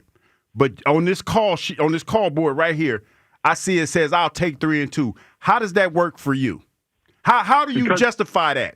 It's above 500 in the last. No, Jack. See, Jack, I'm asking you. Jack does not get it because Jack. Listen, Jack. Listen to what I'm saying. No, Jack, because you're not answering the question that I asked you. I'm gonna ask you again. No, Jack, take that bass out your voice. Take that bass out. Now, Jack, this is what I'm asking you. You just told me who's the okay. I'm gonna help you out with this one. Who's the best roster? Who do you think has the best roster in football? I would say the Philadelphia Eagles. Jack, you just told me they had the second best. So which one is it? Is it the first best or the second best? I'll play home field. I'll say the Philadelphia Eagles are the best roster. Okay, we got that. We established that. Okay, we've established that. Who has the best record in the NFC? The Rams. I'm asking Jack. Don't help Jack out. The Rams. So why are you okay with your own wording? You say we have the best roster. Why are you okay with 3-2? Because you have 2 games with the Commanders left, which is an inner rival in the division. He's still not answering my question. But I'm gonna let you talk. I think he's taking it from the schedule. No, but he's not. But Scott, I'm not asking him about. But see, there's no, Jack. I'm gonna let you talk. But I'm not. That's not what I'm talking about. You answer the question. But hold on. But I do think the schedule's part of it. Like before the season, we would have said not. it is. Before the season, we would have said they have a great roster, but the schedule's harder this year. So few of us. I'll just speak for. I think few of us thought they were going to go 14-3 again, even though the roster was great because the schedule was harder. Right, so that's the schedule's part of it. No. Let me help you. Let me help you out, Jack. Let me help you out. No, Jack, be quiet. Now I'm about to talk. I allowed you to talk. You didn't do exactly what I wanted you to do. This is why what you're saying doesn't align with how I feel. Because if you feel as strongly as you do about them having the best roster, it ain't no way 3-2 should be satisfactory for you. If you feel that strongly about it, that's the point that I'm trying to get to. The problem that I had with what you were trying to say, Jack, is because now you're trying to rationalize by the end of the season what this team should look like. Yeah, I know we got the Commanders twice, and I know we got the Raiders in there. I know that. But what I'm saying to you, let me finish. What I'm saying to you is this. If this is the best roster in the NFL and they're not living up to expectations, then they need to start living up to their expectations. That's why 3-2 is unacceptable, because you just told me that they have the best roster in the NFL. Do you understand what I was saying when I said that? Hugh, I completely No, I just asked you a simple saying. yes or no question. Did you understand that? Hugh, do you want me to say No, you're right? I don't want you to tell me I'm right, Jack. I am asking you to tell me, is it a yes or no? That's it. Why is this so hard? I'm not asking hard questions.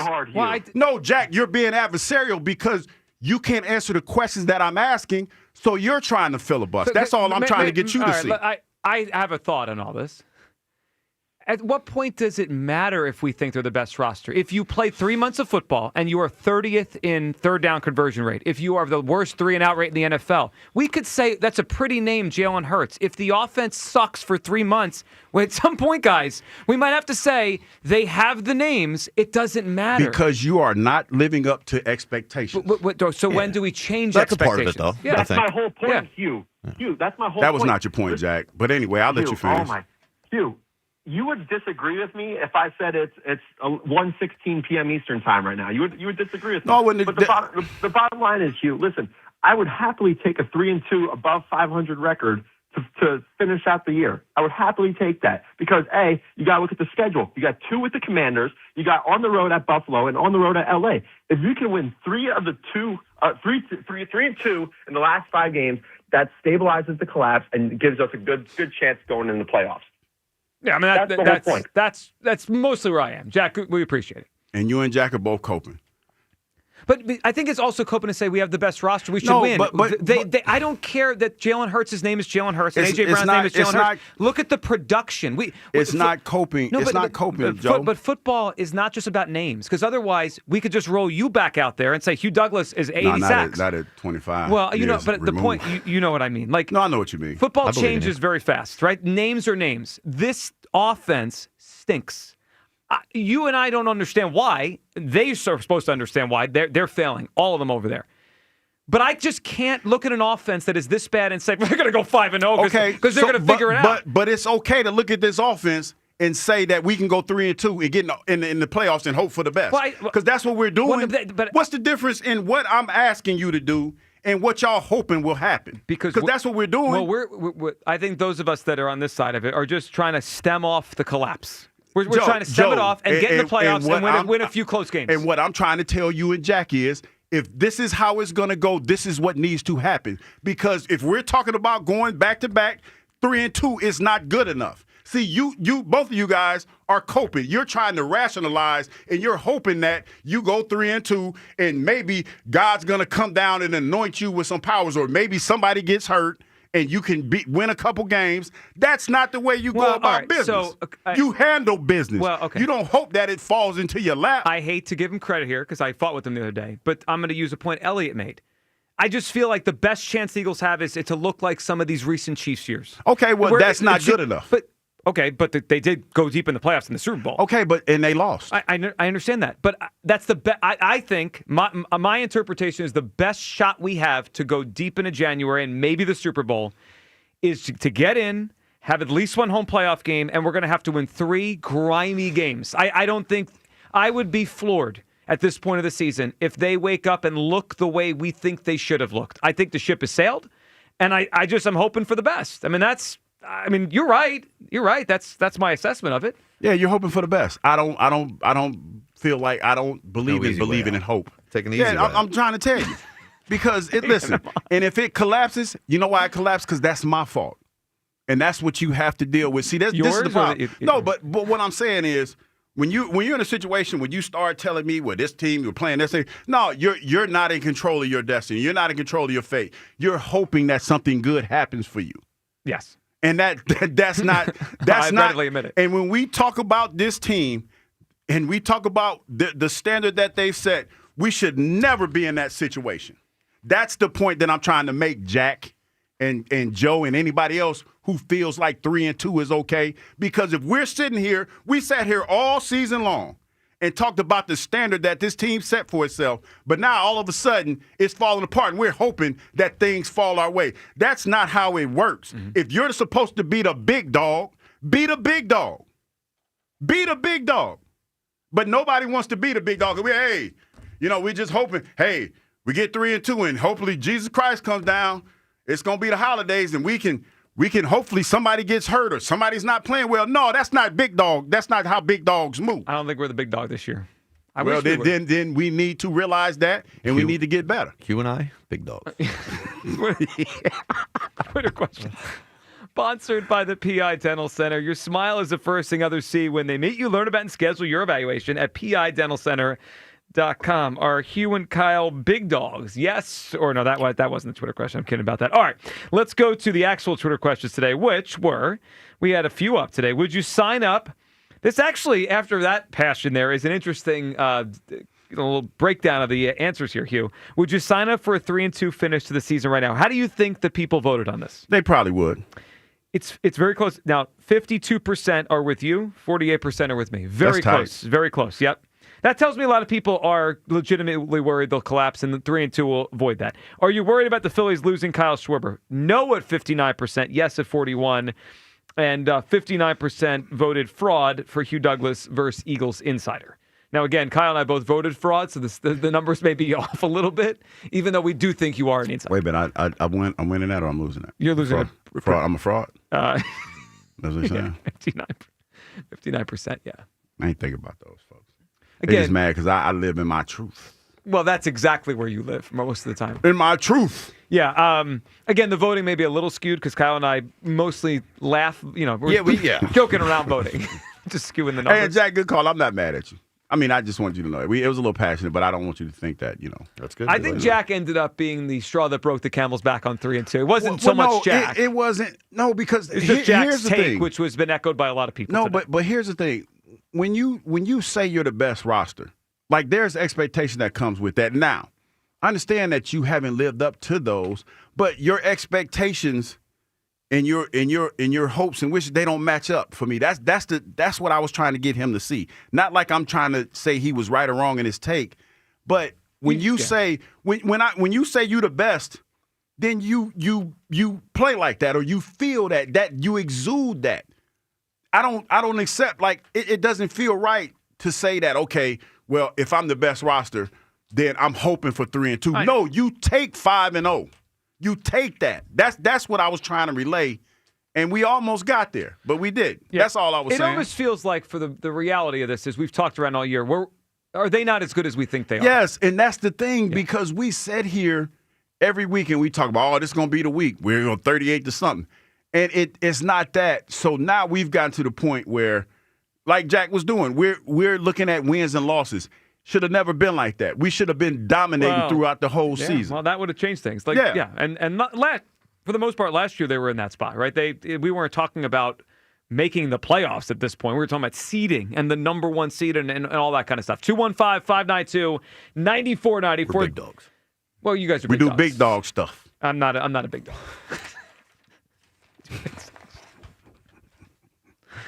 We are big dogs on this show, the Big Dog Show. All right, we'll get to you people and some calls. Plus, Hugh isn't writing the Eagles off yet, but he did write another team off and a direct shot at Hugh Douglas from a current NFL player. You're going to want to hear this. That's next. Midday Show, Sports Radio 94 WIP. FanDuel Friday, in partnership with Valley Forge Casino, is turning it up with NBA Happy Hour every Friday from 6 to 7:30 p.m. Eastern. FanDuel is dropping limited time specials to get you in the zone. Boost, bonuses, surprises, all designed to bring that Friday energy. This isn't just another promo. It's your weekly pregame. NBA Happy Hour every Friday from 6 to 7:30 Eastern, only on FanDuel, official sportsbook partner of the NBA. Visit FanDuel.com/GIGLIO to grab your reward before the clock expires. FanDuel Sportsbook is the official sportsbook of 94 WIP. 21 plus in President, Pennsylvania. Opt-in required. Rewards are non-withdrawable. Restrictions apply, including bonus and token expiration, leg requirements, and max wager amounts. See terms at sportsbook.fanduel.com. Gambling problem? Call 1-800-GAMBLER. As the baseball offseason begins, questions remain for the Phillies. Does Schwarber re-sign? Oh, we'd love to bring Kyle Schwarber back. It's a priority. Will JT return? The most prepared guy I've ever been around as a catcher. Can the Phillies retain Ranger? What a performance for Rangers, Suarez. Listen for the latest. All your Phillies offseason happenings happen here. We'll see what happens. Sports Radio 94 WIP. I'm Denton Day from the BetMGM Network, here to help you beat the books. We're headed to the American Championship between North Texas and Tulane. We're taking over 66.5. It's a massive number, but these are massively successful offenses. Tulane is averaging 28.7 points per game, and North Texas is averaging 46.8. They're the highest scoring offense in the country. Expect a lot of offense tonight. Take the over 66.5. Bet smarter, beat the books. Download the BetMGM app today. Please gamble responsibly. Hey, I'm Mike Slater. My dad passed away at the age of 63. It's out of nowhere. Had a stroke. Super hard, obviously, for the whole family, but my dad had life insurance. This is why I have life insurance for my family, for my wife and 4 kids. And the best place to get life insurance is ethos.com because you can do it in 10 minutes. And there's no medical exam and no blood test, just a few health questions. Get life insurance in 10 minutes so your family is protected. Ethos, ETHOS, ethos.com/play. Hey, Joe DeCamera here. The holiday season is in full swing, and the showcases at Family & Company Jewelers are stocked and ready to go. Do yourself a favor and get to their showroom on Route 70 in Marlton, New Jersey. It's an amazing showroom. You got to see it. Incredible. And guys, if you're planning on popping the question this year, and I know a lot of you are, Family & Company Jewelers can help you guide that buying process. A pair of diamond stud earrings, another option. Check off your whole list with one-stop shopping at Family & Company Jewelers, South Jersey's holiday diamond destination. Imagine being the wizard of your own home. With Xfinity, intelligent self-healing Wi-Fi fixes problems like magic. It boostifies speeds to your devices when you need it most, and makes your favorite Wicked content sparklify on every screen. All while a spell of protection helps keep your family safe online. When you're out in Oz, Xfinity Mobile joins Wi-Fi and 5G to keep your phone connected from here to the Emerald City. If you had the most intelligent Wi-Fi from Xfinity, everything would work together for good. And now you can cast a spell to stop time and keep your internet bill steady for 5 whole years.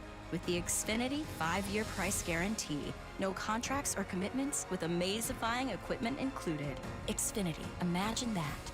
And see Wicked for good, only in theaters November 21st. Restrictions apply, select plans only. Xfinity Mobile requires Xfinity Internet. If you've been to Delilah's, home of the world's most beautiful showgirls, you know why it's won awards from Best Gentlemen's Club in the country to Zagat-rated cuisine. Never been? What's the wait? Catch weekday lunch specials and happy hour every day from 5 to 8 p.m. Plus game day features and free admission with proof of game attendance. Fight nights, bachelor parties, and cigar soirees are better when you book a party package or reserve a table for bottle service. For more details, visit delilahs.com. Dick Vermeil's Independence Insights is presented by Independence Blue Cross. Learn more at IBX.com. The computer says the Eagles win by 1. I think the Eagles will beat them by more than 1. And you'll see the defense. You know, if Carter's not playing, that'll be a big negative. That'll be a negative, and Harbaugh will take advantage of it. Harbaugh will take advantage of that. But we've got some other guys that have to step up. And I have such confidence in Vic and the scheme adjustments that he makes. I'm still positive. Before Quinn and Kevin Sullivan went pro with the Philadelphia Union, they had a whole community behind them. The youth coaches who taught them, the trainers who made them stronger, the family who always showed up, and the hometown health insurer who covered them. Independence Blue Cross has had the Sullivan brothers' backs since day one, just like we have yours, and you have theirs. Because we take care of our own here. Enroll now at IBX.com/sign up. 250 years ago, a promise was made to connect families and friends near and far. And during the holidays, that promise is more important than ever. That's why USPS is building a better network to meet your needs with timely deliveries, easy and affordable ways to ship, and everything you need to make your season full of holiday cheer. Our purpose is delivering your peace of mind, knowing your love will arrive, bringing joy to all. The United States Postal Service. Learn more at USPS.com/holidays. This is the story of the one. As an HVAC technician, he and his digital multimeter are in high demand. So when a noisy office HVAC turns out to be a failing blower motor, he doesn't break a sweat. With Grainger's easy-to-use website and product information, he selects the product he needs to keep everything humming right along. Call 1-800-GRAINGER, click Grainger.com, or just stop by. Grainger, for the ones who get it done. Hey, I'm Mike Slater. My dad passed away at the age of 63. It's out of nowhere. Had a stroke. Super hard, obviously, for the whole family, but my dad had life insurance. This is why I have life insurance for my family, for my wife and 4 kids. And the best place to get life insurance is ethos.com, because you can do it in 10 minutes. And there's no medical exam and no blood test, just a few health questions. Get life insurance in 10 minutes so your family is protected. Ethos, ETHOS, ethos.com/life. This is Hugh Douglas and Joe Giglio on Sports Radio 94 WIP.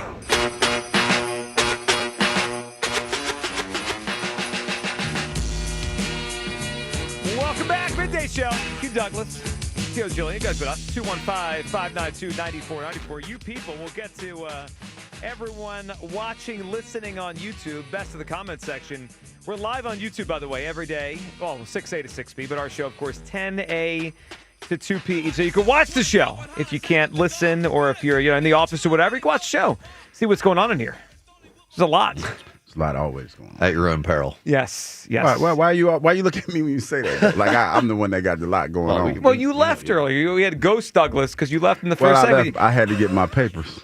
Had to get my stuff. Great job. I loved on YouTube they put the split screen up when you walked out, so it was just like your empty chair. That's Justin. Justin started getting on my nerves with the camera thing. He's figured out. He's got a knack for this. First it was Max, now it's Justin. Well, Max. Maybe it's you. Max got brand new on. Max is dead to us. Justin, man. No, Justin being funny with them camera. No. When Hugh walks out, please put the split screen so everyone sees that he's gone. It's funny. Ain't cool. It's a good job by him. I thought we had understanding. Speaking of cool or not cool with you, how about this? Direct shot coming from a guy who might end up in Canton one day. So you have been pretty clear since, early October? You think the Chiefs are dead. You think they're not making the playoffs. Well, listen to this. I call this a direct shot at Hugh Douglas from Chiefs defensive tackle Chris Jones. Chris Spags said that yesterday was one of the best non-helmet practices he'd seen from you guys in his 7 years here. I guess, what did you see from guys out there yesterday? Just everybody dialed in. We understand the importance of these last few games. So we're going to take it one practice at a time and make sure we exhaust ourselves each and every day, mentally and physically, and put ourselves in a position to win. A lot of people have been waiting to take shots at you guys. You've been so good, so you can expect it. But what do you say to the people who've written you off? Keep writing. I'm going to keep writing. Keep writing, Hugh. Get that notepad out. I got it out. I'm right. They got to What are you writing? Chiefs are dead. They out of they ain't making the play. Houston. Yeah, they done. Didn't I pick Houston to win this week? I think I did. Wow. I think I did. You got the Chiefs going under 500 in December? I picked Dallas to win last night. Chiefs hater I've ever met. I'm a Cowboy lover. Dallas, like whatever y'all. Does Andy Reid know whatever that y'all want. that you're hating on his squad this Well, didn't you hear what Andy said a couple days ago? No, I didn't. I did How not. could you bet against Andy after the tonsil The tickling thing? Listen, the one person I did not tell I thought they were not going to make the playoffs was Andy or anybody else with that Chiefs. Yeah, but you don't think that's bulletin board material out there? No, I don't think that. I don't feel like hearing their mouth. I heard the clip of you saying the Chiefs are done. It's just playing on a loop in the facility out there. He had it up in practice. No, because I know if any of them heard, they'll probably come like, what's wrong with you? I'm like, hey, man, my bad. He told me to guess the taste. You guys are cooked. All right, let's go back to the phone lines here. Black Gritty up next on WIP. Joey Bear, Big Dog Quinn, and my boy Hug Douglas. Hug. Yeah. That's Yeah, my name, Hug. Douglas. Just call me Give out Hug. their free hugs. You ain't never going to stop getting these hugs, Hug No, I ain't Douglas. Not hugging the nobody. Chiefs, Not a you hug. need hugs. Let me tell you something. Jack, you try to knock Jack out the ring. Let me hop in the ring and try to help Jack out. Yeah, I mean, you was out there throwing haymakers. Now, I wouldn't say it's the best roster. I'll say it's the most expensive roster with a lot of injuries and where the trenches, and that's where games are won and lost. If you're telling me Carter's not in, Phillips has a concussion, Lane's out here laning, and something's wrong with Mailata's foot, and Dickerson, all these guys are injured, I would say that the most expensive team in the NFL is dinged up, and 3-2 is what you need to do to win a division, and then try to get healthy and steamroll in the postseason. I'm okay. He put that in a pretty good way here. Listen, and Black Gritty, that's called a conversation. When you sit out here and start talking about, when I ask you that question, and you start talking about the what's left on the record and what could potentially happen. No, this roster. You backhanded Jack. I knew that. I saw that. No. But what I'm saying is this, because we have been. All season long, we've been on hopes and maybes. All season long, we've been on that, and now we're hoping. Like how many? I can't imagine how many Eagles fans was watching that game last night, jumping up and down because the Cowboys lost. Oh, it was great. Oh, Dak's a leader. Dak's leader. You know what I mean? Dak's leader. And now like bikes. you feel some kind of way because you feel it's okay to back into the playoffs. Not when you're the big dog. Not when you're the big dog. Yeah, but we're banged up. Black Lily's trying to tell you, listen, we're man, banged up. Everybody scored 44 points on my team. I'm just saying. And all I say is this: on my team. everybody banged up at this time of year. Hey, look. Black Gritty having his own show, man. I'm just telling you, I ain't get 44 points on my team by the Lions, and we out here doing what we need to do. We're in these trenches trying to get healthy. Defense is luxury. Hug Douglas, put it on a t-shirt. Love you guys. And by the way, y'all need to start listening to Kyle Quinn. I know he got that doofus McGoofus mustache, but this huge blues is the worst thing in America. It is bringing your show down. Y'all got to fix it, dadgummit. Y'all got to fix it. Listen to Kyle. He knows something every once in a while. I know he looks ridiculous, but y'all have a good day. The stash is supposed to make people take me more serious. It's not working. I know. And I just want to say, because he took a shot at the Dak as a leader thing. That was a direct. I mean, he was a direct shot at you. This segment's become take a direct shot at Douglas. But it's still it still stands. Dak does look like a leader. Well, I think he's always been a leader. The question is he a great quarterback is he or a good great one? quarterback in the all post? that stuff. That's a whole nother conversation. I mean, he's a leader. But the leadership quality there, y'all, I don't think y'all really understand. I love when a loss becomes an indictment on the man's entire character. The person he is, the player he is. Yeah. The son he is. Like, oh, they lost? Did you try to tell me he was a leader? You try to tell me that guy isn't a loser because he lost a single game? Get out of here, Douglas. Yep. It's like the Chiefs lose. It's like, but I was told they were a dynasty. That's where the disconnect. It's the disconnect. Quick update on what happened earlier with the holiday stocking. So Kyle did drop it. I told you so. Kyle was skeptical of what was going in the holiday stocking, that it would be guessed very quickly. It wouldn't have been a fun day on that segment. Kyle was proven right. I will say user error was a bigger part of this than we're admitting. I think if you I feel like you're taking a shot. No, I'm just explaining. If you had sold it a little bit better or answered the question a little bit differently, we would have had a little bit more of an interesting run. To be clear, part of my reasoning is because I know Hugh. I feel like I'm taking catching a stray. I'm like, you know how like coaches just put their players in the best position to succeed? Mm-hmm. This is what the producer is saying. Look, I know it doesn't seem like that when I take shots at Hugh. So again, I'm trying to make him look good. You're like, it's hard to do. Have you seen me? One more time, a little peek behind the curtain. Sometimes with Hugh's Clues or the holiday stocking thing, we have a lot of cooks in the kitchen for that operation. And I think what Kyle's saying is there was a lot of voices in the room for that one. And maybe if we streamline the offense a little bit more, this thing will run a little more smoothly. Maybe. Yep. Hugh doesn't love design runs. He refuses to run the ball anymore. And you're going to be asked about it afterwards. We'll see how you respond to all that. Look, it's going to look the way Hugh Douglas wants it to look. Damn right. Look. Yeah. Bruce in D.C. What's up, Bruce? Hey, good afternoon. What's Carl, up, man? Joe, Hugh, and the crew. Bruce, what's up? Oh man, where can I start here, Joe? I think I'm going to start with you. Okay. First of all, you hang the banner, about a premature victory, and now you're falling back on that optimism on the other end of the spectrum and saying 3-2 is good enough when it damn well is not good enough. Well, that keeps the banner up. I mean, I have my goals, Bruce. We got to keep that banner up. It'd be embarrassing if we have to take the banner down. So we're going to leave that banner up. Okay, all right. I understand a little the correlation here, but 3-2 is absolutely not. It's kind of like giving in to the substandard of play that we have been subjected to all year long. And first of all, and my other point to that is that they should be thinking about 4-1 or making a run because we still have a legitimate shot at the conference. That's the reason why. Now, if we lose this game on Monday, then we're talking about 3-2, just trying to survive just to win the division. But we still have a real shot at the conference. So 3-2 at this point is just not acceptable for me. Absolutely not. Well, 3-2 would be the end of their chances to get the number 1 seed. You're right, Bruce. You're right about that. 11-6 will not get a 1 seed. They're going to have to go to get to 12 or 13 to get the 1 seed. Exactly. I mean, you think about it. You know, Chicago's got a rough schedule going down the schedule, and if they lose one game, and LA's schedule is not a pushover either. If they drop one game, then guess who's number 1 in the conference again? If they keep winning the Eagles, they got a shot still, Bruce. Ding ding. Yep. That's what I'm saying. We gotta aim high a little bit more, you know. And I mean, we still got a fighting chance, but we're gonna see.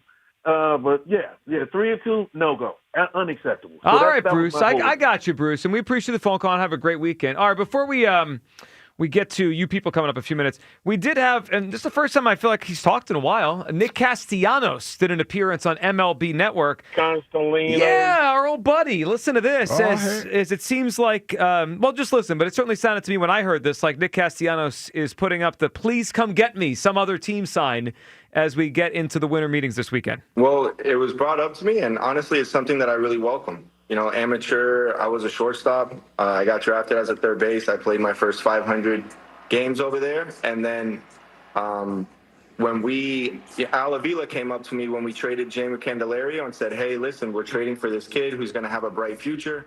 We think that you're athletic enough to go to right field and, give it a shot out there. So I said yes. At that time, I never played any at first because we had Miggy there, and no one's taking, his spot. So I went to the outfield. Right. And, just as I get older, and now outfielders are really graded on, like pure athleticism, how much ground they can cover, like the spectacular play, like Crow Armstrong. And, I think that going to first base is something that I can do and I would enjoy. Absolutely. If a team or somebody needs me to do that, because, if there's one thing I can say, I'm not bad in the outfield because I can't catch the ball. So, the end is true, right? He'll catch the ball when it gets him. He just doesn't get to the ball anymore, which is the issue in the outfield. So that conversation started with, would you think about playing first base? So he kind of walks through his career. He started as an infielder. He eventually went to the outfield to right field in Detroit, and that's where he's been. He seems open to it. But what caught my attention is if a team or somebody asked me to do it, he's under contract with the Phillies. Well, I know you're going with this like he's trying to leave, but as I hear it, I don't hear it the way that you. But why didn't he say if Dave Dombrowski, if Topper asked me to do it, like the people he works for? Team. Well, he was saying if somewhere else because Bryce Harper's the first baseman. Like that's how I took it. Like he's not gonna. That's not the position he's gonna play because Bryce is there. He's the outfielder for the Phillies right now. No, but so that's the response. I play outfield for the Phillies. Bryce Harper plays first base. If the Phillies ever asked me to move, I'd be open. No, y'all on the witch hunt. That's what y'all. No, it sounds like he knows he's not here anymore. You heard the same thing we heard. When you presented it to me, I was listening. But as I hear it, it's because Bryce Harper's at first base.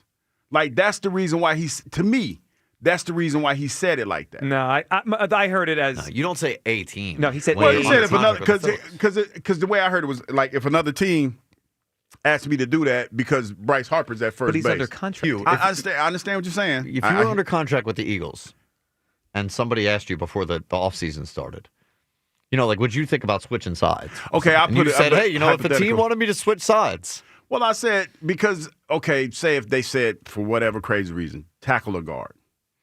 And I say, well, yeah, if somebody else asked me to do it, I would, but I'm not going to do it here because so-and-so is here. He left that part in. But that's where I'm saying that's the way I heard it. What I heard is he's putting a sign up, please come trade for me. I will play right field, DH, first base. Get me out of here. This is way more petty than I'm used to. No, he doesn't want to be here anymore. Well, I know he don't like the family. This isn't like the end of the world for me. It's him and the manager. He's out of here. Yeah, I'm ready to move off Castellanos. I think the Phillies are. That's fine. I think I'm not mad at him for it. No, I think we're all going to be happy with it. It's clear to me that he's gone. Yeah. I think it's really just a matter of can they find someone that will take the $20 million left on his deal? Do they have to pay half of it? And if they, I think the interesting part comes later in the offseason if no one will take him. Are they just going to outright release him? Because you don't see that in baseball very often. Not when a guy is still kind of serviceable, right? Like he's not so bad he can't be on a team anymore. But he's not going to be here next year. It's a matter of who's taking him and how they're getting him off the team. All right, before we go any further, can we check in with you people? You people. It's time to hear from you people. What do you mean, you people? Hey, imbeciles. Yes. There's no such thing as signing up for a record in football.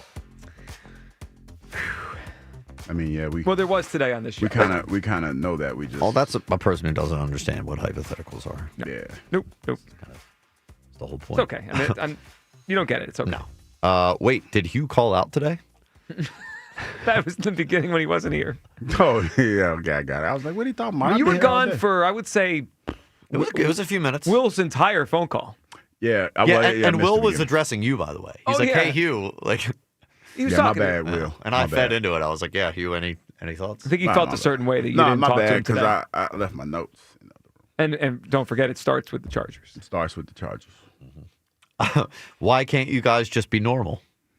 Well, Normal's so boring. You wouldn't want us to be normal. Oh, it'd be boring. It'd be so boring. Does anyone watch or listen to normal people? I mean, if you think about it, is anyone that does talk radio normal? I mean, think about what we kind of talk to ourselves all day. I mean, when I started at night, I literally talked to myself for hours at a time. You have to sat in that chair for 35 years. Not normal. The most abnormal person. Yeah. You kind of have to be a weirdo to do this. And we get that. Yeah. Something. Yeah, you got to be what they say. Off. Yeah, off. 6 more weeks of winter. Kyle's mustache saw its shadow. The mustache has gotten rocked this week. It's getting a lot. I don't understand all the heat for the mustache. Yeah, I don't think it's that interesting. No, I think. Look, I think men feel threatened when they see robust facial. When they see big dogs. When they see big dogs, like you guys, the big dogs. Big dogs. When they see the big dogs. I tried to let it go. Yeah, you guys are out of control. What the hell does Kyle know about anything? Everything. That's an evergreen one. Yeah, we could use that any day. Not a lot. Yeah. It's whatever. Joe Giglio stirs the pot, and Hugh Douglas smokes it. Solid tagline. Yeah, I mean, it fits. Yeah, it works. It's kind of most days. Yep. How's your boy Dak today, Hugh? He's still a leader. I mean, if that's what we're talking about, he still looks like I can't a leader. believe the leader thing got people upset. Hasn't that been the story of him since he got in the league? That's how he got the job there. He's a leader. You know what? There are other leaders besides Jalen. Just because someone else is a leader doesn't mean Jalen isn't one. You know what's evident to me every day, especially these last couple of weeks? The more that we talk football, the more that people don't understand football as much as they think they do. It's not like there are only 5 leaders, and if Dak's one, that means Jalen might not be. It's a very weird thing. I feel like some of the times they just want to argue just to say that they argued. Like, I feel like there's guys that, when I clap back or something, they show their girlfriends their tweets thinking that they're going to get some action. You know what I'm saying? I don't know, but I feel like, hey, got at Hugh Douglas today. He tweeted me back. I can't imagine I roasted Hugh Douglas. Works most times. Well, no, I can't either. But I guarantee you, somebody is bragging on the fact that they said something to me and they got me to tweet them back. But that's not a big flex. I'm petty. I'm petty. I did not realize the only reason I'm probably still sitting in this chair is because what's his name? Spike is way worse than me at this Twitter thing. If I'm being honest. Spike is way worse. Both of you guys need to lay low. Have you seen Spike's tweets? Oh, yeah. Way worse than mine. Yesterday. Yeah. Everyone's got to lay low. Take the weekend off, fellas. Let's relax. Douglas talks like he has a fistful of rings. I got one in college, but I guarantee you the one that I have is one more than that person that said that doesn't have. Yeah. I mean, that's that petty side. Yeah, I think it's funnier when you tell me that I never played or won anything. You should start doing that more. Also, you know what? And I said I was going to leave this alone, but I also probably guarantee you that the person that said that is still paying this for his student loans, and I'm not. So a lot of people are probably still paying. Yeah. That was. I know it's kind of hurtful to say that, but it's, that's not an easy thing to just pay off. Yeah, they take you could probably time. come up with a better one than that. I could, but I probably couldn't use it on there. Okay, fair enough. Hugh reminds me of my old cranky middle school bus driver. No, I definitely don't drive a bus. I think just you were drive Uber. Uber. I could see Hugh being like, get on the damn bus, like. Yeah. Everyone shut up back there. Every bus driver that I knew were like chain smokers, though. They look like they chain smoke. What they smell like they chain smoke. Yeah. Wow. Well, no, they don't smoke on the bus, but they look like chain smokers. Bus drivers, now that I have kids, they seem way more nicer than they were when we were kids. You in the suburbs, though, it's a little different than the city. No, I don't know. But it's probably the times. I think it's the times. Yeah. I think just bus drivers, they just seem very nice. I could see cordial. back in your guys' day. Yeah. Chain back in the early 90s, they were kind of grumpy. All right, one more. Eggnog, dude? Nah, I'm done with Ike. Finished with Reese. The name of the segment is Hugh's Holiday Style. He said, all right, he mixed up his black people. It's only 2 of us. It's not, you have 50-50 shot. You just take a stab at it. Sometimes I give people grace when that happens at like 12, I never give them grace. 1:55, right? Like if you got in the car 10 minutes ago, it's like, oh, it's almost that time where Ike's show comes on, right? At 12:30, it's not Ike's show. I never give him grace. I'd never forget me and Ike were out, and this lady argued with him about who he was. Yeah, called him Jason Avant, and he kept saying, "I'm not Jason." Yes, you are. You're Jason Avant. I don't think they look alike.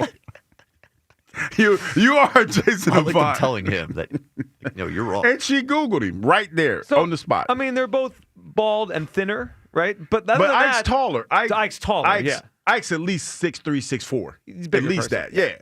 Jason's like he about my height, And he's clearly tall.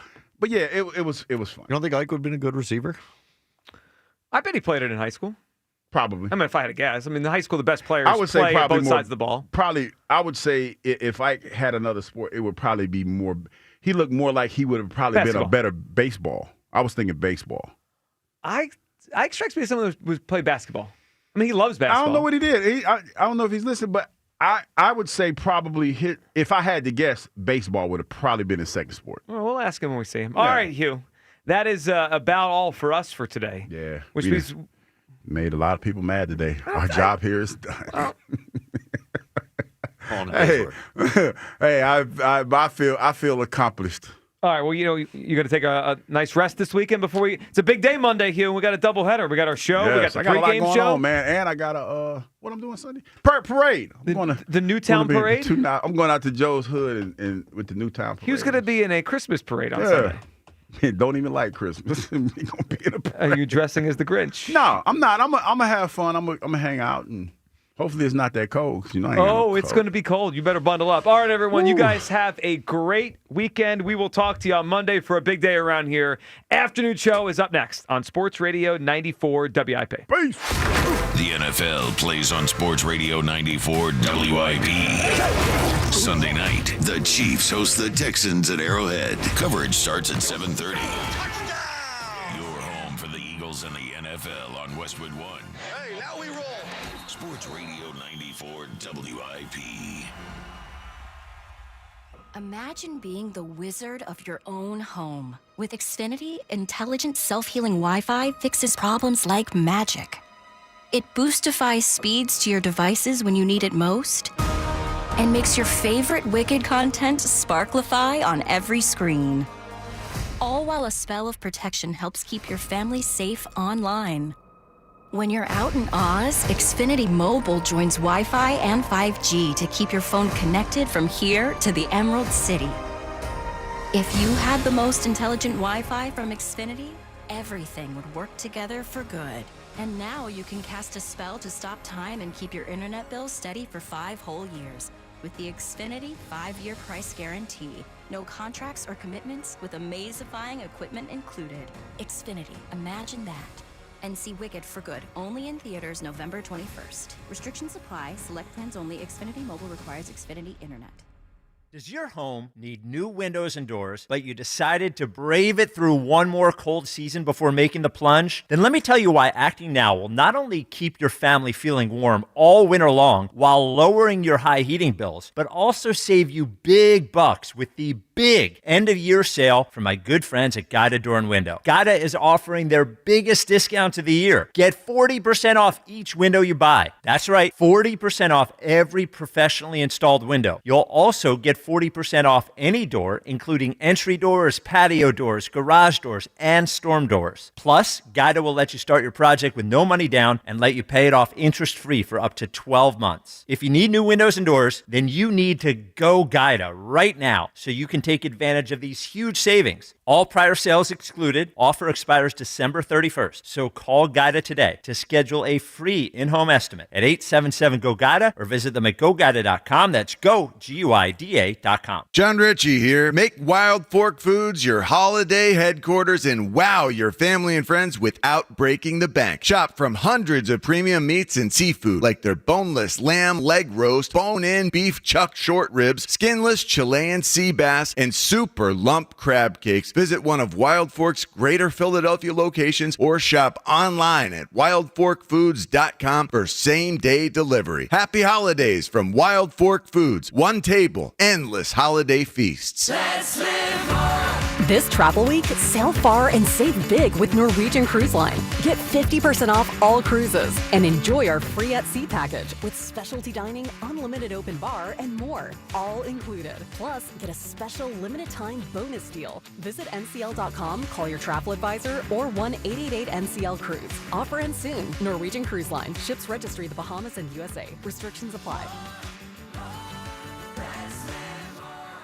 Right now, My Lowe's Pro Rewards members get 500 points for logging into their Lowe's app for the first time. Download the app and take advantage of all your pro benefits today. Valid 12/1/25 to 1/7/26. Offer valid for first login per organization only. Loyalty program subject to terms and conditions. Additional restrictions apply. Visit Lowe's.com/terms for more details. Subject to change. FanDuel Friday, in partnership with Valley Forge Casino, is turning it up with NBA Happy Hour. Every Friday from 6 to 7:30 p.m. Eastern, FanDuel is dropping limited time specials to get you in the zone. Boost, bonuses, how about surprises? All designed to bring that Friday energy. This isn't just another promo, it's your weekly pregame. NBA Happy Hour, every Friday, 6 to 7:30 Eastern, only on FanDuel, official sportsbook partner of the NBA. Visit FanDuel.com/Ike to grab your reward before the clock expires. FanDuel Sportsbook is the official sportsbook of 94 WIP. 21 plus and present in Pennsylvania. Opt-in required. Rewards are non-withdrawable. Restrictions apply, including bonus and token expiration, leg requirements, and max wager amount. See terms at sportsbook.fanduel.com. Gambling problem? Call 1-800-GAMBLER. It's here.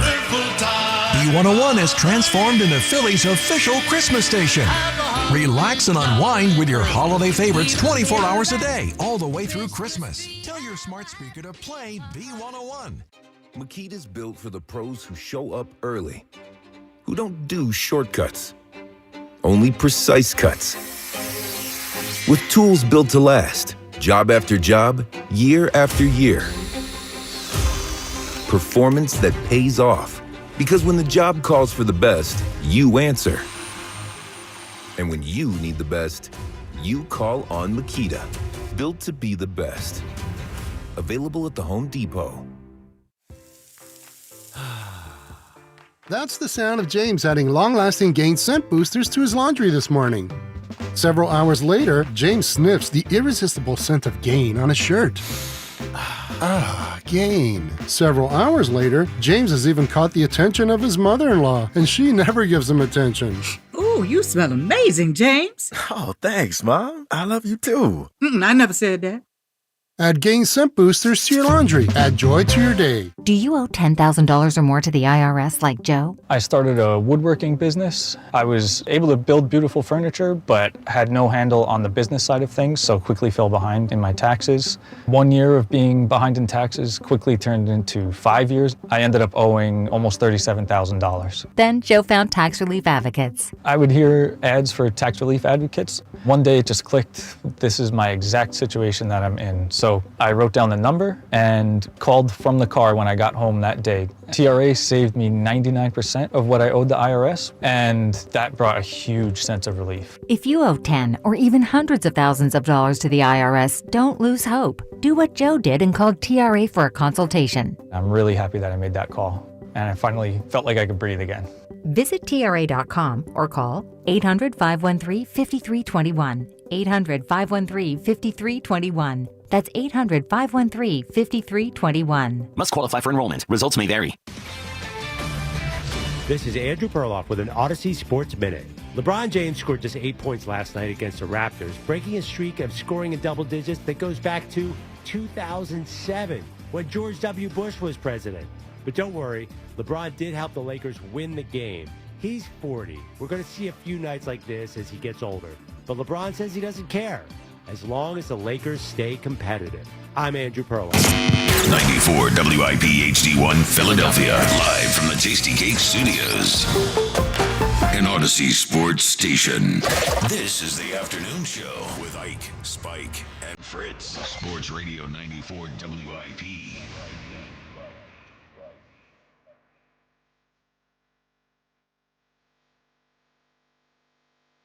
We are back on a Football Friday, the WIP afternoon show. With Ike, Spike, and Fritz. Ike, my brother, how you feeling? Brother Spike, I feel good today. I feel revived. There is new life in the Delaware Valley. Shout out to the Detroit Lions for smacking the Cowboys last night. I can't wait to get into that even more. Jackie Baseball, hope you got some good news today. Holla at your boy. You know what? It's just good to see my two favorite people in the world. That sounds like crap. Yeah. Nah, you Yeah. know, it's Yeah. just like every time we hit the 2 o'clock hits. Yep. We're And about to cook up something. here we are. Yeah, it's good. About to cook up a little magic. Oh, man. And you know what? What? It was a testy meeting. It was It a wasn't a testy testy meeting. meeting. No, it was Yeah, not. There's going to be some fireworks on today's show. Not a testing. It is a football Friday. Elliot Shore-Parks joins us at 3. Tornado Shapiro's weekend forecast is at 3:30. Jaws joins us at 4. We figure out who the belt is going to. We probably should have thought of that during that meeting. I know who it's going to. Don't you worry. Oh, really? Yeah, I know. Okay. Tommy down the shore. Yeah, it's a big football Friday. Big football Friday. So, Ike, I'm actually, instead of offering you my opinion first, I'm going to set this up and I'm going to ask you what you think. Well, isn't that nice of you? Well, it's been a lot of me this week, and I quite frankly have had enough of me this week. So You and everyone else. Yeah, well, I can tell. Yeah, I can tell. So after the loss against the Cowboys, I remember sitting at Chickies and Pete's, and I just said, this team is cooked. And then after the loss to the Chicago Bears, I sat at Chickies and Pete's, and I'm like, this team is cooked. And here we are with a Monday night game against the Chargers, a game they have to have, really. The offense has looked terrible most of the year. The defense on Friday looked worse than they had all year. Jalen Carter is out for a few weeks, it seems, with the 2 shoulder thing. So I ask you, like, are they just cooked, or do you think they have one run left in them? Because I think that's the biggest question. Yeah. Are they cooked? No, listen, and quite frankly, I'm the right person to come to. I know. Because I know. they aren't cooked yet. They are not cooked yet. I'm still holding out hope. I'm not going to tell you, I don't have a we're going to the Super Bowl guarantee feeling in me. I just don't feel like I don't feel like the book has been closed on this season yet. And they still have plenty of opportunity to turn this thing around. So let me see if I can bring this to 2018. Okay. 2018. Yes. Struggling season. Oh, yeah, we're 5-8, right? Yes, Yep. I can't remember what the record was, Yep. but struggling season, and it certainly didn't appear. It didn't even look like we were going to make the playoffs. Right. at That's that when point. Carson. That's Yes. when they sat Carson down. After losing to Dallas. Yep. After we lost to Dallas, Carson sits. Nick comes in. The magic is rekindled. I'm not saying we're going to do that when replacing a quarterback or anything. But what I am saying is that this is still a championship team with DNA championship, right?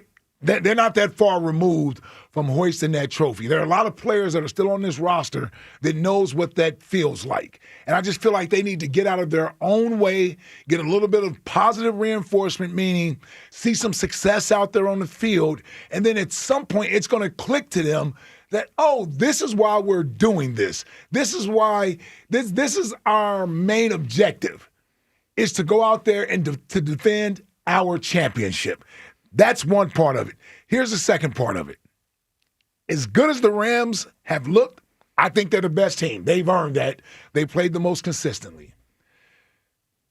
The other teams in the rest of the conference doesn't strike fear in me. Sure. Yep. So it's not that the Eagles can flip a switch and just win, but if they can get a little momentum going, it's not like they need a miracle to beat these teams. We've seen them beat some of the best teams, Detroit, Green Bay, in consecutive weeks without playing their best football. Mm-hmm. So if they can at least get it going, if they get to the playoffs, it's a whole new season. And I think some strange way, that's sort of what they're waiting on. They're waiting to get to the playoffs. Yeah, when that postseason. That's a when that- dangerous game. It is. Okay. It is. And it's almost like you're taking it for granted. Yes. That's what I believe they've done to this point. But over this next month, it's going to hit, hopefully it hits this weekend going into Monday, that we have an actual title to defend. Let's go defend our title.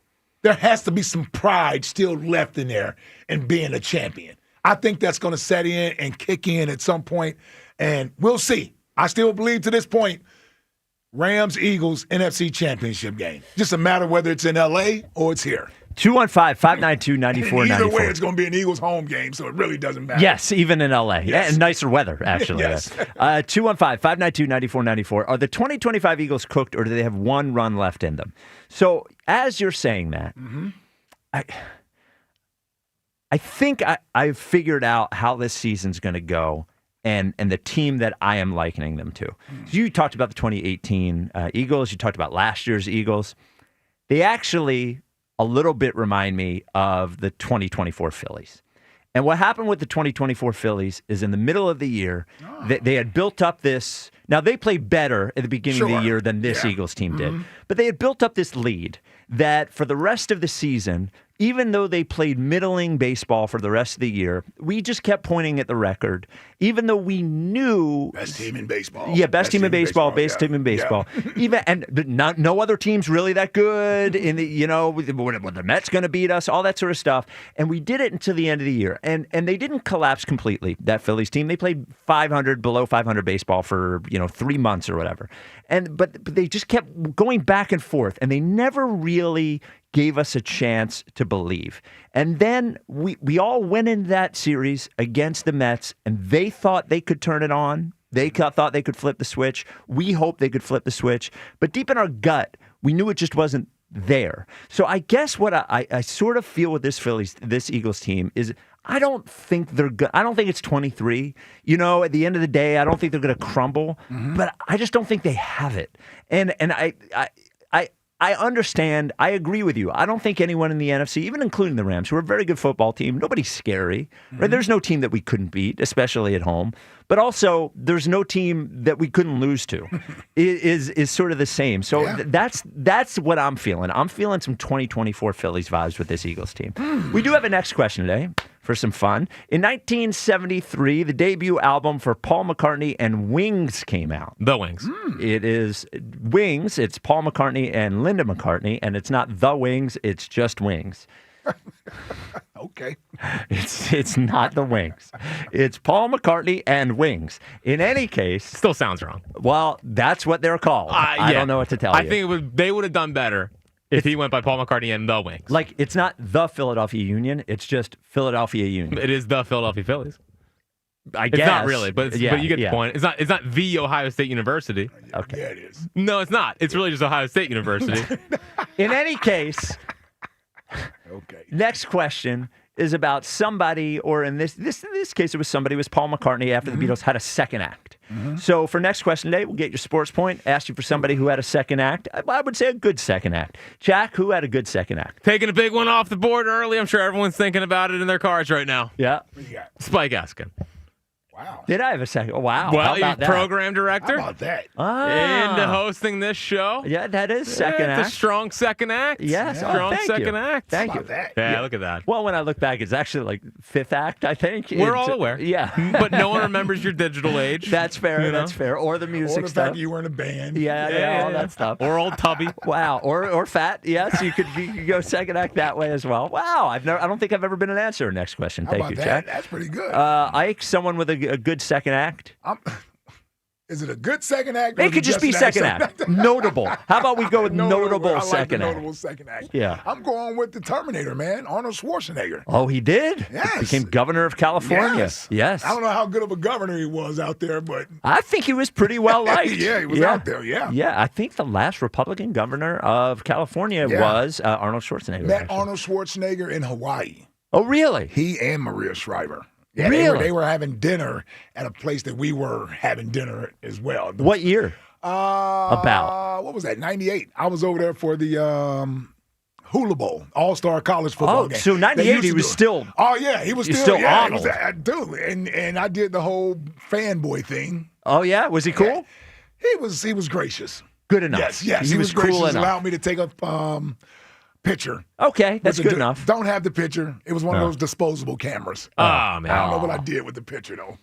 You can't just whip the old iPhone out. No, that wasn't the iPhone era. No, that was the. You remember the old Kodak yellow disposable ones. ones? Yep, that was one of those cameras. Well, you had to wind it. Your second act actually takes a little bit of the air out of my second act because I picked Jesse Ventura. Now Jesse the Body actually had 3 acts. There was Jesse Ventura wrestler, then Jesse Ventura actor, and then finally Jesse Ventura governor. But I was combining wrestler and actor into one and governor. So he ended up being the governor of Minnesota. So that is second act. All right. So Man, he was on Radio Row at the Super Bowl. now he was probably cool. Yeah. Yeah, he was coming through when they had the Eagles win the Super Bowl out there. Yeah, in he Minneapolis. came through. Yeah. I'm like, man, that's Jesse the Body. Yes. I don't know how old he is. How old is Jesse the Body? He's got to be mid-70s. 70s, right? Yeah, I would say so. Yeah. All right, 215-592-9494. The 2025 Eagles, are they cooked? 74. There you go. Are they cooked, or do they have one run left in them? And next question, they give us someone who had a notable We got to run. second act. Come on, man. We got to run left of this. 215-592-9494. Jack, would you mind putting on Corey let me talk to the team. There we go. Corey in Columbus, you're on WIP. What's up, Corey? Nah, we ain't cooked. We ain't them dried up Thanksgiving birds that everybody just threw away. You know what I'm saying? Coming on, we ain't none of that. You know what I'm saying? Talk to him. I'm king of analogies. You know, my analogies ain't doing good this year. You know, Michael Jordan, you know what I'm saying? Yeah, it's not good this year. Yep. Look, king of the North. The Bears beat us, y'all. Yep. Still 3-1 though. Still 3-1. Look, this analogy I'm gonna bring out now. Hey, yo, we Michael Myers. See, Mike, you gotta kill us, Michael, because we gonna keep coming back. Y'all better put us down, but we gonna keep coming back. So the Chargers, you got an opportunity on Sunday to put that knife cut off Michael Myers' head. Because how many Michael Myers movies are there, Spike? I know you know, like 10, 11. You know why? Because you can't kill him. You can't kill him. I think there's 7. You can't kill Michael Myers, and that's who we are. You know what I'm saying? We bringing it. So y'all better put us down, because if not, y'all want us to sneak in. The Rams, I'm not listening. They gonna have to beat me. What's the Rams' record versus Hurst and Sirianni? Elliot told y'all, what's their record? Over? You gonna have to beat me before I'm gonna believe y'all gonna beat us. Green Bay Filet, y'all know what it is when y'all see us. Y'all the cook team. We put y'all on the grill. Lions, y'all not even gonna make the playoffs. Thank you for last night, but we back rooting against y'all. Go ahead, go home. You know what I'm saying? I'm sorry for all the injuries, but, you know, maybe next year. Who else? Seattle? Seattle. Hey, Sam Darnold, come on now. Because the one thing about the Eagles is that when there's something, remember last year, we couldn't beat Russell Wilson. We did it. We ain't winning, New Orleans. We did it. Listen, Seattle, you got to come to the link. It's over. Sam Darnold, that's like walking into the graveyard. Michael Myers' house like H2O, Halloween H2O. You going to come into our house? It's over. I ain't afraid of none of these teams. So all I'm going to say is we Michael Myers. Chargers, y'all better kill us, because if y'all let us figure it out, it's over for you. It's over for you.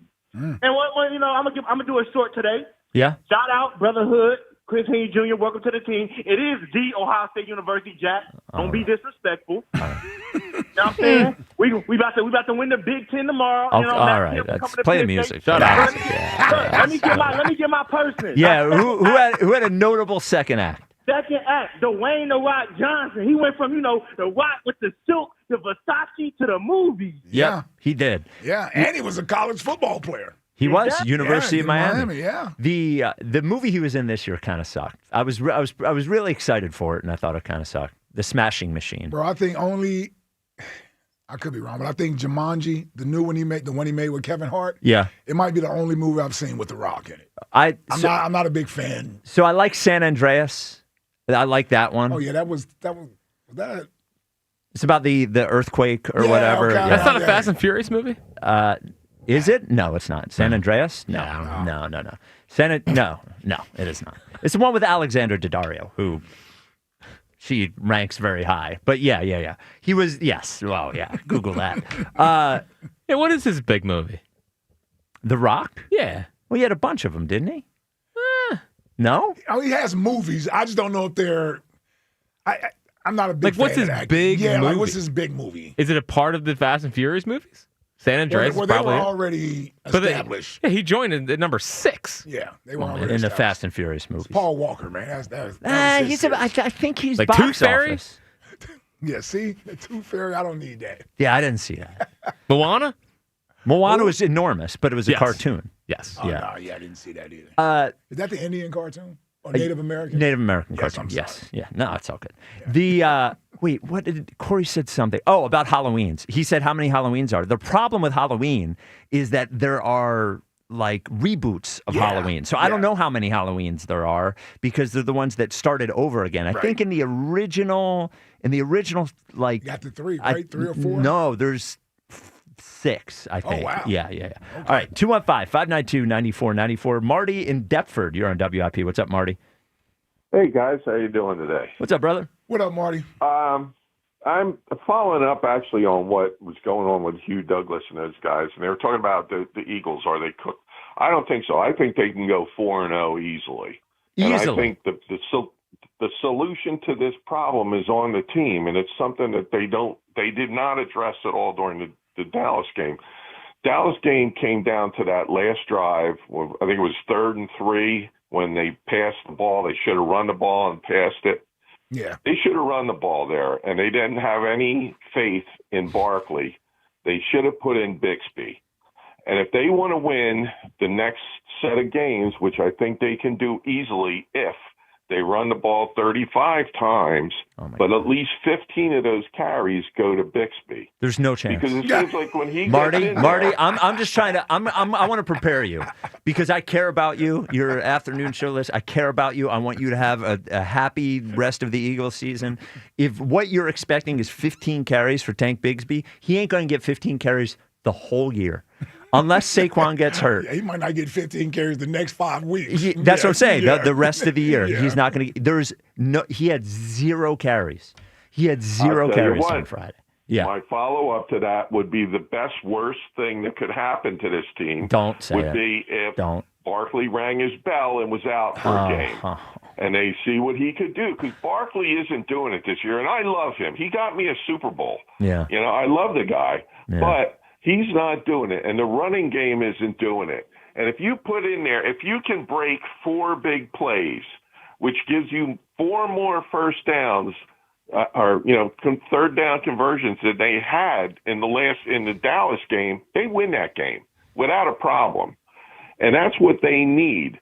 They need somebody who's going to get in there because, as always, the running game is going to open up the passing game, and that's going to change the whole complex of this team. Marty, I'm telling you, man, they can get them to win. There's just no possible way it's going to happen.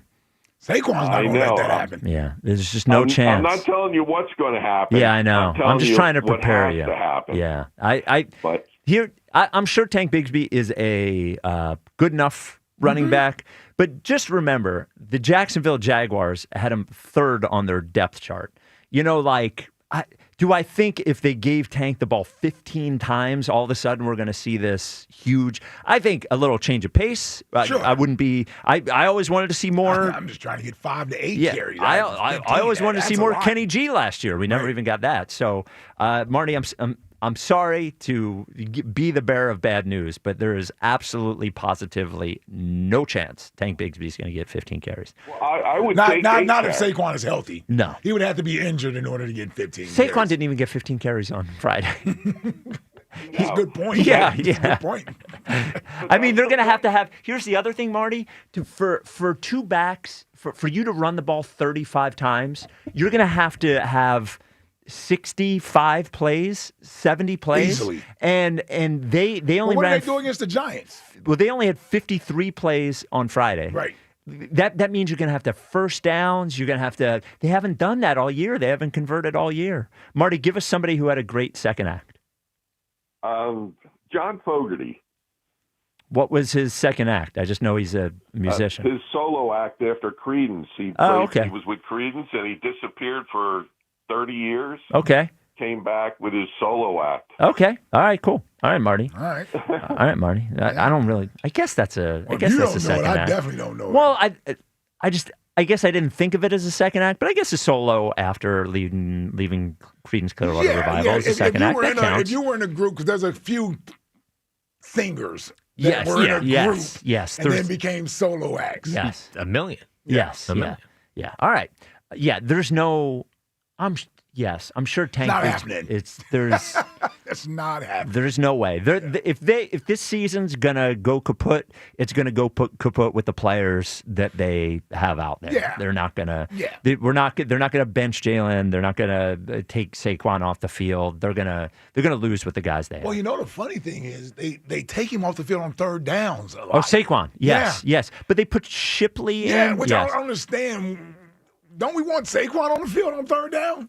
I don't think they trust him as a receiver. A receiver out of the backfield. Yeah, I don't think they trust him as a receiver, and he's not a good blocker. So I think they probably trust Shipley a little bit to make a block. He was a good blocker last year. Was he? I thought he did. Well, in New York, he wasn't. One said he wasn't a good blocker, Boomer. but Boomer said he wasn't. Yeah. But he proved Boomer wrong last year. Well, he was also a tough runner last year. He was also a lot of other things last year that haven't translated to this year after they gave him $40 million. And he hung out with Timothy Chalamet. What was going on? As a thank you, correct. You're right. Thank you for clearing that up.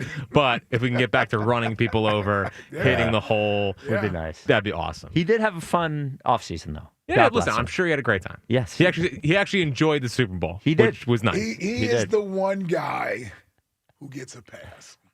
Well, as you learned last night on Fritz at 6, we're ready to give the whole team a pass. Yeah, we heard that Right, nonsense on the way home. Yeah.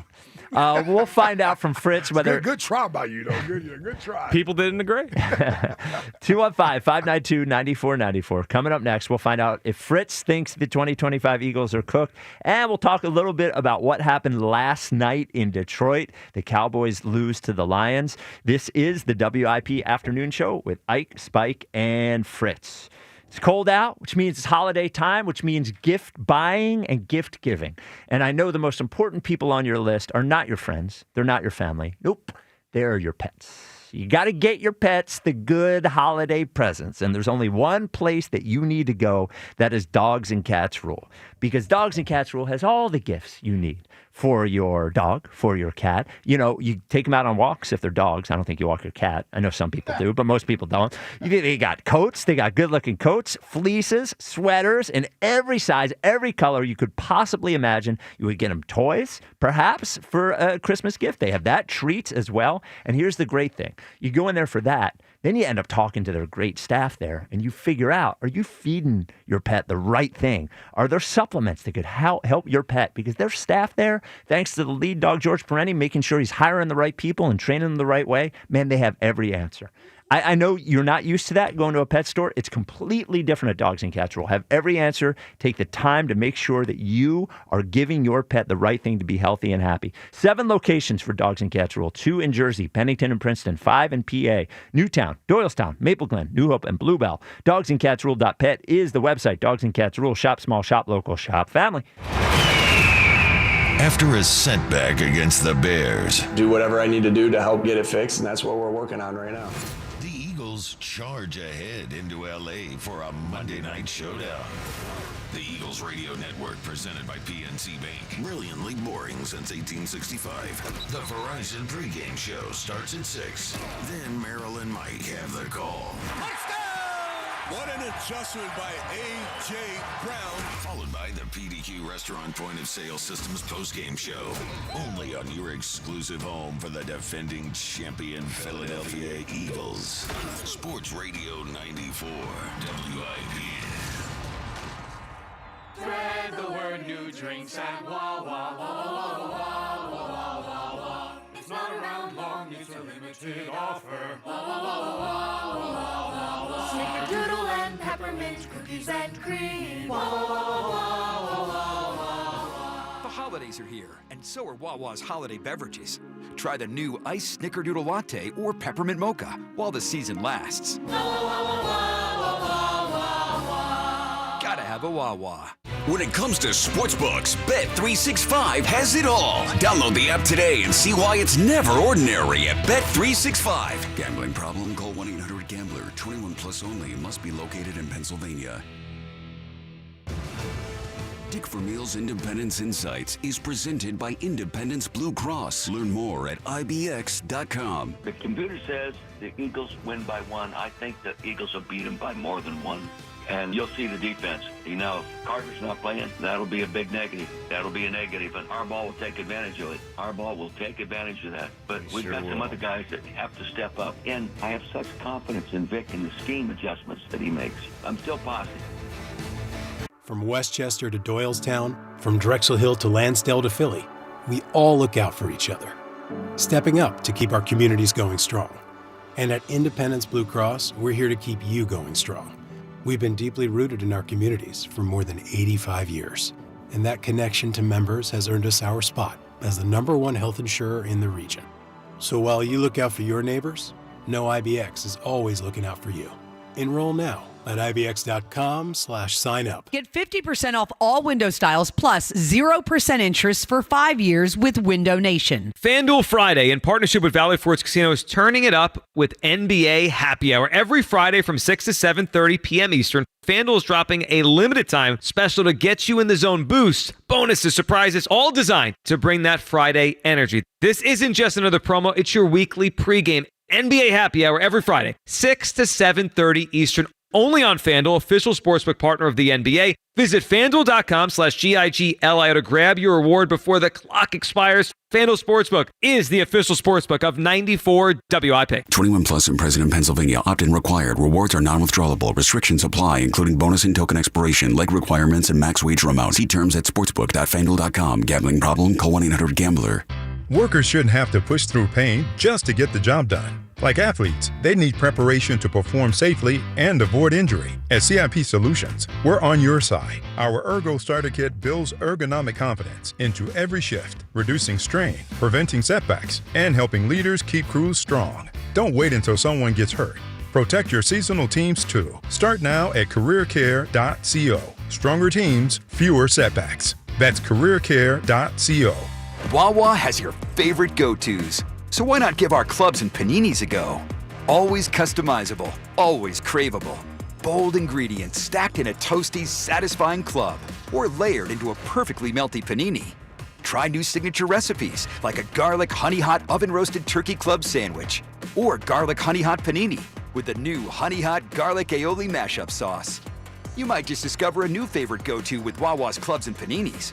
Gotta have a Wawa. Actual price will depend on product and subscription plan. Featured products are compounded drug products, which the FDA does not approve or verify for safety, effectiveness, or quality. Prescription products require an online consultation with a healthcare provider who will determine if appropriate. See website for details, restrictions, and important safety information. Want a boost in and out of the bedroom? Hims has you covered. Introducing a new 2-in-1 approach to level up your game. Tadalafil for better bedroom performance and zinc for testosterone support. Put it all together and you've got what you need to turn things all the way up. Getting started is simple. Just go to hims.com/joy to start your free online visit. Through Hims, you can access ED treatments including pills, chews, and more. 100% online.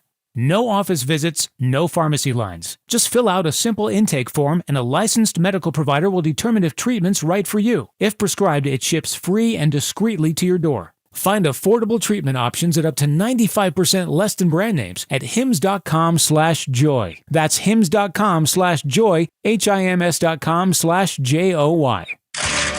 People move to LA to make it. Most of them don't. Just like the Chargers. Eagles, Chargers, Monday Night Football. Pre-game starts at 6 on your exclusive home for Eagles football. Sports Radio 94 WIP.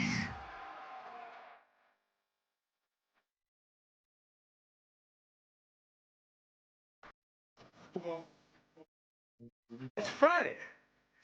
Yeah, I forgot.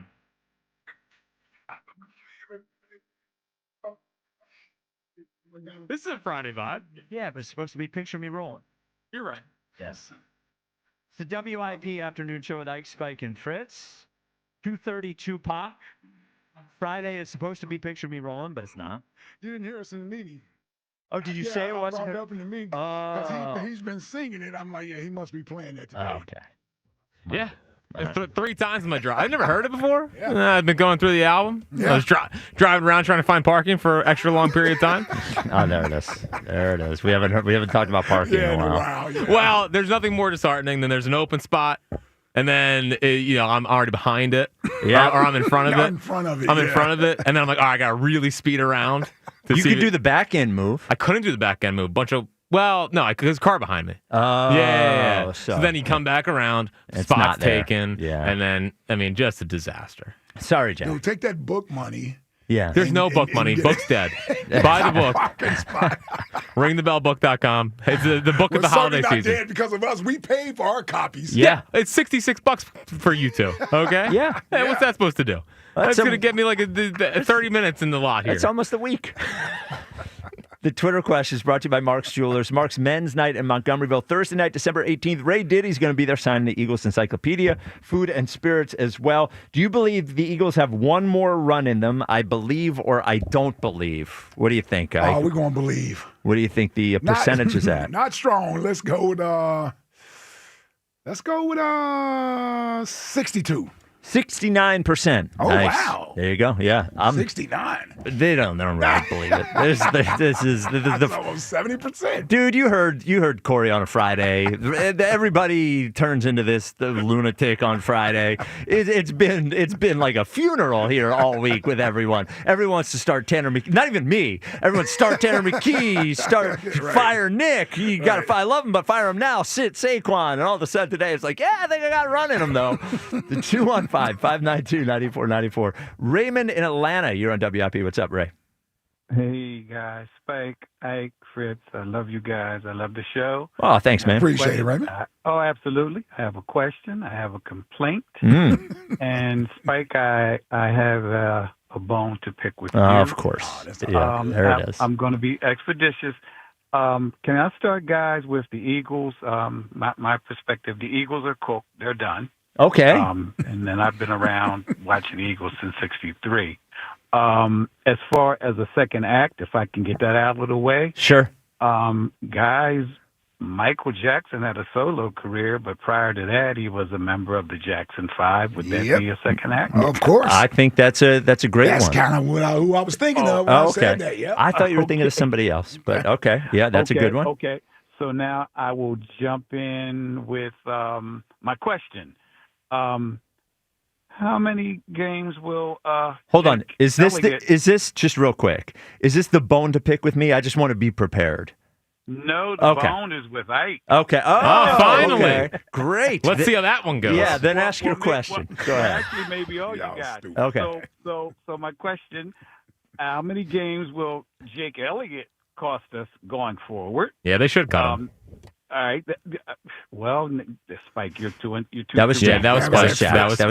That was Jack. I know that was a metaphor. Yeah, that was Jack. But he's terrible. I hope they bring a kicker in this next year to compete with him. Terrible. Now, he has had a couple of years that are iffy. We missed that extra point. Okay. He won a Super Bowl last year. Oh, he was great last year. Okay, all right. That's how it works. Okay. 2 times. Yeah. He's a winner. I think they will think about it this offseason. That would be my prediction, that they'll certainly think about bringing in a kicker. This is 2 straight years that he hasn't been, in the NFL right now, we got guys kicking 65-yard field goals like pretty regularly. Well, they set a record last night. Yeah. Oh, did they? Well, Aubrey, 63. Yeah. Ah, really?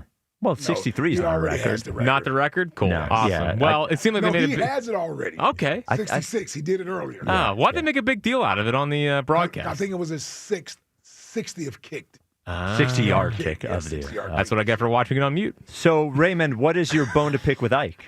Yeah, okay, and don't forget I have a complaint as well. All right. So you get the whole segment, Raymond. Yeah. Okay. Now my bone to pick with Ike. Now my point of reference is, guys, I am a 70-year-old African American. Okay. Ike, every day at 5:30, you guys play that blasphemous, satanic, whatever it is that you're playing. Oh, satanic. Satanic at 5:30? Here we go. That band. This is really a bone to pick with Mike. Jesus, man. That is not satanic. Okay. I know. Oh, it is. I know that. But it's because he's my favorite all-time special teams player. I know what he is. I know who he is. What was your favorite play? Shut up. You joined right at, man. Come on, Ike. We just don't do that. We don't. And I know, Ike, I want to let you respond. Okay. And then, Ike, my other thing. A few weeks ago, somehow you guys got on a subject, and the Dukes of Hazzard were mentioned, and Ike jumped on board, and he was the Confederate flag. He lauded the Dukes of Hazzard. Now, Dukes of Hazzard. Ike, we're talking about 2 white boys in the Deep South, riding around in a car, vanishing, as Spike well knows, the Confederate flag. Yeah. Interesting. Come on, Who didn't man? love the General Lee? Come on, man. You love the car. I love the car. You love It's it. a TV show. We're all having a good time. Confederate Took flag. a long time before I realized and then, that, yeah. And then my complaint. Yes. And I'll direct this one at you, Spike. All right, finally. More so than anybody. Yeah. Herb, OG Wade, and Chuck, when you guys get them three guys on the air, it's like it's their program. They're on. One day I sat here 5, 6, 7, 8 minutes. Guys, come on. Here's the stop. deal, Raymond. I love you guys. Great call, Raymond. Great call, brother. You are preaching to the choir here. But I have been. About what? Well, the certainly not the Dukes of Hazzard. We were all having a good time. Creed is not a satanic band. Just like that's like an older white guy saying all rap is just the thugs and gangsters. Like, well, I'm being profiled a little bit here by Raymond. Little bit. But the caller on for a long time thing. Look, I came in here with a certain way. I thought the show was going to go. That's true. We did bully him out of that. Spike's rules and all that nonsense. Well, but here's the deal. You've seen a different Spike, a Spike that will compromise. I've learned, sometimes you got to let those guys cook. Yep. And Herb, quite frankly, isn't even good until minute 6. So if Herb's only on for 2 minutes, we're screwed. Do I get to defend myself against the acceptance of the Confederate flag? And first of all, that was a cool car as a kid. I can't help it. I fell in love with the Dukes of Hazzard and General Lee. It's probably one of the most notable cars of course. TV movies. Yes, that car, Kit, Knight Rider. Back to the Future car. Back to the DeLorean. Back to the Future. Batman. And Batman's car. And then I'll throw in Smokey and the Bandit's Trans Am. Oh, yeah. Come on, man. Trans Am was a cool car. Trans Am's a cool car. Yeah. It's notable. That was notable as a kid. And quite frankly, looking at Daisy Duke every Friday, that was a treat. Look, man. That was a treat. I can't help what I fell in love with as a kid. Bo and Luke were just too fun-loving, Who didn't love Uncle Jesse, man? Yeah, come on. And I got to honestly tell you, listen, one of my favorite things was, as a kid, we grew up poor. So watching Boss Hogg eat the things that he ate every week. Barbecue, pizza, anything it was, man. I was living in on through it, man. Yes, man. Come on, man. Living vicariously. Yes. Did I ever tell you my Confederate flag story? So freshman year, I go to USC. Sophomore year, I transfer. I go to Syracuse. I am in a dorm room that has 2 bedrooms and 1 middle room. So I'm with 3 guys I don't know, right? Yep. They're all from like the middle of New York State. So we have 1 common room in the middle of the 2 bedrooms. And I think the kid's name was David. And he said, "Do you mind if we hang a Confederate flag in the common room?" And I was like, yeah. I was like, he's like, "Well, we don't mean anything by it." And I was like, "Well, what do you mean by it?" So, no. I hear you. What was his name? David. David, I hear you. Oh, no. The caller, Raymond. Raymond. I hear you, Raymond. And I can appreciate it. I respect my elders. And yes, he's from Atlanta. He's down in the South. So I get it. But you can't fault me for what I fell in love with as a kid. It was what it was. Yes. Yeah. So bad news from Eagles practice. Uh-oh. This is per Dave Zangaro. Don't see Landon Dickerson at practice. Brett Toth is at left guard. That's not good news. No, that is not good news. Yeah. I mean, we have a center. Why can't I remember his name? Cam Jurgens. Cam Jurgens has not been the same this year. Tyler Steen, not as good as Becton last year, obviously. And then Brett Toth, who did a good job at center. Mm-hmm. But I remember, Jordan specifically telling me when he looked at Brett Toth, Brett Toth. Mm-hmm. He's like, that guy's the center. Yeah. You know what I mean? Like, that guy's the center. So, guard and center, they're sort of interchangeable, but I think they were able to take advantage of what Brett Toth was really good at center. I don't know about guard. Not having Landon Dickerson in there is not great. And there's a huge difference in Landon Dickerson's size. Yeah. You know what I mean? Yeah. So Toth is almost built like a tight end almost, when you look at him. He's like a center. That's what he is. I mean, that's not good news. I wonder if it's something that's particular to today, and he'll be able to, he's back. Maybe tomorrow. It's a rest day or something. Yeah, or something like that. Because today is really their Thursday practice, and tomorrow is their Friday practice. So that's when I guess that's when you give out the injury report. They'll probably give one today. Yeah. I mean, they'll have one today. Tomorrow will be more important than today is. And at least in the injury report today, it will say why he was out. Yeah. It'll say did not practice, but maybe it'll say rest or something like that. We had the thing with Smitty. We still don't know what that was all about. And he played in Dallas and he played against Chicago. Yeah. Now, I will say, if Dickerson can't go, Toth is at left guard. That means if Juergens goes down, it could be your guy. Fast Willie Lampkin. Willie Lampkin's going to be activated for this game. And, if Dickerson can't play, they activate Lampkin. Yeah. So, this is what the caller wanted. Saquon ring his bell a little bit so Bigsby can get in there. I'm not hoping for injuries. I just want to see if I get a chance. I want to see Willie Lampkin on the field. Got to knock on wood all day today. So speaking of injuries, because this will lead us into talking about last night's game, I am continually amazed by NFL players in that Amon-Ra St. Brown nobody thought he was going to play last night because of his ankle. And I see him warming up. The guy obviously has an ankle injury. And I see him warming up, running full speed. If I have an ankle injury, I'm not even driving the car. I don't even if it hurts. I'm just the ability of NFL players who have injuries to play with those injuries, especially a wide receiver with an ankle, to perform the way that he did was incredible. I know there were some people, Hugh was saying he thought it would be good if the Cowboys won because it would push the Eagles a little bit. I don't need the Cowboys feeling themselves. I don't need that. Because the rest of their schedule, aside from they have one game against the Chargers, the rest of their schedule is pretty easy.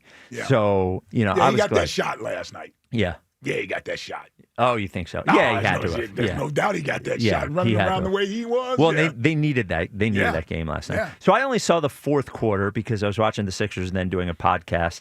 It just seemed like it was an offensive up and down the field. And down. It was, and the funny thing is there were some defensive plays in there with some turnovers and everything. Okay. But neither defense really, unless they got a turnover, could stop the offense. It looked like stop the other team's offense. It looked like two great games from the quarterbacks as well, from both Goff and Dak. Yeah, Dak missed some throws though. Did he? Yeah, he almost threw he could have had 2 picks. I thought. Yeah. He was a little bit off and not as good as he's been. I think it's because they became one-dimensional.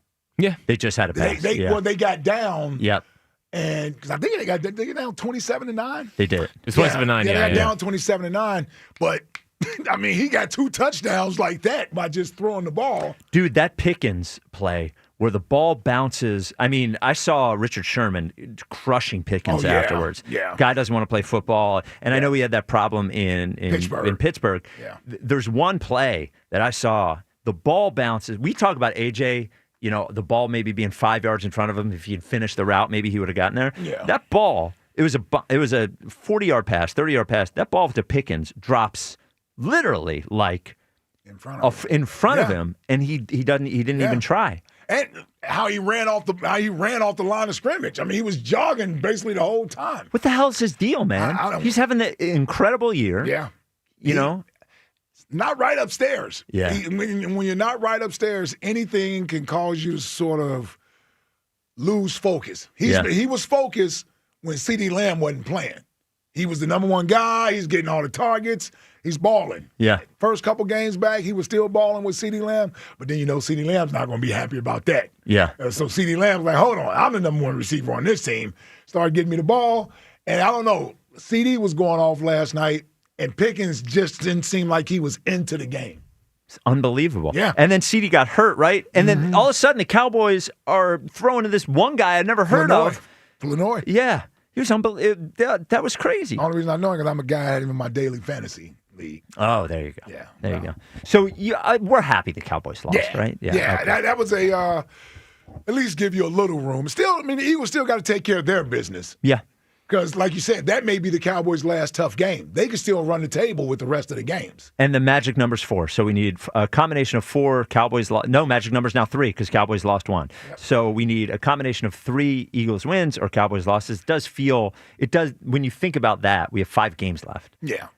And a favorable schedule. We should be able to. We should. It shouldn't even matter what the Cowboys do. Right. We should win 3 of those games. Yep. The 2 against the Commanders, the 1 against the Raiders. I don't even care about the Bills game and the Chargers game at this point. We should be able to win those 3 games. I'm going to tell you, that Saturday game in Washington, I think Jaden Daniels will be back. He's back this week. Is he back this week? He's back this week. Mm-hmm. Yeah. Won't be easy. No? Nah, I don't think so. Yeah, those road divisional games, man, they aren't easy. He wasn't easy last year for us, 215-592-9494. Andy in Huntington Valley, you're on WIP. What's up, Andy? Hey, guys. None of these games, don't take any of these games for granted because the way they've played this year, I wouldn't guarantee anything. And as far as not using Bigsby, that's crazy. I mean, he's sitting there. He's younger, especially if the line's not all intact. I think he's got the opportunity to create some more things than Saquon does at the moment. And Saquon was great last year, but he's not been the same guy. And I don't see why you wouldn't, split it up. In 2017, we had a three-headed monster in the backfield, and that seemed to work. And I think if Saquon's not all that this year, why not you? They say we have no running game. Well, we got another guy. Get him up there. Next man up. I don't think you can next man up with Saquon Barkley.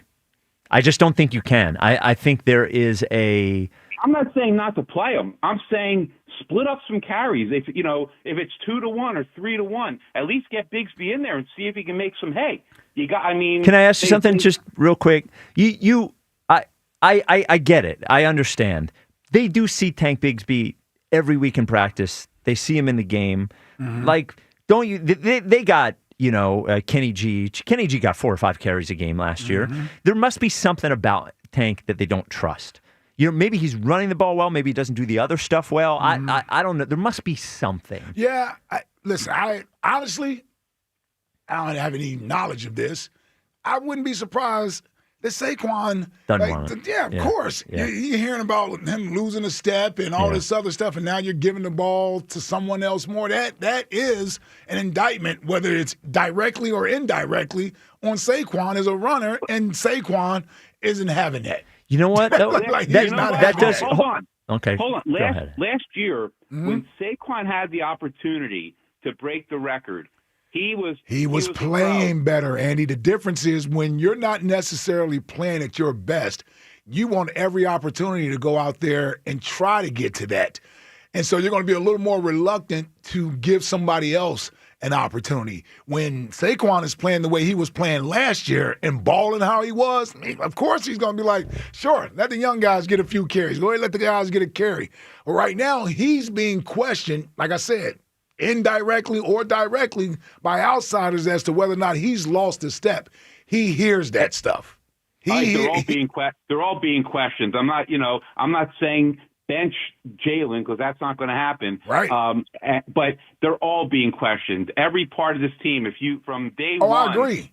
Yeah, but let me ask you this, Andy. But if you ask any of those skill position players to let someone else get in there and perform for them, they aren't going for that. They're not going to allow that. It's a bad team attitude then, isn't it, Ike? Well, would you do it with Jalen? What's that? Would you Jalen's playing bad, right? Yeah. You can't bench Jalen. I get it. You can't bench But why?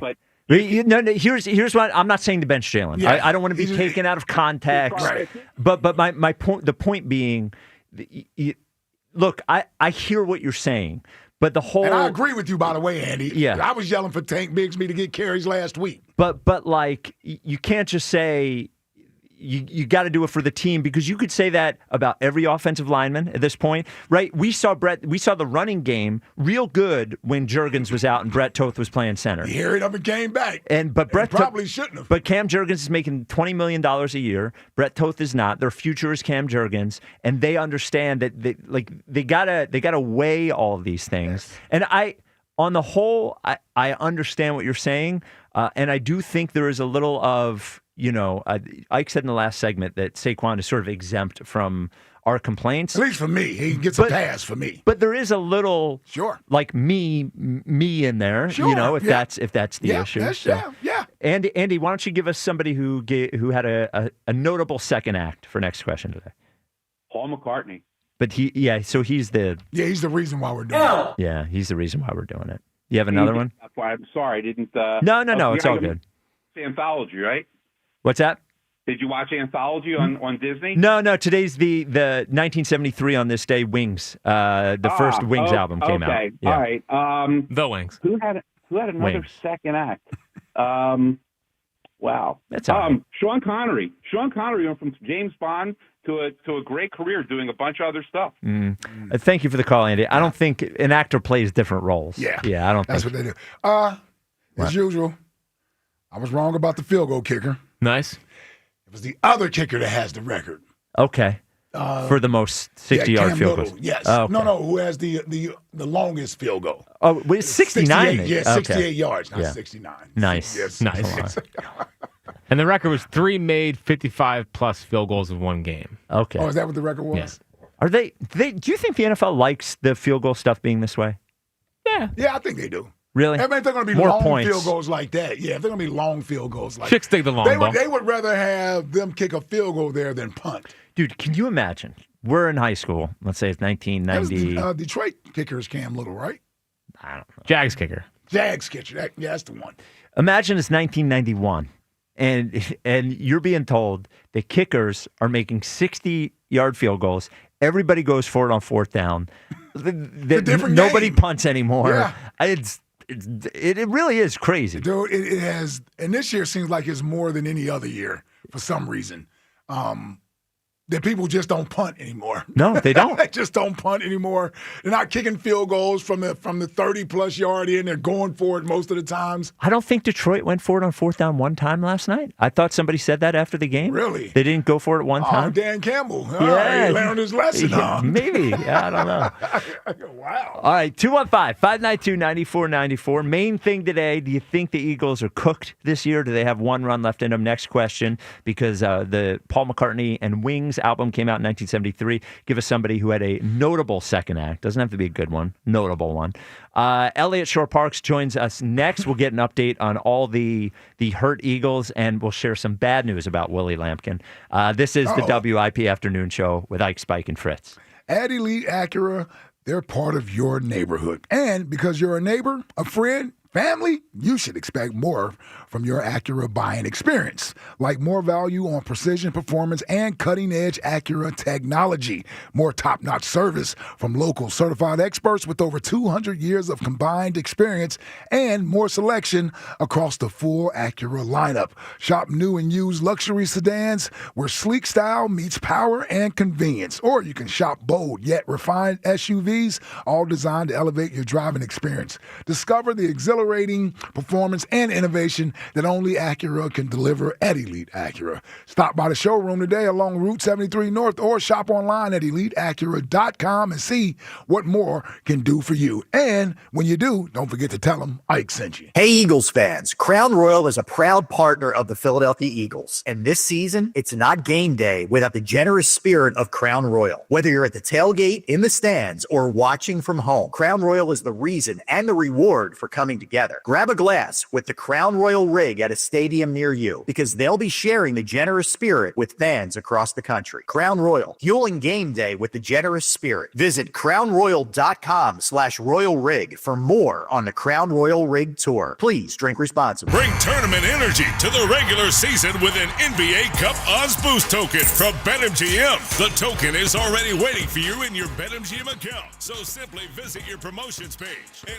add an NBA Cup bet to your bet slip. Activate your token, and if your bet hits, you'll score extra winnings. BetMGM is the place to shoot your shot all season long. New this year, BetMGM has improved its app to include dark mode, a brand new rewards hub, and matchup and market insights for your bets. Head over to your BetMGM account today and grab your NBA Cup odds boost token to score a bigger payout if you win. Make it a tournament to remember with BetMGM, authorized gaming partner of the NBA. BetMGM and GameSense remind you to play responsibly. BetMGM.com for full terms and conditions. 21 plus to wager. Pennsylvania only. Existing customer offer. Subject to eligibility requirements. Rewards vary and may expire in 1 to 7 days. If you or someone you know has a gambling problem, help is available. Call 1-800-GAMBLER.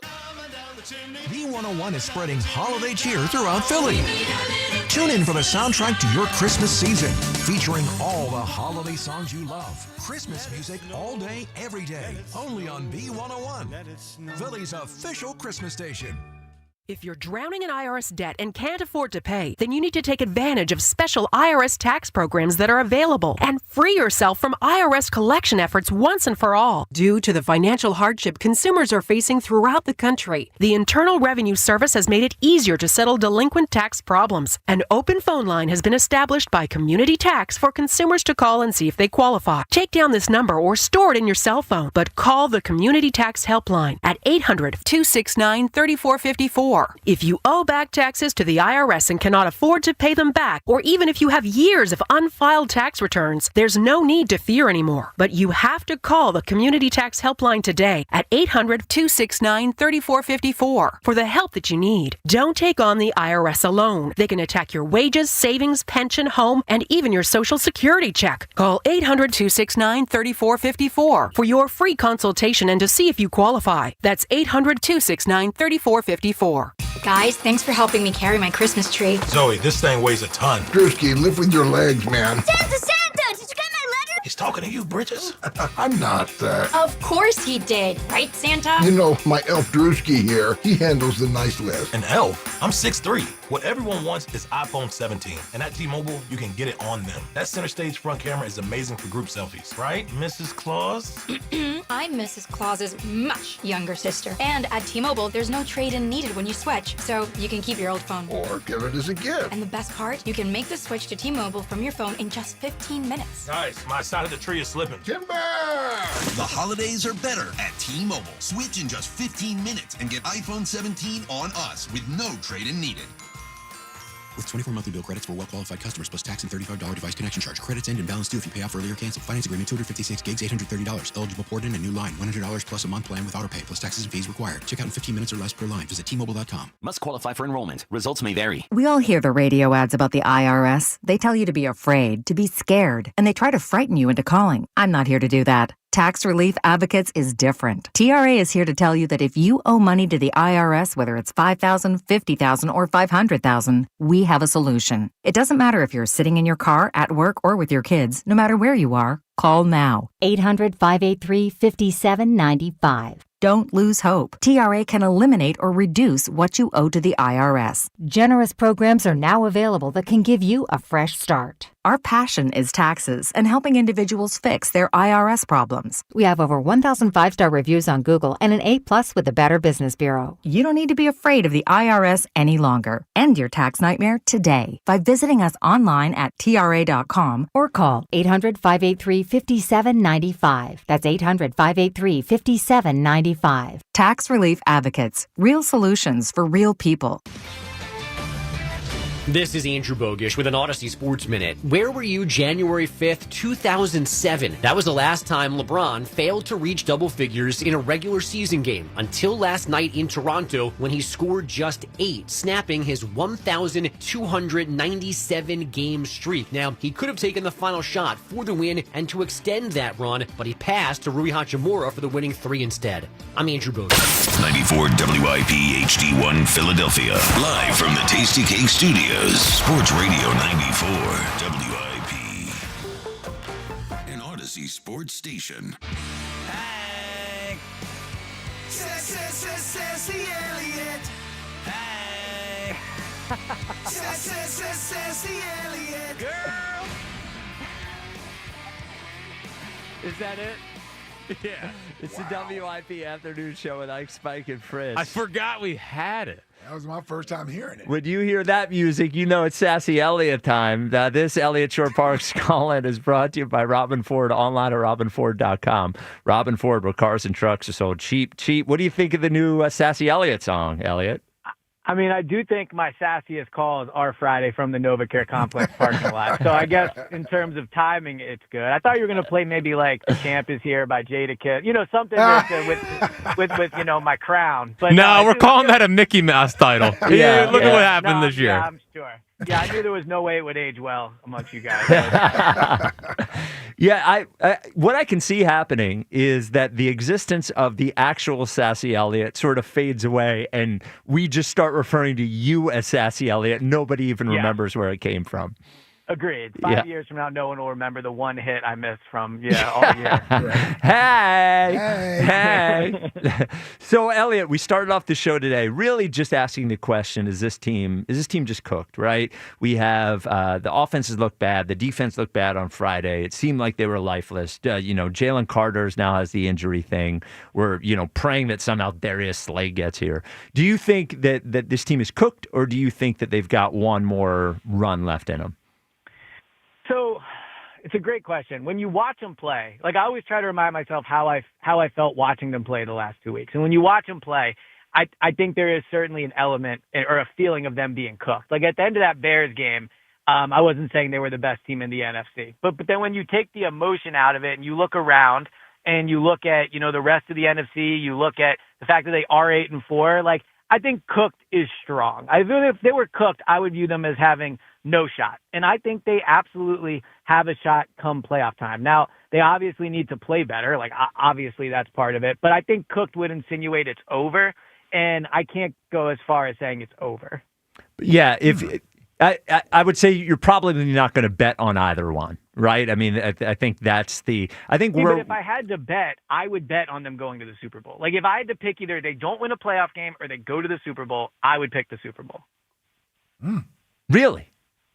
Yeah, because they're going to have a home playoff game. I'd be very surprised if they lost their home playoff game. Obviously, anything can happen between now and then. But right now, today, I don't think there's an opponent I would pick to come into Philadelphia in that game and beat the Eagles of the teams it could likely be. If it's not going to be the Rams, I mean, the Rams is a tougher call. But so if the options are they don't win a playoff game or go to the Super Bowl, I think they're almost definitely going to win their first home playoff game. And if that's the case, you get momentum going, the rest of the conference isn't that good. So yeah, if it was those two options, I would pick the Super Bowl. I think where I would be, and then we can get on the next thing, where I would be is I think they could beat anybody in that playoff game. I also wouldn't be surprised if they lost to anybody in the playoffs, So I want to just get to a few injury things here. We got the news yesterday, I think it was yesterday or the day before, whatever it was, that Jalen Carter they made sure not to call it surgeries, that he had procedures on his shoulders. I saw one doctor online guessing maybe he got PRP injections in his shoulders, which would be a procedure, not a surgery.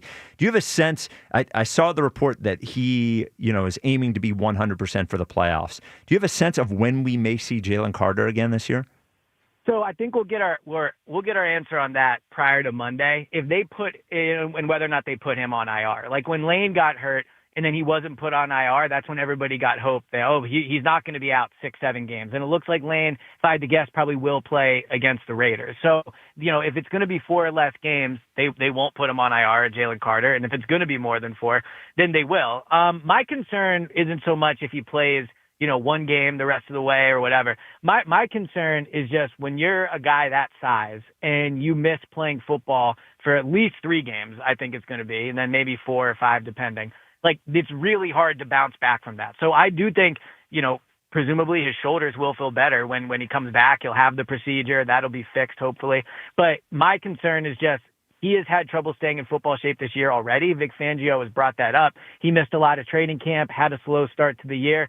So he just hasn't had a chance to get in a good rhythm. And I think missing 3 weeks to 4 weeks and then going back in what will be an intense game. The first game he plays in will probably be a very intense one. I doubt he plays in a meaningless game. I think it's going to be hard for him to come back and be the player everyone thought he could be this year.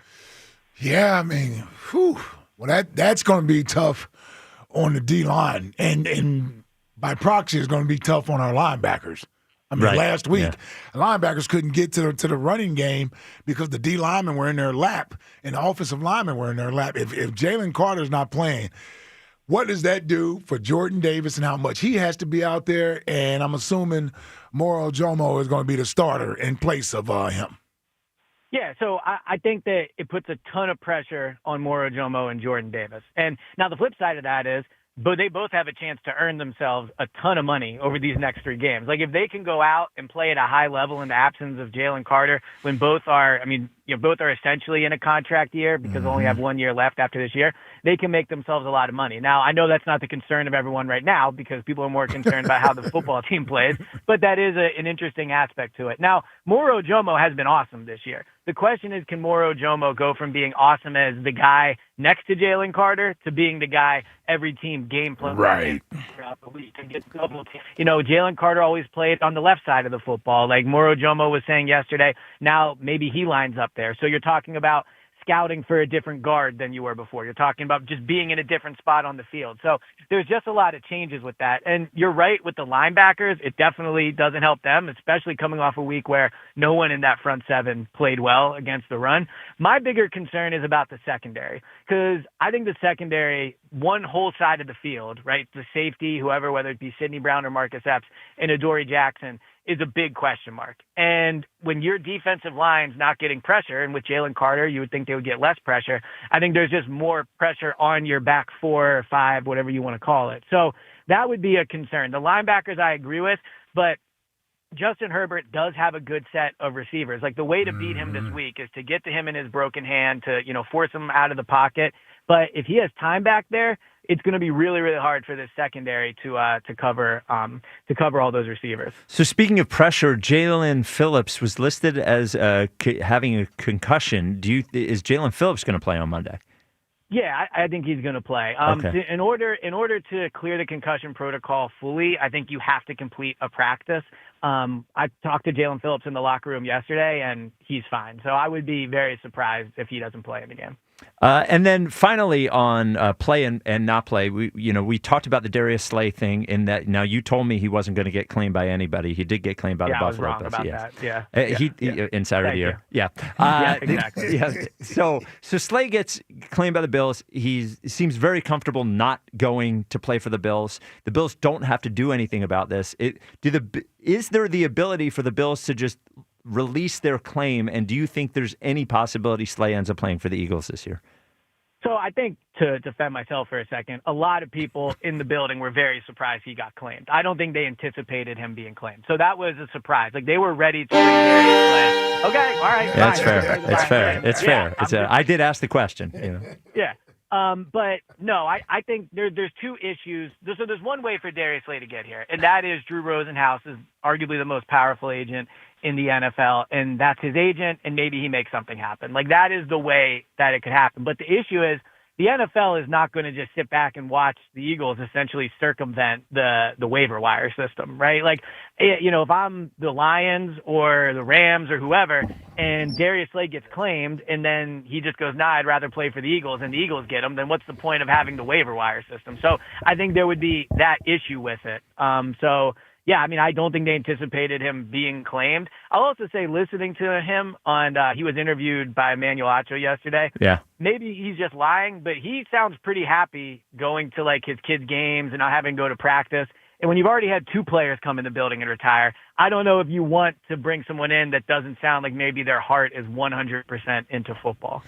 I think he's just playing that role because he has to publicly. You think so? Yeah. I had the same sense watching that Elliot did. I was like, wow, this guy doesn't seem to be bothered by not playing at all. But it seems like he got to experience retirement for 3 days and is like, wow, this is actually awesome. Like, I don't have to go to practice. I can go to my kids' games. That was my take. What kids' game is he going to in December? What are we playing right now? Is he playing football outside somewhere? What are we doing? Well, basketball.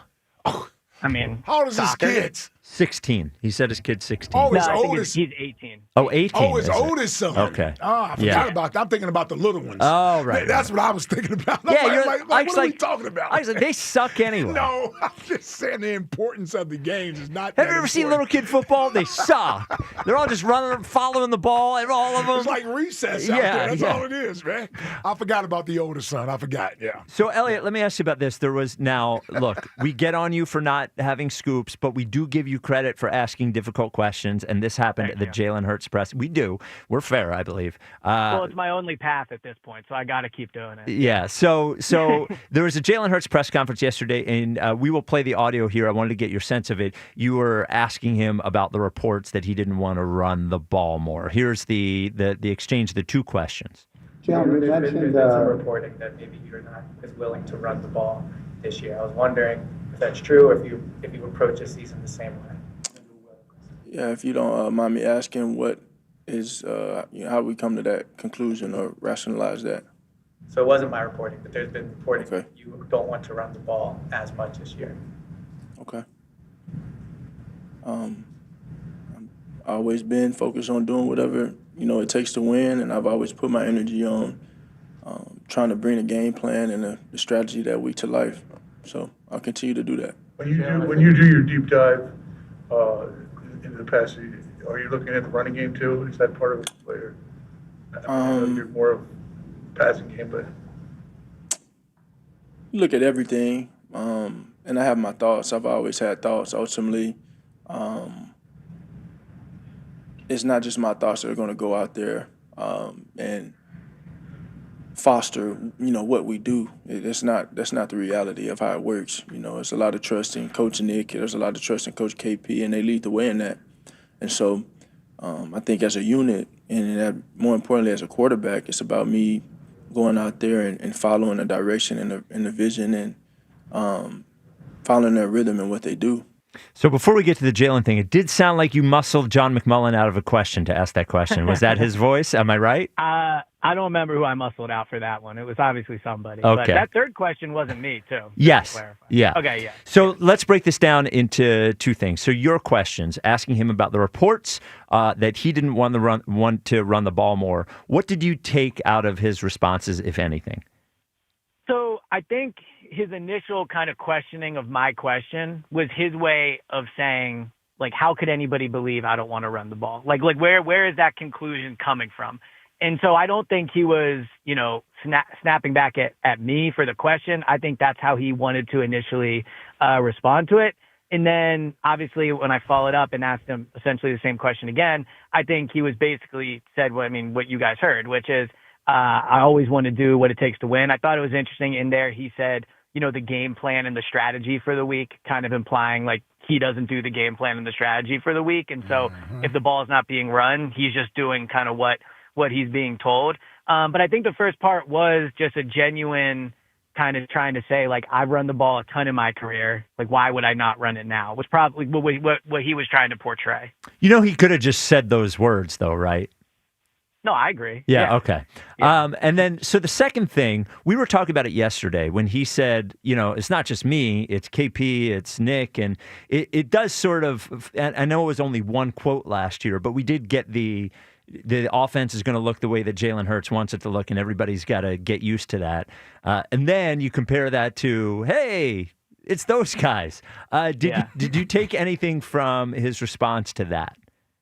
So I think, to kind of piggyback off the last thing, like even his answer about running the ball had an insinuation of, I just do what I'm told. I think there's been other times this year where he has said things, that's a question for Kevin, right? Like, I think he has a little bit more this year kind of tried to say, I'm just running the offense that I'm being told to run. So, it would be a good question for him, actually. So you've said before it's going to look how you want it to look. How does that relate to what the coordinators are calling? But I would agree with you that it does seem this year he is bringing up the coaches and their impact on what he does as opposed to in past years. Yeah. I don't know what that means. I don't know what that means. Yeah, I it's think a tough he probably hears all the finger pointing coming his way from people in the building, and he's reminding people that, by the way, I'm just doing what I'm told to do. I think the finger pointing people would probably counter by saying, well, we're just doing what we think you can do. But, that's the kind of the whole question we've been talking about all year. Yeah. You know what, Elliot?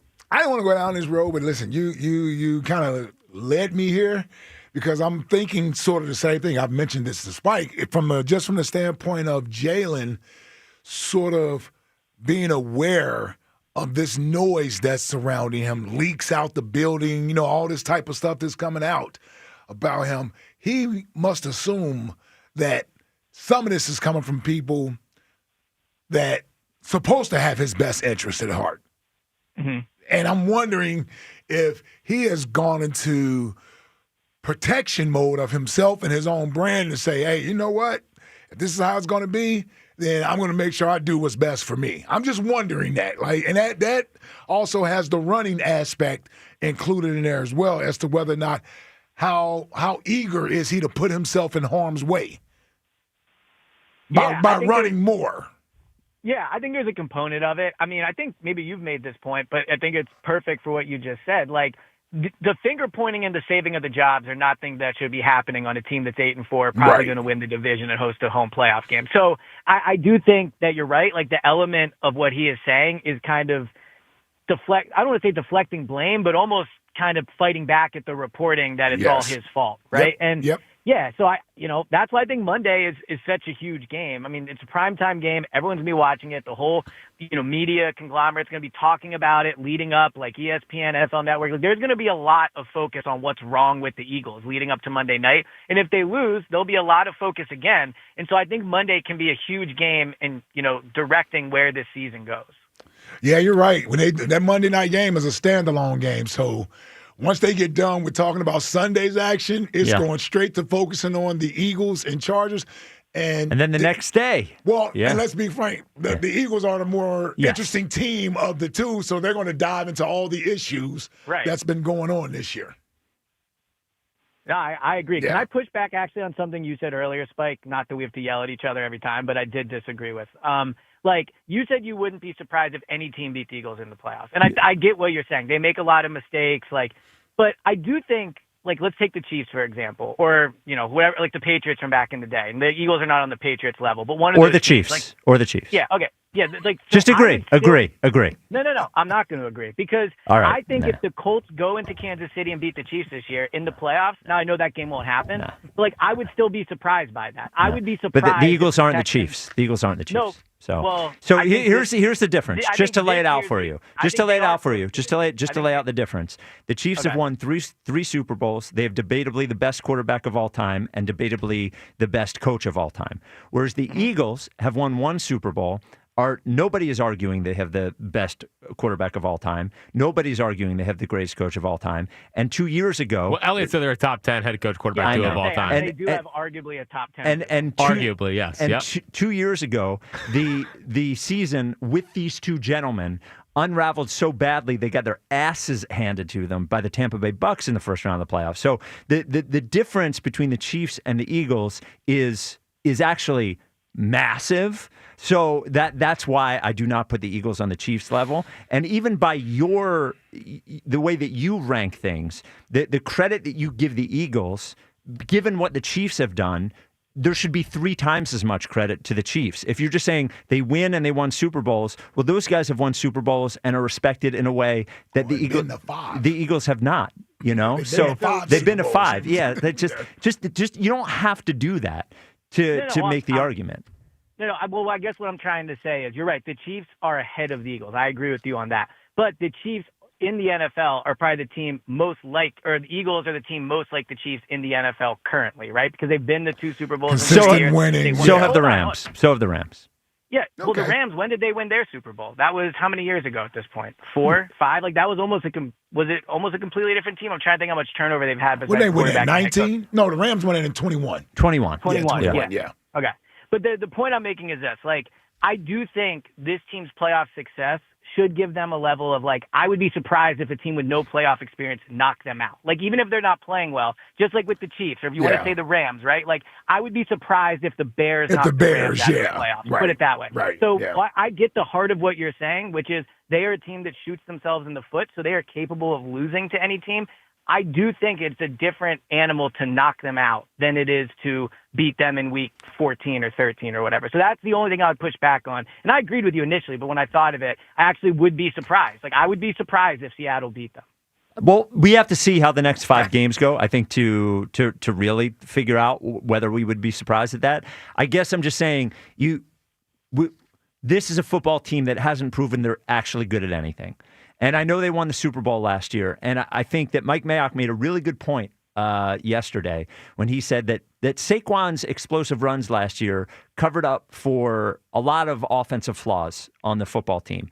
And we don't have those runs, and then we don't have the same offensive line production. We don't have the same health. So I guess I hear what you're saying, but would I be surprised if the Chicago Bears beat the Eagles in the first round of the playoffs? I mean, they just beat their asses on Friday. Why would I be surprised?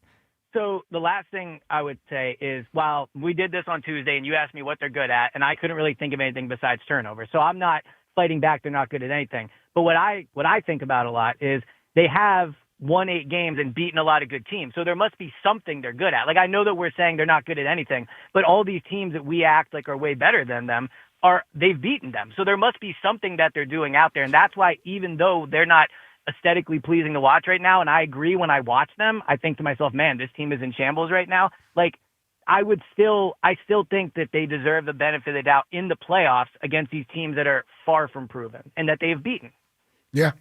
Okay. Championship DNA. Yeah, I guess. All right, Elliot. When do you leave for L.A.? On Sunday? Yeah, I don't leave till Sunday afternoon. So Go Birds Radio tomorrow, 1 to 3. There you go, and you can get the Go Birds podcast wherever you get your podcast. There he is, the talented, sassy, and always infuriating Elliot Shore Parks. You got to have a nice outfit for Monday. Good weather. Oh, everything. yeah. Come on. Yeah. Linen? I don't normally dress as well on the road because I'm not on camera as much, but maybe I'll have to do something nice for LA. Linen. Feels like linen. I love linen, Yeah. especially after September. Yeah. Yep.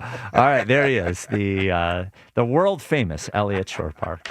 You know what happened? It wasn't combative enough. No. He doesn't like that. No. And he He's had a to bring masochist. something up, you know? He's a what? Masochist. Yeah. Okay. Yeah. I thought he said mathicus. A mathicus. No.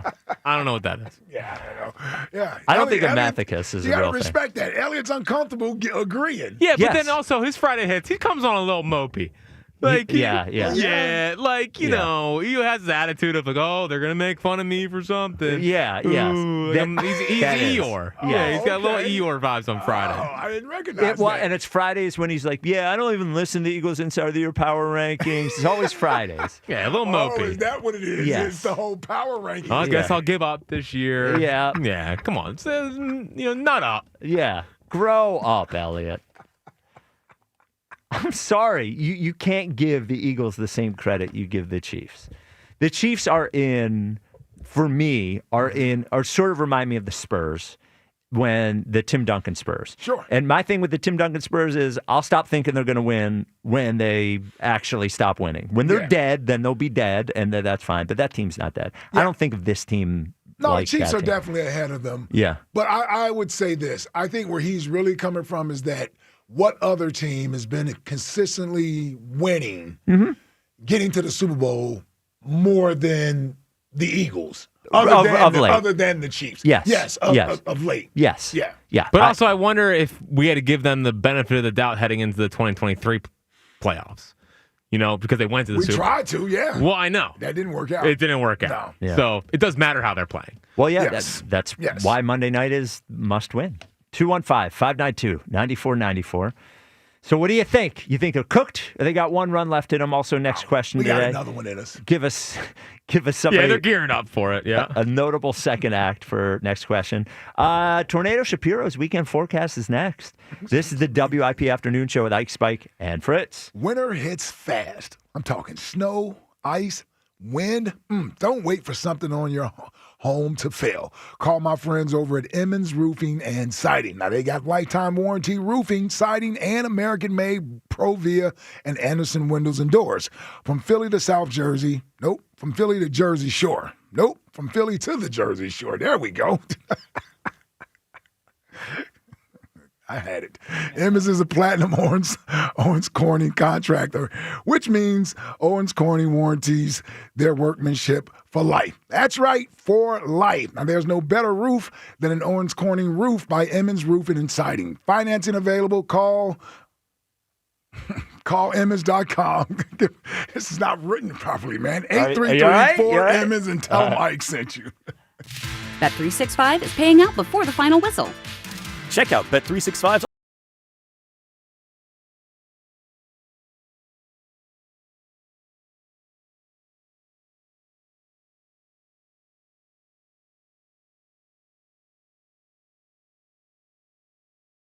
at Bet365.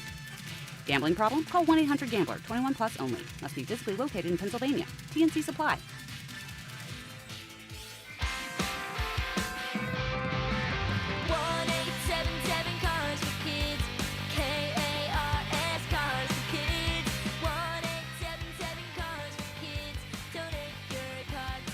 Call 1-877-CARS-FOR-KIDS to reach a friendly live agent. Donation's super easy, and your car can be picked up as soon as tomorrow. Call us now, 1-877-CARS-FOR-KIDS.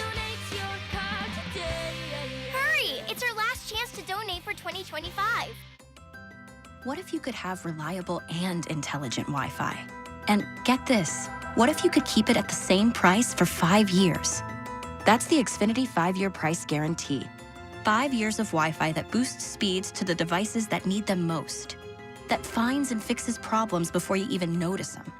Like super intelligent Wi-Fi with a 6th sense.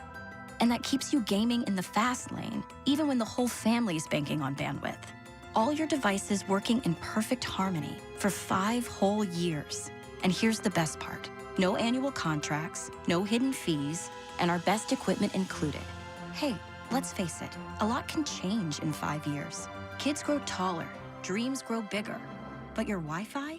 It would stay reliable and the price would stay put. The Xfinity 5-year price guarantee. Lock in your price and unlock the possibilities. Xfinity. Imagine that.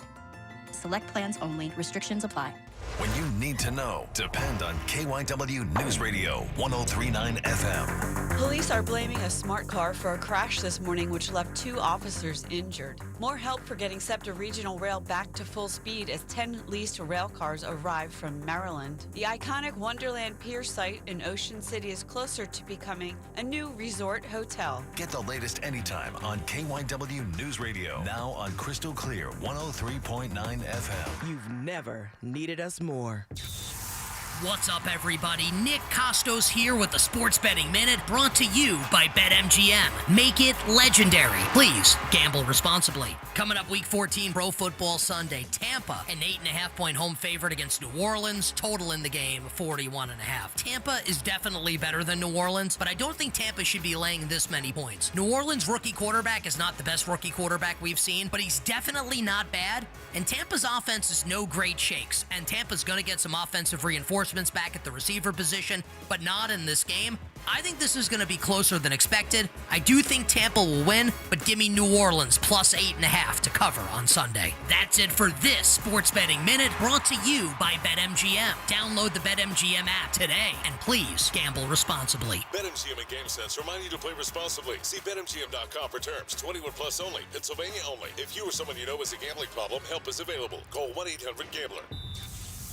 With the holidays approaching, count on Horizon Services Plumbing and Electrical to get your home ready. Horizon Services has $99 plumbing and electrical inspections this season, plus free estimates and 0% interest financing available for system repairs, replacements, and upgrades. Horizon has same-day emergency service available even on holidays. Don't let outdated electrical panels or old water heaters interrupt your plans. Contact Horizon today. Book today at horizonservices.com. Injured at work or in an accident? Nobody will fight harder for your rights than Pond Lehocky Giordano. They've recovered billions for injured workers just like you and fight for the maximum settlement you deserve. Led by Sam Pond and Jerry Lehocky, this powerhouse firm is built on grit. Jerry worked 16-hour shifts in a steel mill before becoming a statewide leader for injured workers' rights. Call Pond Lehocky today for your free consultation. You won't pay a dime until they win. If you're drowning in IRS debt and can't afford to pay, then you need to take advantage of special IRS tax programs that are available and free yourself from IRS collection efforts once and for all. Due to the financial hardship consumers are facing throughout the country, the Internal Revenue Service has made it easier to settle delinquent tax problems. An open phone line has been established by Community Tax for consumers to call and see if they qualify. Take down this number or store it in your cell phone, but call the Community Tax Helpline at 800-269-3454. If you owe back taxes to the IRS and cannot afford to pay them back, or even if you have years of unfiled tax returns, there's no need to fear anymore. But you have to call the Community Tax Helpline today at 800-269-3454 for the help that you need. Don't take on the IRS alone. They can attack your wages, savings, pension, home, and even your Social Security check. Call 800-269-3454 for your free consultation and to see if you qualify. That's 800-269-3454.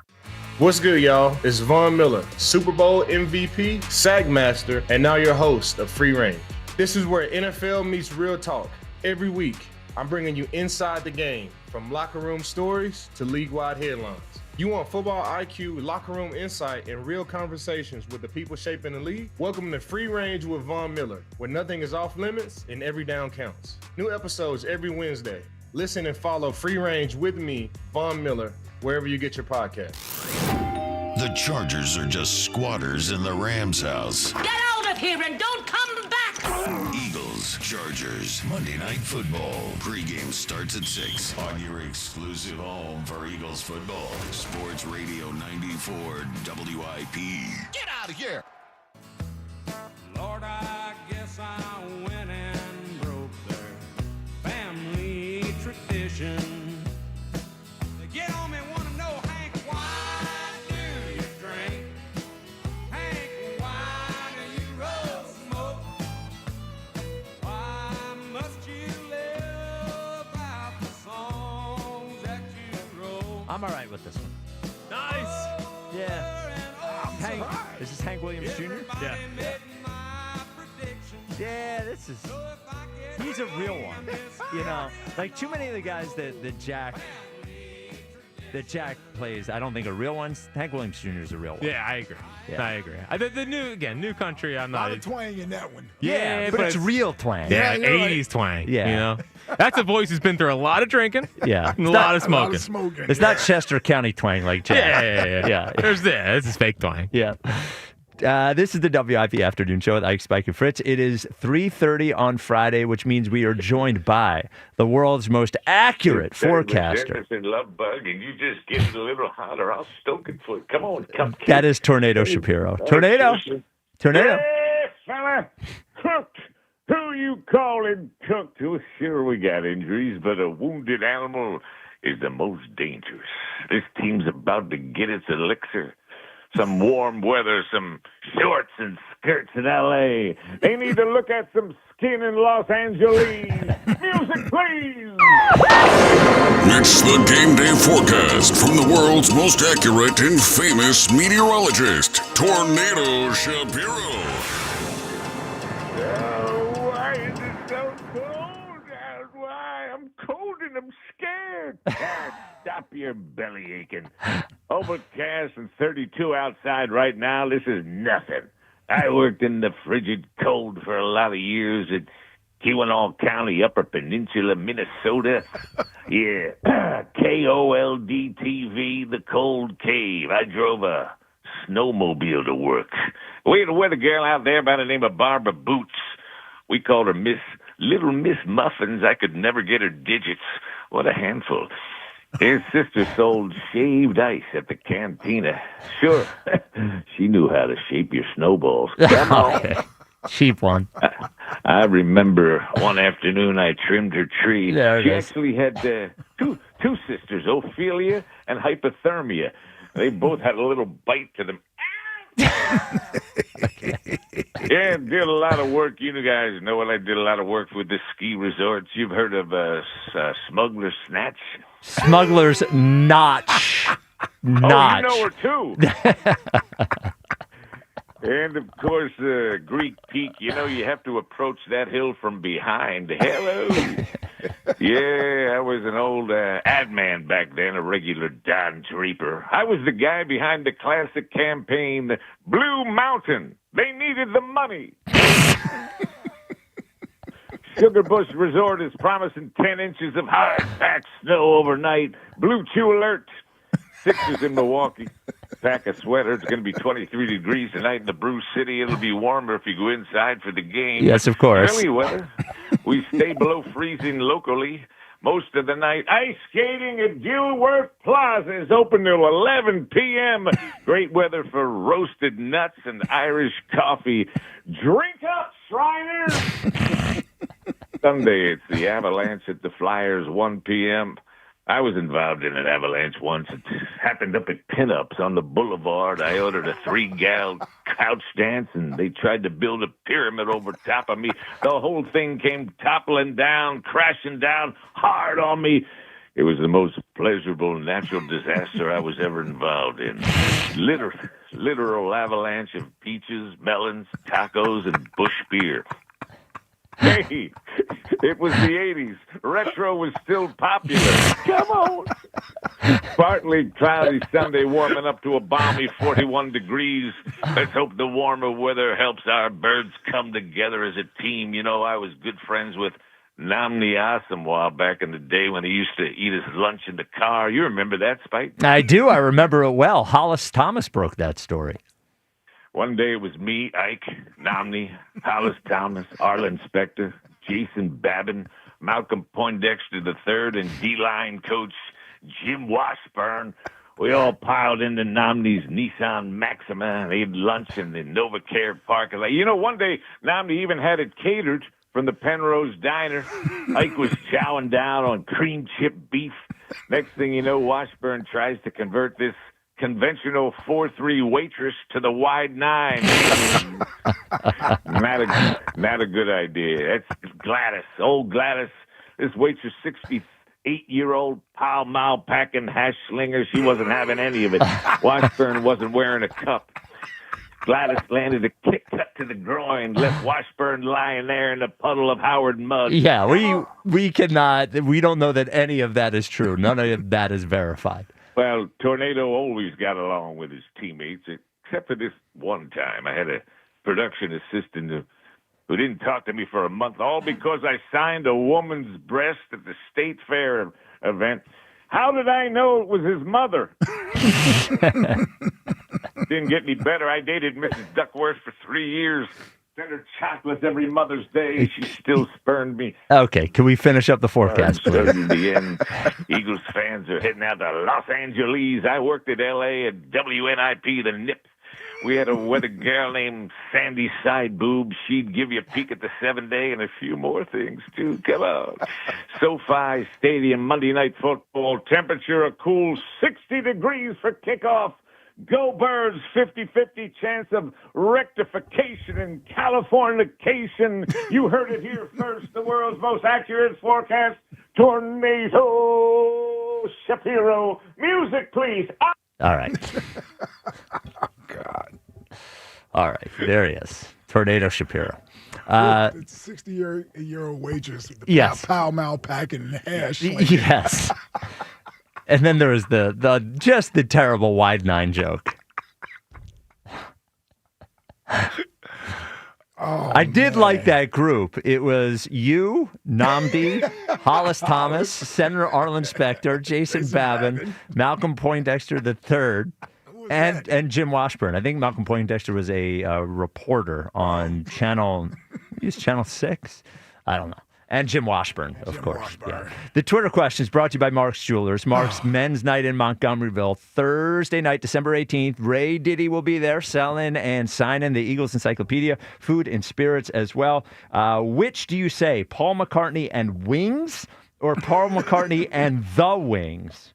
Paul McCartney and Wings is 63% because it's the name of the artist. Really? Yes. See, maybe it's a Philly thing. You know, where you had S's to everything. Yeah, Nordstrom's. Yeah, we say. Yeah, the Wings. Maybe. You learn something new every day. Well, I told you 3 hours ago it was Paul. It was Paul McCartney and Wings. No, I didn't want to believe you. I told you to Google it because it's right there. It's right on the album cover. I just didn't know if people called it that or if they called them the Wings. All right. 215-592-9494. Cowboy Jim, you're on WIP. Ike Reese, you are pathetic. You need the Cowboys to lose to make you feel better. Yep.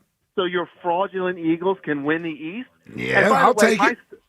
My stock is down. It's because it's your fault. You and Spike and Jack, it's your fault. You trashed the Cowboys for 2 years. You said they were irrelevant. They were a terrible organization. Jerry's a dope. You wouldn't take my calls because you're like, oh, well, Cowboys are irrelevant. Oh, no, we've always taken your call. Oh, come on. That's a lie. They won 3 in a row, and you guys treat them like royalty now, you know? So, yeah, I'm a little confused about how to deal with you bozos.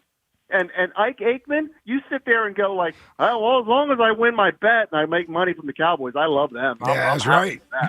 Yeah. As long as they're making you money. And listen, the Cowboys are going to win their next 4 games. They're going to win the next 4 games. They didn't look that bad last night, okay? And as for the Eagles, only the Raiders are about the only team you have a chance of winning against. And that's about it. Everybody else is going to give 100% to beat your fraudulent butts out there. And by the way, could you do me a favor? Could you replace Kirk Herbstreit? He sucks, as do you guys. Goodbye, losers. I saw a lot of Kirk Herbstreit complaints last night. Well, Herbie was doing the shoddy thing last night. A lot of shoddy. Yeah, where he kept calling Schottenheimer shoddy. I mean, Herbstreit's stock has fallen so far that people are ripping the dog. And people love dogs. Poor dog. I love Herbie. Yeah. Oh, really? Yeah, on college I'm football. a Herbstreit guy. Yeah, college football. I don't mind him on pro football. Yeah, he put Carson 6 feet under. And I did not appreciate that. Yeah. I did not. Well, he's sitting next to Al Michaels. Well, he's half dead. Yeah. I'm just saying. Poor Al Michaels. If Al Michaels doesn't have something on the game, he's not interested. Oh, man. You know he's got a little couple. Well, he's famous for that. He's famous for that. Yeah. Sixers won a very strange game last night. They got off to I think they were leading by 22 at halftime. It was their biggest halftime lead since January of 2024. They even survived the third quarter mostly. I think they were up 16 after 3. And I think I tweeted it the middle of the third quarter. I said, this is going to be a 4-point game with 5 minutes left. I could feel it in my bones, and there it was. And and they even lost the lead, and somehow, some way, with, first of all, VJ Edgecombe, the stats from last night will not knock you out. You know, it was 10, 6, and 6 with 2 steals. But his 2 steals, with the one with 10 seconds left, Nick Nurse ends up challenging it, but, you know, Golden State gets the ball. Then he steals the ball again, setting up that final possession. Mm-hmm. Then Maxey misses the last shot. Edgecombe puts the putback back in, and then God bless Tyrese Maxey. Misses the shot, falls into the bench. Golden State has D'Anthony Melton has a wide open layup. Maxey closes in, chase down block, doesn't foul him. Mm-hmm. Just an amazing end of the game, which looked like it was going to be a horrible loss. Ends up being a win that you feel pretty good about, even though they blew a 22-point lead. Yeah, I was going to say it definitely would have been a horrible loss. Yeah. I saw the first half, didn't see any of the second half. Okay. I saw your tweet, and I'm like, nah, I don't know how this is happening. Steph Curry's not even playing tonight. Yeah. And he benched all the other guys. It was the backups of the backups. He benched Kuminga. He benched I didn't Pods. Even know that, yeah. He benched all those guys, and it was their backups that came in there and did it. So what did we just start missing shots, or it just the only? Well, Nick Nurse can't coach the third quarter. Well, yeah, that's it. It really wasn't even the third quarter. There's one Nick Nurse complaint I have for last night. So we're out Paul George, right? So he starts Grimes and Maxey in the backcourt. Fine. I say to myself, there's McKean, first guard off the bench. There's your backup point guard. There were 2 3-minute stretches in the game where he had neither Maxey nor McKean on the court. You can't have Quentin Grimes being your lead ball handler when both those guys are healthy. Yeah. You need to have one guy or the other. You know, McKean only plays 21 minutes. I'm fine with 21 minutes as long as he is on the court when Maxey's not on the court. You have honestly, McKean it was not a great game for McKean last night, but he is a far more competent ball handler than Quentin Grimes is. So I think and they just got out of the flow of everything. And you know how basketball is nowadays. You hit a couple 3-point shots. It's like it runs back and forth, and they just could not stop the bleeding. They got sloppy, a lot of bad turnovers, but they figured it out, I guess. Yeah, it was not a good Joel game either. Yeah, I was going to ask you that. You just answered it, so I don't need to ask you that. But then I was going to say, when Steph's not playing, I think this was their first East Coast game they just got in. Yeah. So I'm thinking, all right, they're going to throw the towel in on this game tonight. Yeah. They still found a way. Yeah, I was surprised when I saw that final score. And Draymond went out at halftime. Okay. So Draymond got hurt at halftime. Okay. He had a hand I didn't know thing. that, yeah. So no Butler, no Curry, no Steph, no Dre. Draymond. And they still came back. And wow. Now the Sixers were 4-point favorites. I didn't expect them to win by 20 points, but it was ugly in the second half. And it's almost hard to hold a lead that big, that long in the NBA. Yeah. If you're not a really, really good team, every team will make a run. Yes, every team will make a run. Yep. And just one other thing, Dominic Barlow is awesome. Now he can't shoot. Whatever. The fact that they, hopefully in the offseason, they rebuild a shot. Mm-hmm. That kid, I think he had 14 rebounds last night, but he can put the ball on the floor. He can take a dribble toward the rim, and a couple of nifty passes. That he is good. They will convert that to a full contract so they can play him more games this year. They found something in him. He's a good youthful player. energy. Yeah. Tasty Cake Don Barlow. Yeah, look, Tasty Cake was right about Don Barlow. He was? Yeah. It is a little jarring seeing someone wear 25 again. Oh, yeah. I keep thinking. Is he the first one to wear it? No, they've had 25 since then. Have they? Yeah, they have. I don't know off the top of my head who, but he's not the first guy to wear 25. One complaint just from the first half with Kate. Oh, no. Okay.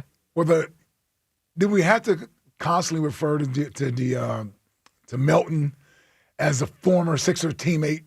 Well, he's former Sixer, great. Yeah, well, I'm just saying I heard that so many times last night. His former teammate, okay, we get it. And they got him at the end. Yeah, the only, if I'm to give Kate any grace, he and Maxey are very close. Right. So well, maybe that's what it was. No, that's yeah. what it was. Yeah, That's what he usually was. It was surrounding Maxey. Maxey said that Melton was at his house the day before for a few hours. And it was Maxey that then. But yeah, it's not like he is an all-time Sixer. Thank you. He's a good player. That's all I was at. He's a good player. Made me I had to rethink about his career. I like Melton. Did I miss something? And here are the players that have worn 25 since Ben Simmons: Daniel House. Okay, yeah. Darius Baisley. Who? Isaiah Mobley and Lester Quinonius last Who the year. hell is those? I heard of the first one. Those Daniel other three? House. I remember House and Baisley. Yeah, I don't even remember Baisley. So, all right. So I have not heard this. A lot of gems in this. Yeah. So I was sent a tweet that is 6.5 minutes of Chris Sims explaining what is wrong with the Eagles offense. Oh, boy. Would you like? Now, I sent it to Jack, and Jack texted me back, this is 6.5 minutes. And I said, Jack, I am told he talks for the entire 6.5 minutes. Did not stop talking. He didn't stop. So Jack has whittled it down to about 2 minutes. So here is Philadelphia's Philadelphia's favorite, Chris Sims, breaking down what is wrong with the Eagles offense. Everybody's blaming the coaches, and the blame deserves to be on the quarterback, and that's it. This is why you heard last week and the week before from Philadelphia beat writers that have been there forever, Seth Joyner, all these people that, there's a lot of unhappiness in the organization about the quarterback. The quarterback won't play the game in the pocket. The quarterback has hijacked the offense and won't let them run certain plays. I've been saying this for 2 years. Right now, people are starting to realize, and I'm not just saying it, I know it. I've been told by people that are there now, people that were there and left. Nick Sirianni didn't get this job because they went, man, you only have 5 plays in your offense. We want you. We want you. They run a limited offense because of the quarterback. The run game's never been creative. Right? It's never. Last year, it wasn't overly creative. It was a lot of the same runs you're seeing right now, right? But at the same time, as you know, in the NFL, teams figure out how to defend certain things, right? And then here with this, teams have found the formula to go, wait, we cannot be steamrolled by the biggest, most powerful offensive line in football. We can figure out ways to stop the run because the pass game is so simple and there's certain plays and throws that the quarterback just won't throw. So that's what it looks like. I broke it down on my podcast last week. I mean, if you look at plays from the Cowboy game, there's people open everywhere when they can't score, in the second, third, and fourth quarter.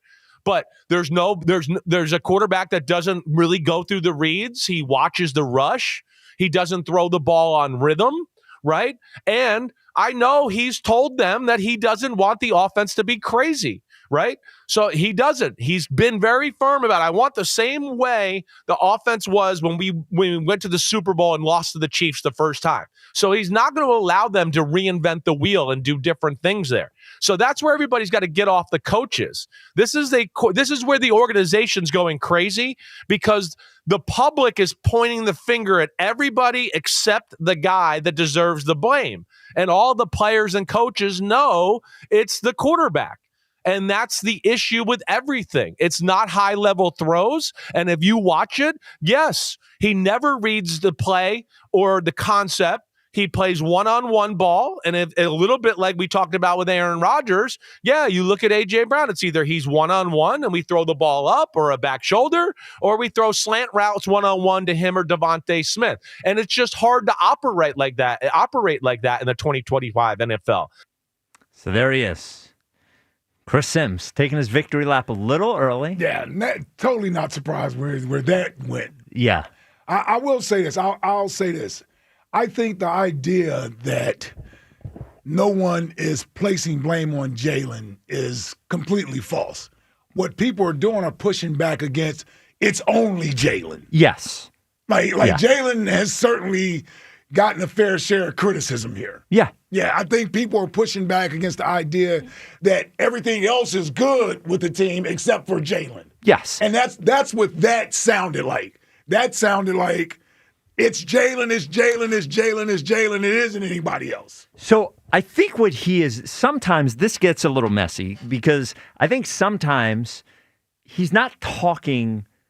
I think he's aware of what Jalen is. We've talked about this a bunch of times. The reason it's not working, they can't run the ball. We all know to a degree, we all agree what Jalen's good at, what he's not good at. Yep. So to say that it's his fault that he's not good at something we already knew he wasn't good at, I think what it is more that Chris Sims is doing is saying, I told you this is not what he's saying, but I told you this is what he was. Yeah. I told you this is what he was. Yeah. So I think he is wrong when he is saying, it's all him, it's all him, it's all him. It's not him. In that if you don't expect him to be able to do a certain thing, just like I've said a bunch of times, if all of a sudden the Rams were in a position where Matt Stafford had to run read option and run the ball, and then you said it's Matt Stafford's fault he can't run the ball, it would sound insane. Yes. It would sound crazy, right? Everybody would say, what are you talking about? So I think to an extent, you saying that Jalen Hurts needs to be the engine of the offense from a passing standpoint, I don't think he's capable of doing that. I don't think he is either, which is not, I'm not sure, I don't mean it as a slight, I mean it as a reality. I think when the team can operate and put him in the best position to be himself, which is not that, I think he is a good quarterback. But I think when he's forced to put in a position like this, I just think you see that is not what he is best at. Yeah, and this is it also comes off as,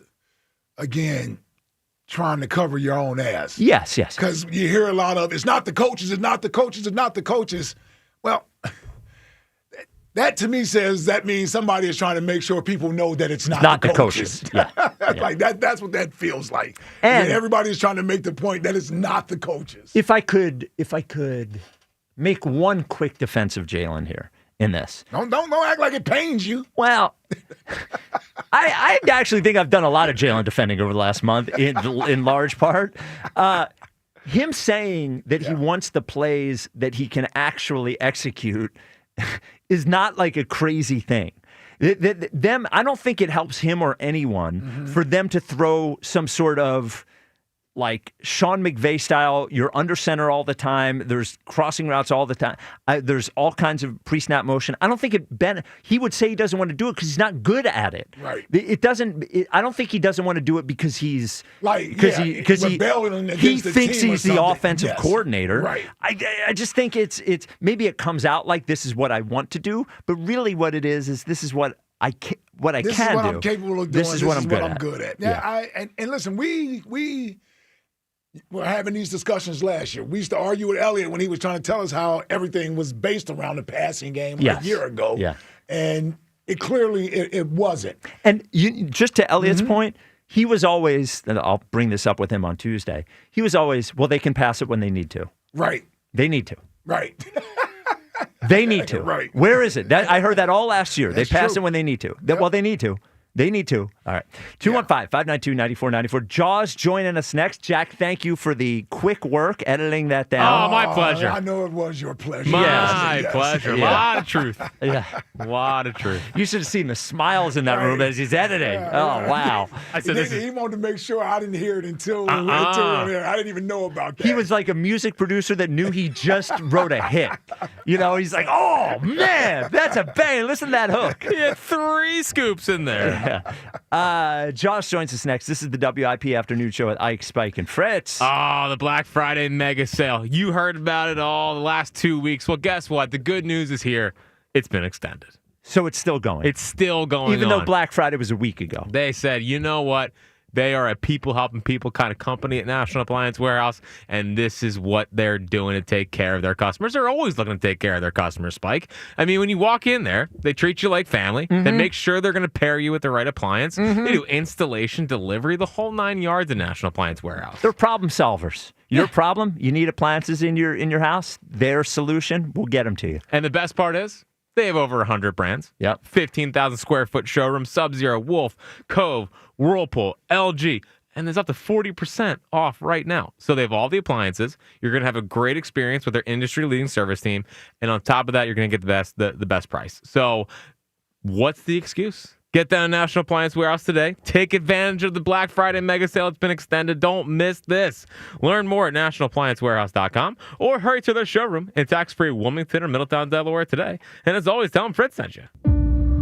As the baseball offseason begins, questions remain for the Phillies. Does Schwarber re-sign? Oh, we'd love to bring Kyle Schwarber back. It's a priority. Will JT return? The most prepared guy I've ever been around as a catcher. Can the Phillies retain Ranger? What a performance for Rangers, Suarez. Listen for the latest. All your Phillies offseason happenings happen here. We'll see what happens. Sports Radio 94 WIP. And Doug. Here we have the Limu Emu in its natural habitat, helping people customize their car insurance and save hundreds with Liberty Mutual. Fascinating. It's accompanied by his natural ally, Doug. Limu, is that guy with the binoculars watching us? Cut the camera. They see us. Only pay for what you need at libertymutual.com. Liberty, liberty, liberty, liberty. Savings vary. Underwritten by Liberty Mutual Insurance Company and affiliates. Excludes Massachusetts. Hey, Joe DeCamera here. Let me tell you about FanDuel Sportsbook in partnership with Valley Forge Casino, the #1 sportsbook for same-game parlays. From points and rebounds to threes and assists, FanDuel is the place, the best place, to combine your bets for your favorite picks into a same-game parlay or track every stat line all in one easy-to-use app. And right now is the perfect time to join because new customers get $150 in bonus bets if your first $5 bet wins. What a deal. $5 bet, you win it. You also get $150 in bonus bets at FanDuel.com/hammer. That's FanDuel.com/hammer for FanDuel, the official sports betting partner of the NBA. FanDuel.com/hammer. With FanDuel, the official sportsbook of 94 WIP. 21 plus in President, Pennsylvania. First online real money wager only. $5 first deposit required. Bonus issued as non-withdrawable bonus bets, which expire 7 days after receipt. Restrictions apply. See terms at sportsbook.fanduel.com. Gambling problem? Call 1-800-GAMBLER. The Mattress Warehouse semi-annual warehouse clearance event is on right now with savings up to 60%. That's up to $800 off top brands. Plus, score a free adjustable base with select mattress purchases. And with Queen mattress starting at just $179.99. Mattress Warehouse has a mattress for every body and every budget. Take it from me. Their signature 1-year lowest price guarantee and 0% interest financing make it an easy call. Visit mattresswarehouse.com for a location near you. That's mattresswarehouse.com. Introducing the IHOP Value Menu, where all your breakfast faves are just $6 each every day. Where else can you get a big, filling, sit-down breakfast for only $6? Go to your happy plates with the $6 IHOP Value Menu. Available every day at IHOP. $7 in some locations. It's here. B101 is transformed into Philly's official Christmas station. Relax and unwind with your holiday favorites 24 hours a day, all the way through Christmas. Tell your smart speaker to play B101. Spreadsheets, clunky software, 100 different logins just to run your business? Ah. There's a better way. Odoo. One simple, connected platform that handles sales, inventory, accounting, and more. So you can focus on growing, not juggling. Make the switch today at odoo.com. That's ODOO.com. Honey, that flu keeping you up? Did you take NyQuil Intense Flu? Nah, I got this. Okay, I don't got this. Yeah, you need NyQuil Intense Flu. Undo your flu with NyQuil Intense Flu. NyQuil Intense Flu provides powerful relief of your flu symptoms so you can sleep. You do got this. NyQuil Intense Flu. The nighttime sniffling, aching fever, best sleep with the flu, medicine. Use as directed, keep out of reach of children. Wesley Financial Group is not a law firm, and Chuck McDowell, definitely not an attorney. This is Chuck. Do you feel stupid for buying a timeshare? Don't. It's not your fault. You were most likely told you could rent it, and it was a great financial investment. And the deal was available today only. If this happened to you, contact your resort or Wesley Financial Group for help today. Call Wesley now for your free exit information kit. 800-242-3131. 800-242-3131. This is the story of the one. As an HVAC technician, he and his digital multimeter are in high demand. So when a noisy office HVAC turns out to be a failing blower motor, he doesn't break a sweat. With Grainger's easy-to-use website and product information, he selects the product he needs to keep everything humming right along. Call 1-800-GRAINGER, click Grainger.com, or just stop by. Grainger, for the ones who get it done. Every success you've had began with a great opportunity. Now there's another one. At University of Maryland Global Campus, we provide no-cost digital resources in place of textbooks and most courses. And that's not all. You'll receive your accredited online education at an affordable tuition with a choice for more than 135 degree and certificate programs. With online and hybrid courses, get everything you need to succeed again. Learn more at umgc.edu, certified to operate in Virginia by Chev. I'm Bill Ryder with an Odyssey Sports Minute. In a wide-open NFL field, where almost anybody, especially in the NFC, that makes the playoffs has a chance, perhaps we've overlooked the Detroit Lions. This is a team whose beatdown of the Cowboys last night says a lot about what Detroit's ceiling could be. They're the only team this year that scored 35 or more points 5 times, and they've now won 15 straight games after a loss. Don't count them out. I'm Bill Ryder. 94 WIP HD1 Philadelphia. Live from the Tasty Cake Studios. An Odyssey Sports Station. This is the afternoon show. Sports Radio 94 WIP.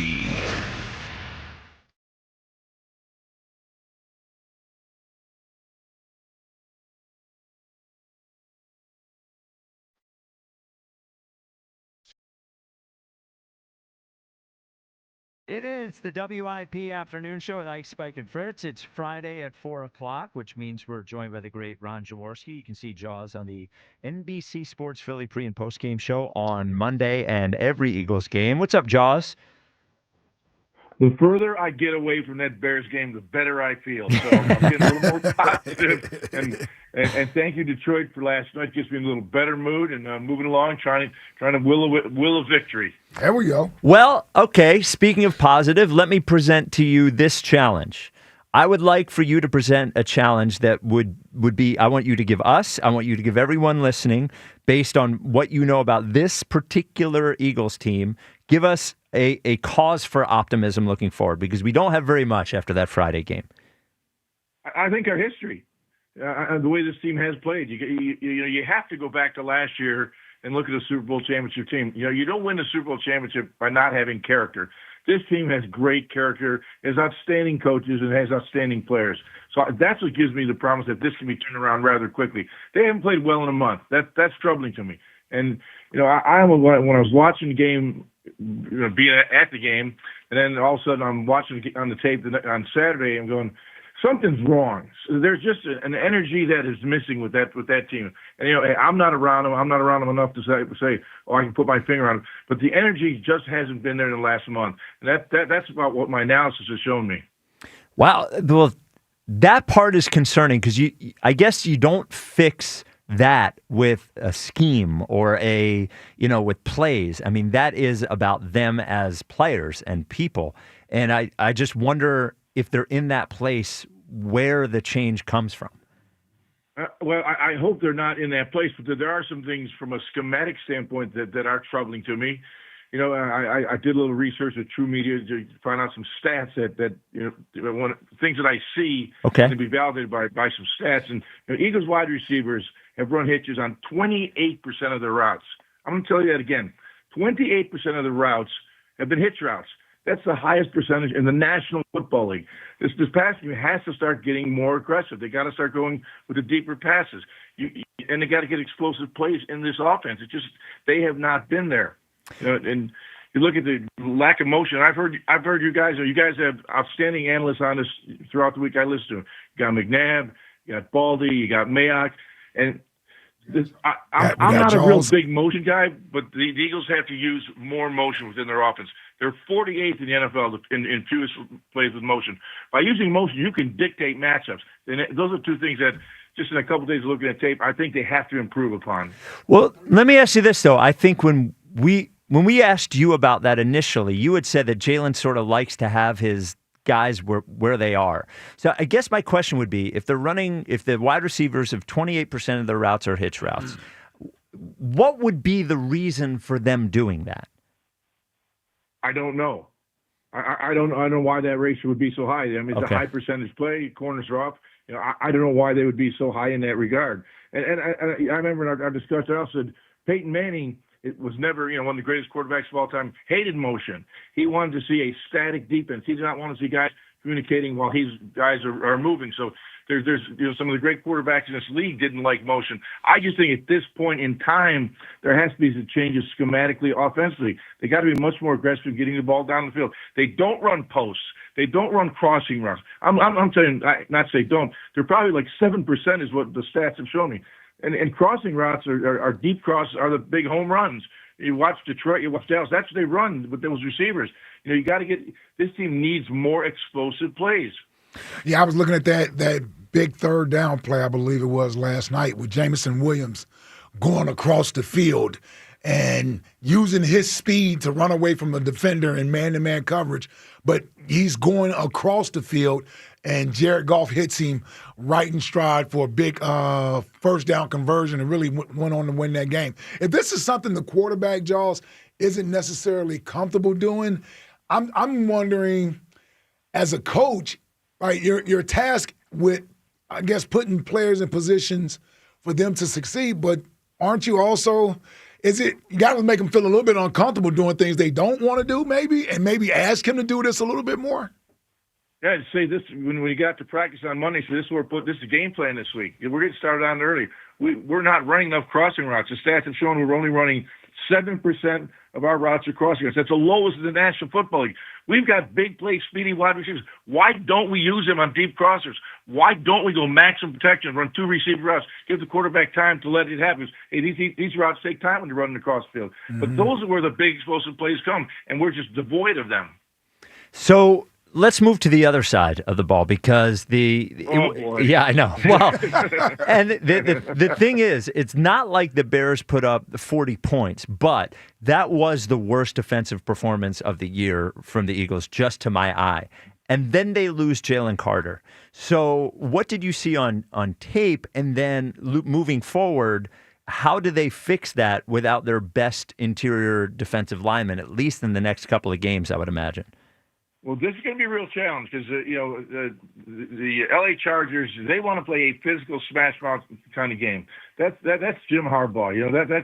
That's how he is. He's a Michigan guy. He lives in that maize and blue and tough physical. That's how he coaches. He went out to Stanford and turned into a physical football team. Stanford. So he turned the Chargers into a physical football team, and the Bears were physical. It was almost embarrassing. You guys have been talking about it all week. 47 rush for 281 yards against this defense, supposedly one of the best defenses in the NFL. A lot of high draft choices that had been playing well. It was a shock to me. So this is where I think the letter's going to meet the road on Monday night with this defense, especially with Jalen out. Some guys have to step up. It was an awful performance.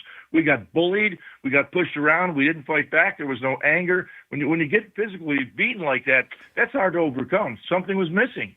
Yep. So this Chargers team on Monday night, we don't talk about the Chargers a lot. We don't see the Chargers a lot. What do they do that we as Eagles, aside from the Eagles, let's put the Eagles in the way that they've stunk over the last month. What do the Chargers do that is going to present the most problems for the Eagles? Play action passing. They want to run the football, and they want to force your safeties, force your linebackers to get noses. Those corners will play off, but the safeties will get noses in the ring. They want to. That's how they want to get you to play. So they're a good football team, and you're exactly right. We don't hear much about them because they're out on the West Coast in the AFC, but they are a physical football team, and a lot's going to depend on the quarterback. How is he going to play or not? That's always the big question. Now, if Justin plays, they're a different team because you got a guy behind him that's not very experienced in Trey Lance, but If Justin Herbert plays, they want to run the football first. They want to hammer the football. There's a reason they got Mekhi Becton, guys, out of free agency. Because we could talk about one of the losses we've had in the season. Mekhi Becton he's one of the reasons we're not blocking as well with the offensive line. Mekhi Becton is a beast. You guys know when he was here, he was nasty, man. He'd punch you in the mouth. He was that kind of football player. Those are the kind of guys Harbaugh likes. That's how they want to play. So it's going to be a violent, physical game. These are games, Ike, you and I used to call them double chin strap games. That's right. These ones you better buckle up twice because this is going to be pretty. We're going to hit you in the mouth. All right, Jaws. Get my neck roll. That's right. You got the neck roll. I got the double chin strap. Neck roll, and he wore those giant shoulder pads. Don't forget that, Jaws. Right. You know, giant shoulder. Him and Richie. You can barely see their head. The shoulder pads are so high. I fear asking for your prediction, but what do you think's going to happen on Monday night? I was on such a roll. Now I stink. Yeah, wow. These last couple of weeks have really bothered me. I mean, you got a pretty good feel for this team, but I still believe in this team. I believe the talent is there. I believe the coaching is there. I believe they'll get it turned around. To what degree is a turnaround going to happen? I just don't know. But I think they'll get it turned around in L.A. And they'll win it 24-23. That is a. Ooh. Yeah, that was a. That is a. We'll take it though. Yeah. Well, I will take 20. I'll take 3-2, Jaws. Yes, I'm not usually a win is a win guy, but right now a win is a win. All right, Jaws. We need to be resuscitated, man. All right. Thank you, guys. All right, Jaws. We'll brother. talk to you next week. There it is. I don't know what the hesitation is to just say what it is. I mean, the beginning of the call. I mean, just like they got to call more crossing routes. They got to call more posts. They got to get pre-snap motion. It's just like they're. And when I asked him why, he's saying even if he doesn't like doing it, this should be something that you're making him do.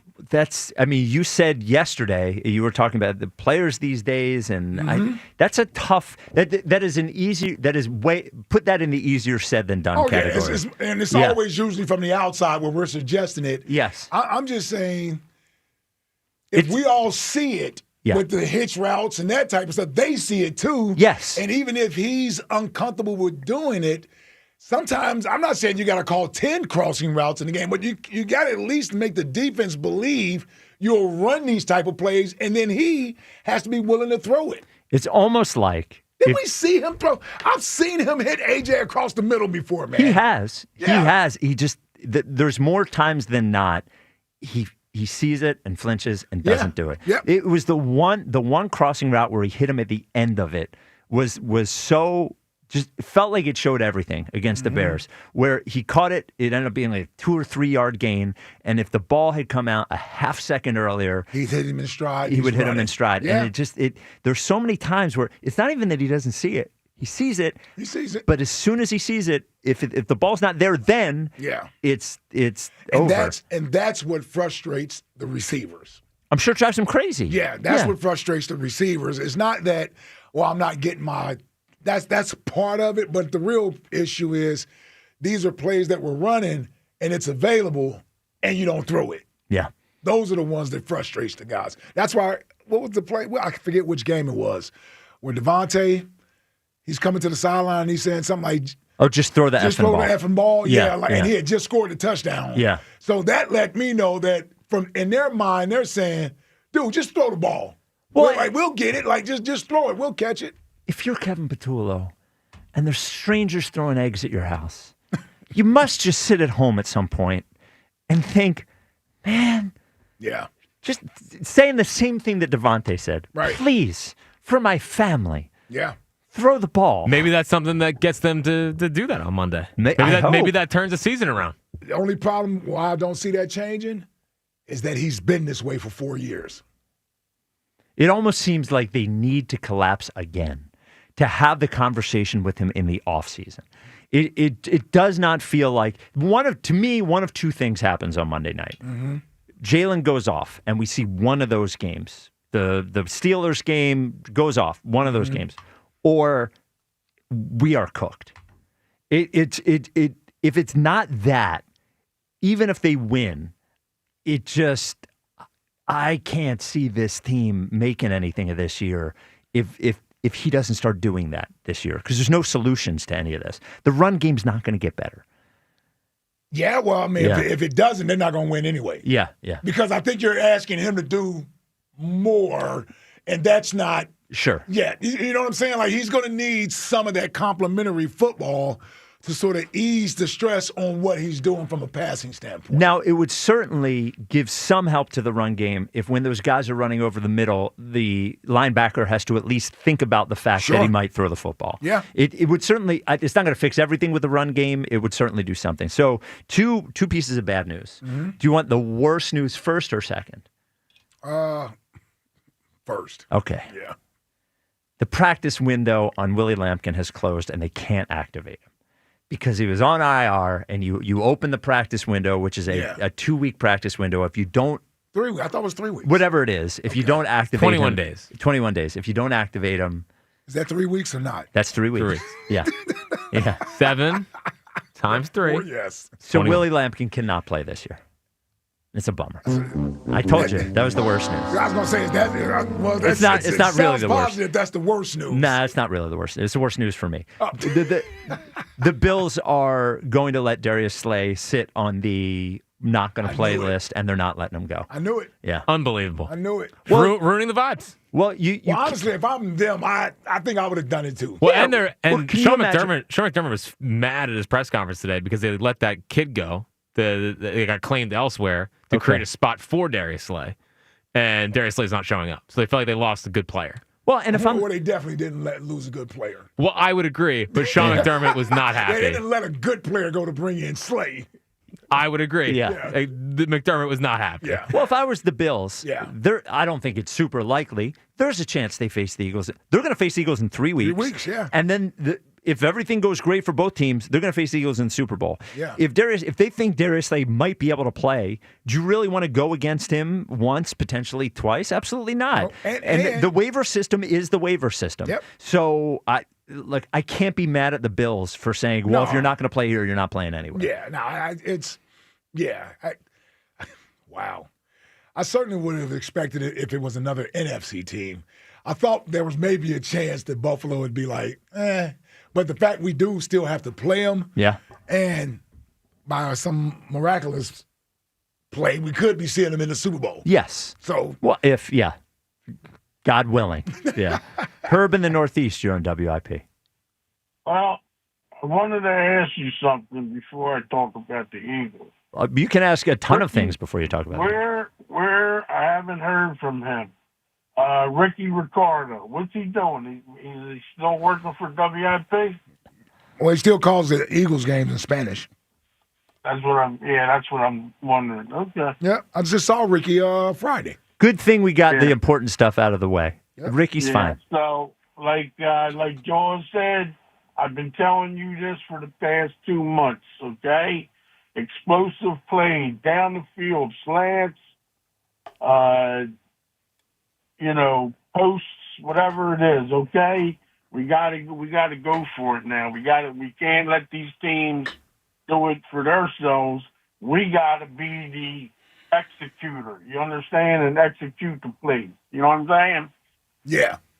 That's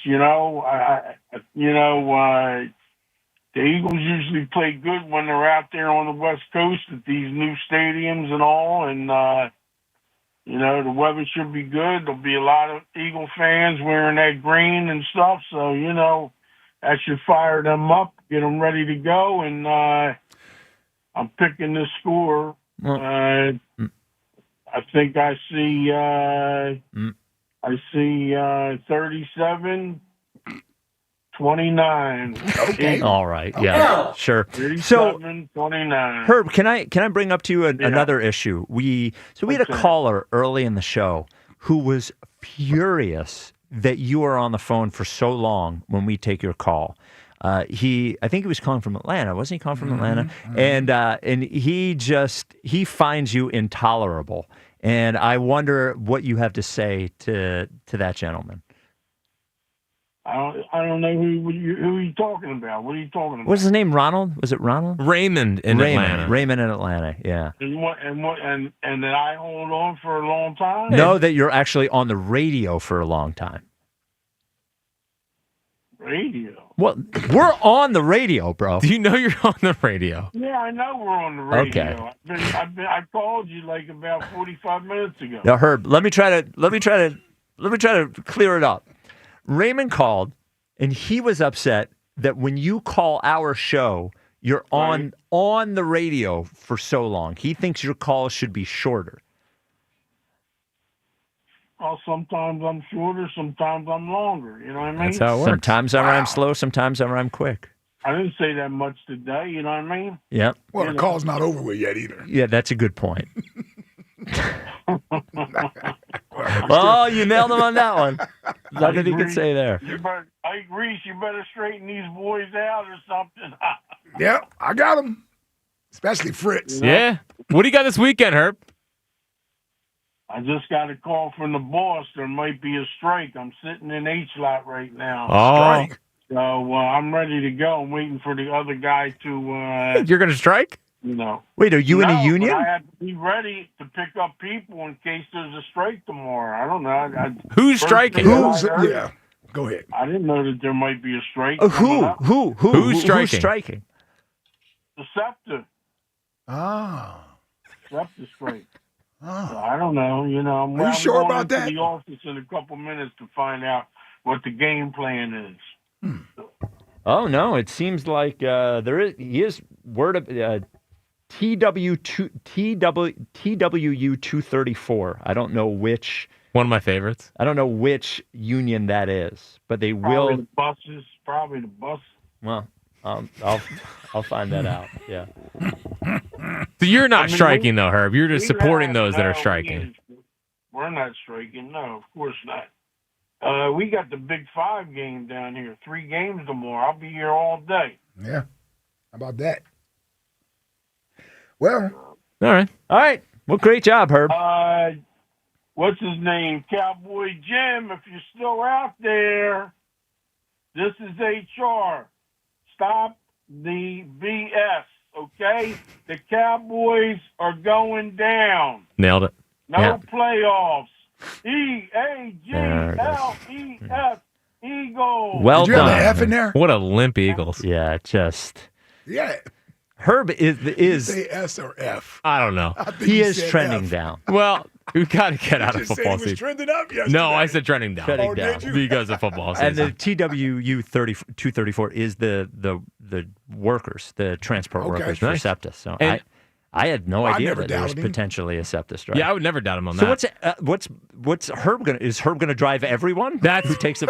That's a fair thing to bring up. That's what he wants And to know. I also want to clear up for people when he yells HR, that's not human resources. No, Is it home run? No, it's Herb Rifkin, which Yeah, is which is his name. Which is his name. and his email address is Herbbaseball23 herbbaseball23 at yahoo.com. at yahoo.com. There it is. And he's fine with us giving out that email address. yeah, Don't get yeah. upset.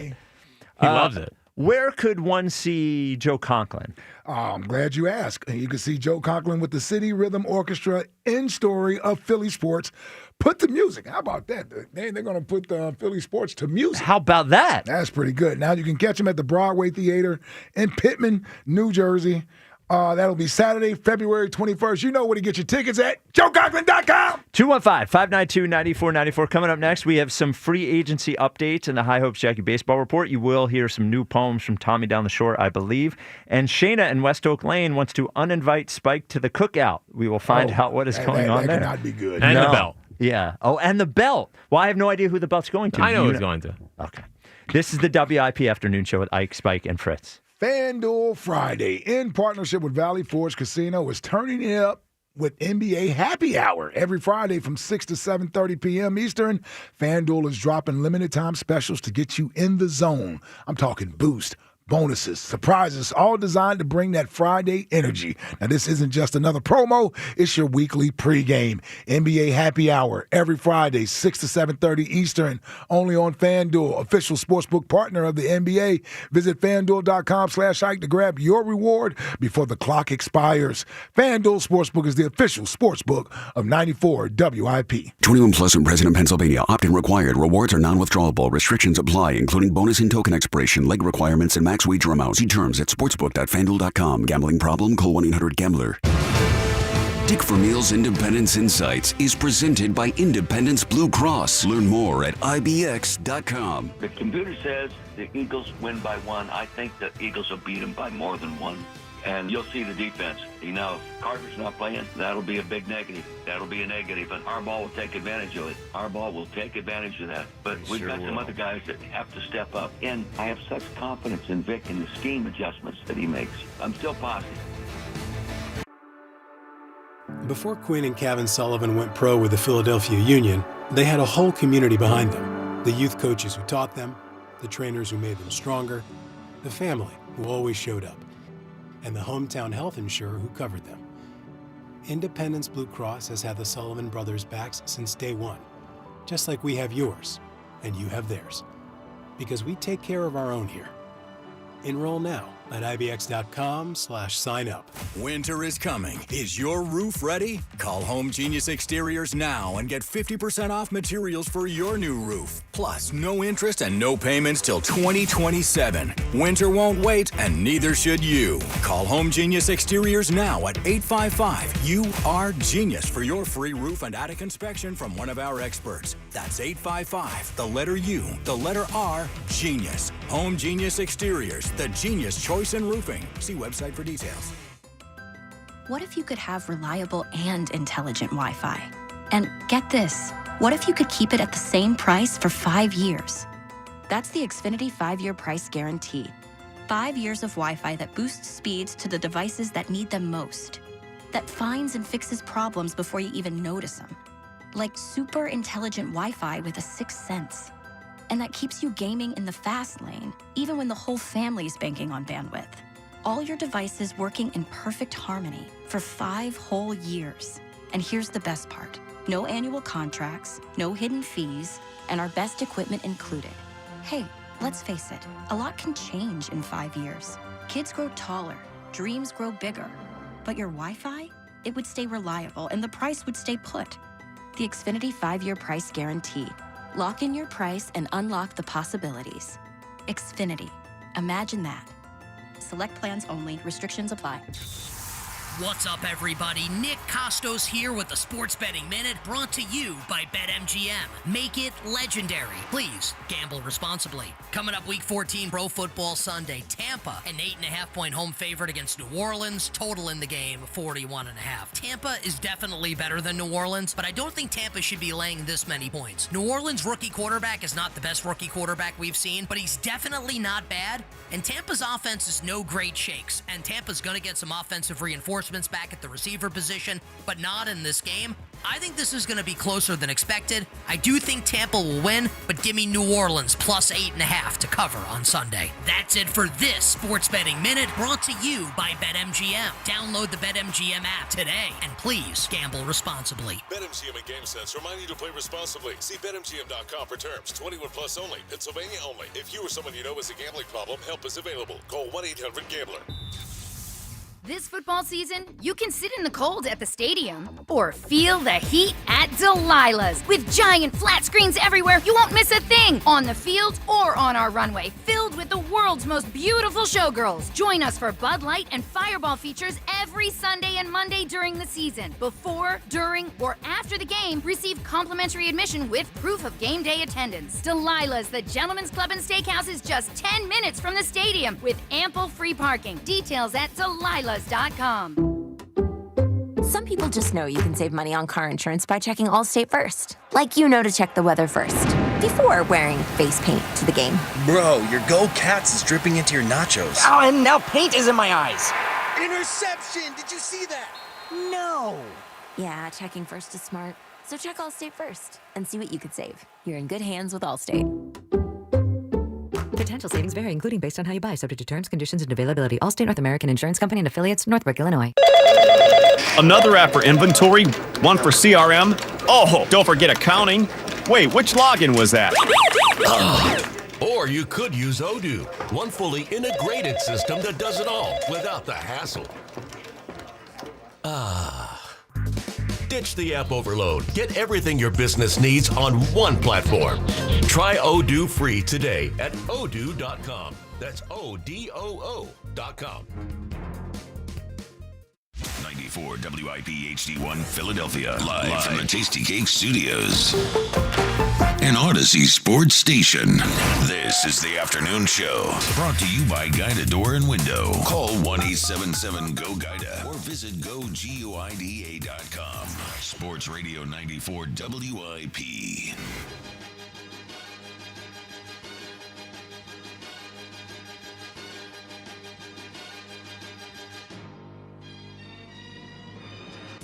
The WIP afternoon show at Ike Spike and man. Wow. Ike Spike and Fritz. I'm good. I saved it. I'm good. You good. Both can shut up.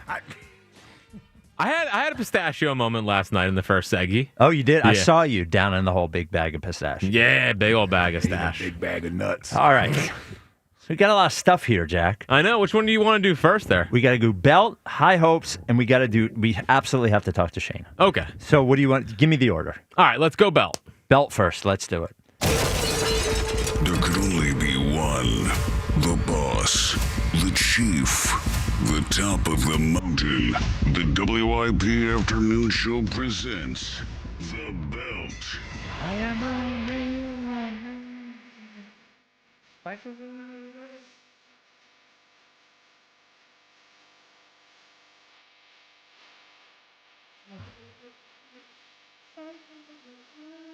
All right. The belt is awarded every Friday at 4:30 to the WIP employee who has brought it the most this week. Now, Hugh Douglas has had the belt for, I believe, this is a month, 3 weeks. 3 weeks. Yes. So normally there is a discussion about where the belt is going. No. There has not been a discussion. So now Hugh has had a very solid week. He has. You can hold on to the belt. It doesn't have to go to a new person. So, but Jack says he knows who the belt is going to. Yes. My suspicion is it stays with Hugh Douglas. So I'm hijacking the segment. Okay. And I'm making, I talked to the committee, we got together. Okay. And the person that obviously deserves the belt this week is Spike. What did I do this week? Well, you did the Ben Simmons Jalen thing. Oh, that is and pretty it's been strong 3 days of meltdowns online about Spike. I mean, if you want to talk about the WIP employee who's got the most buzz this week, it's Spike. Now, is it positive buzz? It's None. not. Yeah. There's zero positivity. But on the aspect of generating talking points or people getting outraged about what you say. Rage bait, some would say. Some would say rage bait. We don't do rage bait. We just have conversations. Yeah. But I think it's pretty clear and obvious that Spike deserves the belt for everything he's gone through this week by just trying to tell the truth. Well, I will take the belt. I don't know how you feel about it. Of course, I love having the belt. Well, I actually thought I was having the belt this week. Oh, for what? For what? Just being me. Yeah, Well, just that's- again. well, that's always- Now, you could get the belt. We might have said that you can get the belt forever, and then we'll go to someone else. Well, he has the heavyweight championship belt, and the belt is just the intercontinental belt. Correct. I like that. That's a wrestling term. You don't know nothing about intercontinental. Yeah. Why can't it be like There's the TV champion, the Yes. intercontinental champion, Why can't it just be boxing? I get boxing, the heavyweight champ of the world, and then the undercards, the welterweight, or whatever. Yeah. Does that make sense? No. It's somebody who has not The watched undercard much is boxing. actually people who fight before the main event. They can also be heavyweights. Yes. So it didn't work. No. But there's the heavyweight champion of the world, which is And the then big one. And then you got the other weight classes. The other weight classes. Yes. What was the fraud one Floyd Mayweather was in for a long time? Is it welterweights? Yeah, welterweight. You got Welterweight. super welterweight. Yeah, but the only one that matters is heavyweight. All All right, over two. Middleweights are pretty good. Yeah. I mean, it goes through phases. Yeah, it does. Heavyweight tends to always matter. Back in the day when you had your Roy Jones and your Mm-hmm. Sugar Ray Leonard, Marvin Hagler, then the other weight classes also that's when matter too. middleweight was the best. Was the best. Yeah. Just one quick comment. Mm-hmm. So the Ben Simmons thing, the first thing, I believe in everything I said. Some of it is being taken a little out of context, which is fine. I don't think what I said was a crazy thing, but I understand why people are mad. There's another thing that's happening on the internet where people are mad about what I believe is an unfair thing. So I said on the show on Monday, I never see Jalen talking to his wide receivers on the sideline. So then, which I don't think any of us have, but for the record. Yeah. So then we saw, what's it called? Hard Knocks. Hard Knocks. And Devontae and Jalen talked. Yeah. And then everybody started circulating that clip. Right. And people call me a liar. I wasn't I certainly wasn't lying. And I didn't say I know for a fact he Right. never talks to anybody. Right. You I said you never seen. I've never seen it. Yeah. That part has been weird. There's been like a weird anger on that one. Eagles fans seem more mad than I've ever experienced, but Yeah, and I don't know why. I definitely I definitely didn't lie. No, I mean we've talked about that in the past about the communication on the sideline with the wide receivers. Yes. Now, granted, there may be times when it happens that the camera just doesn't pan down there and we see it. This just happens to be one of those moments because it's Hard Knocks. They caught that coming to the sideline. But, yeah, I don't think that's anything outlandish that you said. We've talked about that in the past about whether or not he's communicating with people that are over there on the sideline. Well, and for particularly the wideouts. For what it's worth, and then we'll get to high hopes. The only other thing is they've all been asked, did you talk to the wide receiver after the mix-up? Yeah. And they all answer in some weird way that they all talk in the meetings during the week. And AJ even said when they missed each other that they did not have a conversation. Yep. So I didn't lie about anything. I said I didn't see it. Whatever. So they feel like they got a they got me you on moment, got yes. you moment. Yes. And on the internet. Yeah. What are you going to do? The Ben Simmons one, you can get mad at me for. Listen, that one, I don't feel like it's fair. You're strong, bro. I am You're strong.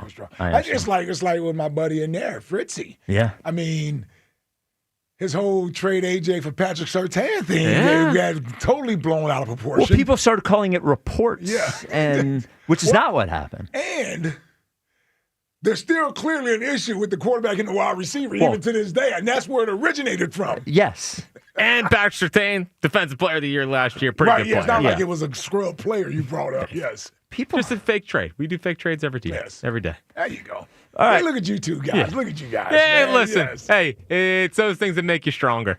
I think you'd be okay with it. Elliot told me the other day, he said, I'm a little jealous of you this week. I'm like, why? He's like, everybody's mad at you. And I'm And again, why would you be jealous of that? Sounds like an Elliot thing.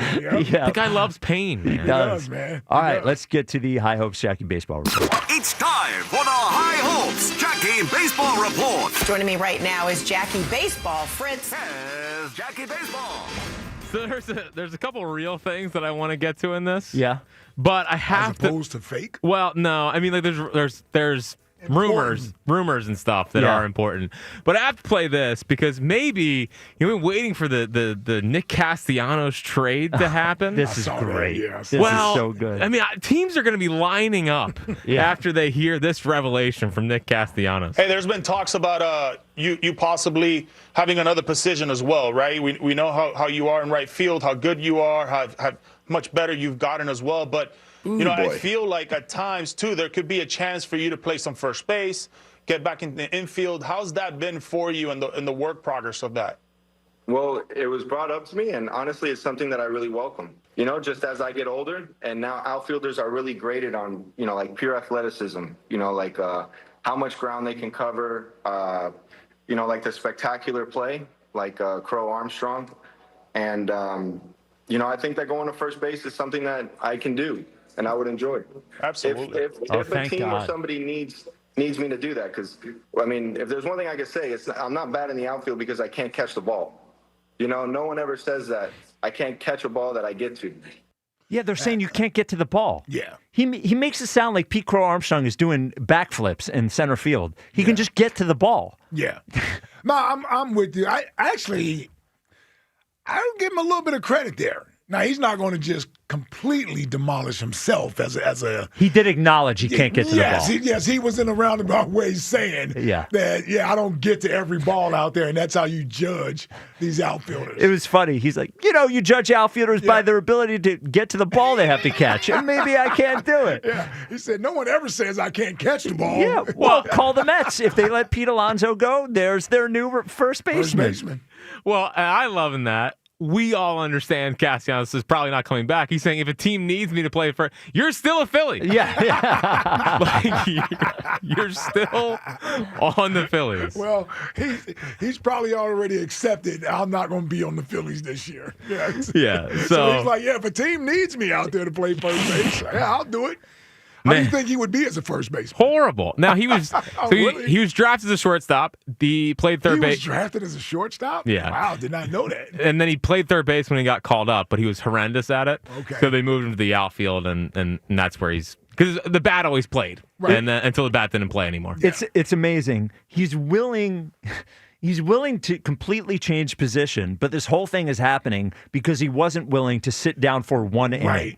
Right. Yeah, he didn't want to be a defensive replacement. For one Or inning. Get replaced defensively. For one inning. Yeah. But now he's willing to play a whole different position. They're like, Nick, you're so bad, we just want you to sit for one inning. Absolutely not. You're so bad, we want you to change your whole position. Okay, sure, fine. Yeah, no problem. Just amazing. All right, what's next? One of one. So Jeff Passan, big ESPN article today. Buster Olney was a part of it as well. An update on Kyle Schwarber. He said, when does the Kyle Schwarber dam break? Several teams' forces from Philadelphia to Cincinnati to Pittsburgh to Boston to Baltimore to the Mets, depending on where Schwarber goes. The belief amongst teams is that it'll take 5 years to secure the 32-year-old, and once that happens, perhaps sometimes during the meetings, teams will start pivoting and the action will pick up. So it seems like Schwarber, once that goes, then you'll see a lot of other signings happen. He mentions Cincinnati, of course, Pittsburgh, and Boston, and Baltimore, and the Mets. Baltimore is interesting because I think they need a culture change, and they have a new owner that's looking to spend money. We haven't talked much about the Orioles, but I think they could get into the mix. It comes down to, are they willing to outpay the Phillies for Kyle Schwarber? One other thing, interesting for Buster Olney. He said the juiciest rumor I heard this week was the notion that the Mets could push the Phillies for Schwarber, and there are a lot of reasons this makes sense. Obviously, what he does on the field, but also the idea of just jacking the price up for the Phillies. Something we talked about yesterday. Which what it feels like. Yeah. So the Mets getting involved just to jack the price up on Schwarber is out there. And then this one, also fun, but unlikely, but the Phillies have been trying to get into the Japanese market for years. Passan said that Japanese right-hander Tatsui Imai is interested in pitching for a big market team only on the East Coast. Isn't he the guy that said he wanted to take down the Dodgers? He said he wants to take down the Dodgers. I want this guy. Yes. It would be awesome. But he's like 30, isn't he? I got to look at that real quick. Okay. I got to look at that real quick. Are the Mets interested in him?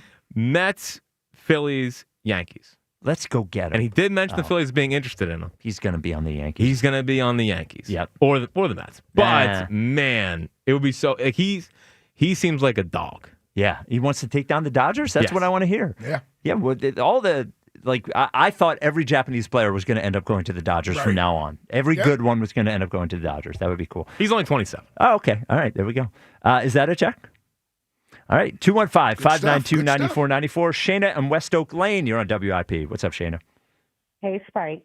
So, we bonded this summer. We bonded did. over Tupac. Yes. And, you were invited to all of the cookouts to Infinity and Beyond. Infinity and Beyond. Okay. But then, the Ben Simmons thing, I tried to let it go because I was like, I'm not even. Okay. Not even. Sure. Not even talking about a guy that accomplished nothing comparing to a Super Bowl MVP. Yeah, but not even. I made some good points. But okay. Yeah, okay. All right. We could agree to disagree. Okay, fair. But then, Yeah. you're talking to Elliot and you say this team has accomplished nothing. And I just instantly, as I was getting my Chick-fil-A, said, no, we're not going to do this today, Spike. You will not be able to come to the cookouts. Okay. My team say they've accomplished nothing. They're going to 2 Super Bowls. I don't think I in said 3 that. years. You did, because I wanted to record it and play it back. Then I will say can I offer just a quick retort here? What I Yeah. what I probably meant was this specific team this year. I do think the organization has accomplished quite a bit over the last few years. So if that's how it came out, it's not what I meant. I certainly don't think that they are in the same class as the Chiefs, which is I think what we were arguing at the time. Yeah, but it was. and I think it's unfair. Just want to get this out there. There's a lot of sports arguing. If it's anything like the barbershop, which I've spent a lot of hours in, there's a lot of sports arguing in the cookout. Well, yeah, definitely. Yeah. Definitely. Yeah. Okay. But yeah, you hurt my heart with that one. I had to call immediately. I was on my way to get my nails and was like, full stop. Can't even eat the Chick-fil-A. What Listen. is he talking about? And I her stopping before she went to get her nails done, that had to be important. That means something. That was real important, yes. I am literally getting my nails done now on talking to you because I could not. But now that you clarify, and I will say, You did redeem yourself a little bit, after the Chris Sims piece. I was listening like, okay, the invite is coming back. I'm going to send it to him through Evite. Maybe he can bring a plate. Okay, it's getting there. Well, you don't want me to bring a plate, just to be clear. That is the last thing you want. Yeah, he's bringing celery and hummus. And dip. Yeah, I'll bring beer. I'll bring beverages. Is that all right? Yeah, you can bring the beverages. Okay, all right. Now that you've clarified, I think I'm okay with, but I was just not going to be okay.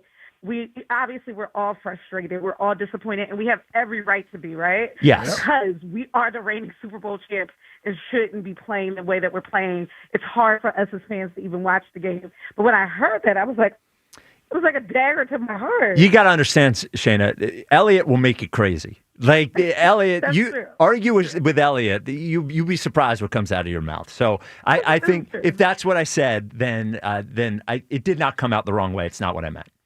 Okay. All right. Apology accepted. Your invite is now reinstated, and Thanks. you're welcome to all the cookouts. Okay. There you go. Thank you, How about Shayna. that? I appreciate it. Talk this thing out. You talk it out. Yeah, talk it out.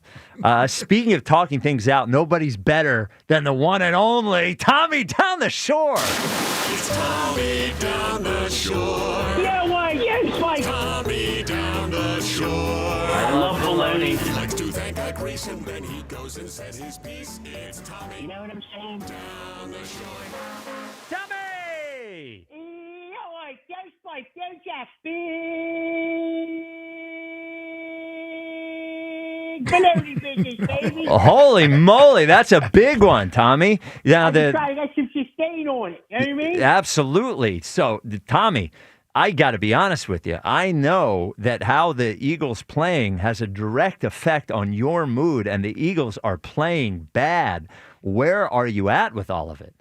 Listen, we're all a little bit, I'll be honest, we're all a little bit aggravated, frustrated. I'm a little frustrated, right? But I got a theory, right? As far as, like, why Nick Sirianni, right, is not, like, changing course with the play calling. And you guys know the saying, it's like, if it ain't broke, don't try to fix it. Yes. You know what I mean? Yeah. This is kind of the opposite. This is like, if it's broke, don't try to fix it because it might just fix itself. You know what I mean?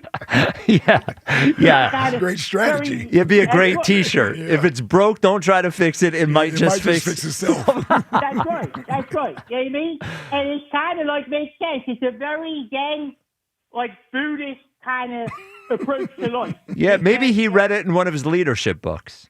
He probably did. Yeah. He's great minds think alike. You know what I mean? Yeah. He does everything in reverse, like my cousin. You know what I mean? He's doing it in reverse. Yes. You know what I mean? But, like, I was thinking, like, sometimes you got to let life kind of flow like water. You know what I mean? Yes. And that gets me to my next subject before we get into this very crucial game with the Chargers. You know what I mean? Yes. I got a couple new pieces of poetry. Yes. I would love to share with you gentlemen. Thank God. I love it. Bologna Soprano. What do we got?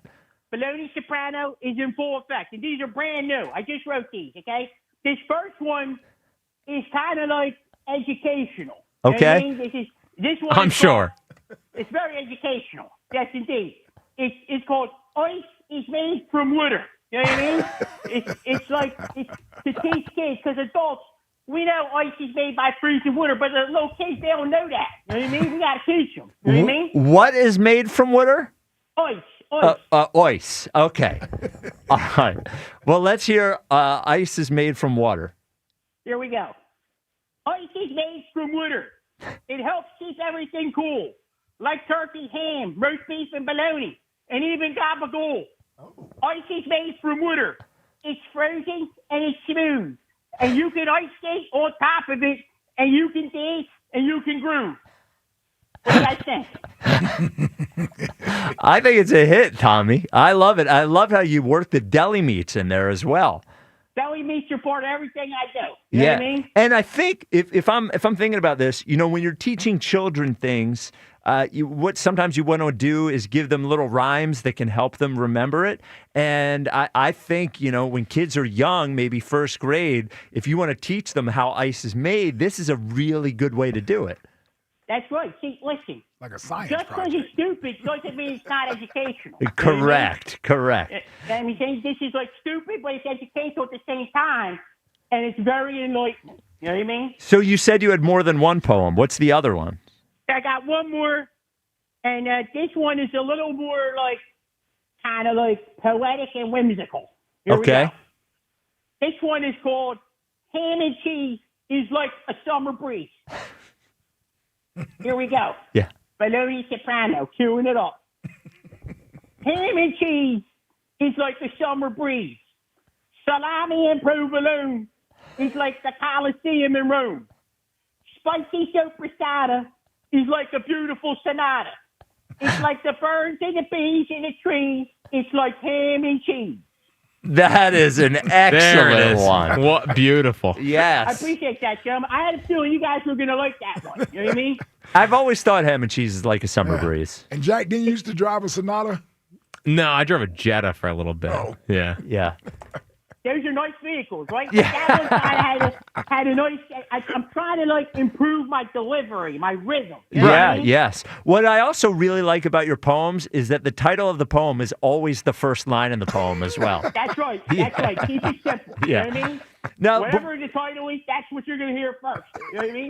Now we want to get your prediction. I do wonder if do we need to hear the hits or no? Well, yeah. Okay. Of all right. course. Could you I'm ready. Yeah, could you deliver your world famous poem? Is it oil or is it oil?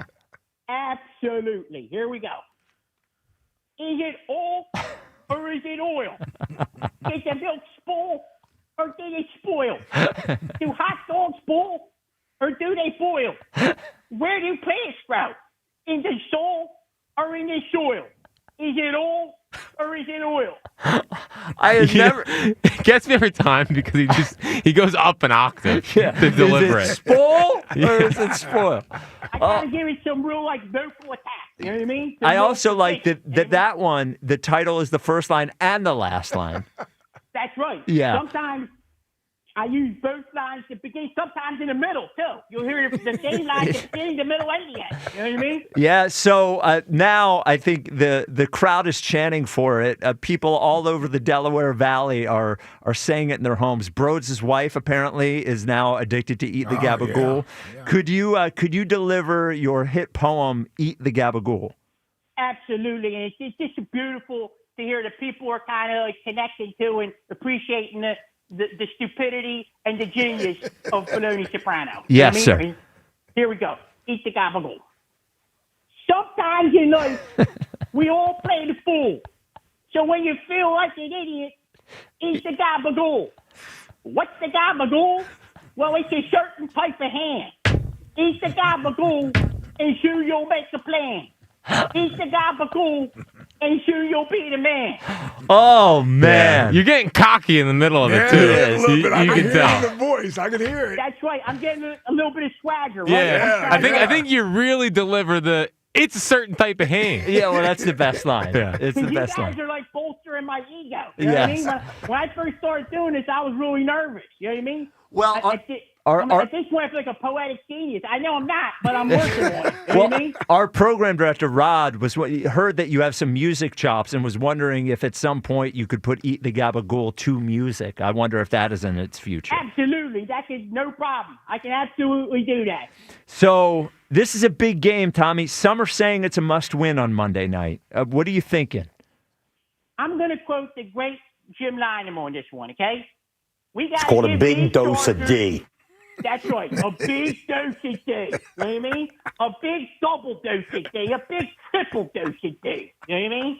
Do I sound like him at all? I'm trying to it's similar, right? Yes. Yep.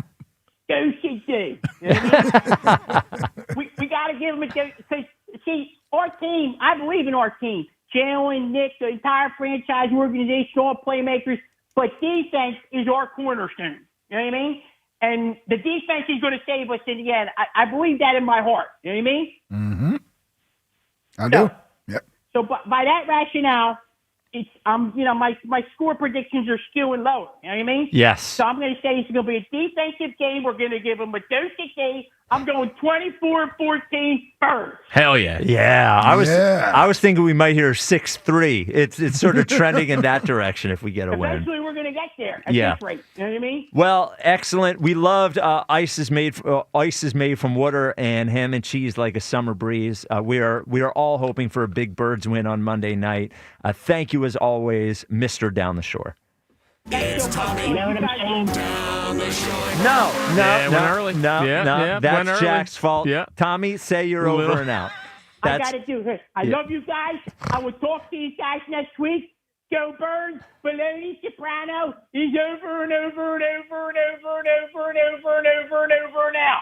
It's Tommy. There he is. Down the shore. Wow, Fritz. I know, my brain was thinking about something else. Yeah. Man, I love those friggin' poems. I love them. You know, after I heard Eat the Gabagool, I didn't think he'd ever write another one as good. And Is It Oil or Is It Oil it's skyrocketing. It's another hit. I actually like the ones he did today, too. Yeah. Absolutely. Are you kidding me? Yeah. Are you kidding me? Ice is made from water and ham and cheese like a summer breeze. Jack, what's coming up in the top 5 at 5? Silent neighborhood competitions. Oh, this will Silent be a neighborhood good. competitions? Yeah. Well, I don't know what the hell he's talking about. I think figure you'll it out. Something from your neighborhood? I think it's from everybody's Everyone's neighborhood. Oh, Yeah. okay. Yeah. Yeah, there are some. That is coming up next. This is the WIP Afternoon Show with Ike, Spike, and Fritz. Hey, Philly, fast, reliable internet can be yours when you switch to Fios. For a limited time, combine Fios home internet and one line of mobile for just $69.99 a month. Get unlimited welcome for $50 a month with auto pay plus taxes and fees when you bring in your phone. And you can add Fios 300 Mbps for $19.99 a month with auto pay, mobile plus home discount, and bonus discount. Visit your greater Philly area Verizon store today to get this limited time offer and switch to their reliable 100% fiber optic network. After a setback against the Bears, Do whatever I need to do to help get it fixed, and that's what we're working on right now. the Eagles charge ahead into LA for a Monday night showdown. The Eagles Radio Network, presented by PNC Bank. Brilliantly boring since 1865. The Verizon pregame show starts at 6. Then Merrill and Mike have the call. What an adjustment by A.J. Brown. Followed by the PDQ Restaurant Point of Sale Systems postgame show. Only on your exclusive home for the defending champion Philadelphia Eagles. Sports Radio 94 WIP. Make it an unforgettable holiday season and gift the game day experience with a Flyer Santa sack. Each package includes tickets to a Flyers game of your choice. Before Couturier, the tip, he scores! Captain Clutch! An autographed item, food and beverage voucher, and 2 tickets to a Philadelphia Wings lacrosse game. Dominique skips it off. Blaze Reardon scores! The captain! It's everything you need for the game in one gift. Only at PhiladelphiaFlyers.com. FanDuel Friday, in partnership with Valley Forge Casino, is turning it up with NBA Happy Hour. Every Friday from 6 to 7:30 p.m. Eastern, FanDuel is dropping limited time specials to get you in the zone. Boosts, bonuses, surprises, all designed to bring that Friday energy. This isn't just another promo, it's your weekly pregame. NBA Happy Hour every Friday, 6 to 7:30 Eastern. Only on FanDuel, official sportsbook partner of the NBA. Visit FanDuel.com/JohnR, JONR, to grab your reward before the clock expires. FanDuel Sportsbook is the official sportsbook of 94 WIP. 21 plus and present in Pennsylvania. Opt-in required. Rewards are non-withdrawable. Restrictions apply, including bonus and token expiration, leg requirements, and max wager amounts. See terms at sportsbook.fanduel.com. Gambling problem? Call 1-800-GAMBLER. B101 is spreading holiday cheer throughout Philly. Tune in for the soundtrack to your Christmas season, featuring all the holiday songs you love. Christmas music all day, every day. Only on B101, Philly's official Christmas station. You've got a big day. So you use Unstoppable scent boosters to give your laundry non-stop freshness. So no matter how long the day goes, you can't stop this power, this walk, this pose, this strut, this look, this talk. Your clothes will be so fresh you can confidently strut into that end of the day meeting like a bosses. Let's talk business in my office. Add new Unstoppables beads to your wash for 24-hour non-stop freshness so you can smell unstoppable. Every morning, we rise and shine, make breakfast, and brush away the night's rest. These routines help us start the day off right. Nature-Made vitamins are a simple step in that daily care regimen. Multivitamins with daily essentials, clinically studied probiotics for gut health support, magnesium to help relax the body. Nature-Made is made to care for you every day. These statements have not been evaluated by the Food and Drug Administration. These products are not intended to diagnose, treat, cure, or prevent any disease. We all hear the radio ads about the IRS. They tell you to be afraid, to be scared, and they try to frighten you into calling. I'm not here to do that. Tax Relief Advocates is different. TRA is here to tell you that if you owe money to the IRS, whether it's $5,000, $50,000, or $500,000, we have a solution. It doesn't matter if you're sitting in your car, at work, or with your kids. No matter where you are, call now. 800-575-9834. Don't lose hope. TRA can eliminate or reduce what you owe to the IRS. Generous programs are now available that can give you a fresh start. Our passion is taxes and helping individuals fix their IRS problems. We have over 1,000 five-star reviews on Google and an A+ with the Better Business Bureau. You don't need to be afraid of the IRS any longer. End your tax nightmare today by visiting us online at TRA.com or call 800-575-9834. That's 800-575-9834. Tax Relief Advocates. Real solutions for real people. Do you owe $10,000 or more to the IRS like Joe? I started a woodworking business. I was able to build beautiful furniture, but had no handle on the business side of things, so quickly fell behind in my taxes. 1 year of being behind in taxes quickly turned into 5 years. I ended up owing almost $37,000. Then Joe found Tax Relief Advocates. I would hear ads for Tax Relief Advocates. One day it just clicked. This is my exact situation that I'm in. So I wrote down the number and called from the car when I got home that day. TRA saved me 99% of what I owed the IRS, and that brought a huge sense of relief. If you owe 10 or even hundreds of thousands of dollars to the IRS, don't lose hope. Do what Joe did and called TRA for a consultation. I'm really happy that I made that call, and I finally felt like I could breathe again. Visit TRA.com or call 800-513-5321. 800-513-5321. That's 800-513-5321. Must qualify for enrollment. Results may vary. This is Zach Gelb with Honesty Sports Minute, sponsored by AutoZone. Get in the zone, AutoZone. It doesn't matter how you start, but it's how you finish. And even though the search was rocky, Penn State looking like the hire Matt Campbell is a good move. My only concern is a few years ago when Iowa State failed to win the Big 12, Matt ran from those high expectations. So now getting a bigger job, he must embrace those expectations head on. If he does, it will work. If he doesn't, then he'll suffer the same results that James Franklin did in the big games. I'm Zach Gelb. 94 WIP HD1 Philadelphia. Powered by the Tasty Cake Studio. This is Sports Radio 94 WIP. An Odyssey sports station. The afternoon show. Spike-o, Iko, and Jacko. Sports Radio 94. That's your name. WIP.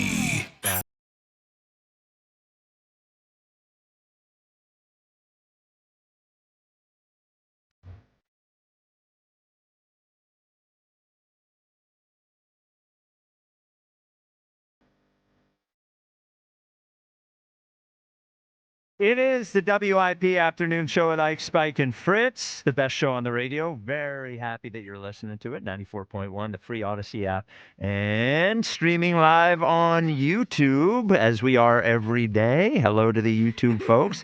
Hopefully they liked our idea of you guys asking us questions once the Eagles season ends. Don't worry, Max is going to pick them out. I'm not. Jack, let's get to it. Each the 5. Number 5. At 5. 5. With Jack Fritz. Oh, 5. Beautiful 5. So as many know, I went away from being a neighborhood guy. I grew up in a neighborhood, and I thought I knew some of the silent competitions in a neighborhood. But now that I'm the homeowner in a neighborhood, I'm starting to realize some of the silent competitions that go on while being in a neighborhood. I'm curious which ones you came up with, because there were some that popped into my mind. Let's see where you are. So what I have, starting at number 5, is someone getting a new car. Because, is that a thing? Well, then it's like... that's a thing. Oh, is it? That's a thing. You see they got a new car? Yeah, especially in the neighborhoods we live in. Oh, yeah. You know what's funny that you said that? So I had work done on my car, and they gave me a loaner. Loaner was a new car, and I had it sitting in the driveway. Yeah. Within one day, my neighbor was like, "Hey, you got a new thing in there?" And Dude, they notice everything. They notice, and I start noticing too. I notice. Yeah, I'm like, they got that car. That's like an $80,000. You start pricing out other people's cars. Yeah. New car generates buzz in the neighborhood. It does. It does. It's a silent competition. And you know what? I don't know. Who is it more of a competition between, the men in the neighborhood or the women? Well, so I feel like I'm going to have to get a pickup truck. Yeah. Because everyone in my blue-collar little neighborhood feel like they got pickup trucks. Yeah, pickup trucks. And I'm driving You're not really a pickup truck What guy. are you putting in the back of your pickup truck? It doesn't matter. Books? It doesn't matter. Copies of Ring the Bell? It's just a have. It's a point of pride at this point. Well, but you got kids. You're going to have to get the pickup truck that has the back Has seats. the back seats. Yeah. That's an expensive truck, Jack. Where I know. Big Okay. F-150. Yeah, listen, I don't know where I'm going truck-wise. Well, you check with Hugh. Yeah, I know. Hugh has a nice truck. That thing's a hoss, man. Oh, Hugh has a pickup truck? Yeah. Oh, wow. Big, It's a Dodge Ram. It's a Ram. What's he Ram, putting in the... He ain't putting anything in the back of that pickup truck either, is he? He? He's a big fella. You know Hugh? Oh, yeah. It might be, yeah. Oh, yeah. It's probably that. You think he's transporting... It's legal now. Weed in the back of the pickup truck? I wasn't even saying that. I was thinking more of the opposite sex. Oh, we could do that, too. Check him at state borders. Yeah. Stop you. But I do think a new car is a silent competition Does in the that neighborhood. pickup truck have girls and gummies in the back? Exactly. Okay. Exactly. Number 4 silent competition in the neighborhood is, I feel like everyone knows the house that has the dead lawn. Oh, You know, the lawns. For sure. You stick out like a sore thumb, buddy. You can't. It was Yeah. one of the first things Yeah. I learned when I moved into a neighborhood. If you live in a neighborhood with an HOA, they'll send you a letter. Yeah. Yeah. But it's not even, it's also with the leaves too. Like the ones that really clean off the leaves and make Yes. sure that it's still green. I'm like, how is it still green? Yeah, because you got to take care of it, man. I don't get many leaves. Yeah. Oh, really? Yeah, I got smaller trees. I don't have the big trees in my yard. Yeah, so Our I don't get neighborhood, many leaves. Our neighborhood in North Jersey was worse with the leaves because we had a big tree in the front yard, which would ruin everything. Yeah. And you got to take you got to You have to, man. Yeah. You got to take care, manicure your lawn, man. You gotta water it. You should call the natural lawn folks or whatever. It does. It helps because you got to get rid of the weeds. Not You none gotta, of that nonsense you did at the last house. No, you put no, the no. fake grass I out didn't there. put, in the that was back. real sod. That was a He's workout. out there spraying the grass. There's with no green spray. Stuff. Yeah, There's you no were. spray. I dug up my whole backyard at my old house. Again, not whole backyard. It's like the size little. of your studio. Yeah. And I planted all new grass. He did. He planted new grass. the lawn requires one of two things: work or money. Sometimes Not both. but you got to Definitely. concentrate. If you ignore it, you're gonna have a bad lawn. That's why I don't drive a nice car. Well, I do drive a nice car. Yes, of course, I from your drive friends a at great Acura. car from my people over That's at Acura. right. Yeah. But money goes to the lawn. The lawn. Yeah. Yep. The third silent neighborhood competition is when someone's getting some work done. So, dude, Yes. I know this You one. notice it. when we moved in, Spike must have put this whole neighborhood on alert. Oh, my dude. God. And you know what? It's Yeah. you know what getting work done in your neighborhood is kind of like? It's kind of like the Penn State job, where everyone else then starts getting work done because they're getting paid off of that. Yeah. All of a sudden, 3 doors down, they're getting the sidewalk done. The one's getting the kitchen done. I'm like, we're like that. upgrading the neighborhood. You're right. When somebody's getting something done, which is why I'm happy. My wife doesn't pay attention to most of that stuff. So really? I don't get nailed with the. Did you see such and such house? Had something added on to it. So I got the siding done on my house. Emmons did the siding. Yep. Our neighbor, not Bill, the other side, new roof. Within 2 weeks of getting the siding done, new roof. Yeah. Yeah. Well, you know why? Why?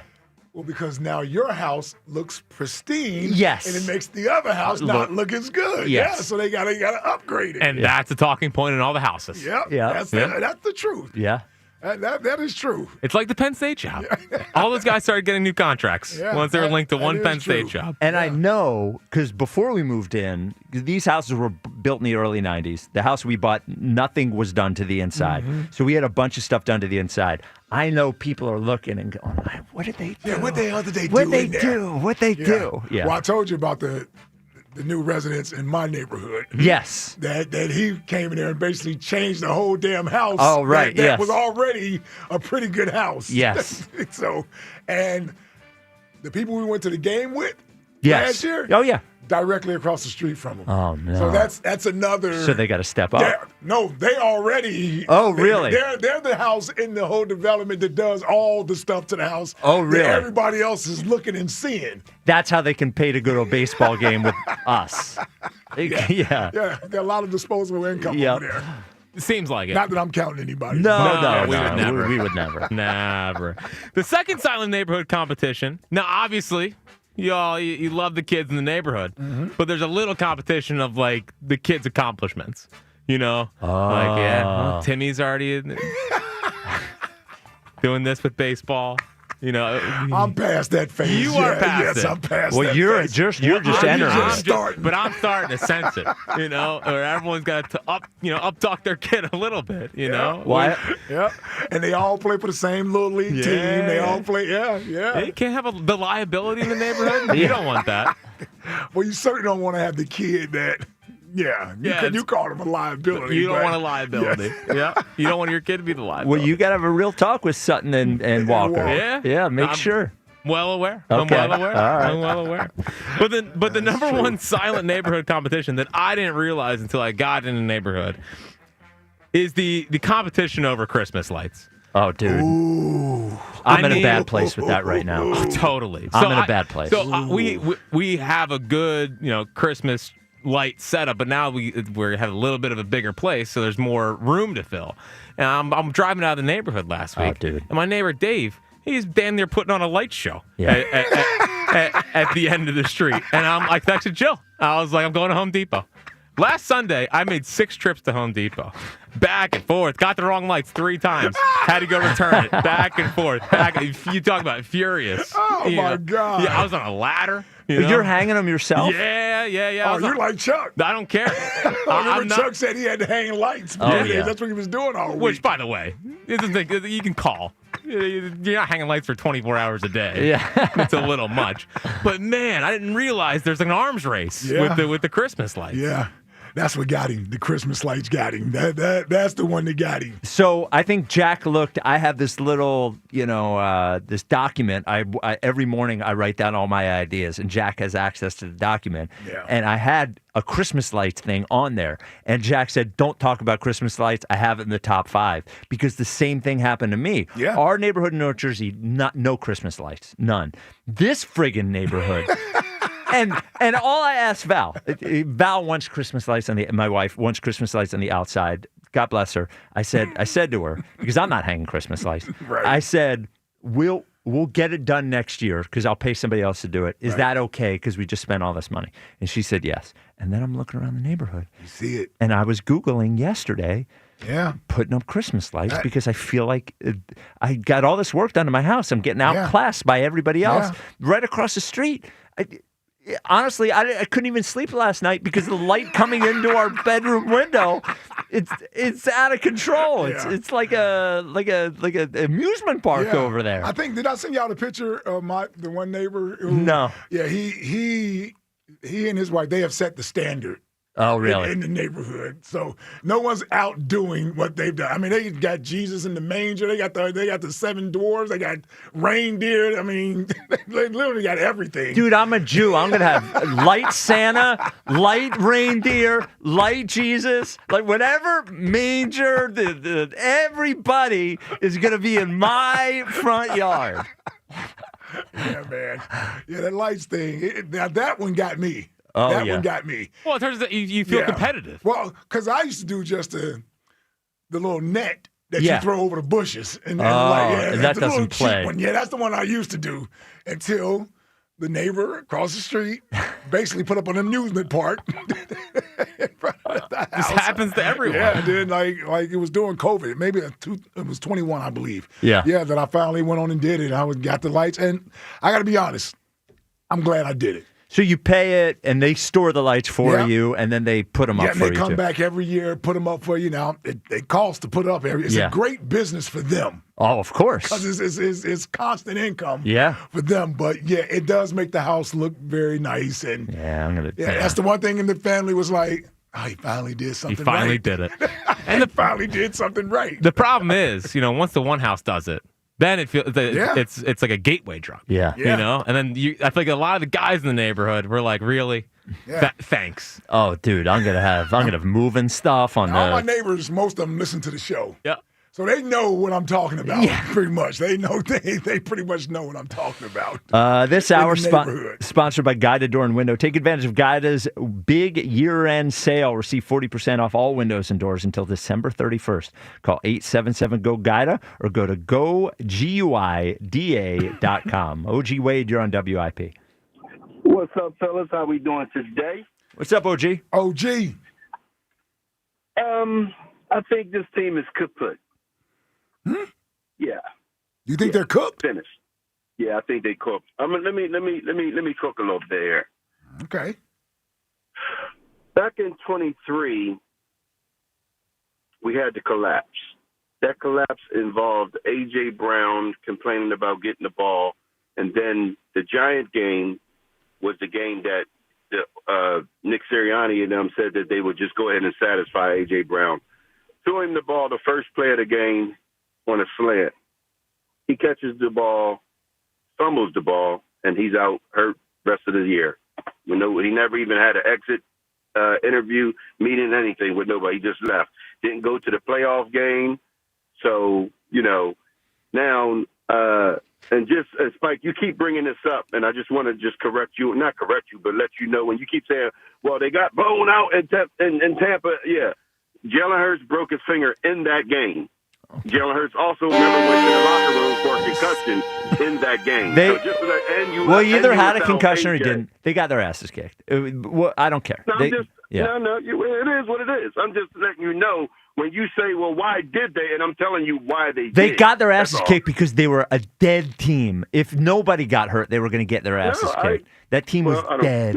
Maybe. Yeah. I'm just letting you know what the thing was. But let me cook here. Let me finish here. So now here we are in 25. Now last year we had the same situation going on.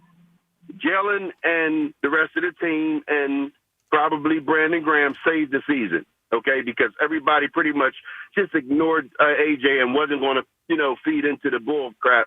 And so we went on to win the Super Bowl. Now we back here again. Now at the end of that, when we won the Super Bowl, AJ went over to Jalen and said, man, we've been through a lot. And Jalen said, that's what it takes. That's what it is. You know what I'm saying? We couldn't win if we don't go through what we went through. You know what I mean? So everybody's, and then supposed to be okay with everything. Coming back this year, now AJ comes out. This is not OG saying it. He's not okay with just winning. He wants his numbers. So winning is second to his numbers. Now that grew something. Now you got the locker room divided because there's some guys coming out saying AJ, I rocks with AJ, and then you got some guys who knows football and knows team. You can't win a championship if everybody's not in one accord or is not on board with how how we're gonna try to repeat. Okay, so here's what I think is going on. Mm-hmm. This team is a team waiting to be put out of their misery because you got some of the players in the locker room that knows AJ wears the C on his chest. He's a leader, and he's saying it himself that he don't put winning first. You got other players that's young, that's, they feel somewhat like AJ, then some guys don't. So now you got two different teams trying to do one thing. It ain't going to happen, guys. It's just not. You know what I'm saying? And you can cobble that with the injuries that we have on offensive line. But the most important thing is if the mental of the collective is not together, we don't have a shot. So that's why I say the Philadelphia Eagles is kaput. So you No, that can't be my neighbor. Hold on. Yeah. Oh, yeah. We're going to him next. Trust me. So you're basically saying that you don't believe they'll get back on the same page. So therefore, it's a wrap. Yeah, I mean, it ain't. I mean, it's a use of. It's such a thing of, you know. And I'm not saying what's the use of playing. No, we got to go and do what we got to do because there's a chance that the players that is still on board, there's a chance that aroma can overpower the few. Right. But I'm just saying, as a whole and as a collective, the leadership is broken. You know what I'm saying? So yes. And you know that's what you need in the locker room is camaraderie, chemistry, and what new thing they calling it culture. If that's broken, bro, I'm just telling you, it ain't looking good. Well, I mean, listen, that we've talked about them being their own worst enemy. Yeah, of course. Yeah, we talked about that. The point being, if you don't, some years you're not quite as good on the field as you are other years. And I think point being, and that we're all on the same page here, to overcome that, it's got to be everybody pulling in the same direction. And they're not. They're not. Yeah. And that is. I remember some of those early teams we had. We weren't that explosive and dynamic offensively. Yeah. But you still had everybody believing in each other. And yeah, the defense was certainly great during that time, and special teams had to do its part.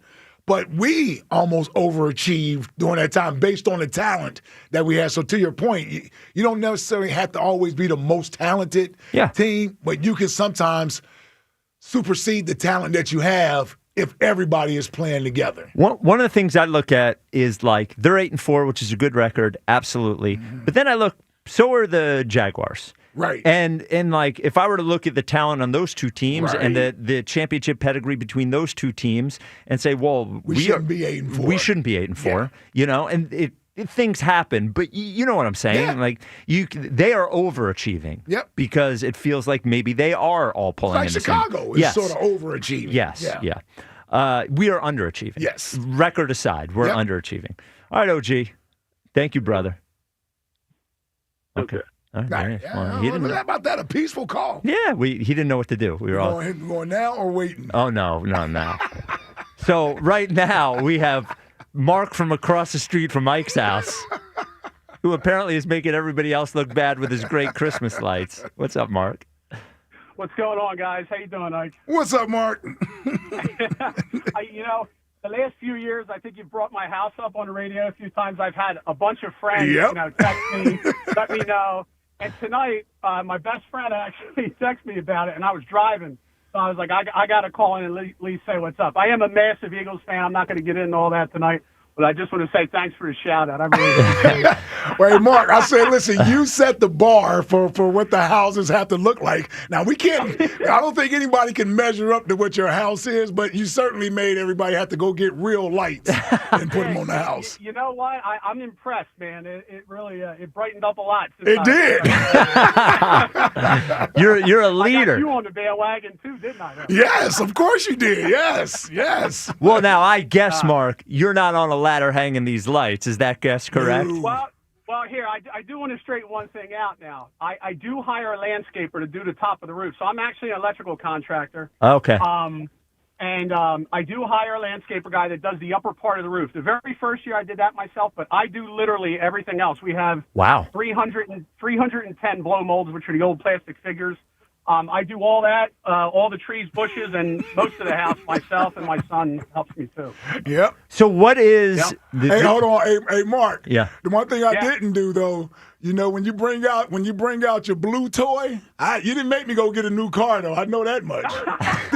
Well, come on, you gotta go for a ride sometime. Yeah, you got a nice Ferrari. Oh, really? Yes. Oh, okay. Wow. Yeah, when he pulls that thing out the garage, we hear it. Yeah, I like my neighborhood. There ain't any Ferraris in my neighborhood. Well, let me ask you guys this. So, it's too late for me to do it this year. When do you when do they go up and when do they come down? Yeah. When do they go up? When do they come down? So I put them up earlier and earlier, usually right after Halloween. I'm talking like a day or two after because I'm getting older and I don't like the cold. So I take advantage of early November. It's still nice out. And then I do the same thing after Christmas. If if there's a snowstorm on December 30th, those lights will all be down before then. So, Okay. All right. Yeah. Okay. And I wait till Thanksgiving. So they normally come the week of Thanksgiving to put mine up. And I'll take them down. I have them taken down usually when the Eagle season is over with. So our Christmas tree stays up to the middle of February. Wow. My wife loves it. She likes the light in the living room. That, yeah. So, all right, Mar. No, I appreciate you calling, man. Yeah, no problem. Good talking to you guys. All right, Mark. Yes. There he is. I have brought his house up a few times. Mr. Hotshot Mark and his billion Christmas lights in Ferrari. And a Ferrari. It's nice. I didn't mean to throw the car out there. Yeah, but I listen. just threw it out there. Wow. Well, we got to go over Mark's house. Yeah. By the way, real quick, Landon Dickerson did not practice today with rest. Okay, that's good so news. it's rest. That's Okay. good news. All That's right, good yes. news. All right. That's good news. Okay, 215-592-9494. Call it up. It is a football Friday. I told you they listen. They do. And if they're not listening, somebody is listening that'll tell them. So coming up next, we'll give you our picks for the weekend. And also, the biggest fraud in professional sports has a fraudulent moment last night. Oh, yeah, I can't wait for this. Yeah, we'll talk about that. This is the WIP Afternoon Show with Ike, Spike, and Fritz. FanDuel Friday, in partnership with Valley Forge Casino, is turning it up with NBA Happy Hour. Every Friday from 6 to 7:30 p.m. Eastern, FanDuel is dropping limited time specials to get you in the zone, boost, bonuses, surprises, all designed to bring that Friday energy. Now, this isn't just another promo. It's your weekly pregame.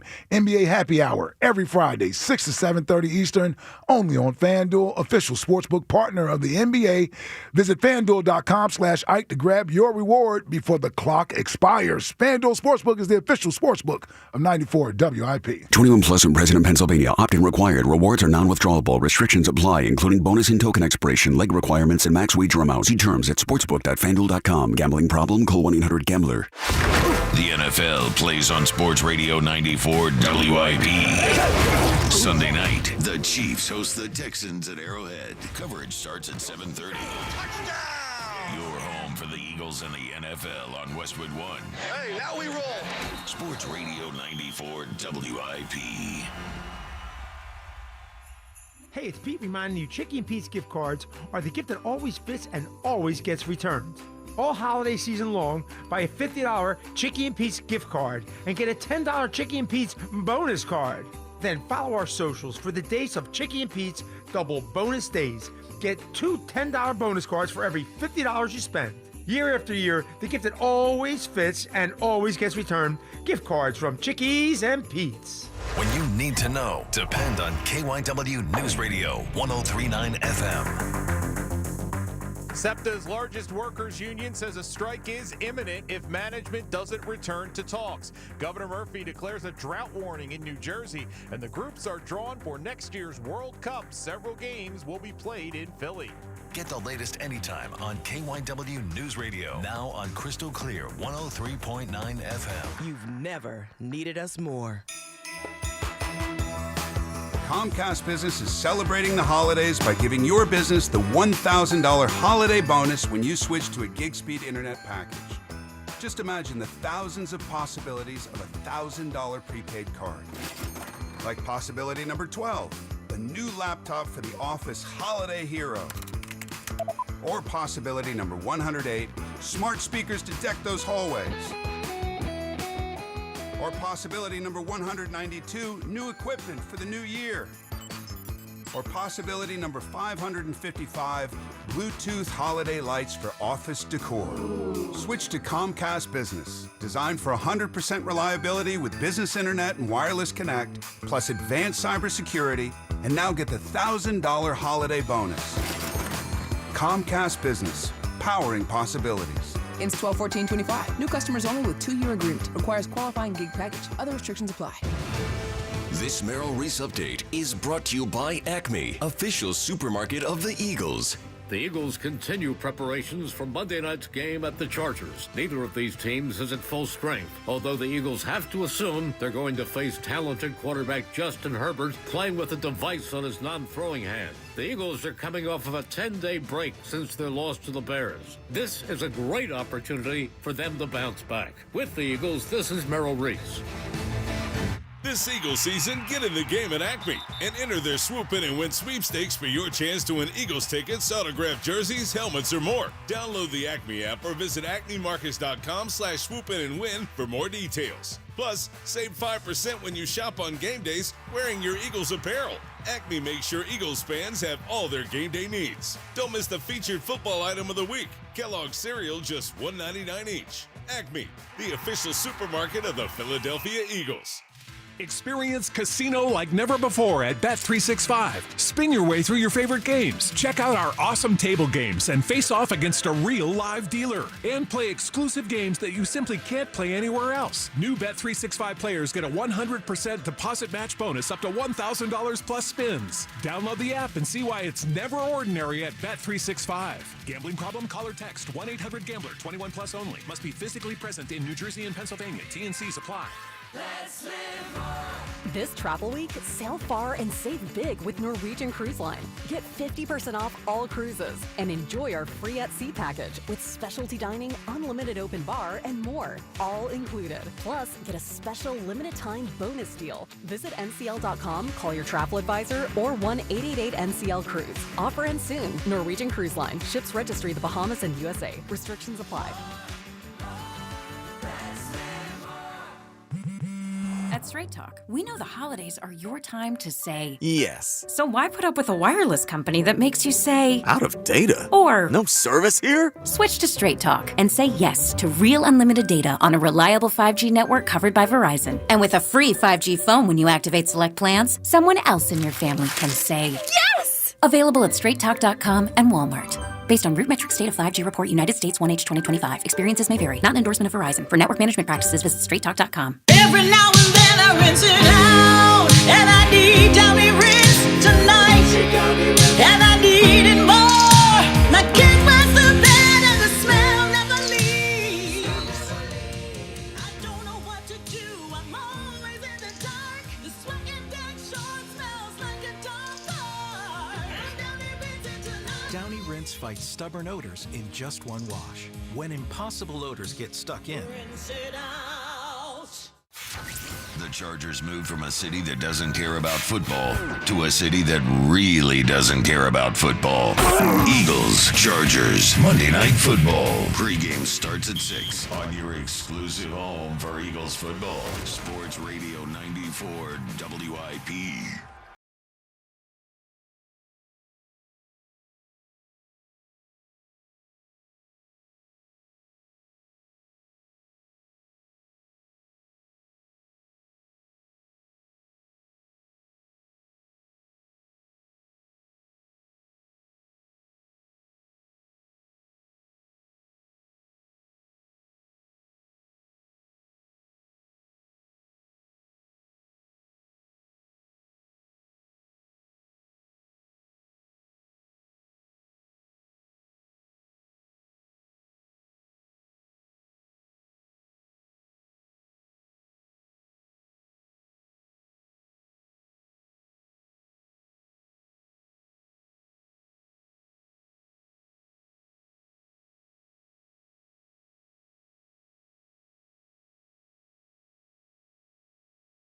What did I really say?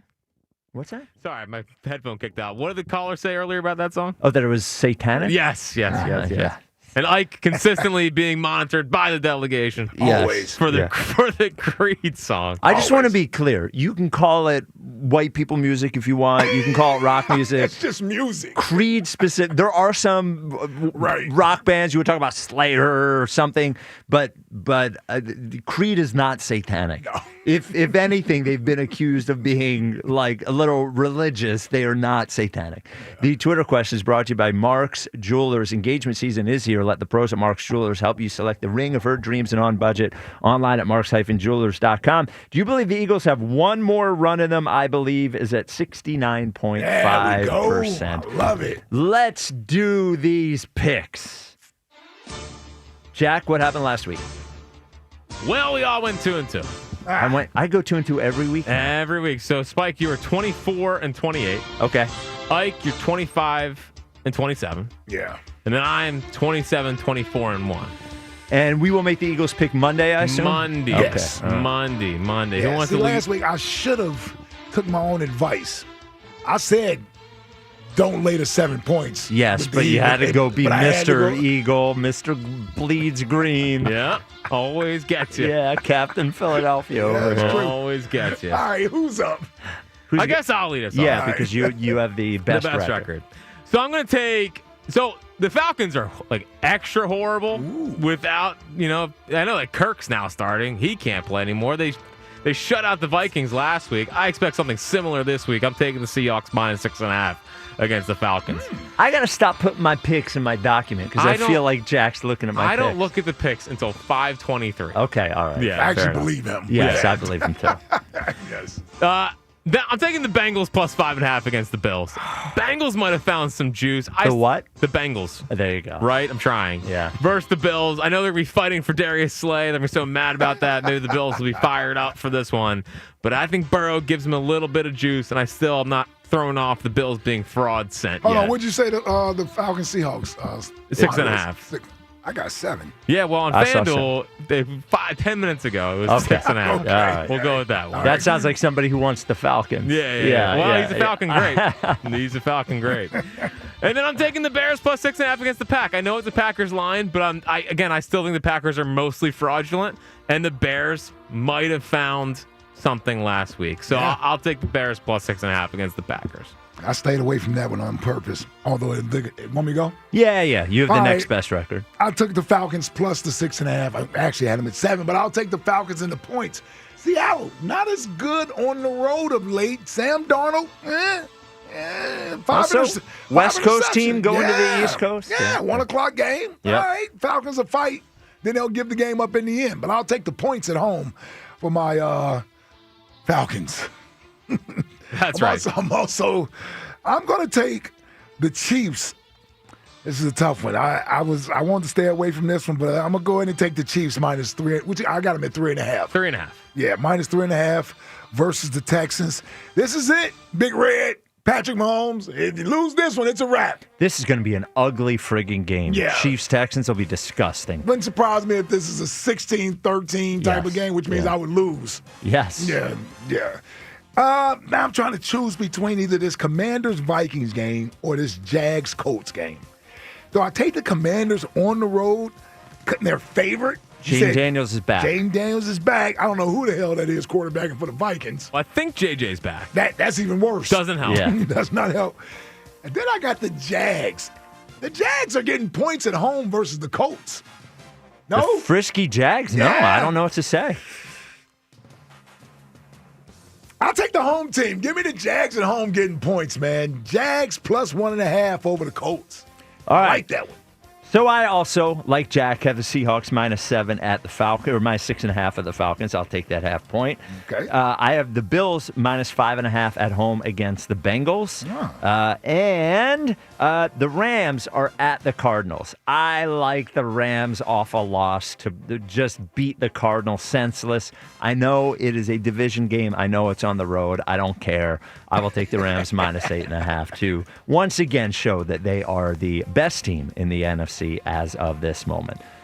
So there was a little history that happened in the NBA last night. I heard. After the sort of the streak that everybody talks about, this is a statistic that is totally real and everybody talks about, is if you scored 10 games or not.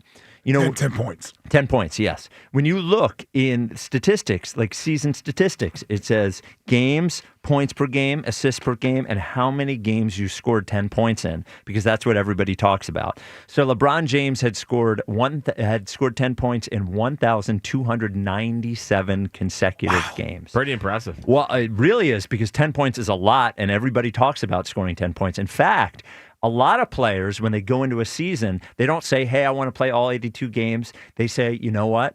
I want to score at least 10 points in this many games. And unfortunately, because he is so selfless, even though he took 17 shots and only made 4 of them, with 8 points in the closing seconds of the game, LeBron, who is never known to do this, instead of taking the shot himself, passed it to Rui Hachimura in the corner, who hit the shot. The Lakers won the game, and LeBron's streak ended. He had only 8 points. This is a quote from LeBron. "I will be showing my son this box score." As we all will. Yeah. See, Bronny? What? Bronny's like, I don't even get 17 shots. So the disgraceful thing to me is not necessarily LeBron. This is disgraceful. He's trying to compile these records and things that aren't even records. Nobody ever talks about them because he thinks if he compiles enough of them that everybody will wake up one day and have him ranked higher than Jordan. I don't blame him for it. It's who he is. It is the LeBron media mafia that supports this nonsense.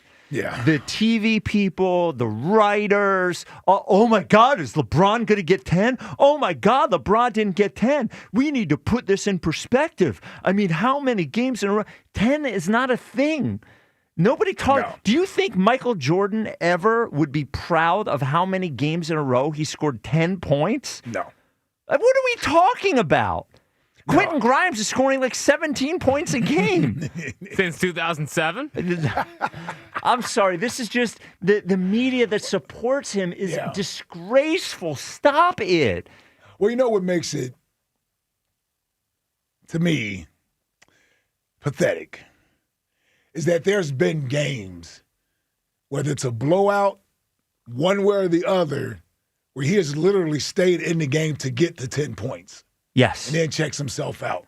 Also, no one's saying this. In a playoff game against the Mavericks in 2011, he scored 8 points. Oh, yeah. Did he really? And yes. And you know. Meltdown. And you know. You don't remember that? Is that the cramp game? No. That happened in 14. It happened twice. It happened in 14, too. An 8-point game? Yes, where he didn't score 10. And you know, here's a truth. If he had scored 10 in both of those games, they would have included it. They would have included the playoffs. Sure, they certainly would have. They would have included the playoffs. Including the playoffs, yeah. Come on, the fraud. He's a tough one to root for. He really is. Yeah. Just the media is disgusting. Bro, go ahead and retire and let us give you the farewell. Yes. Which is going to be painful for a whole year. Like let us go ahead and do this instead of this. Like, what are you doing? Can you imagine? Like, what is he doing? Dude, can you imagine if Walter Payton said, "This is my 100th game in a row rushing for 15 yards." Right.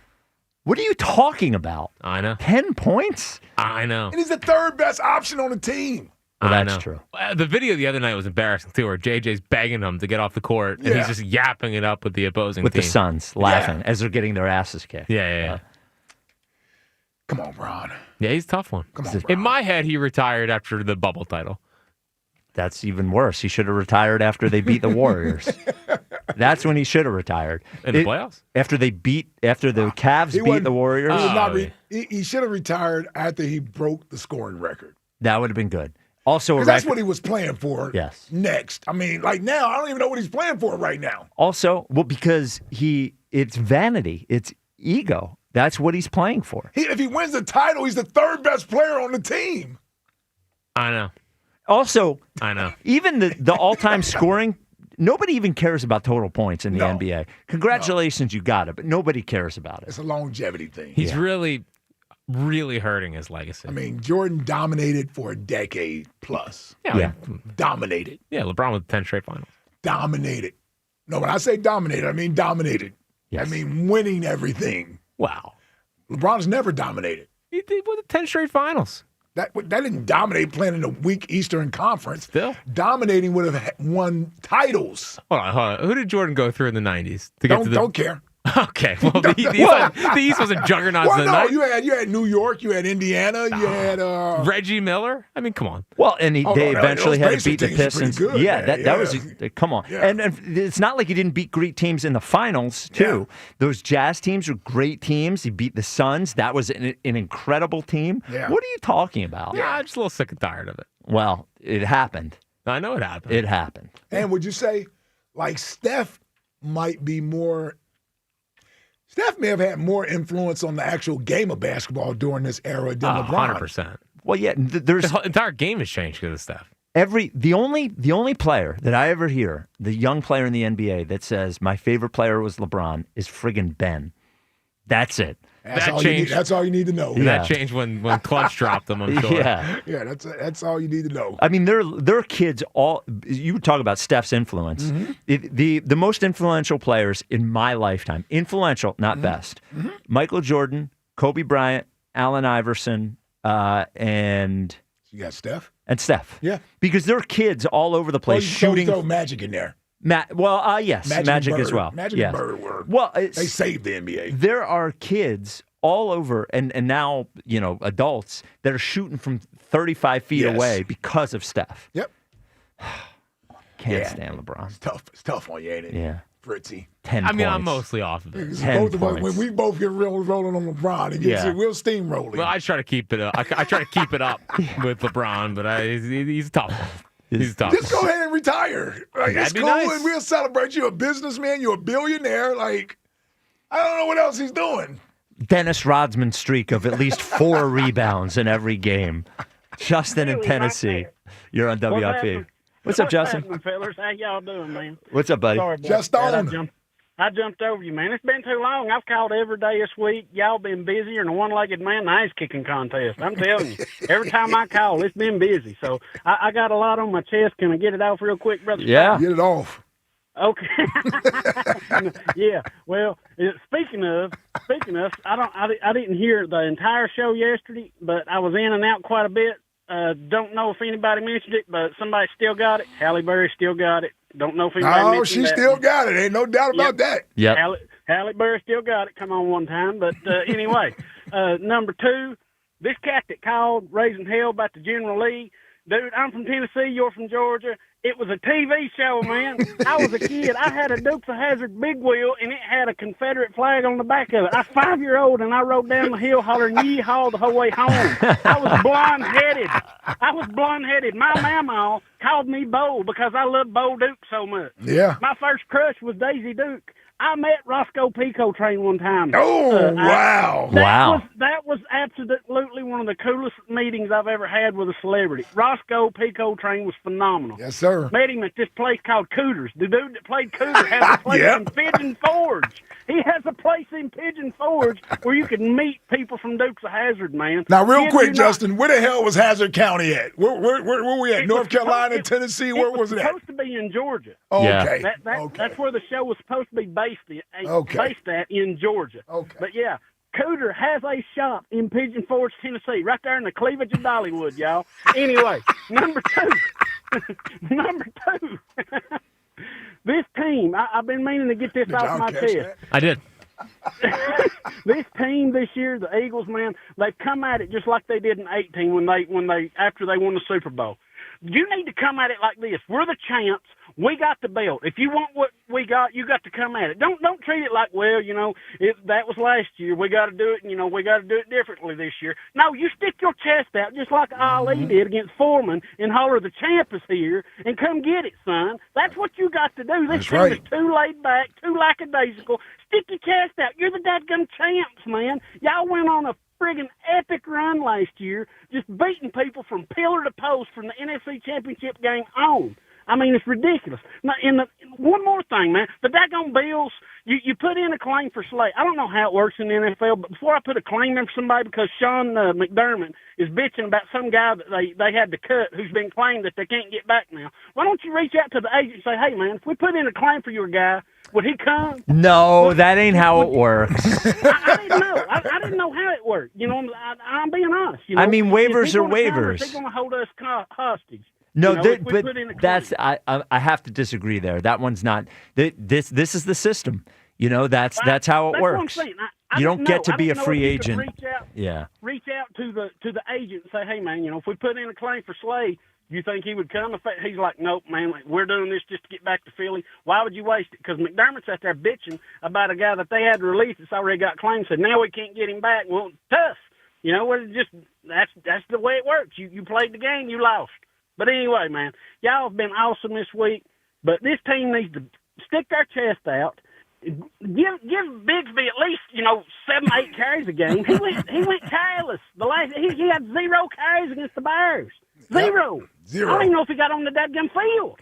Nope, I didn't see him. Yeah, but anyway, we got to keep 330 country going. He killed it with Hank today. And Tommy down the shore, it is called oil. It is called soul. And keep eating the gabagool, baby. I'm going to get off here and let you go. You have a hell of a weekend. I love you, boys. I mean. All right, Justin. Love you, brother. I think one of my favorite Justin things is just daggum. Daggum. That's when he's upset. Yeah. He's upset when he says daggum. Daggum. It's like when Doc would say doggone it. No, you're absolutely right. Yeah, same thing. Text line brought to you by Benari Jewelers. Don't settle for ordinary. Choose extraordinary. Choose Benari Jewelers at Exton and Newtown Square. Online at BenariJewelers.com. Text line, text line, text line. And one more thing, Ike. 2 years ago, the next question was favorite 80s show, and someone said Different Strokes, and you're on board with that, too. Caller Raymond still going. Yeah, He had a lot for you. He had a lot for me today. Yeah, that was pent up. Yeah. I kind of want Raymond to call more. Yeah. Oh, I love the call. Yeah. It was a great call. He had a list, and I'll give him credit. He had a lot of things on the list, but he did just get through them. Yeah. He did. Yeah. He had a punch list. What's next? From Philly to Dilco. Nope. From Philly to Allentown. Nope. Screw it. From Philly to the whole world. How about that? Ike doing his Emmons roofing read.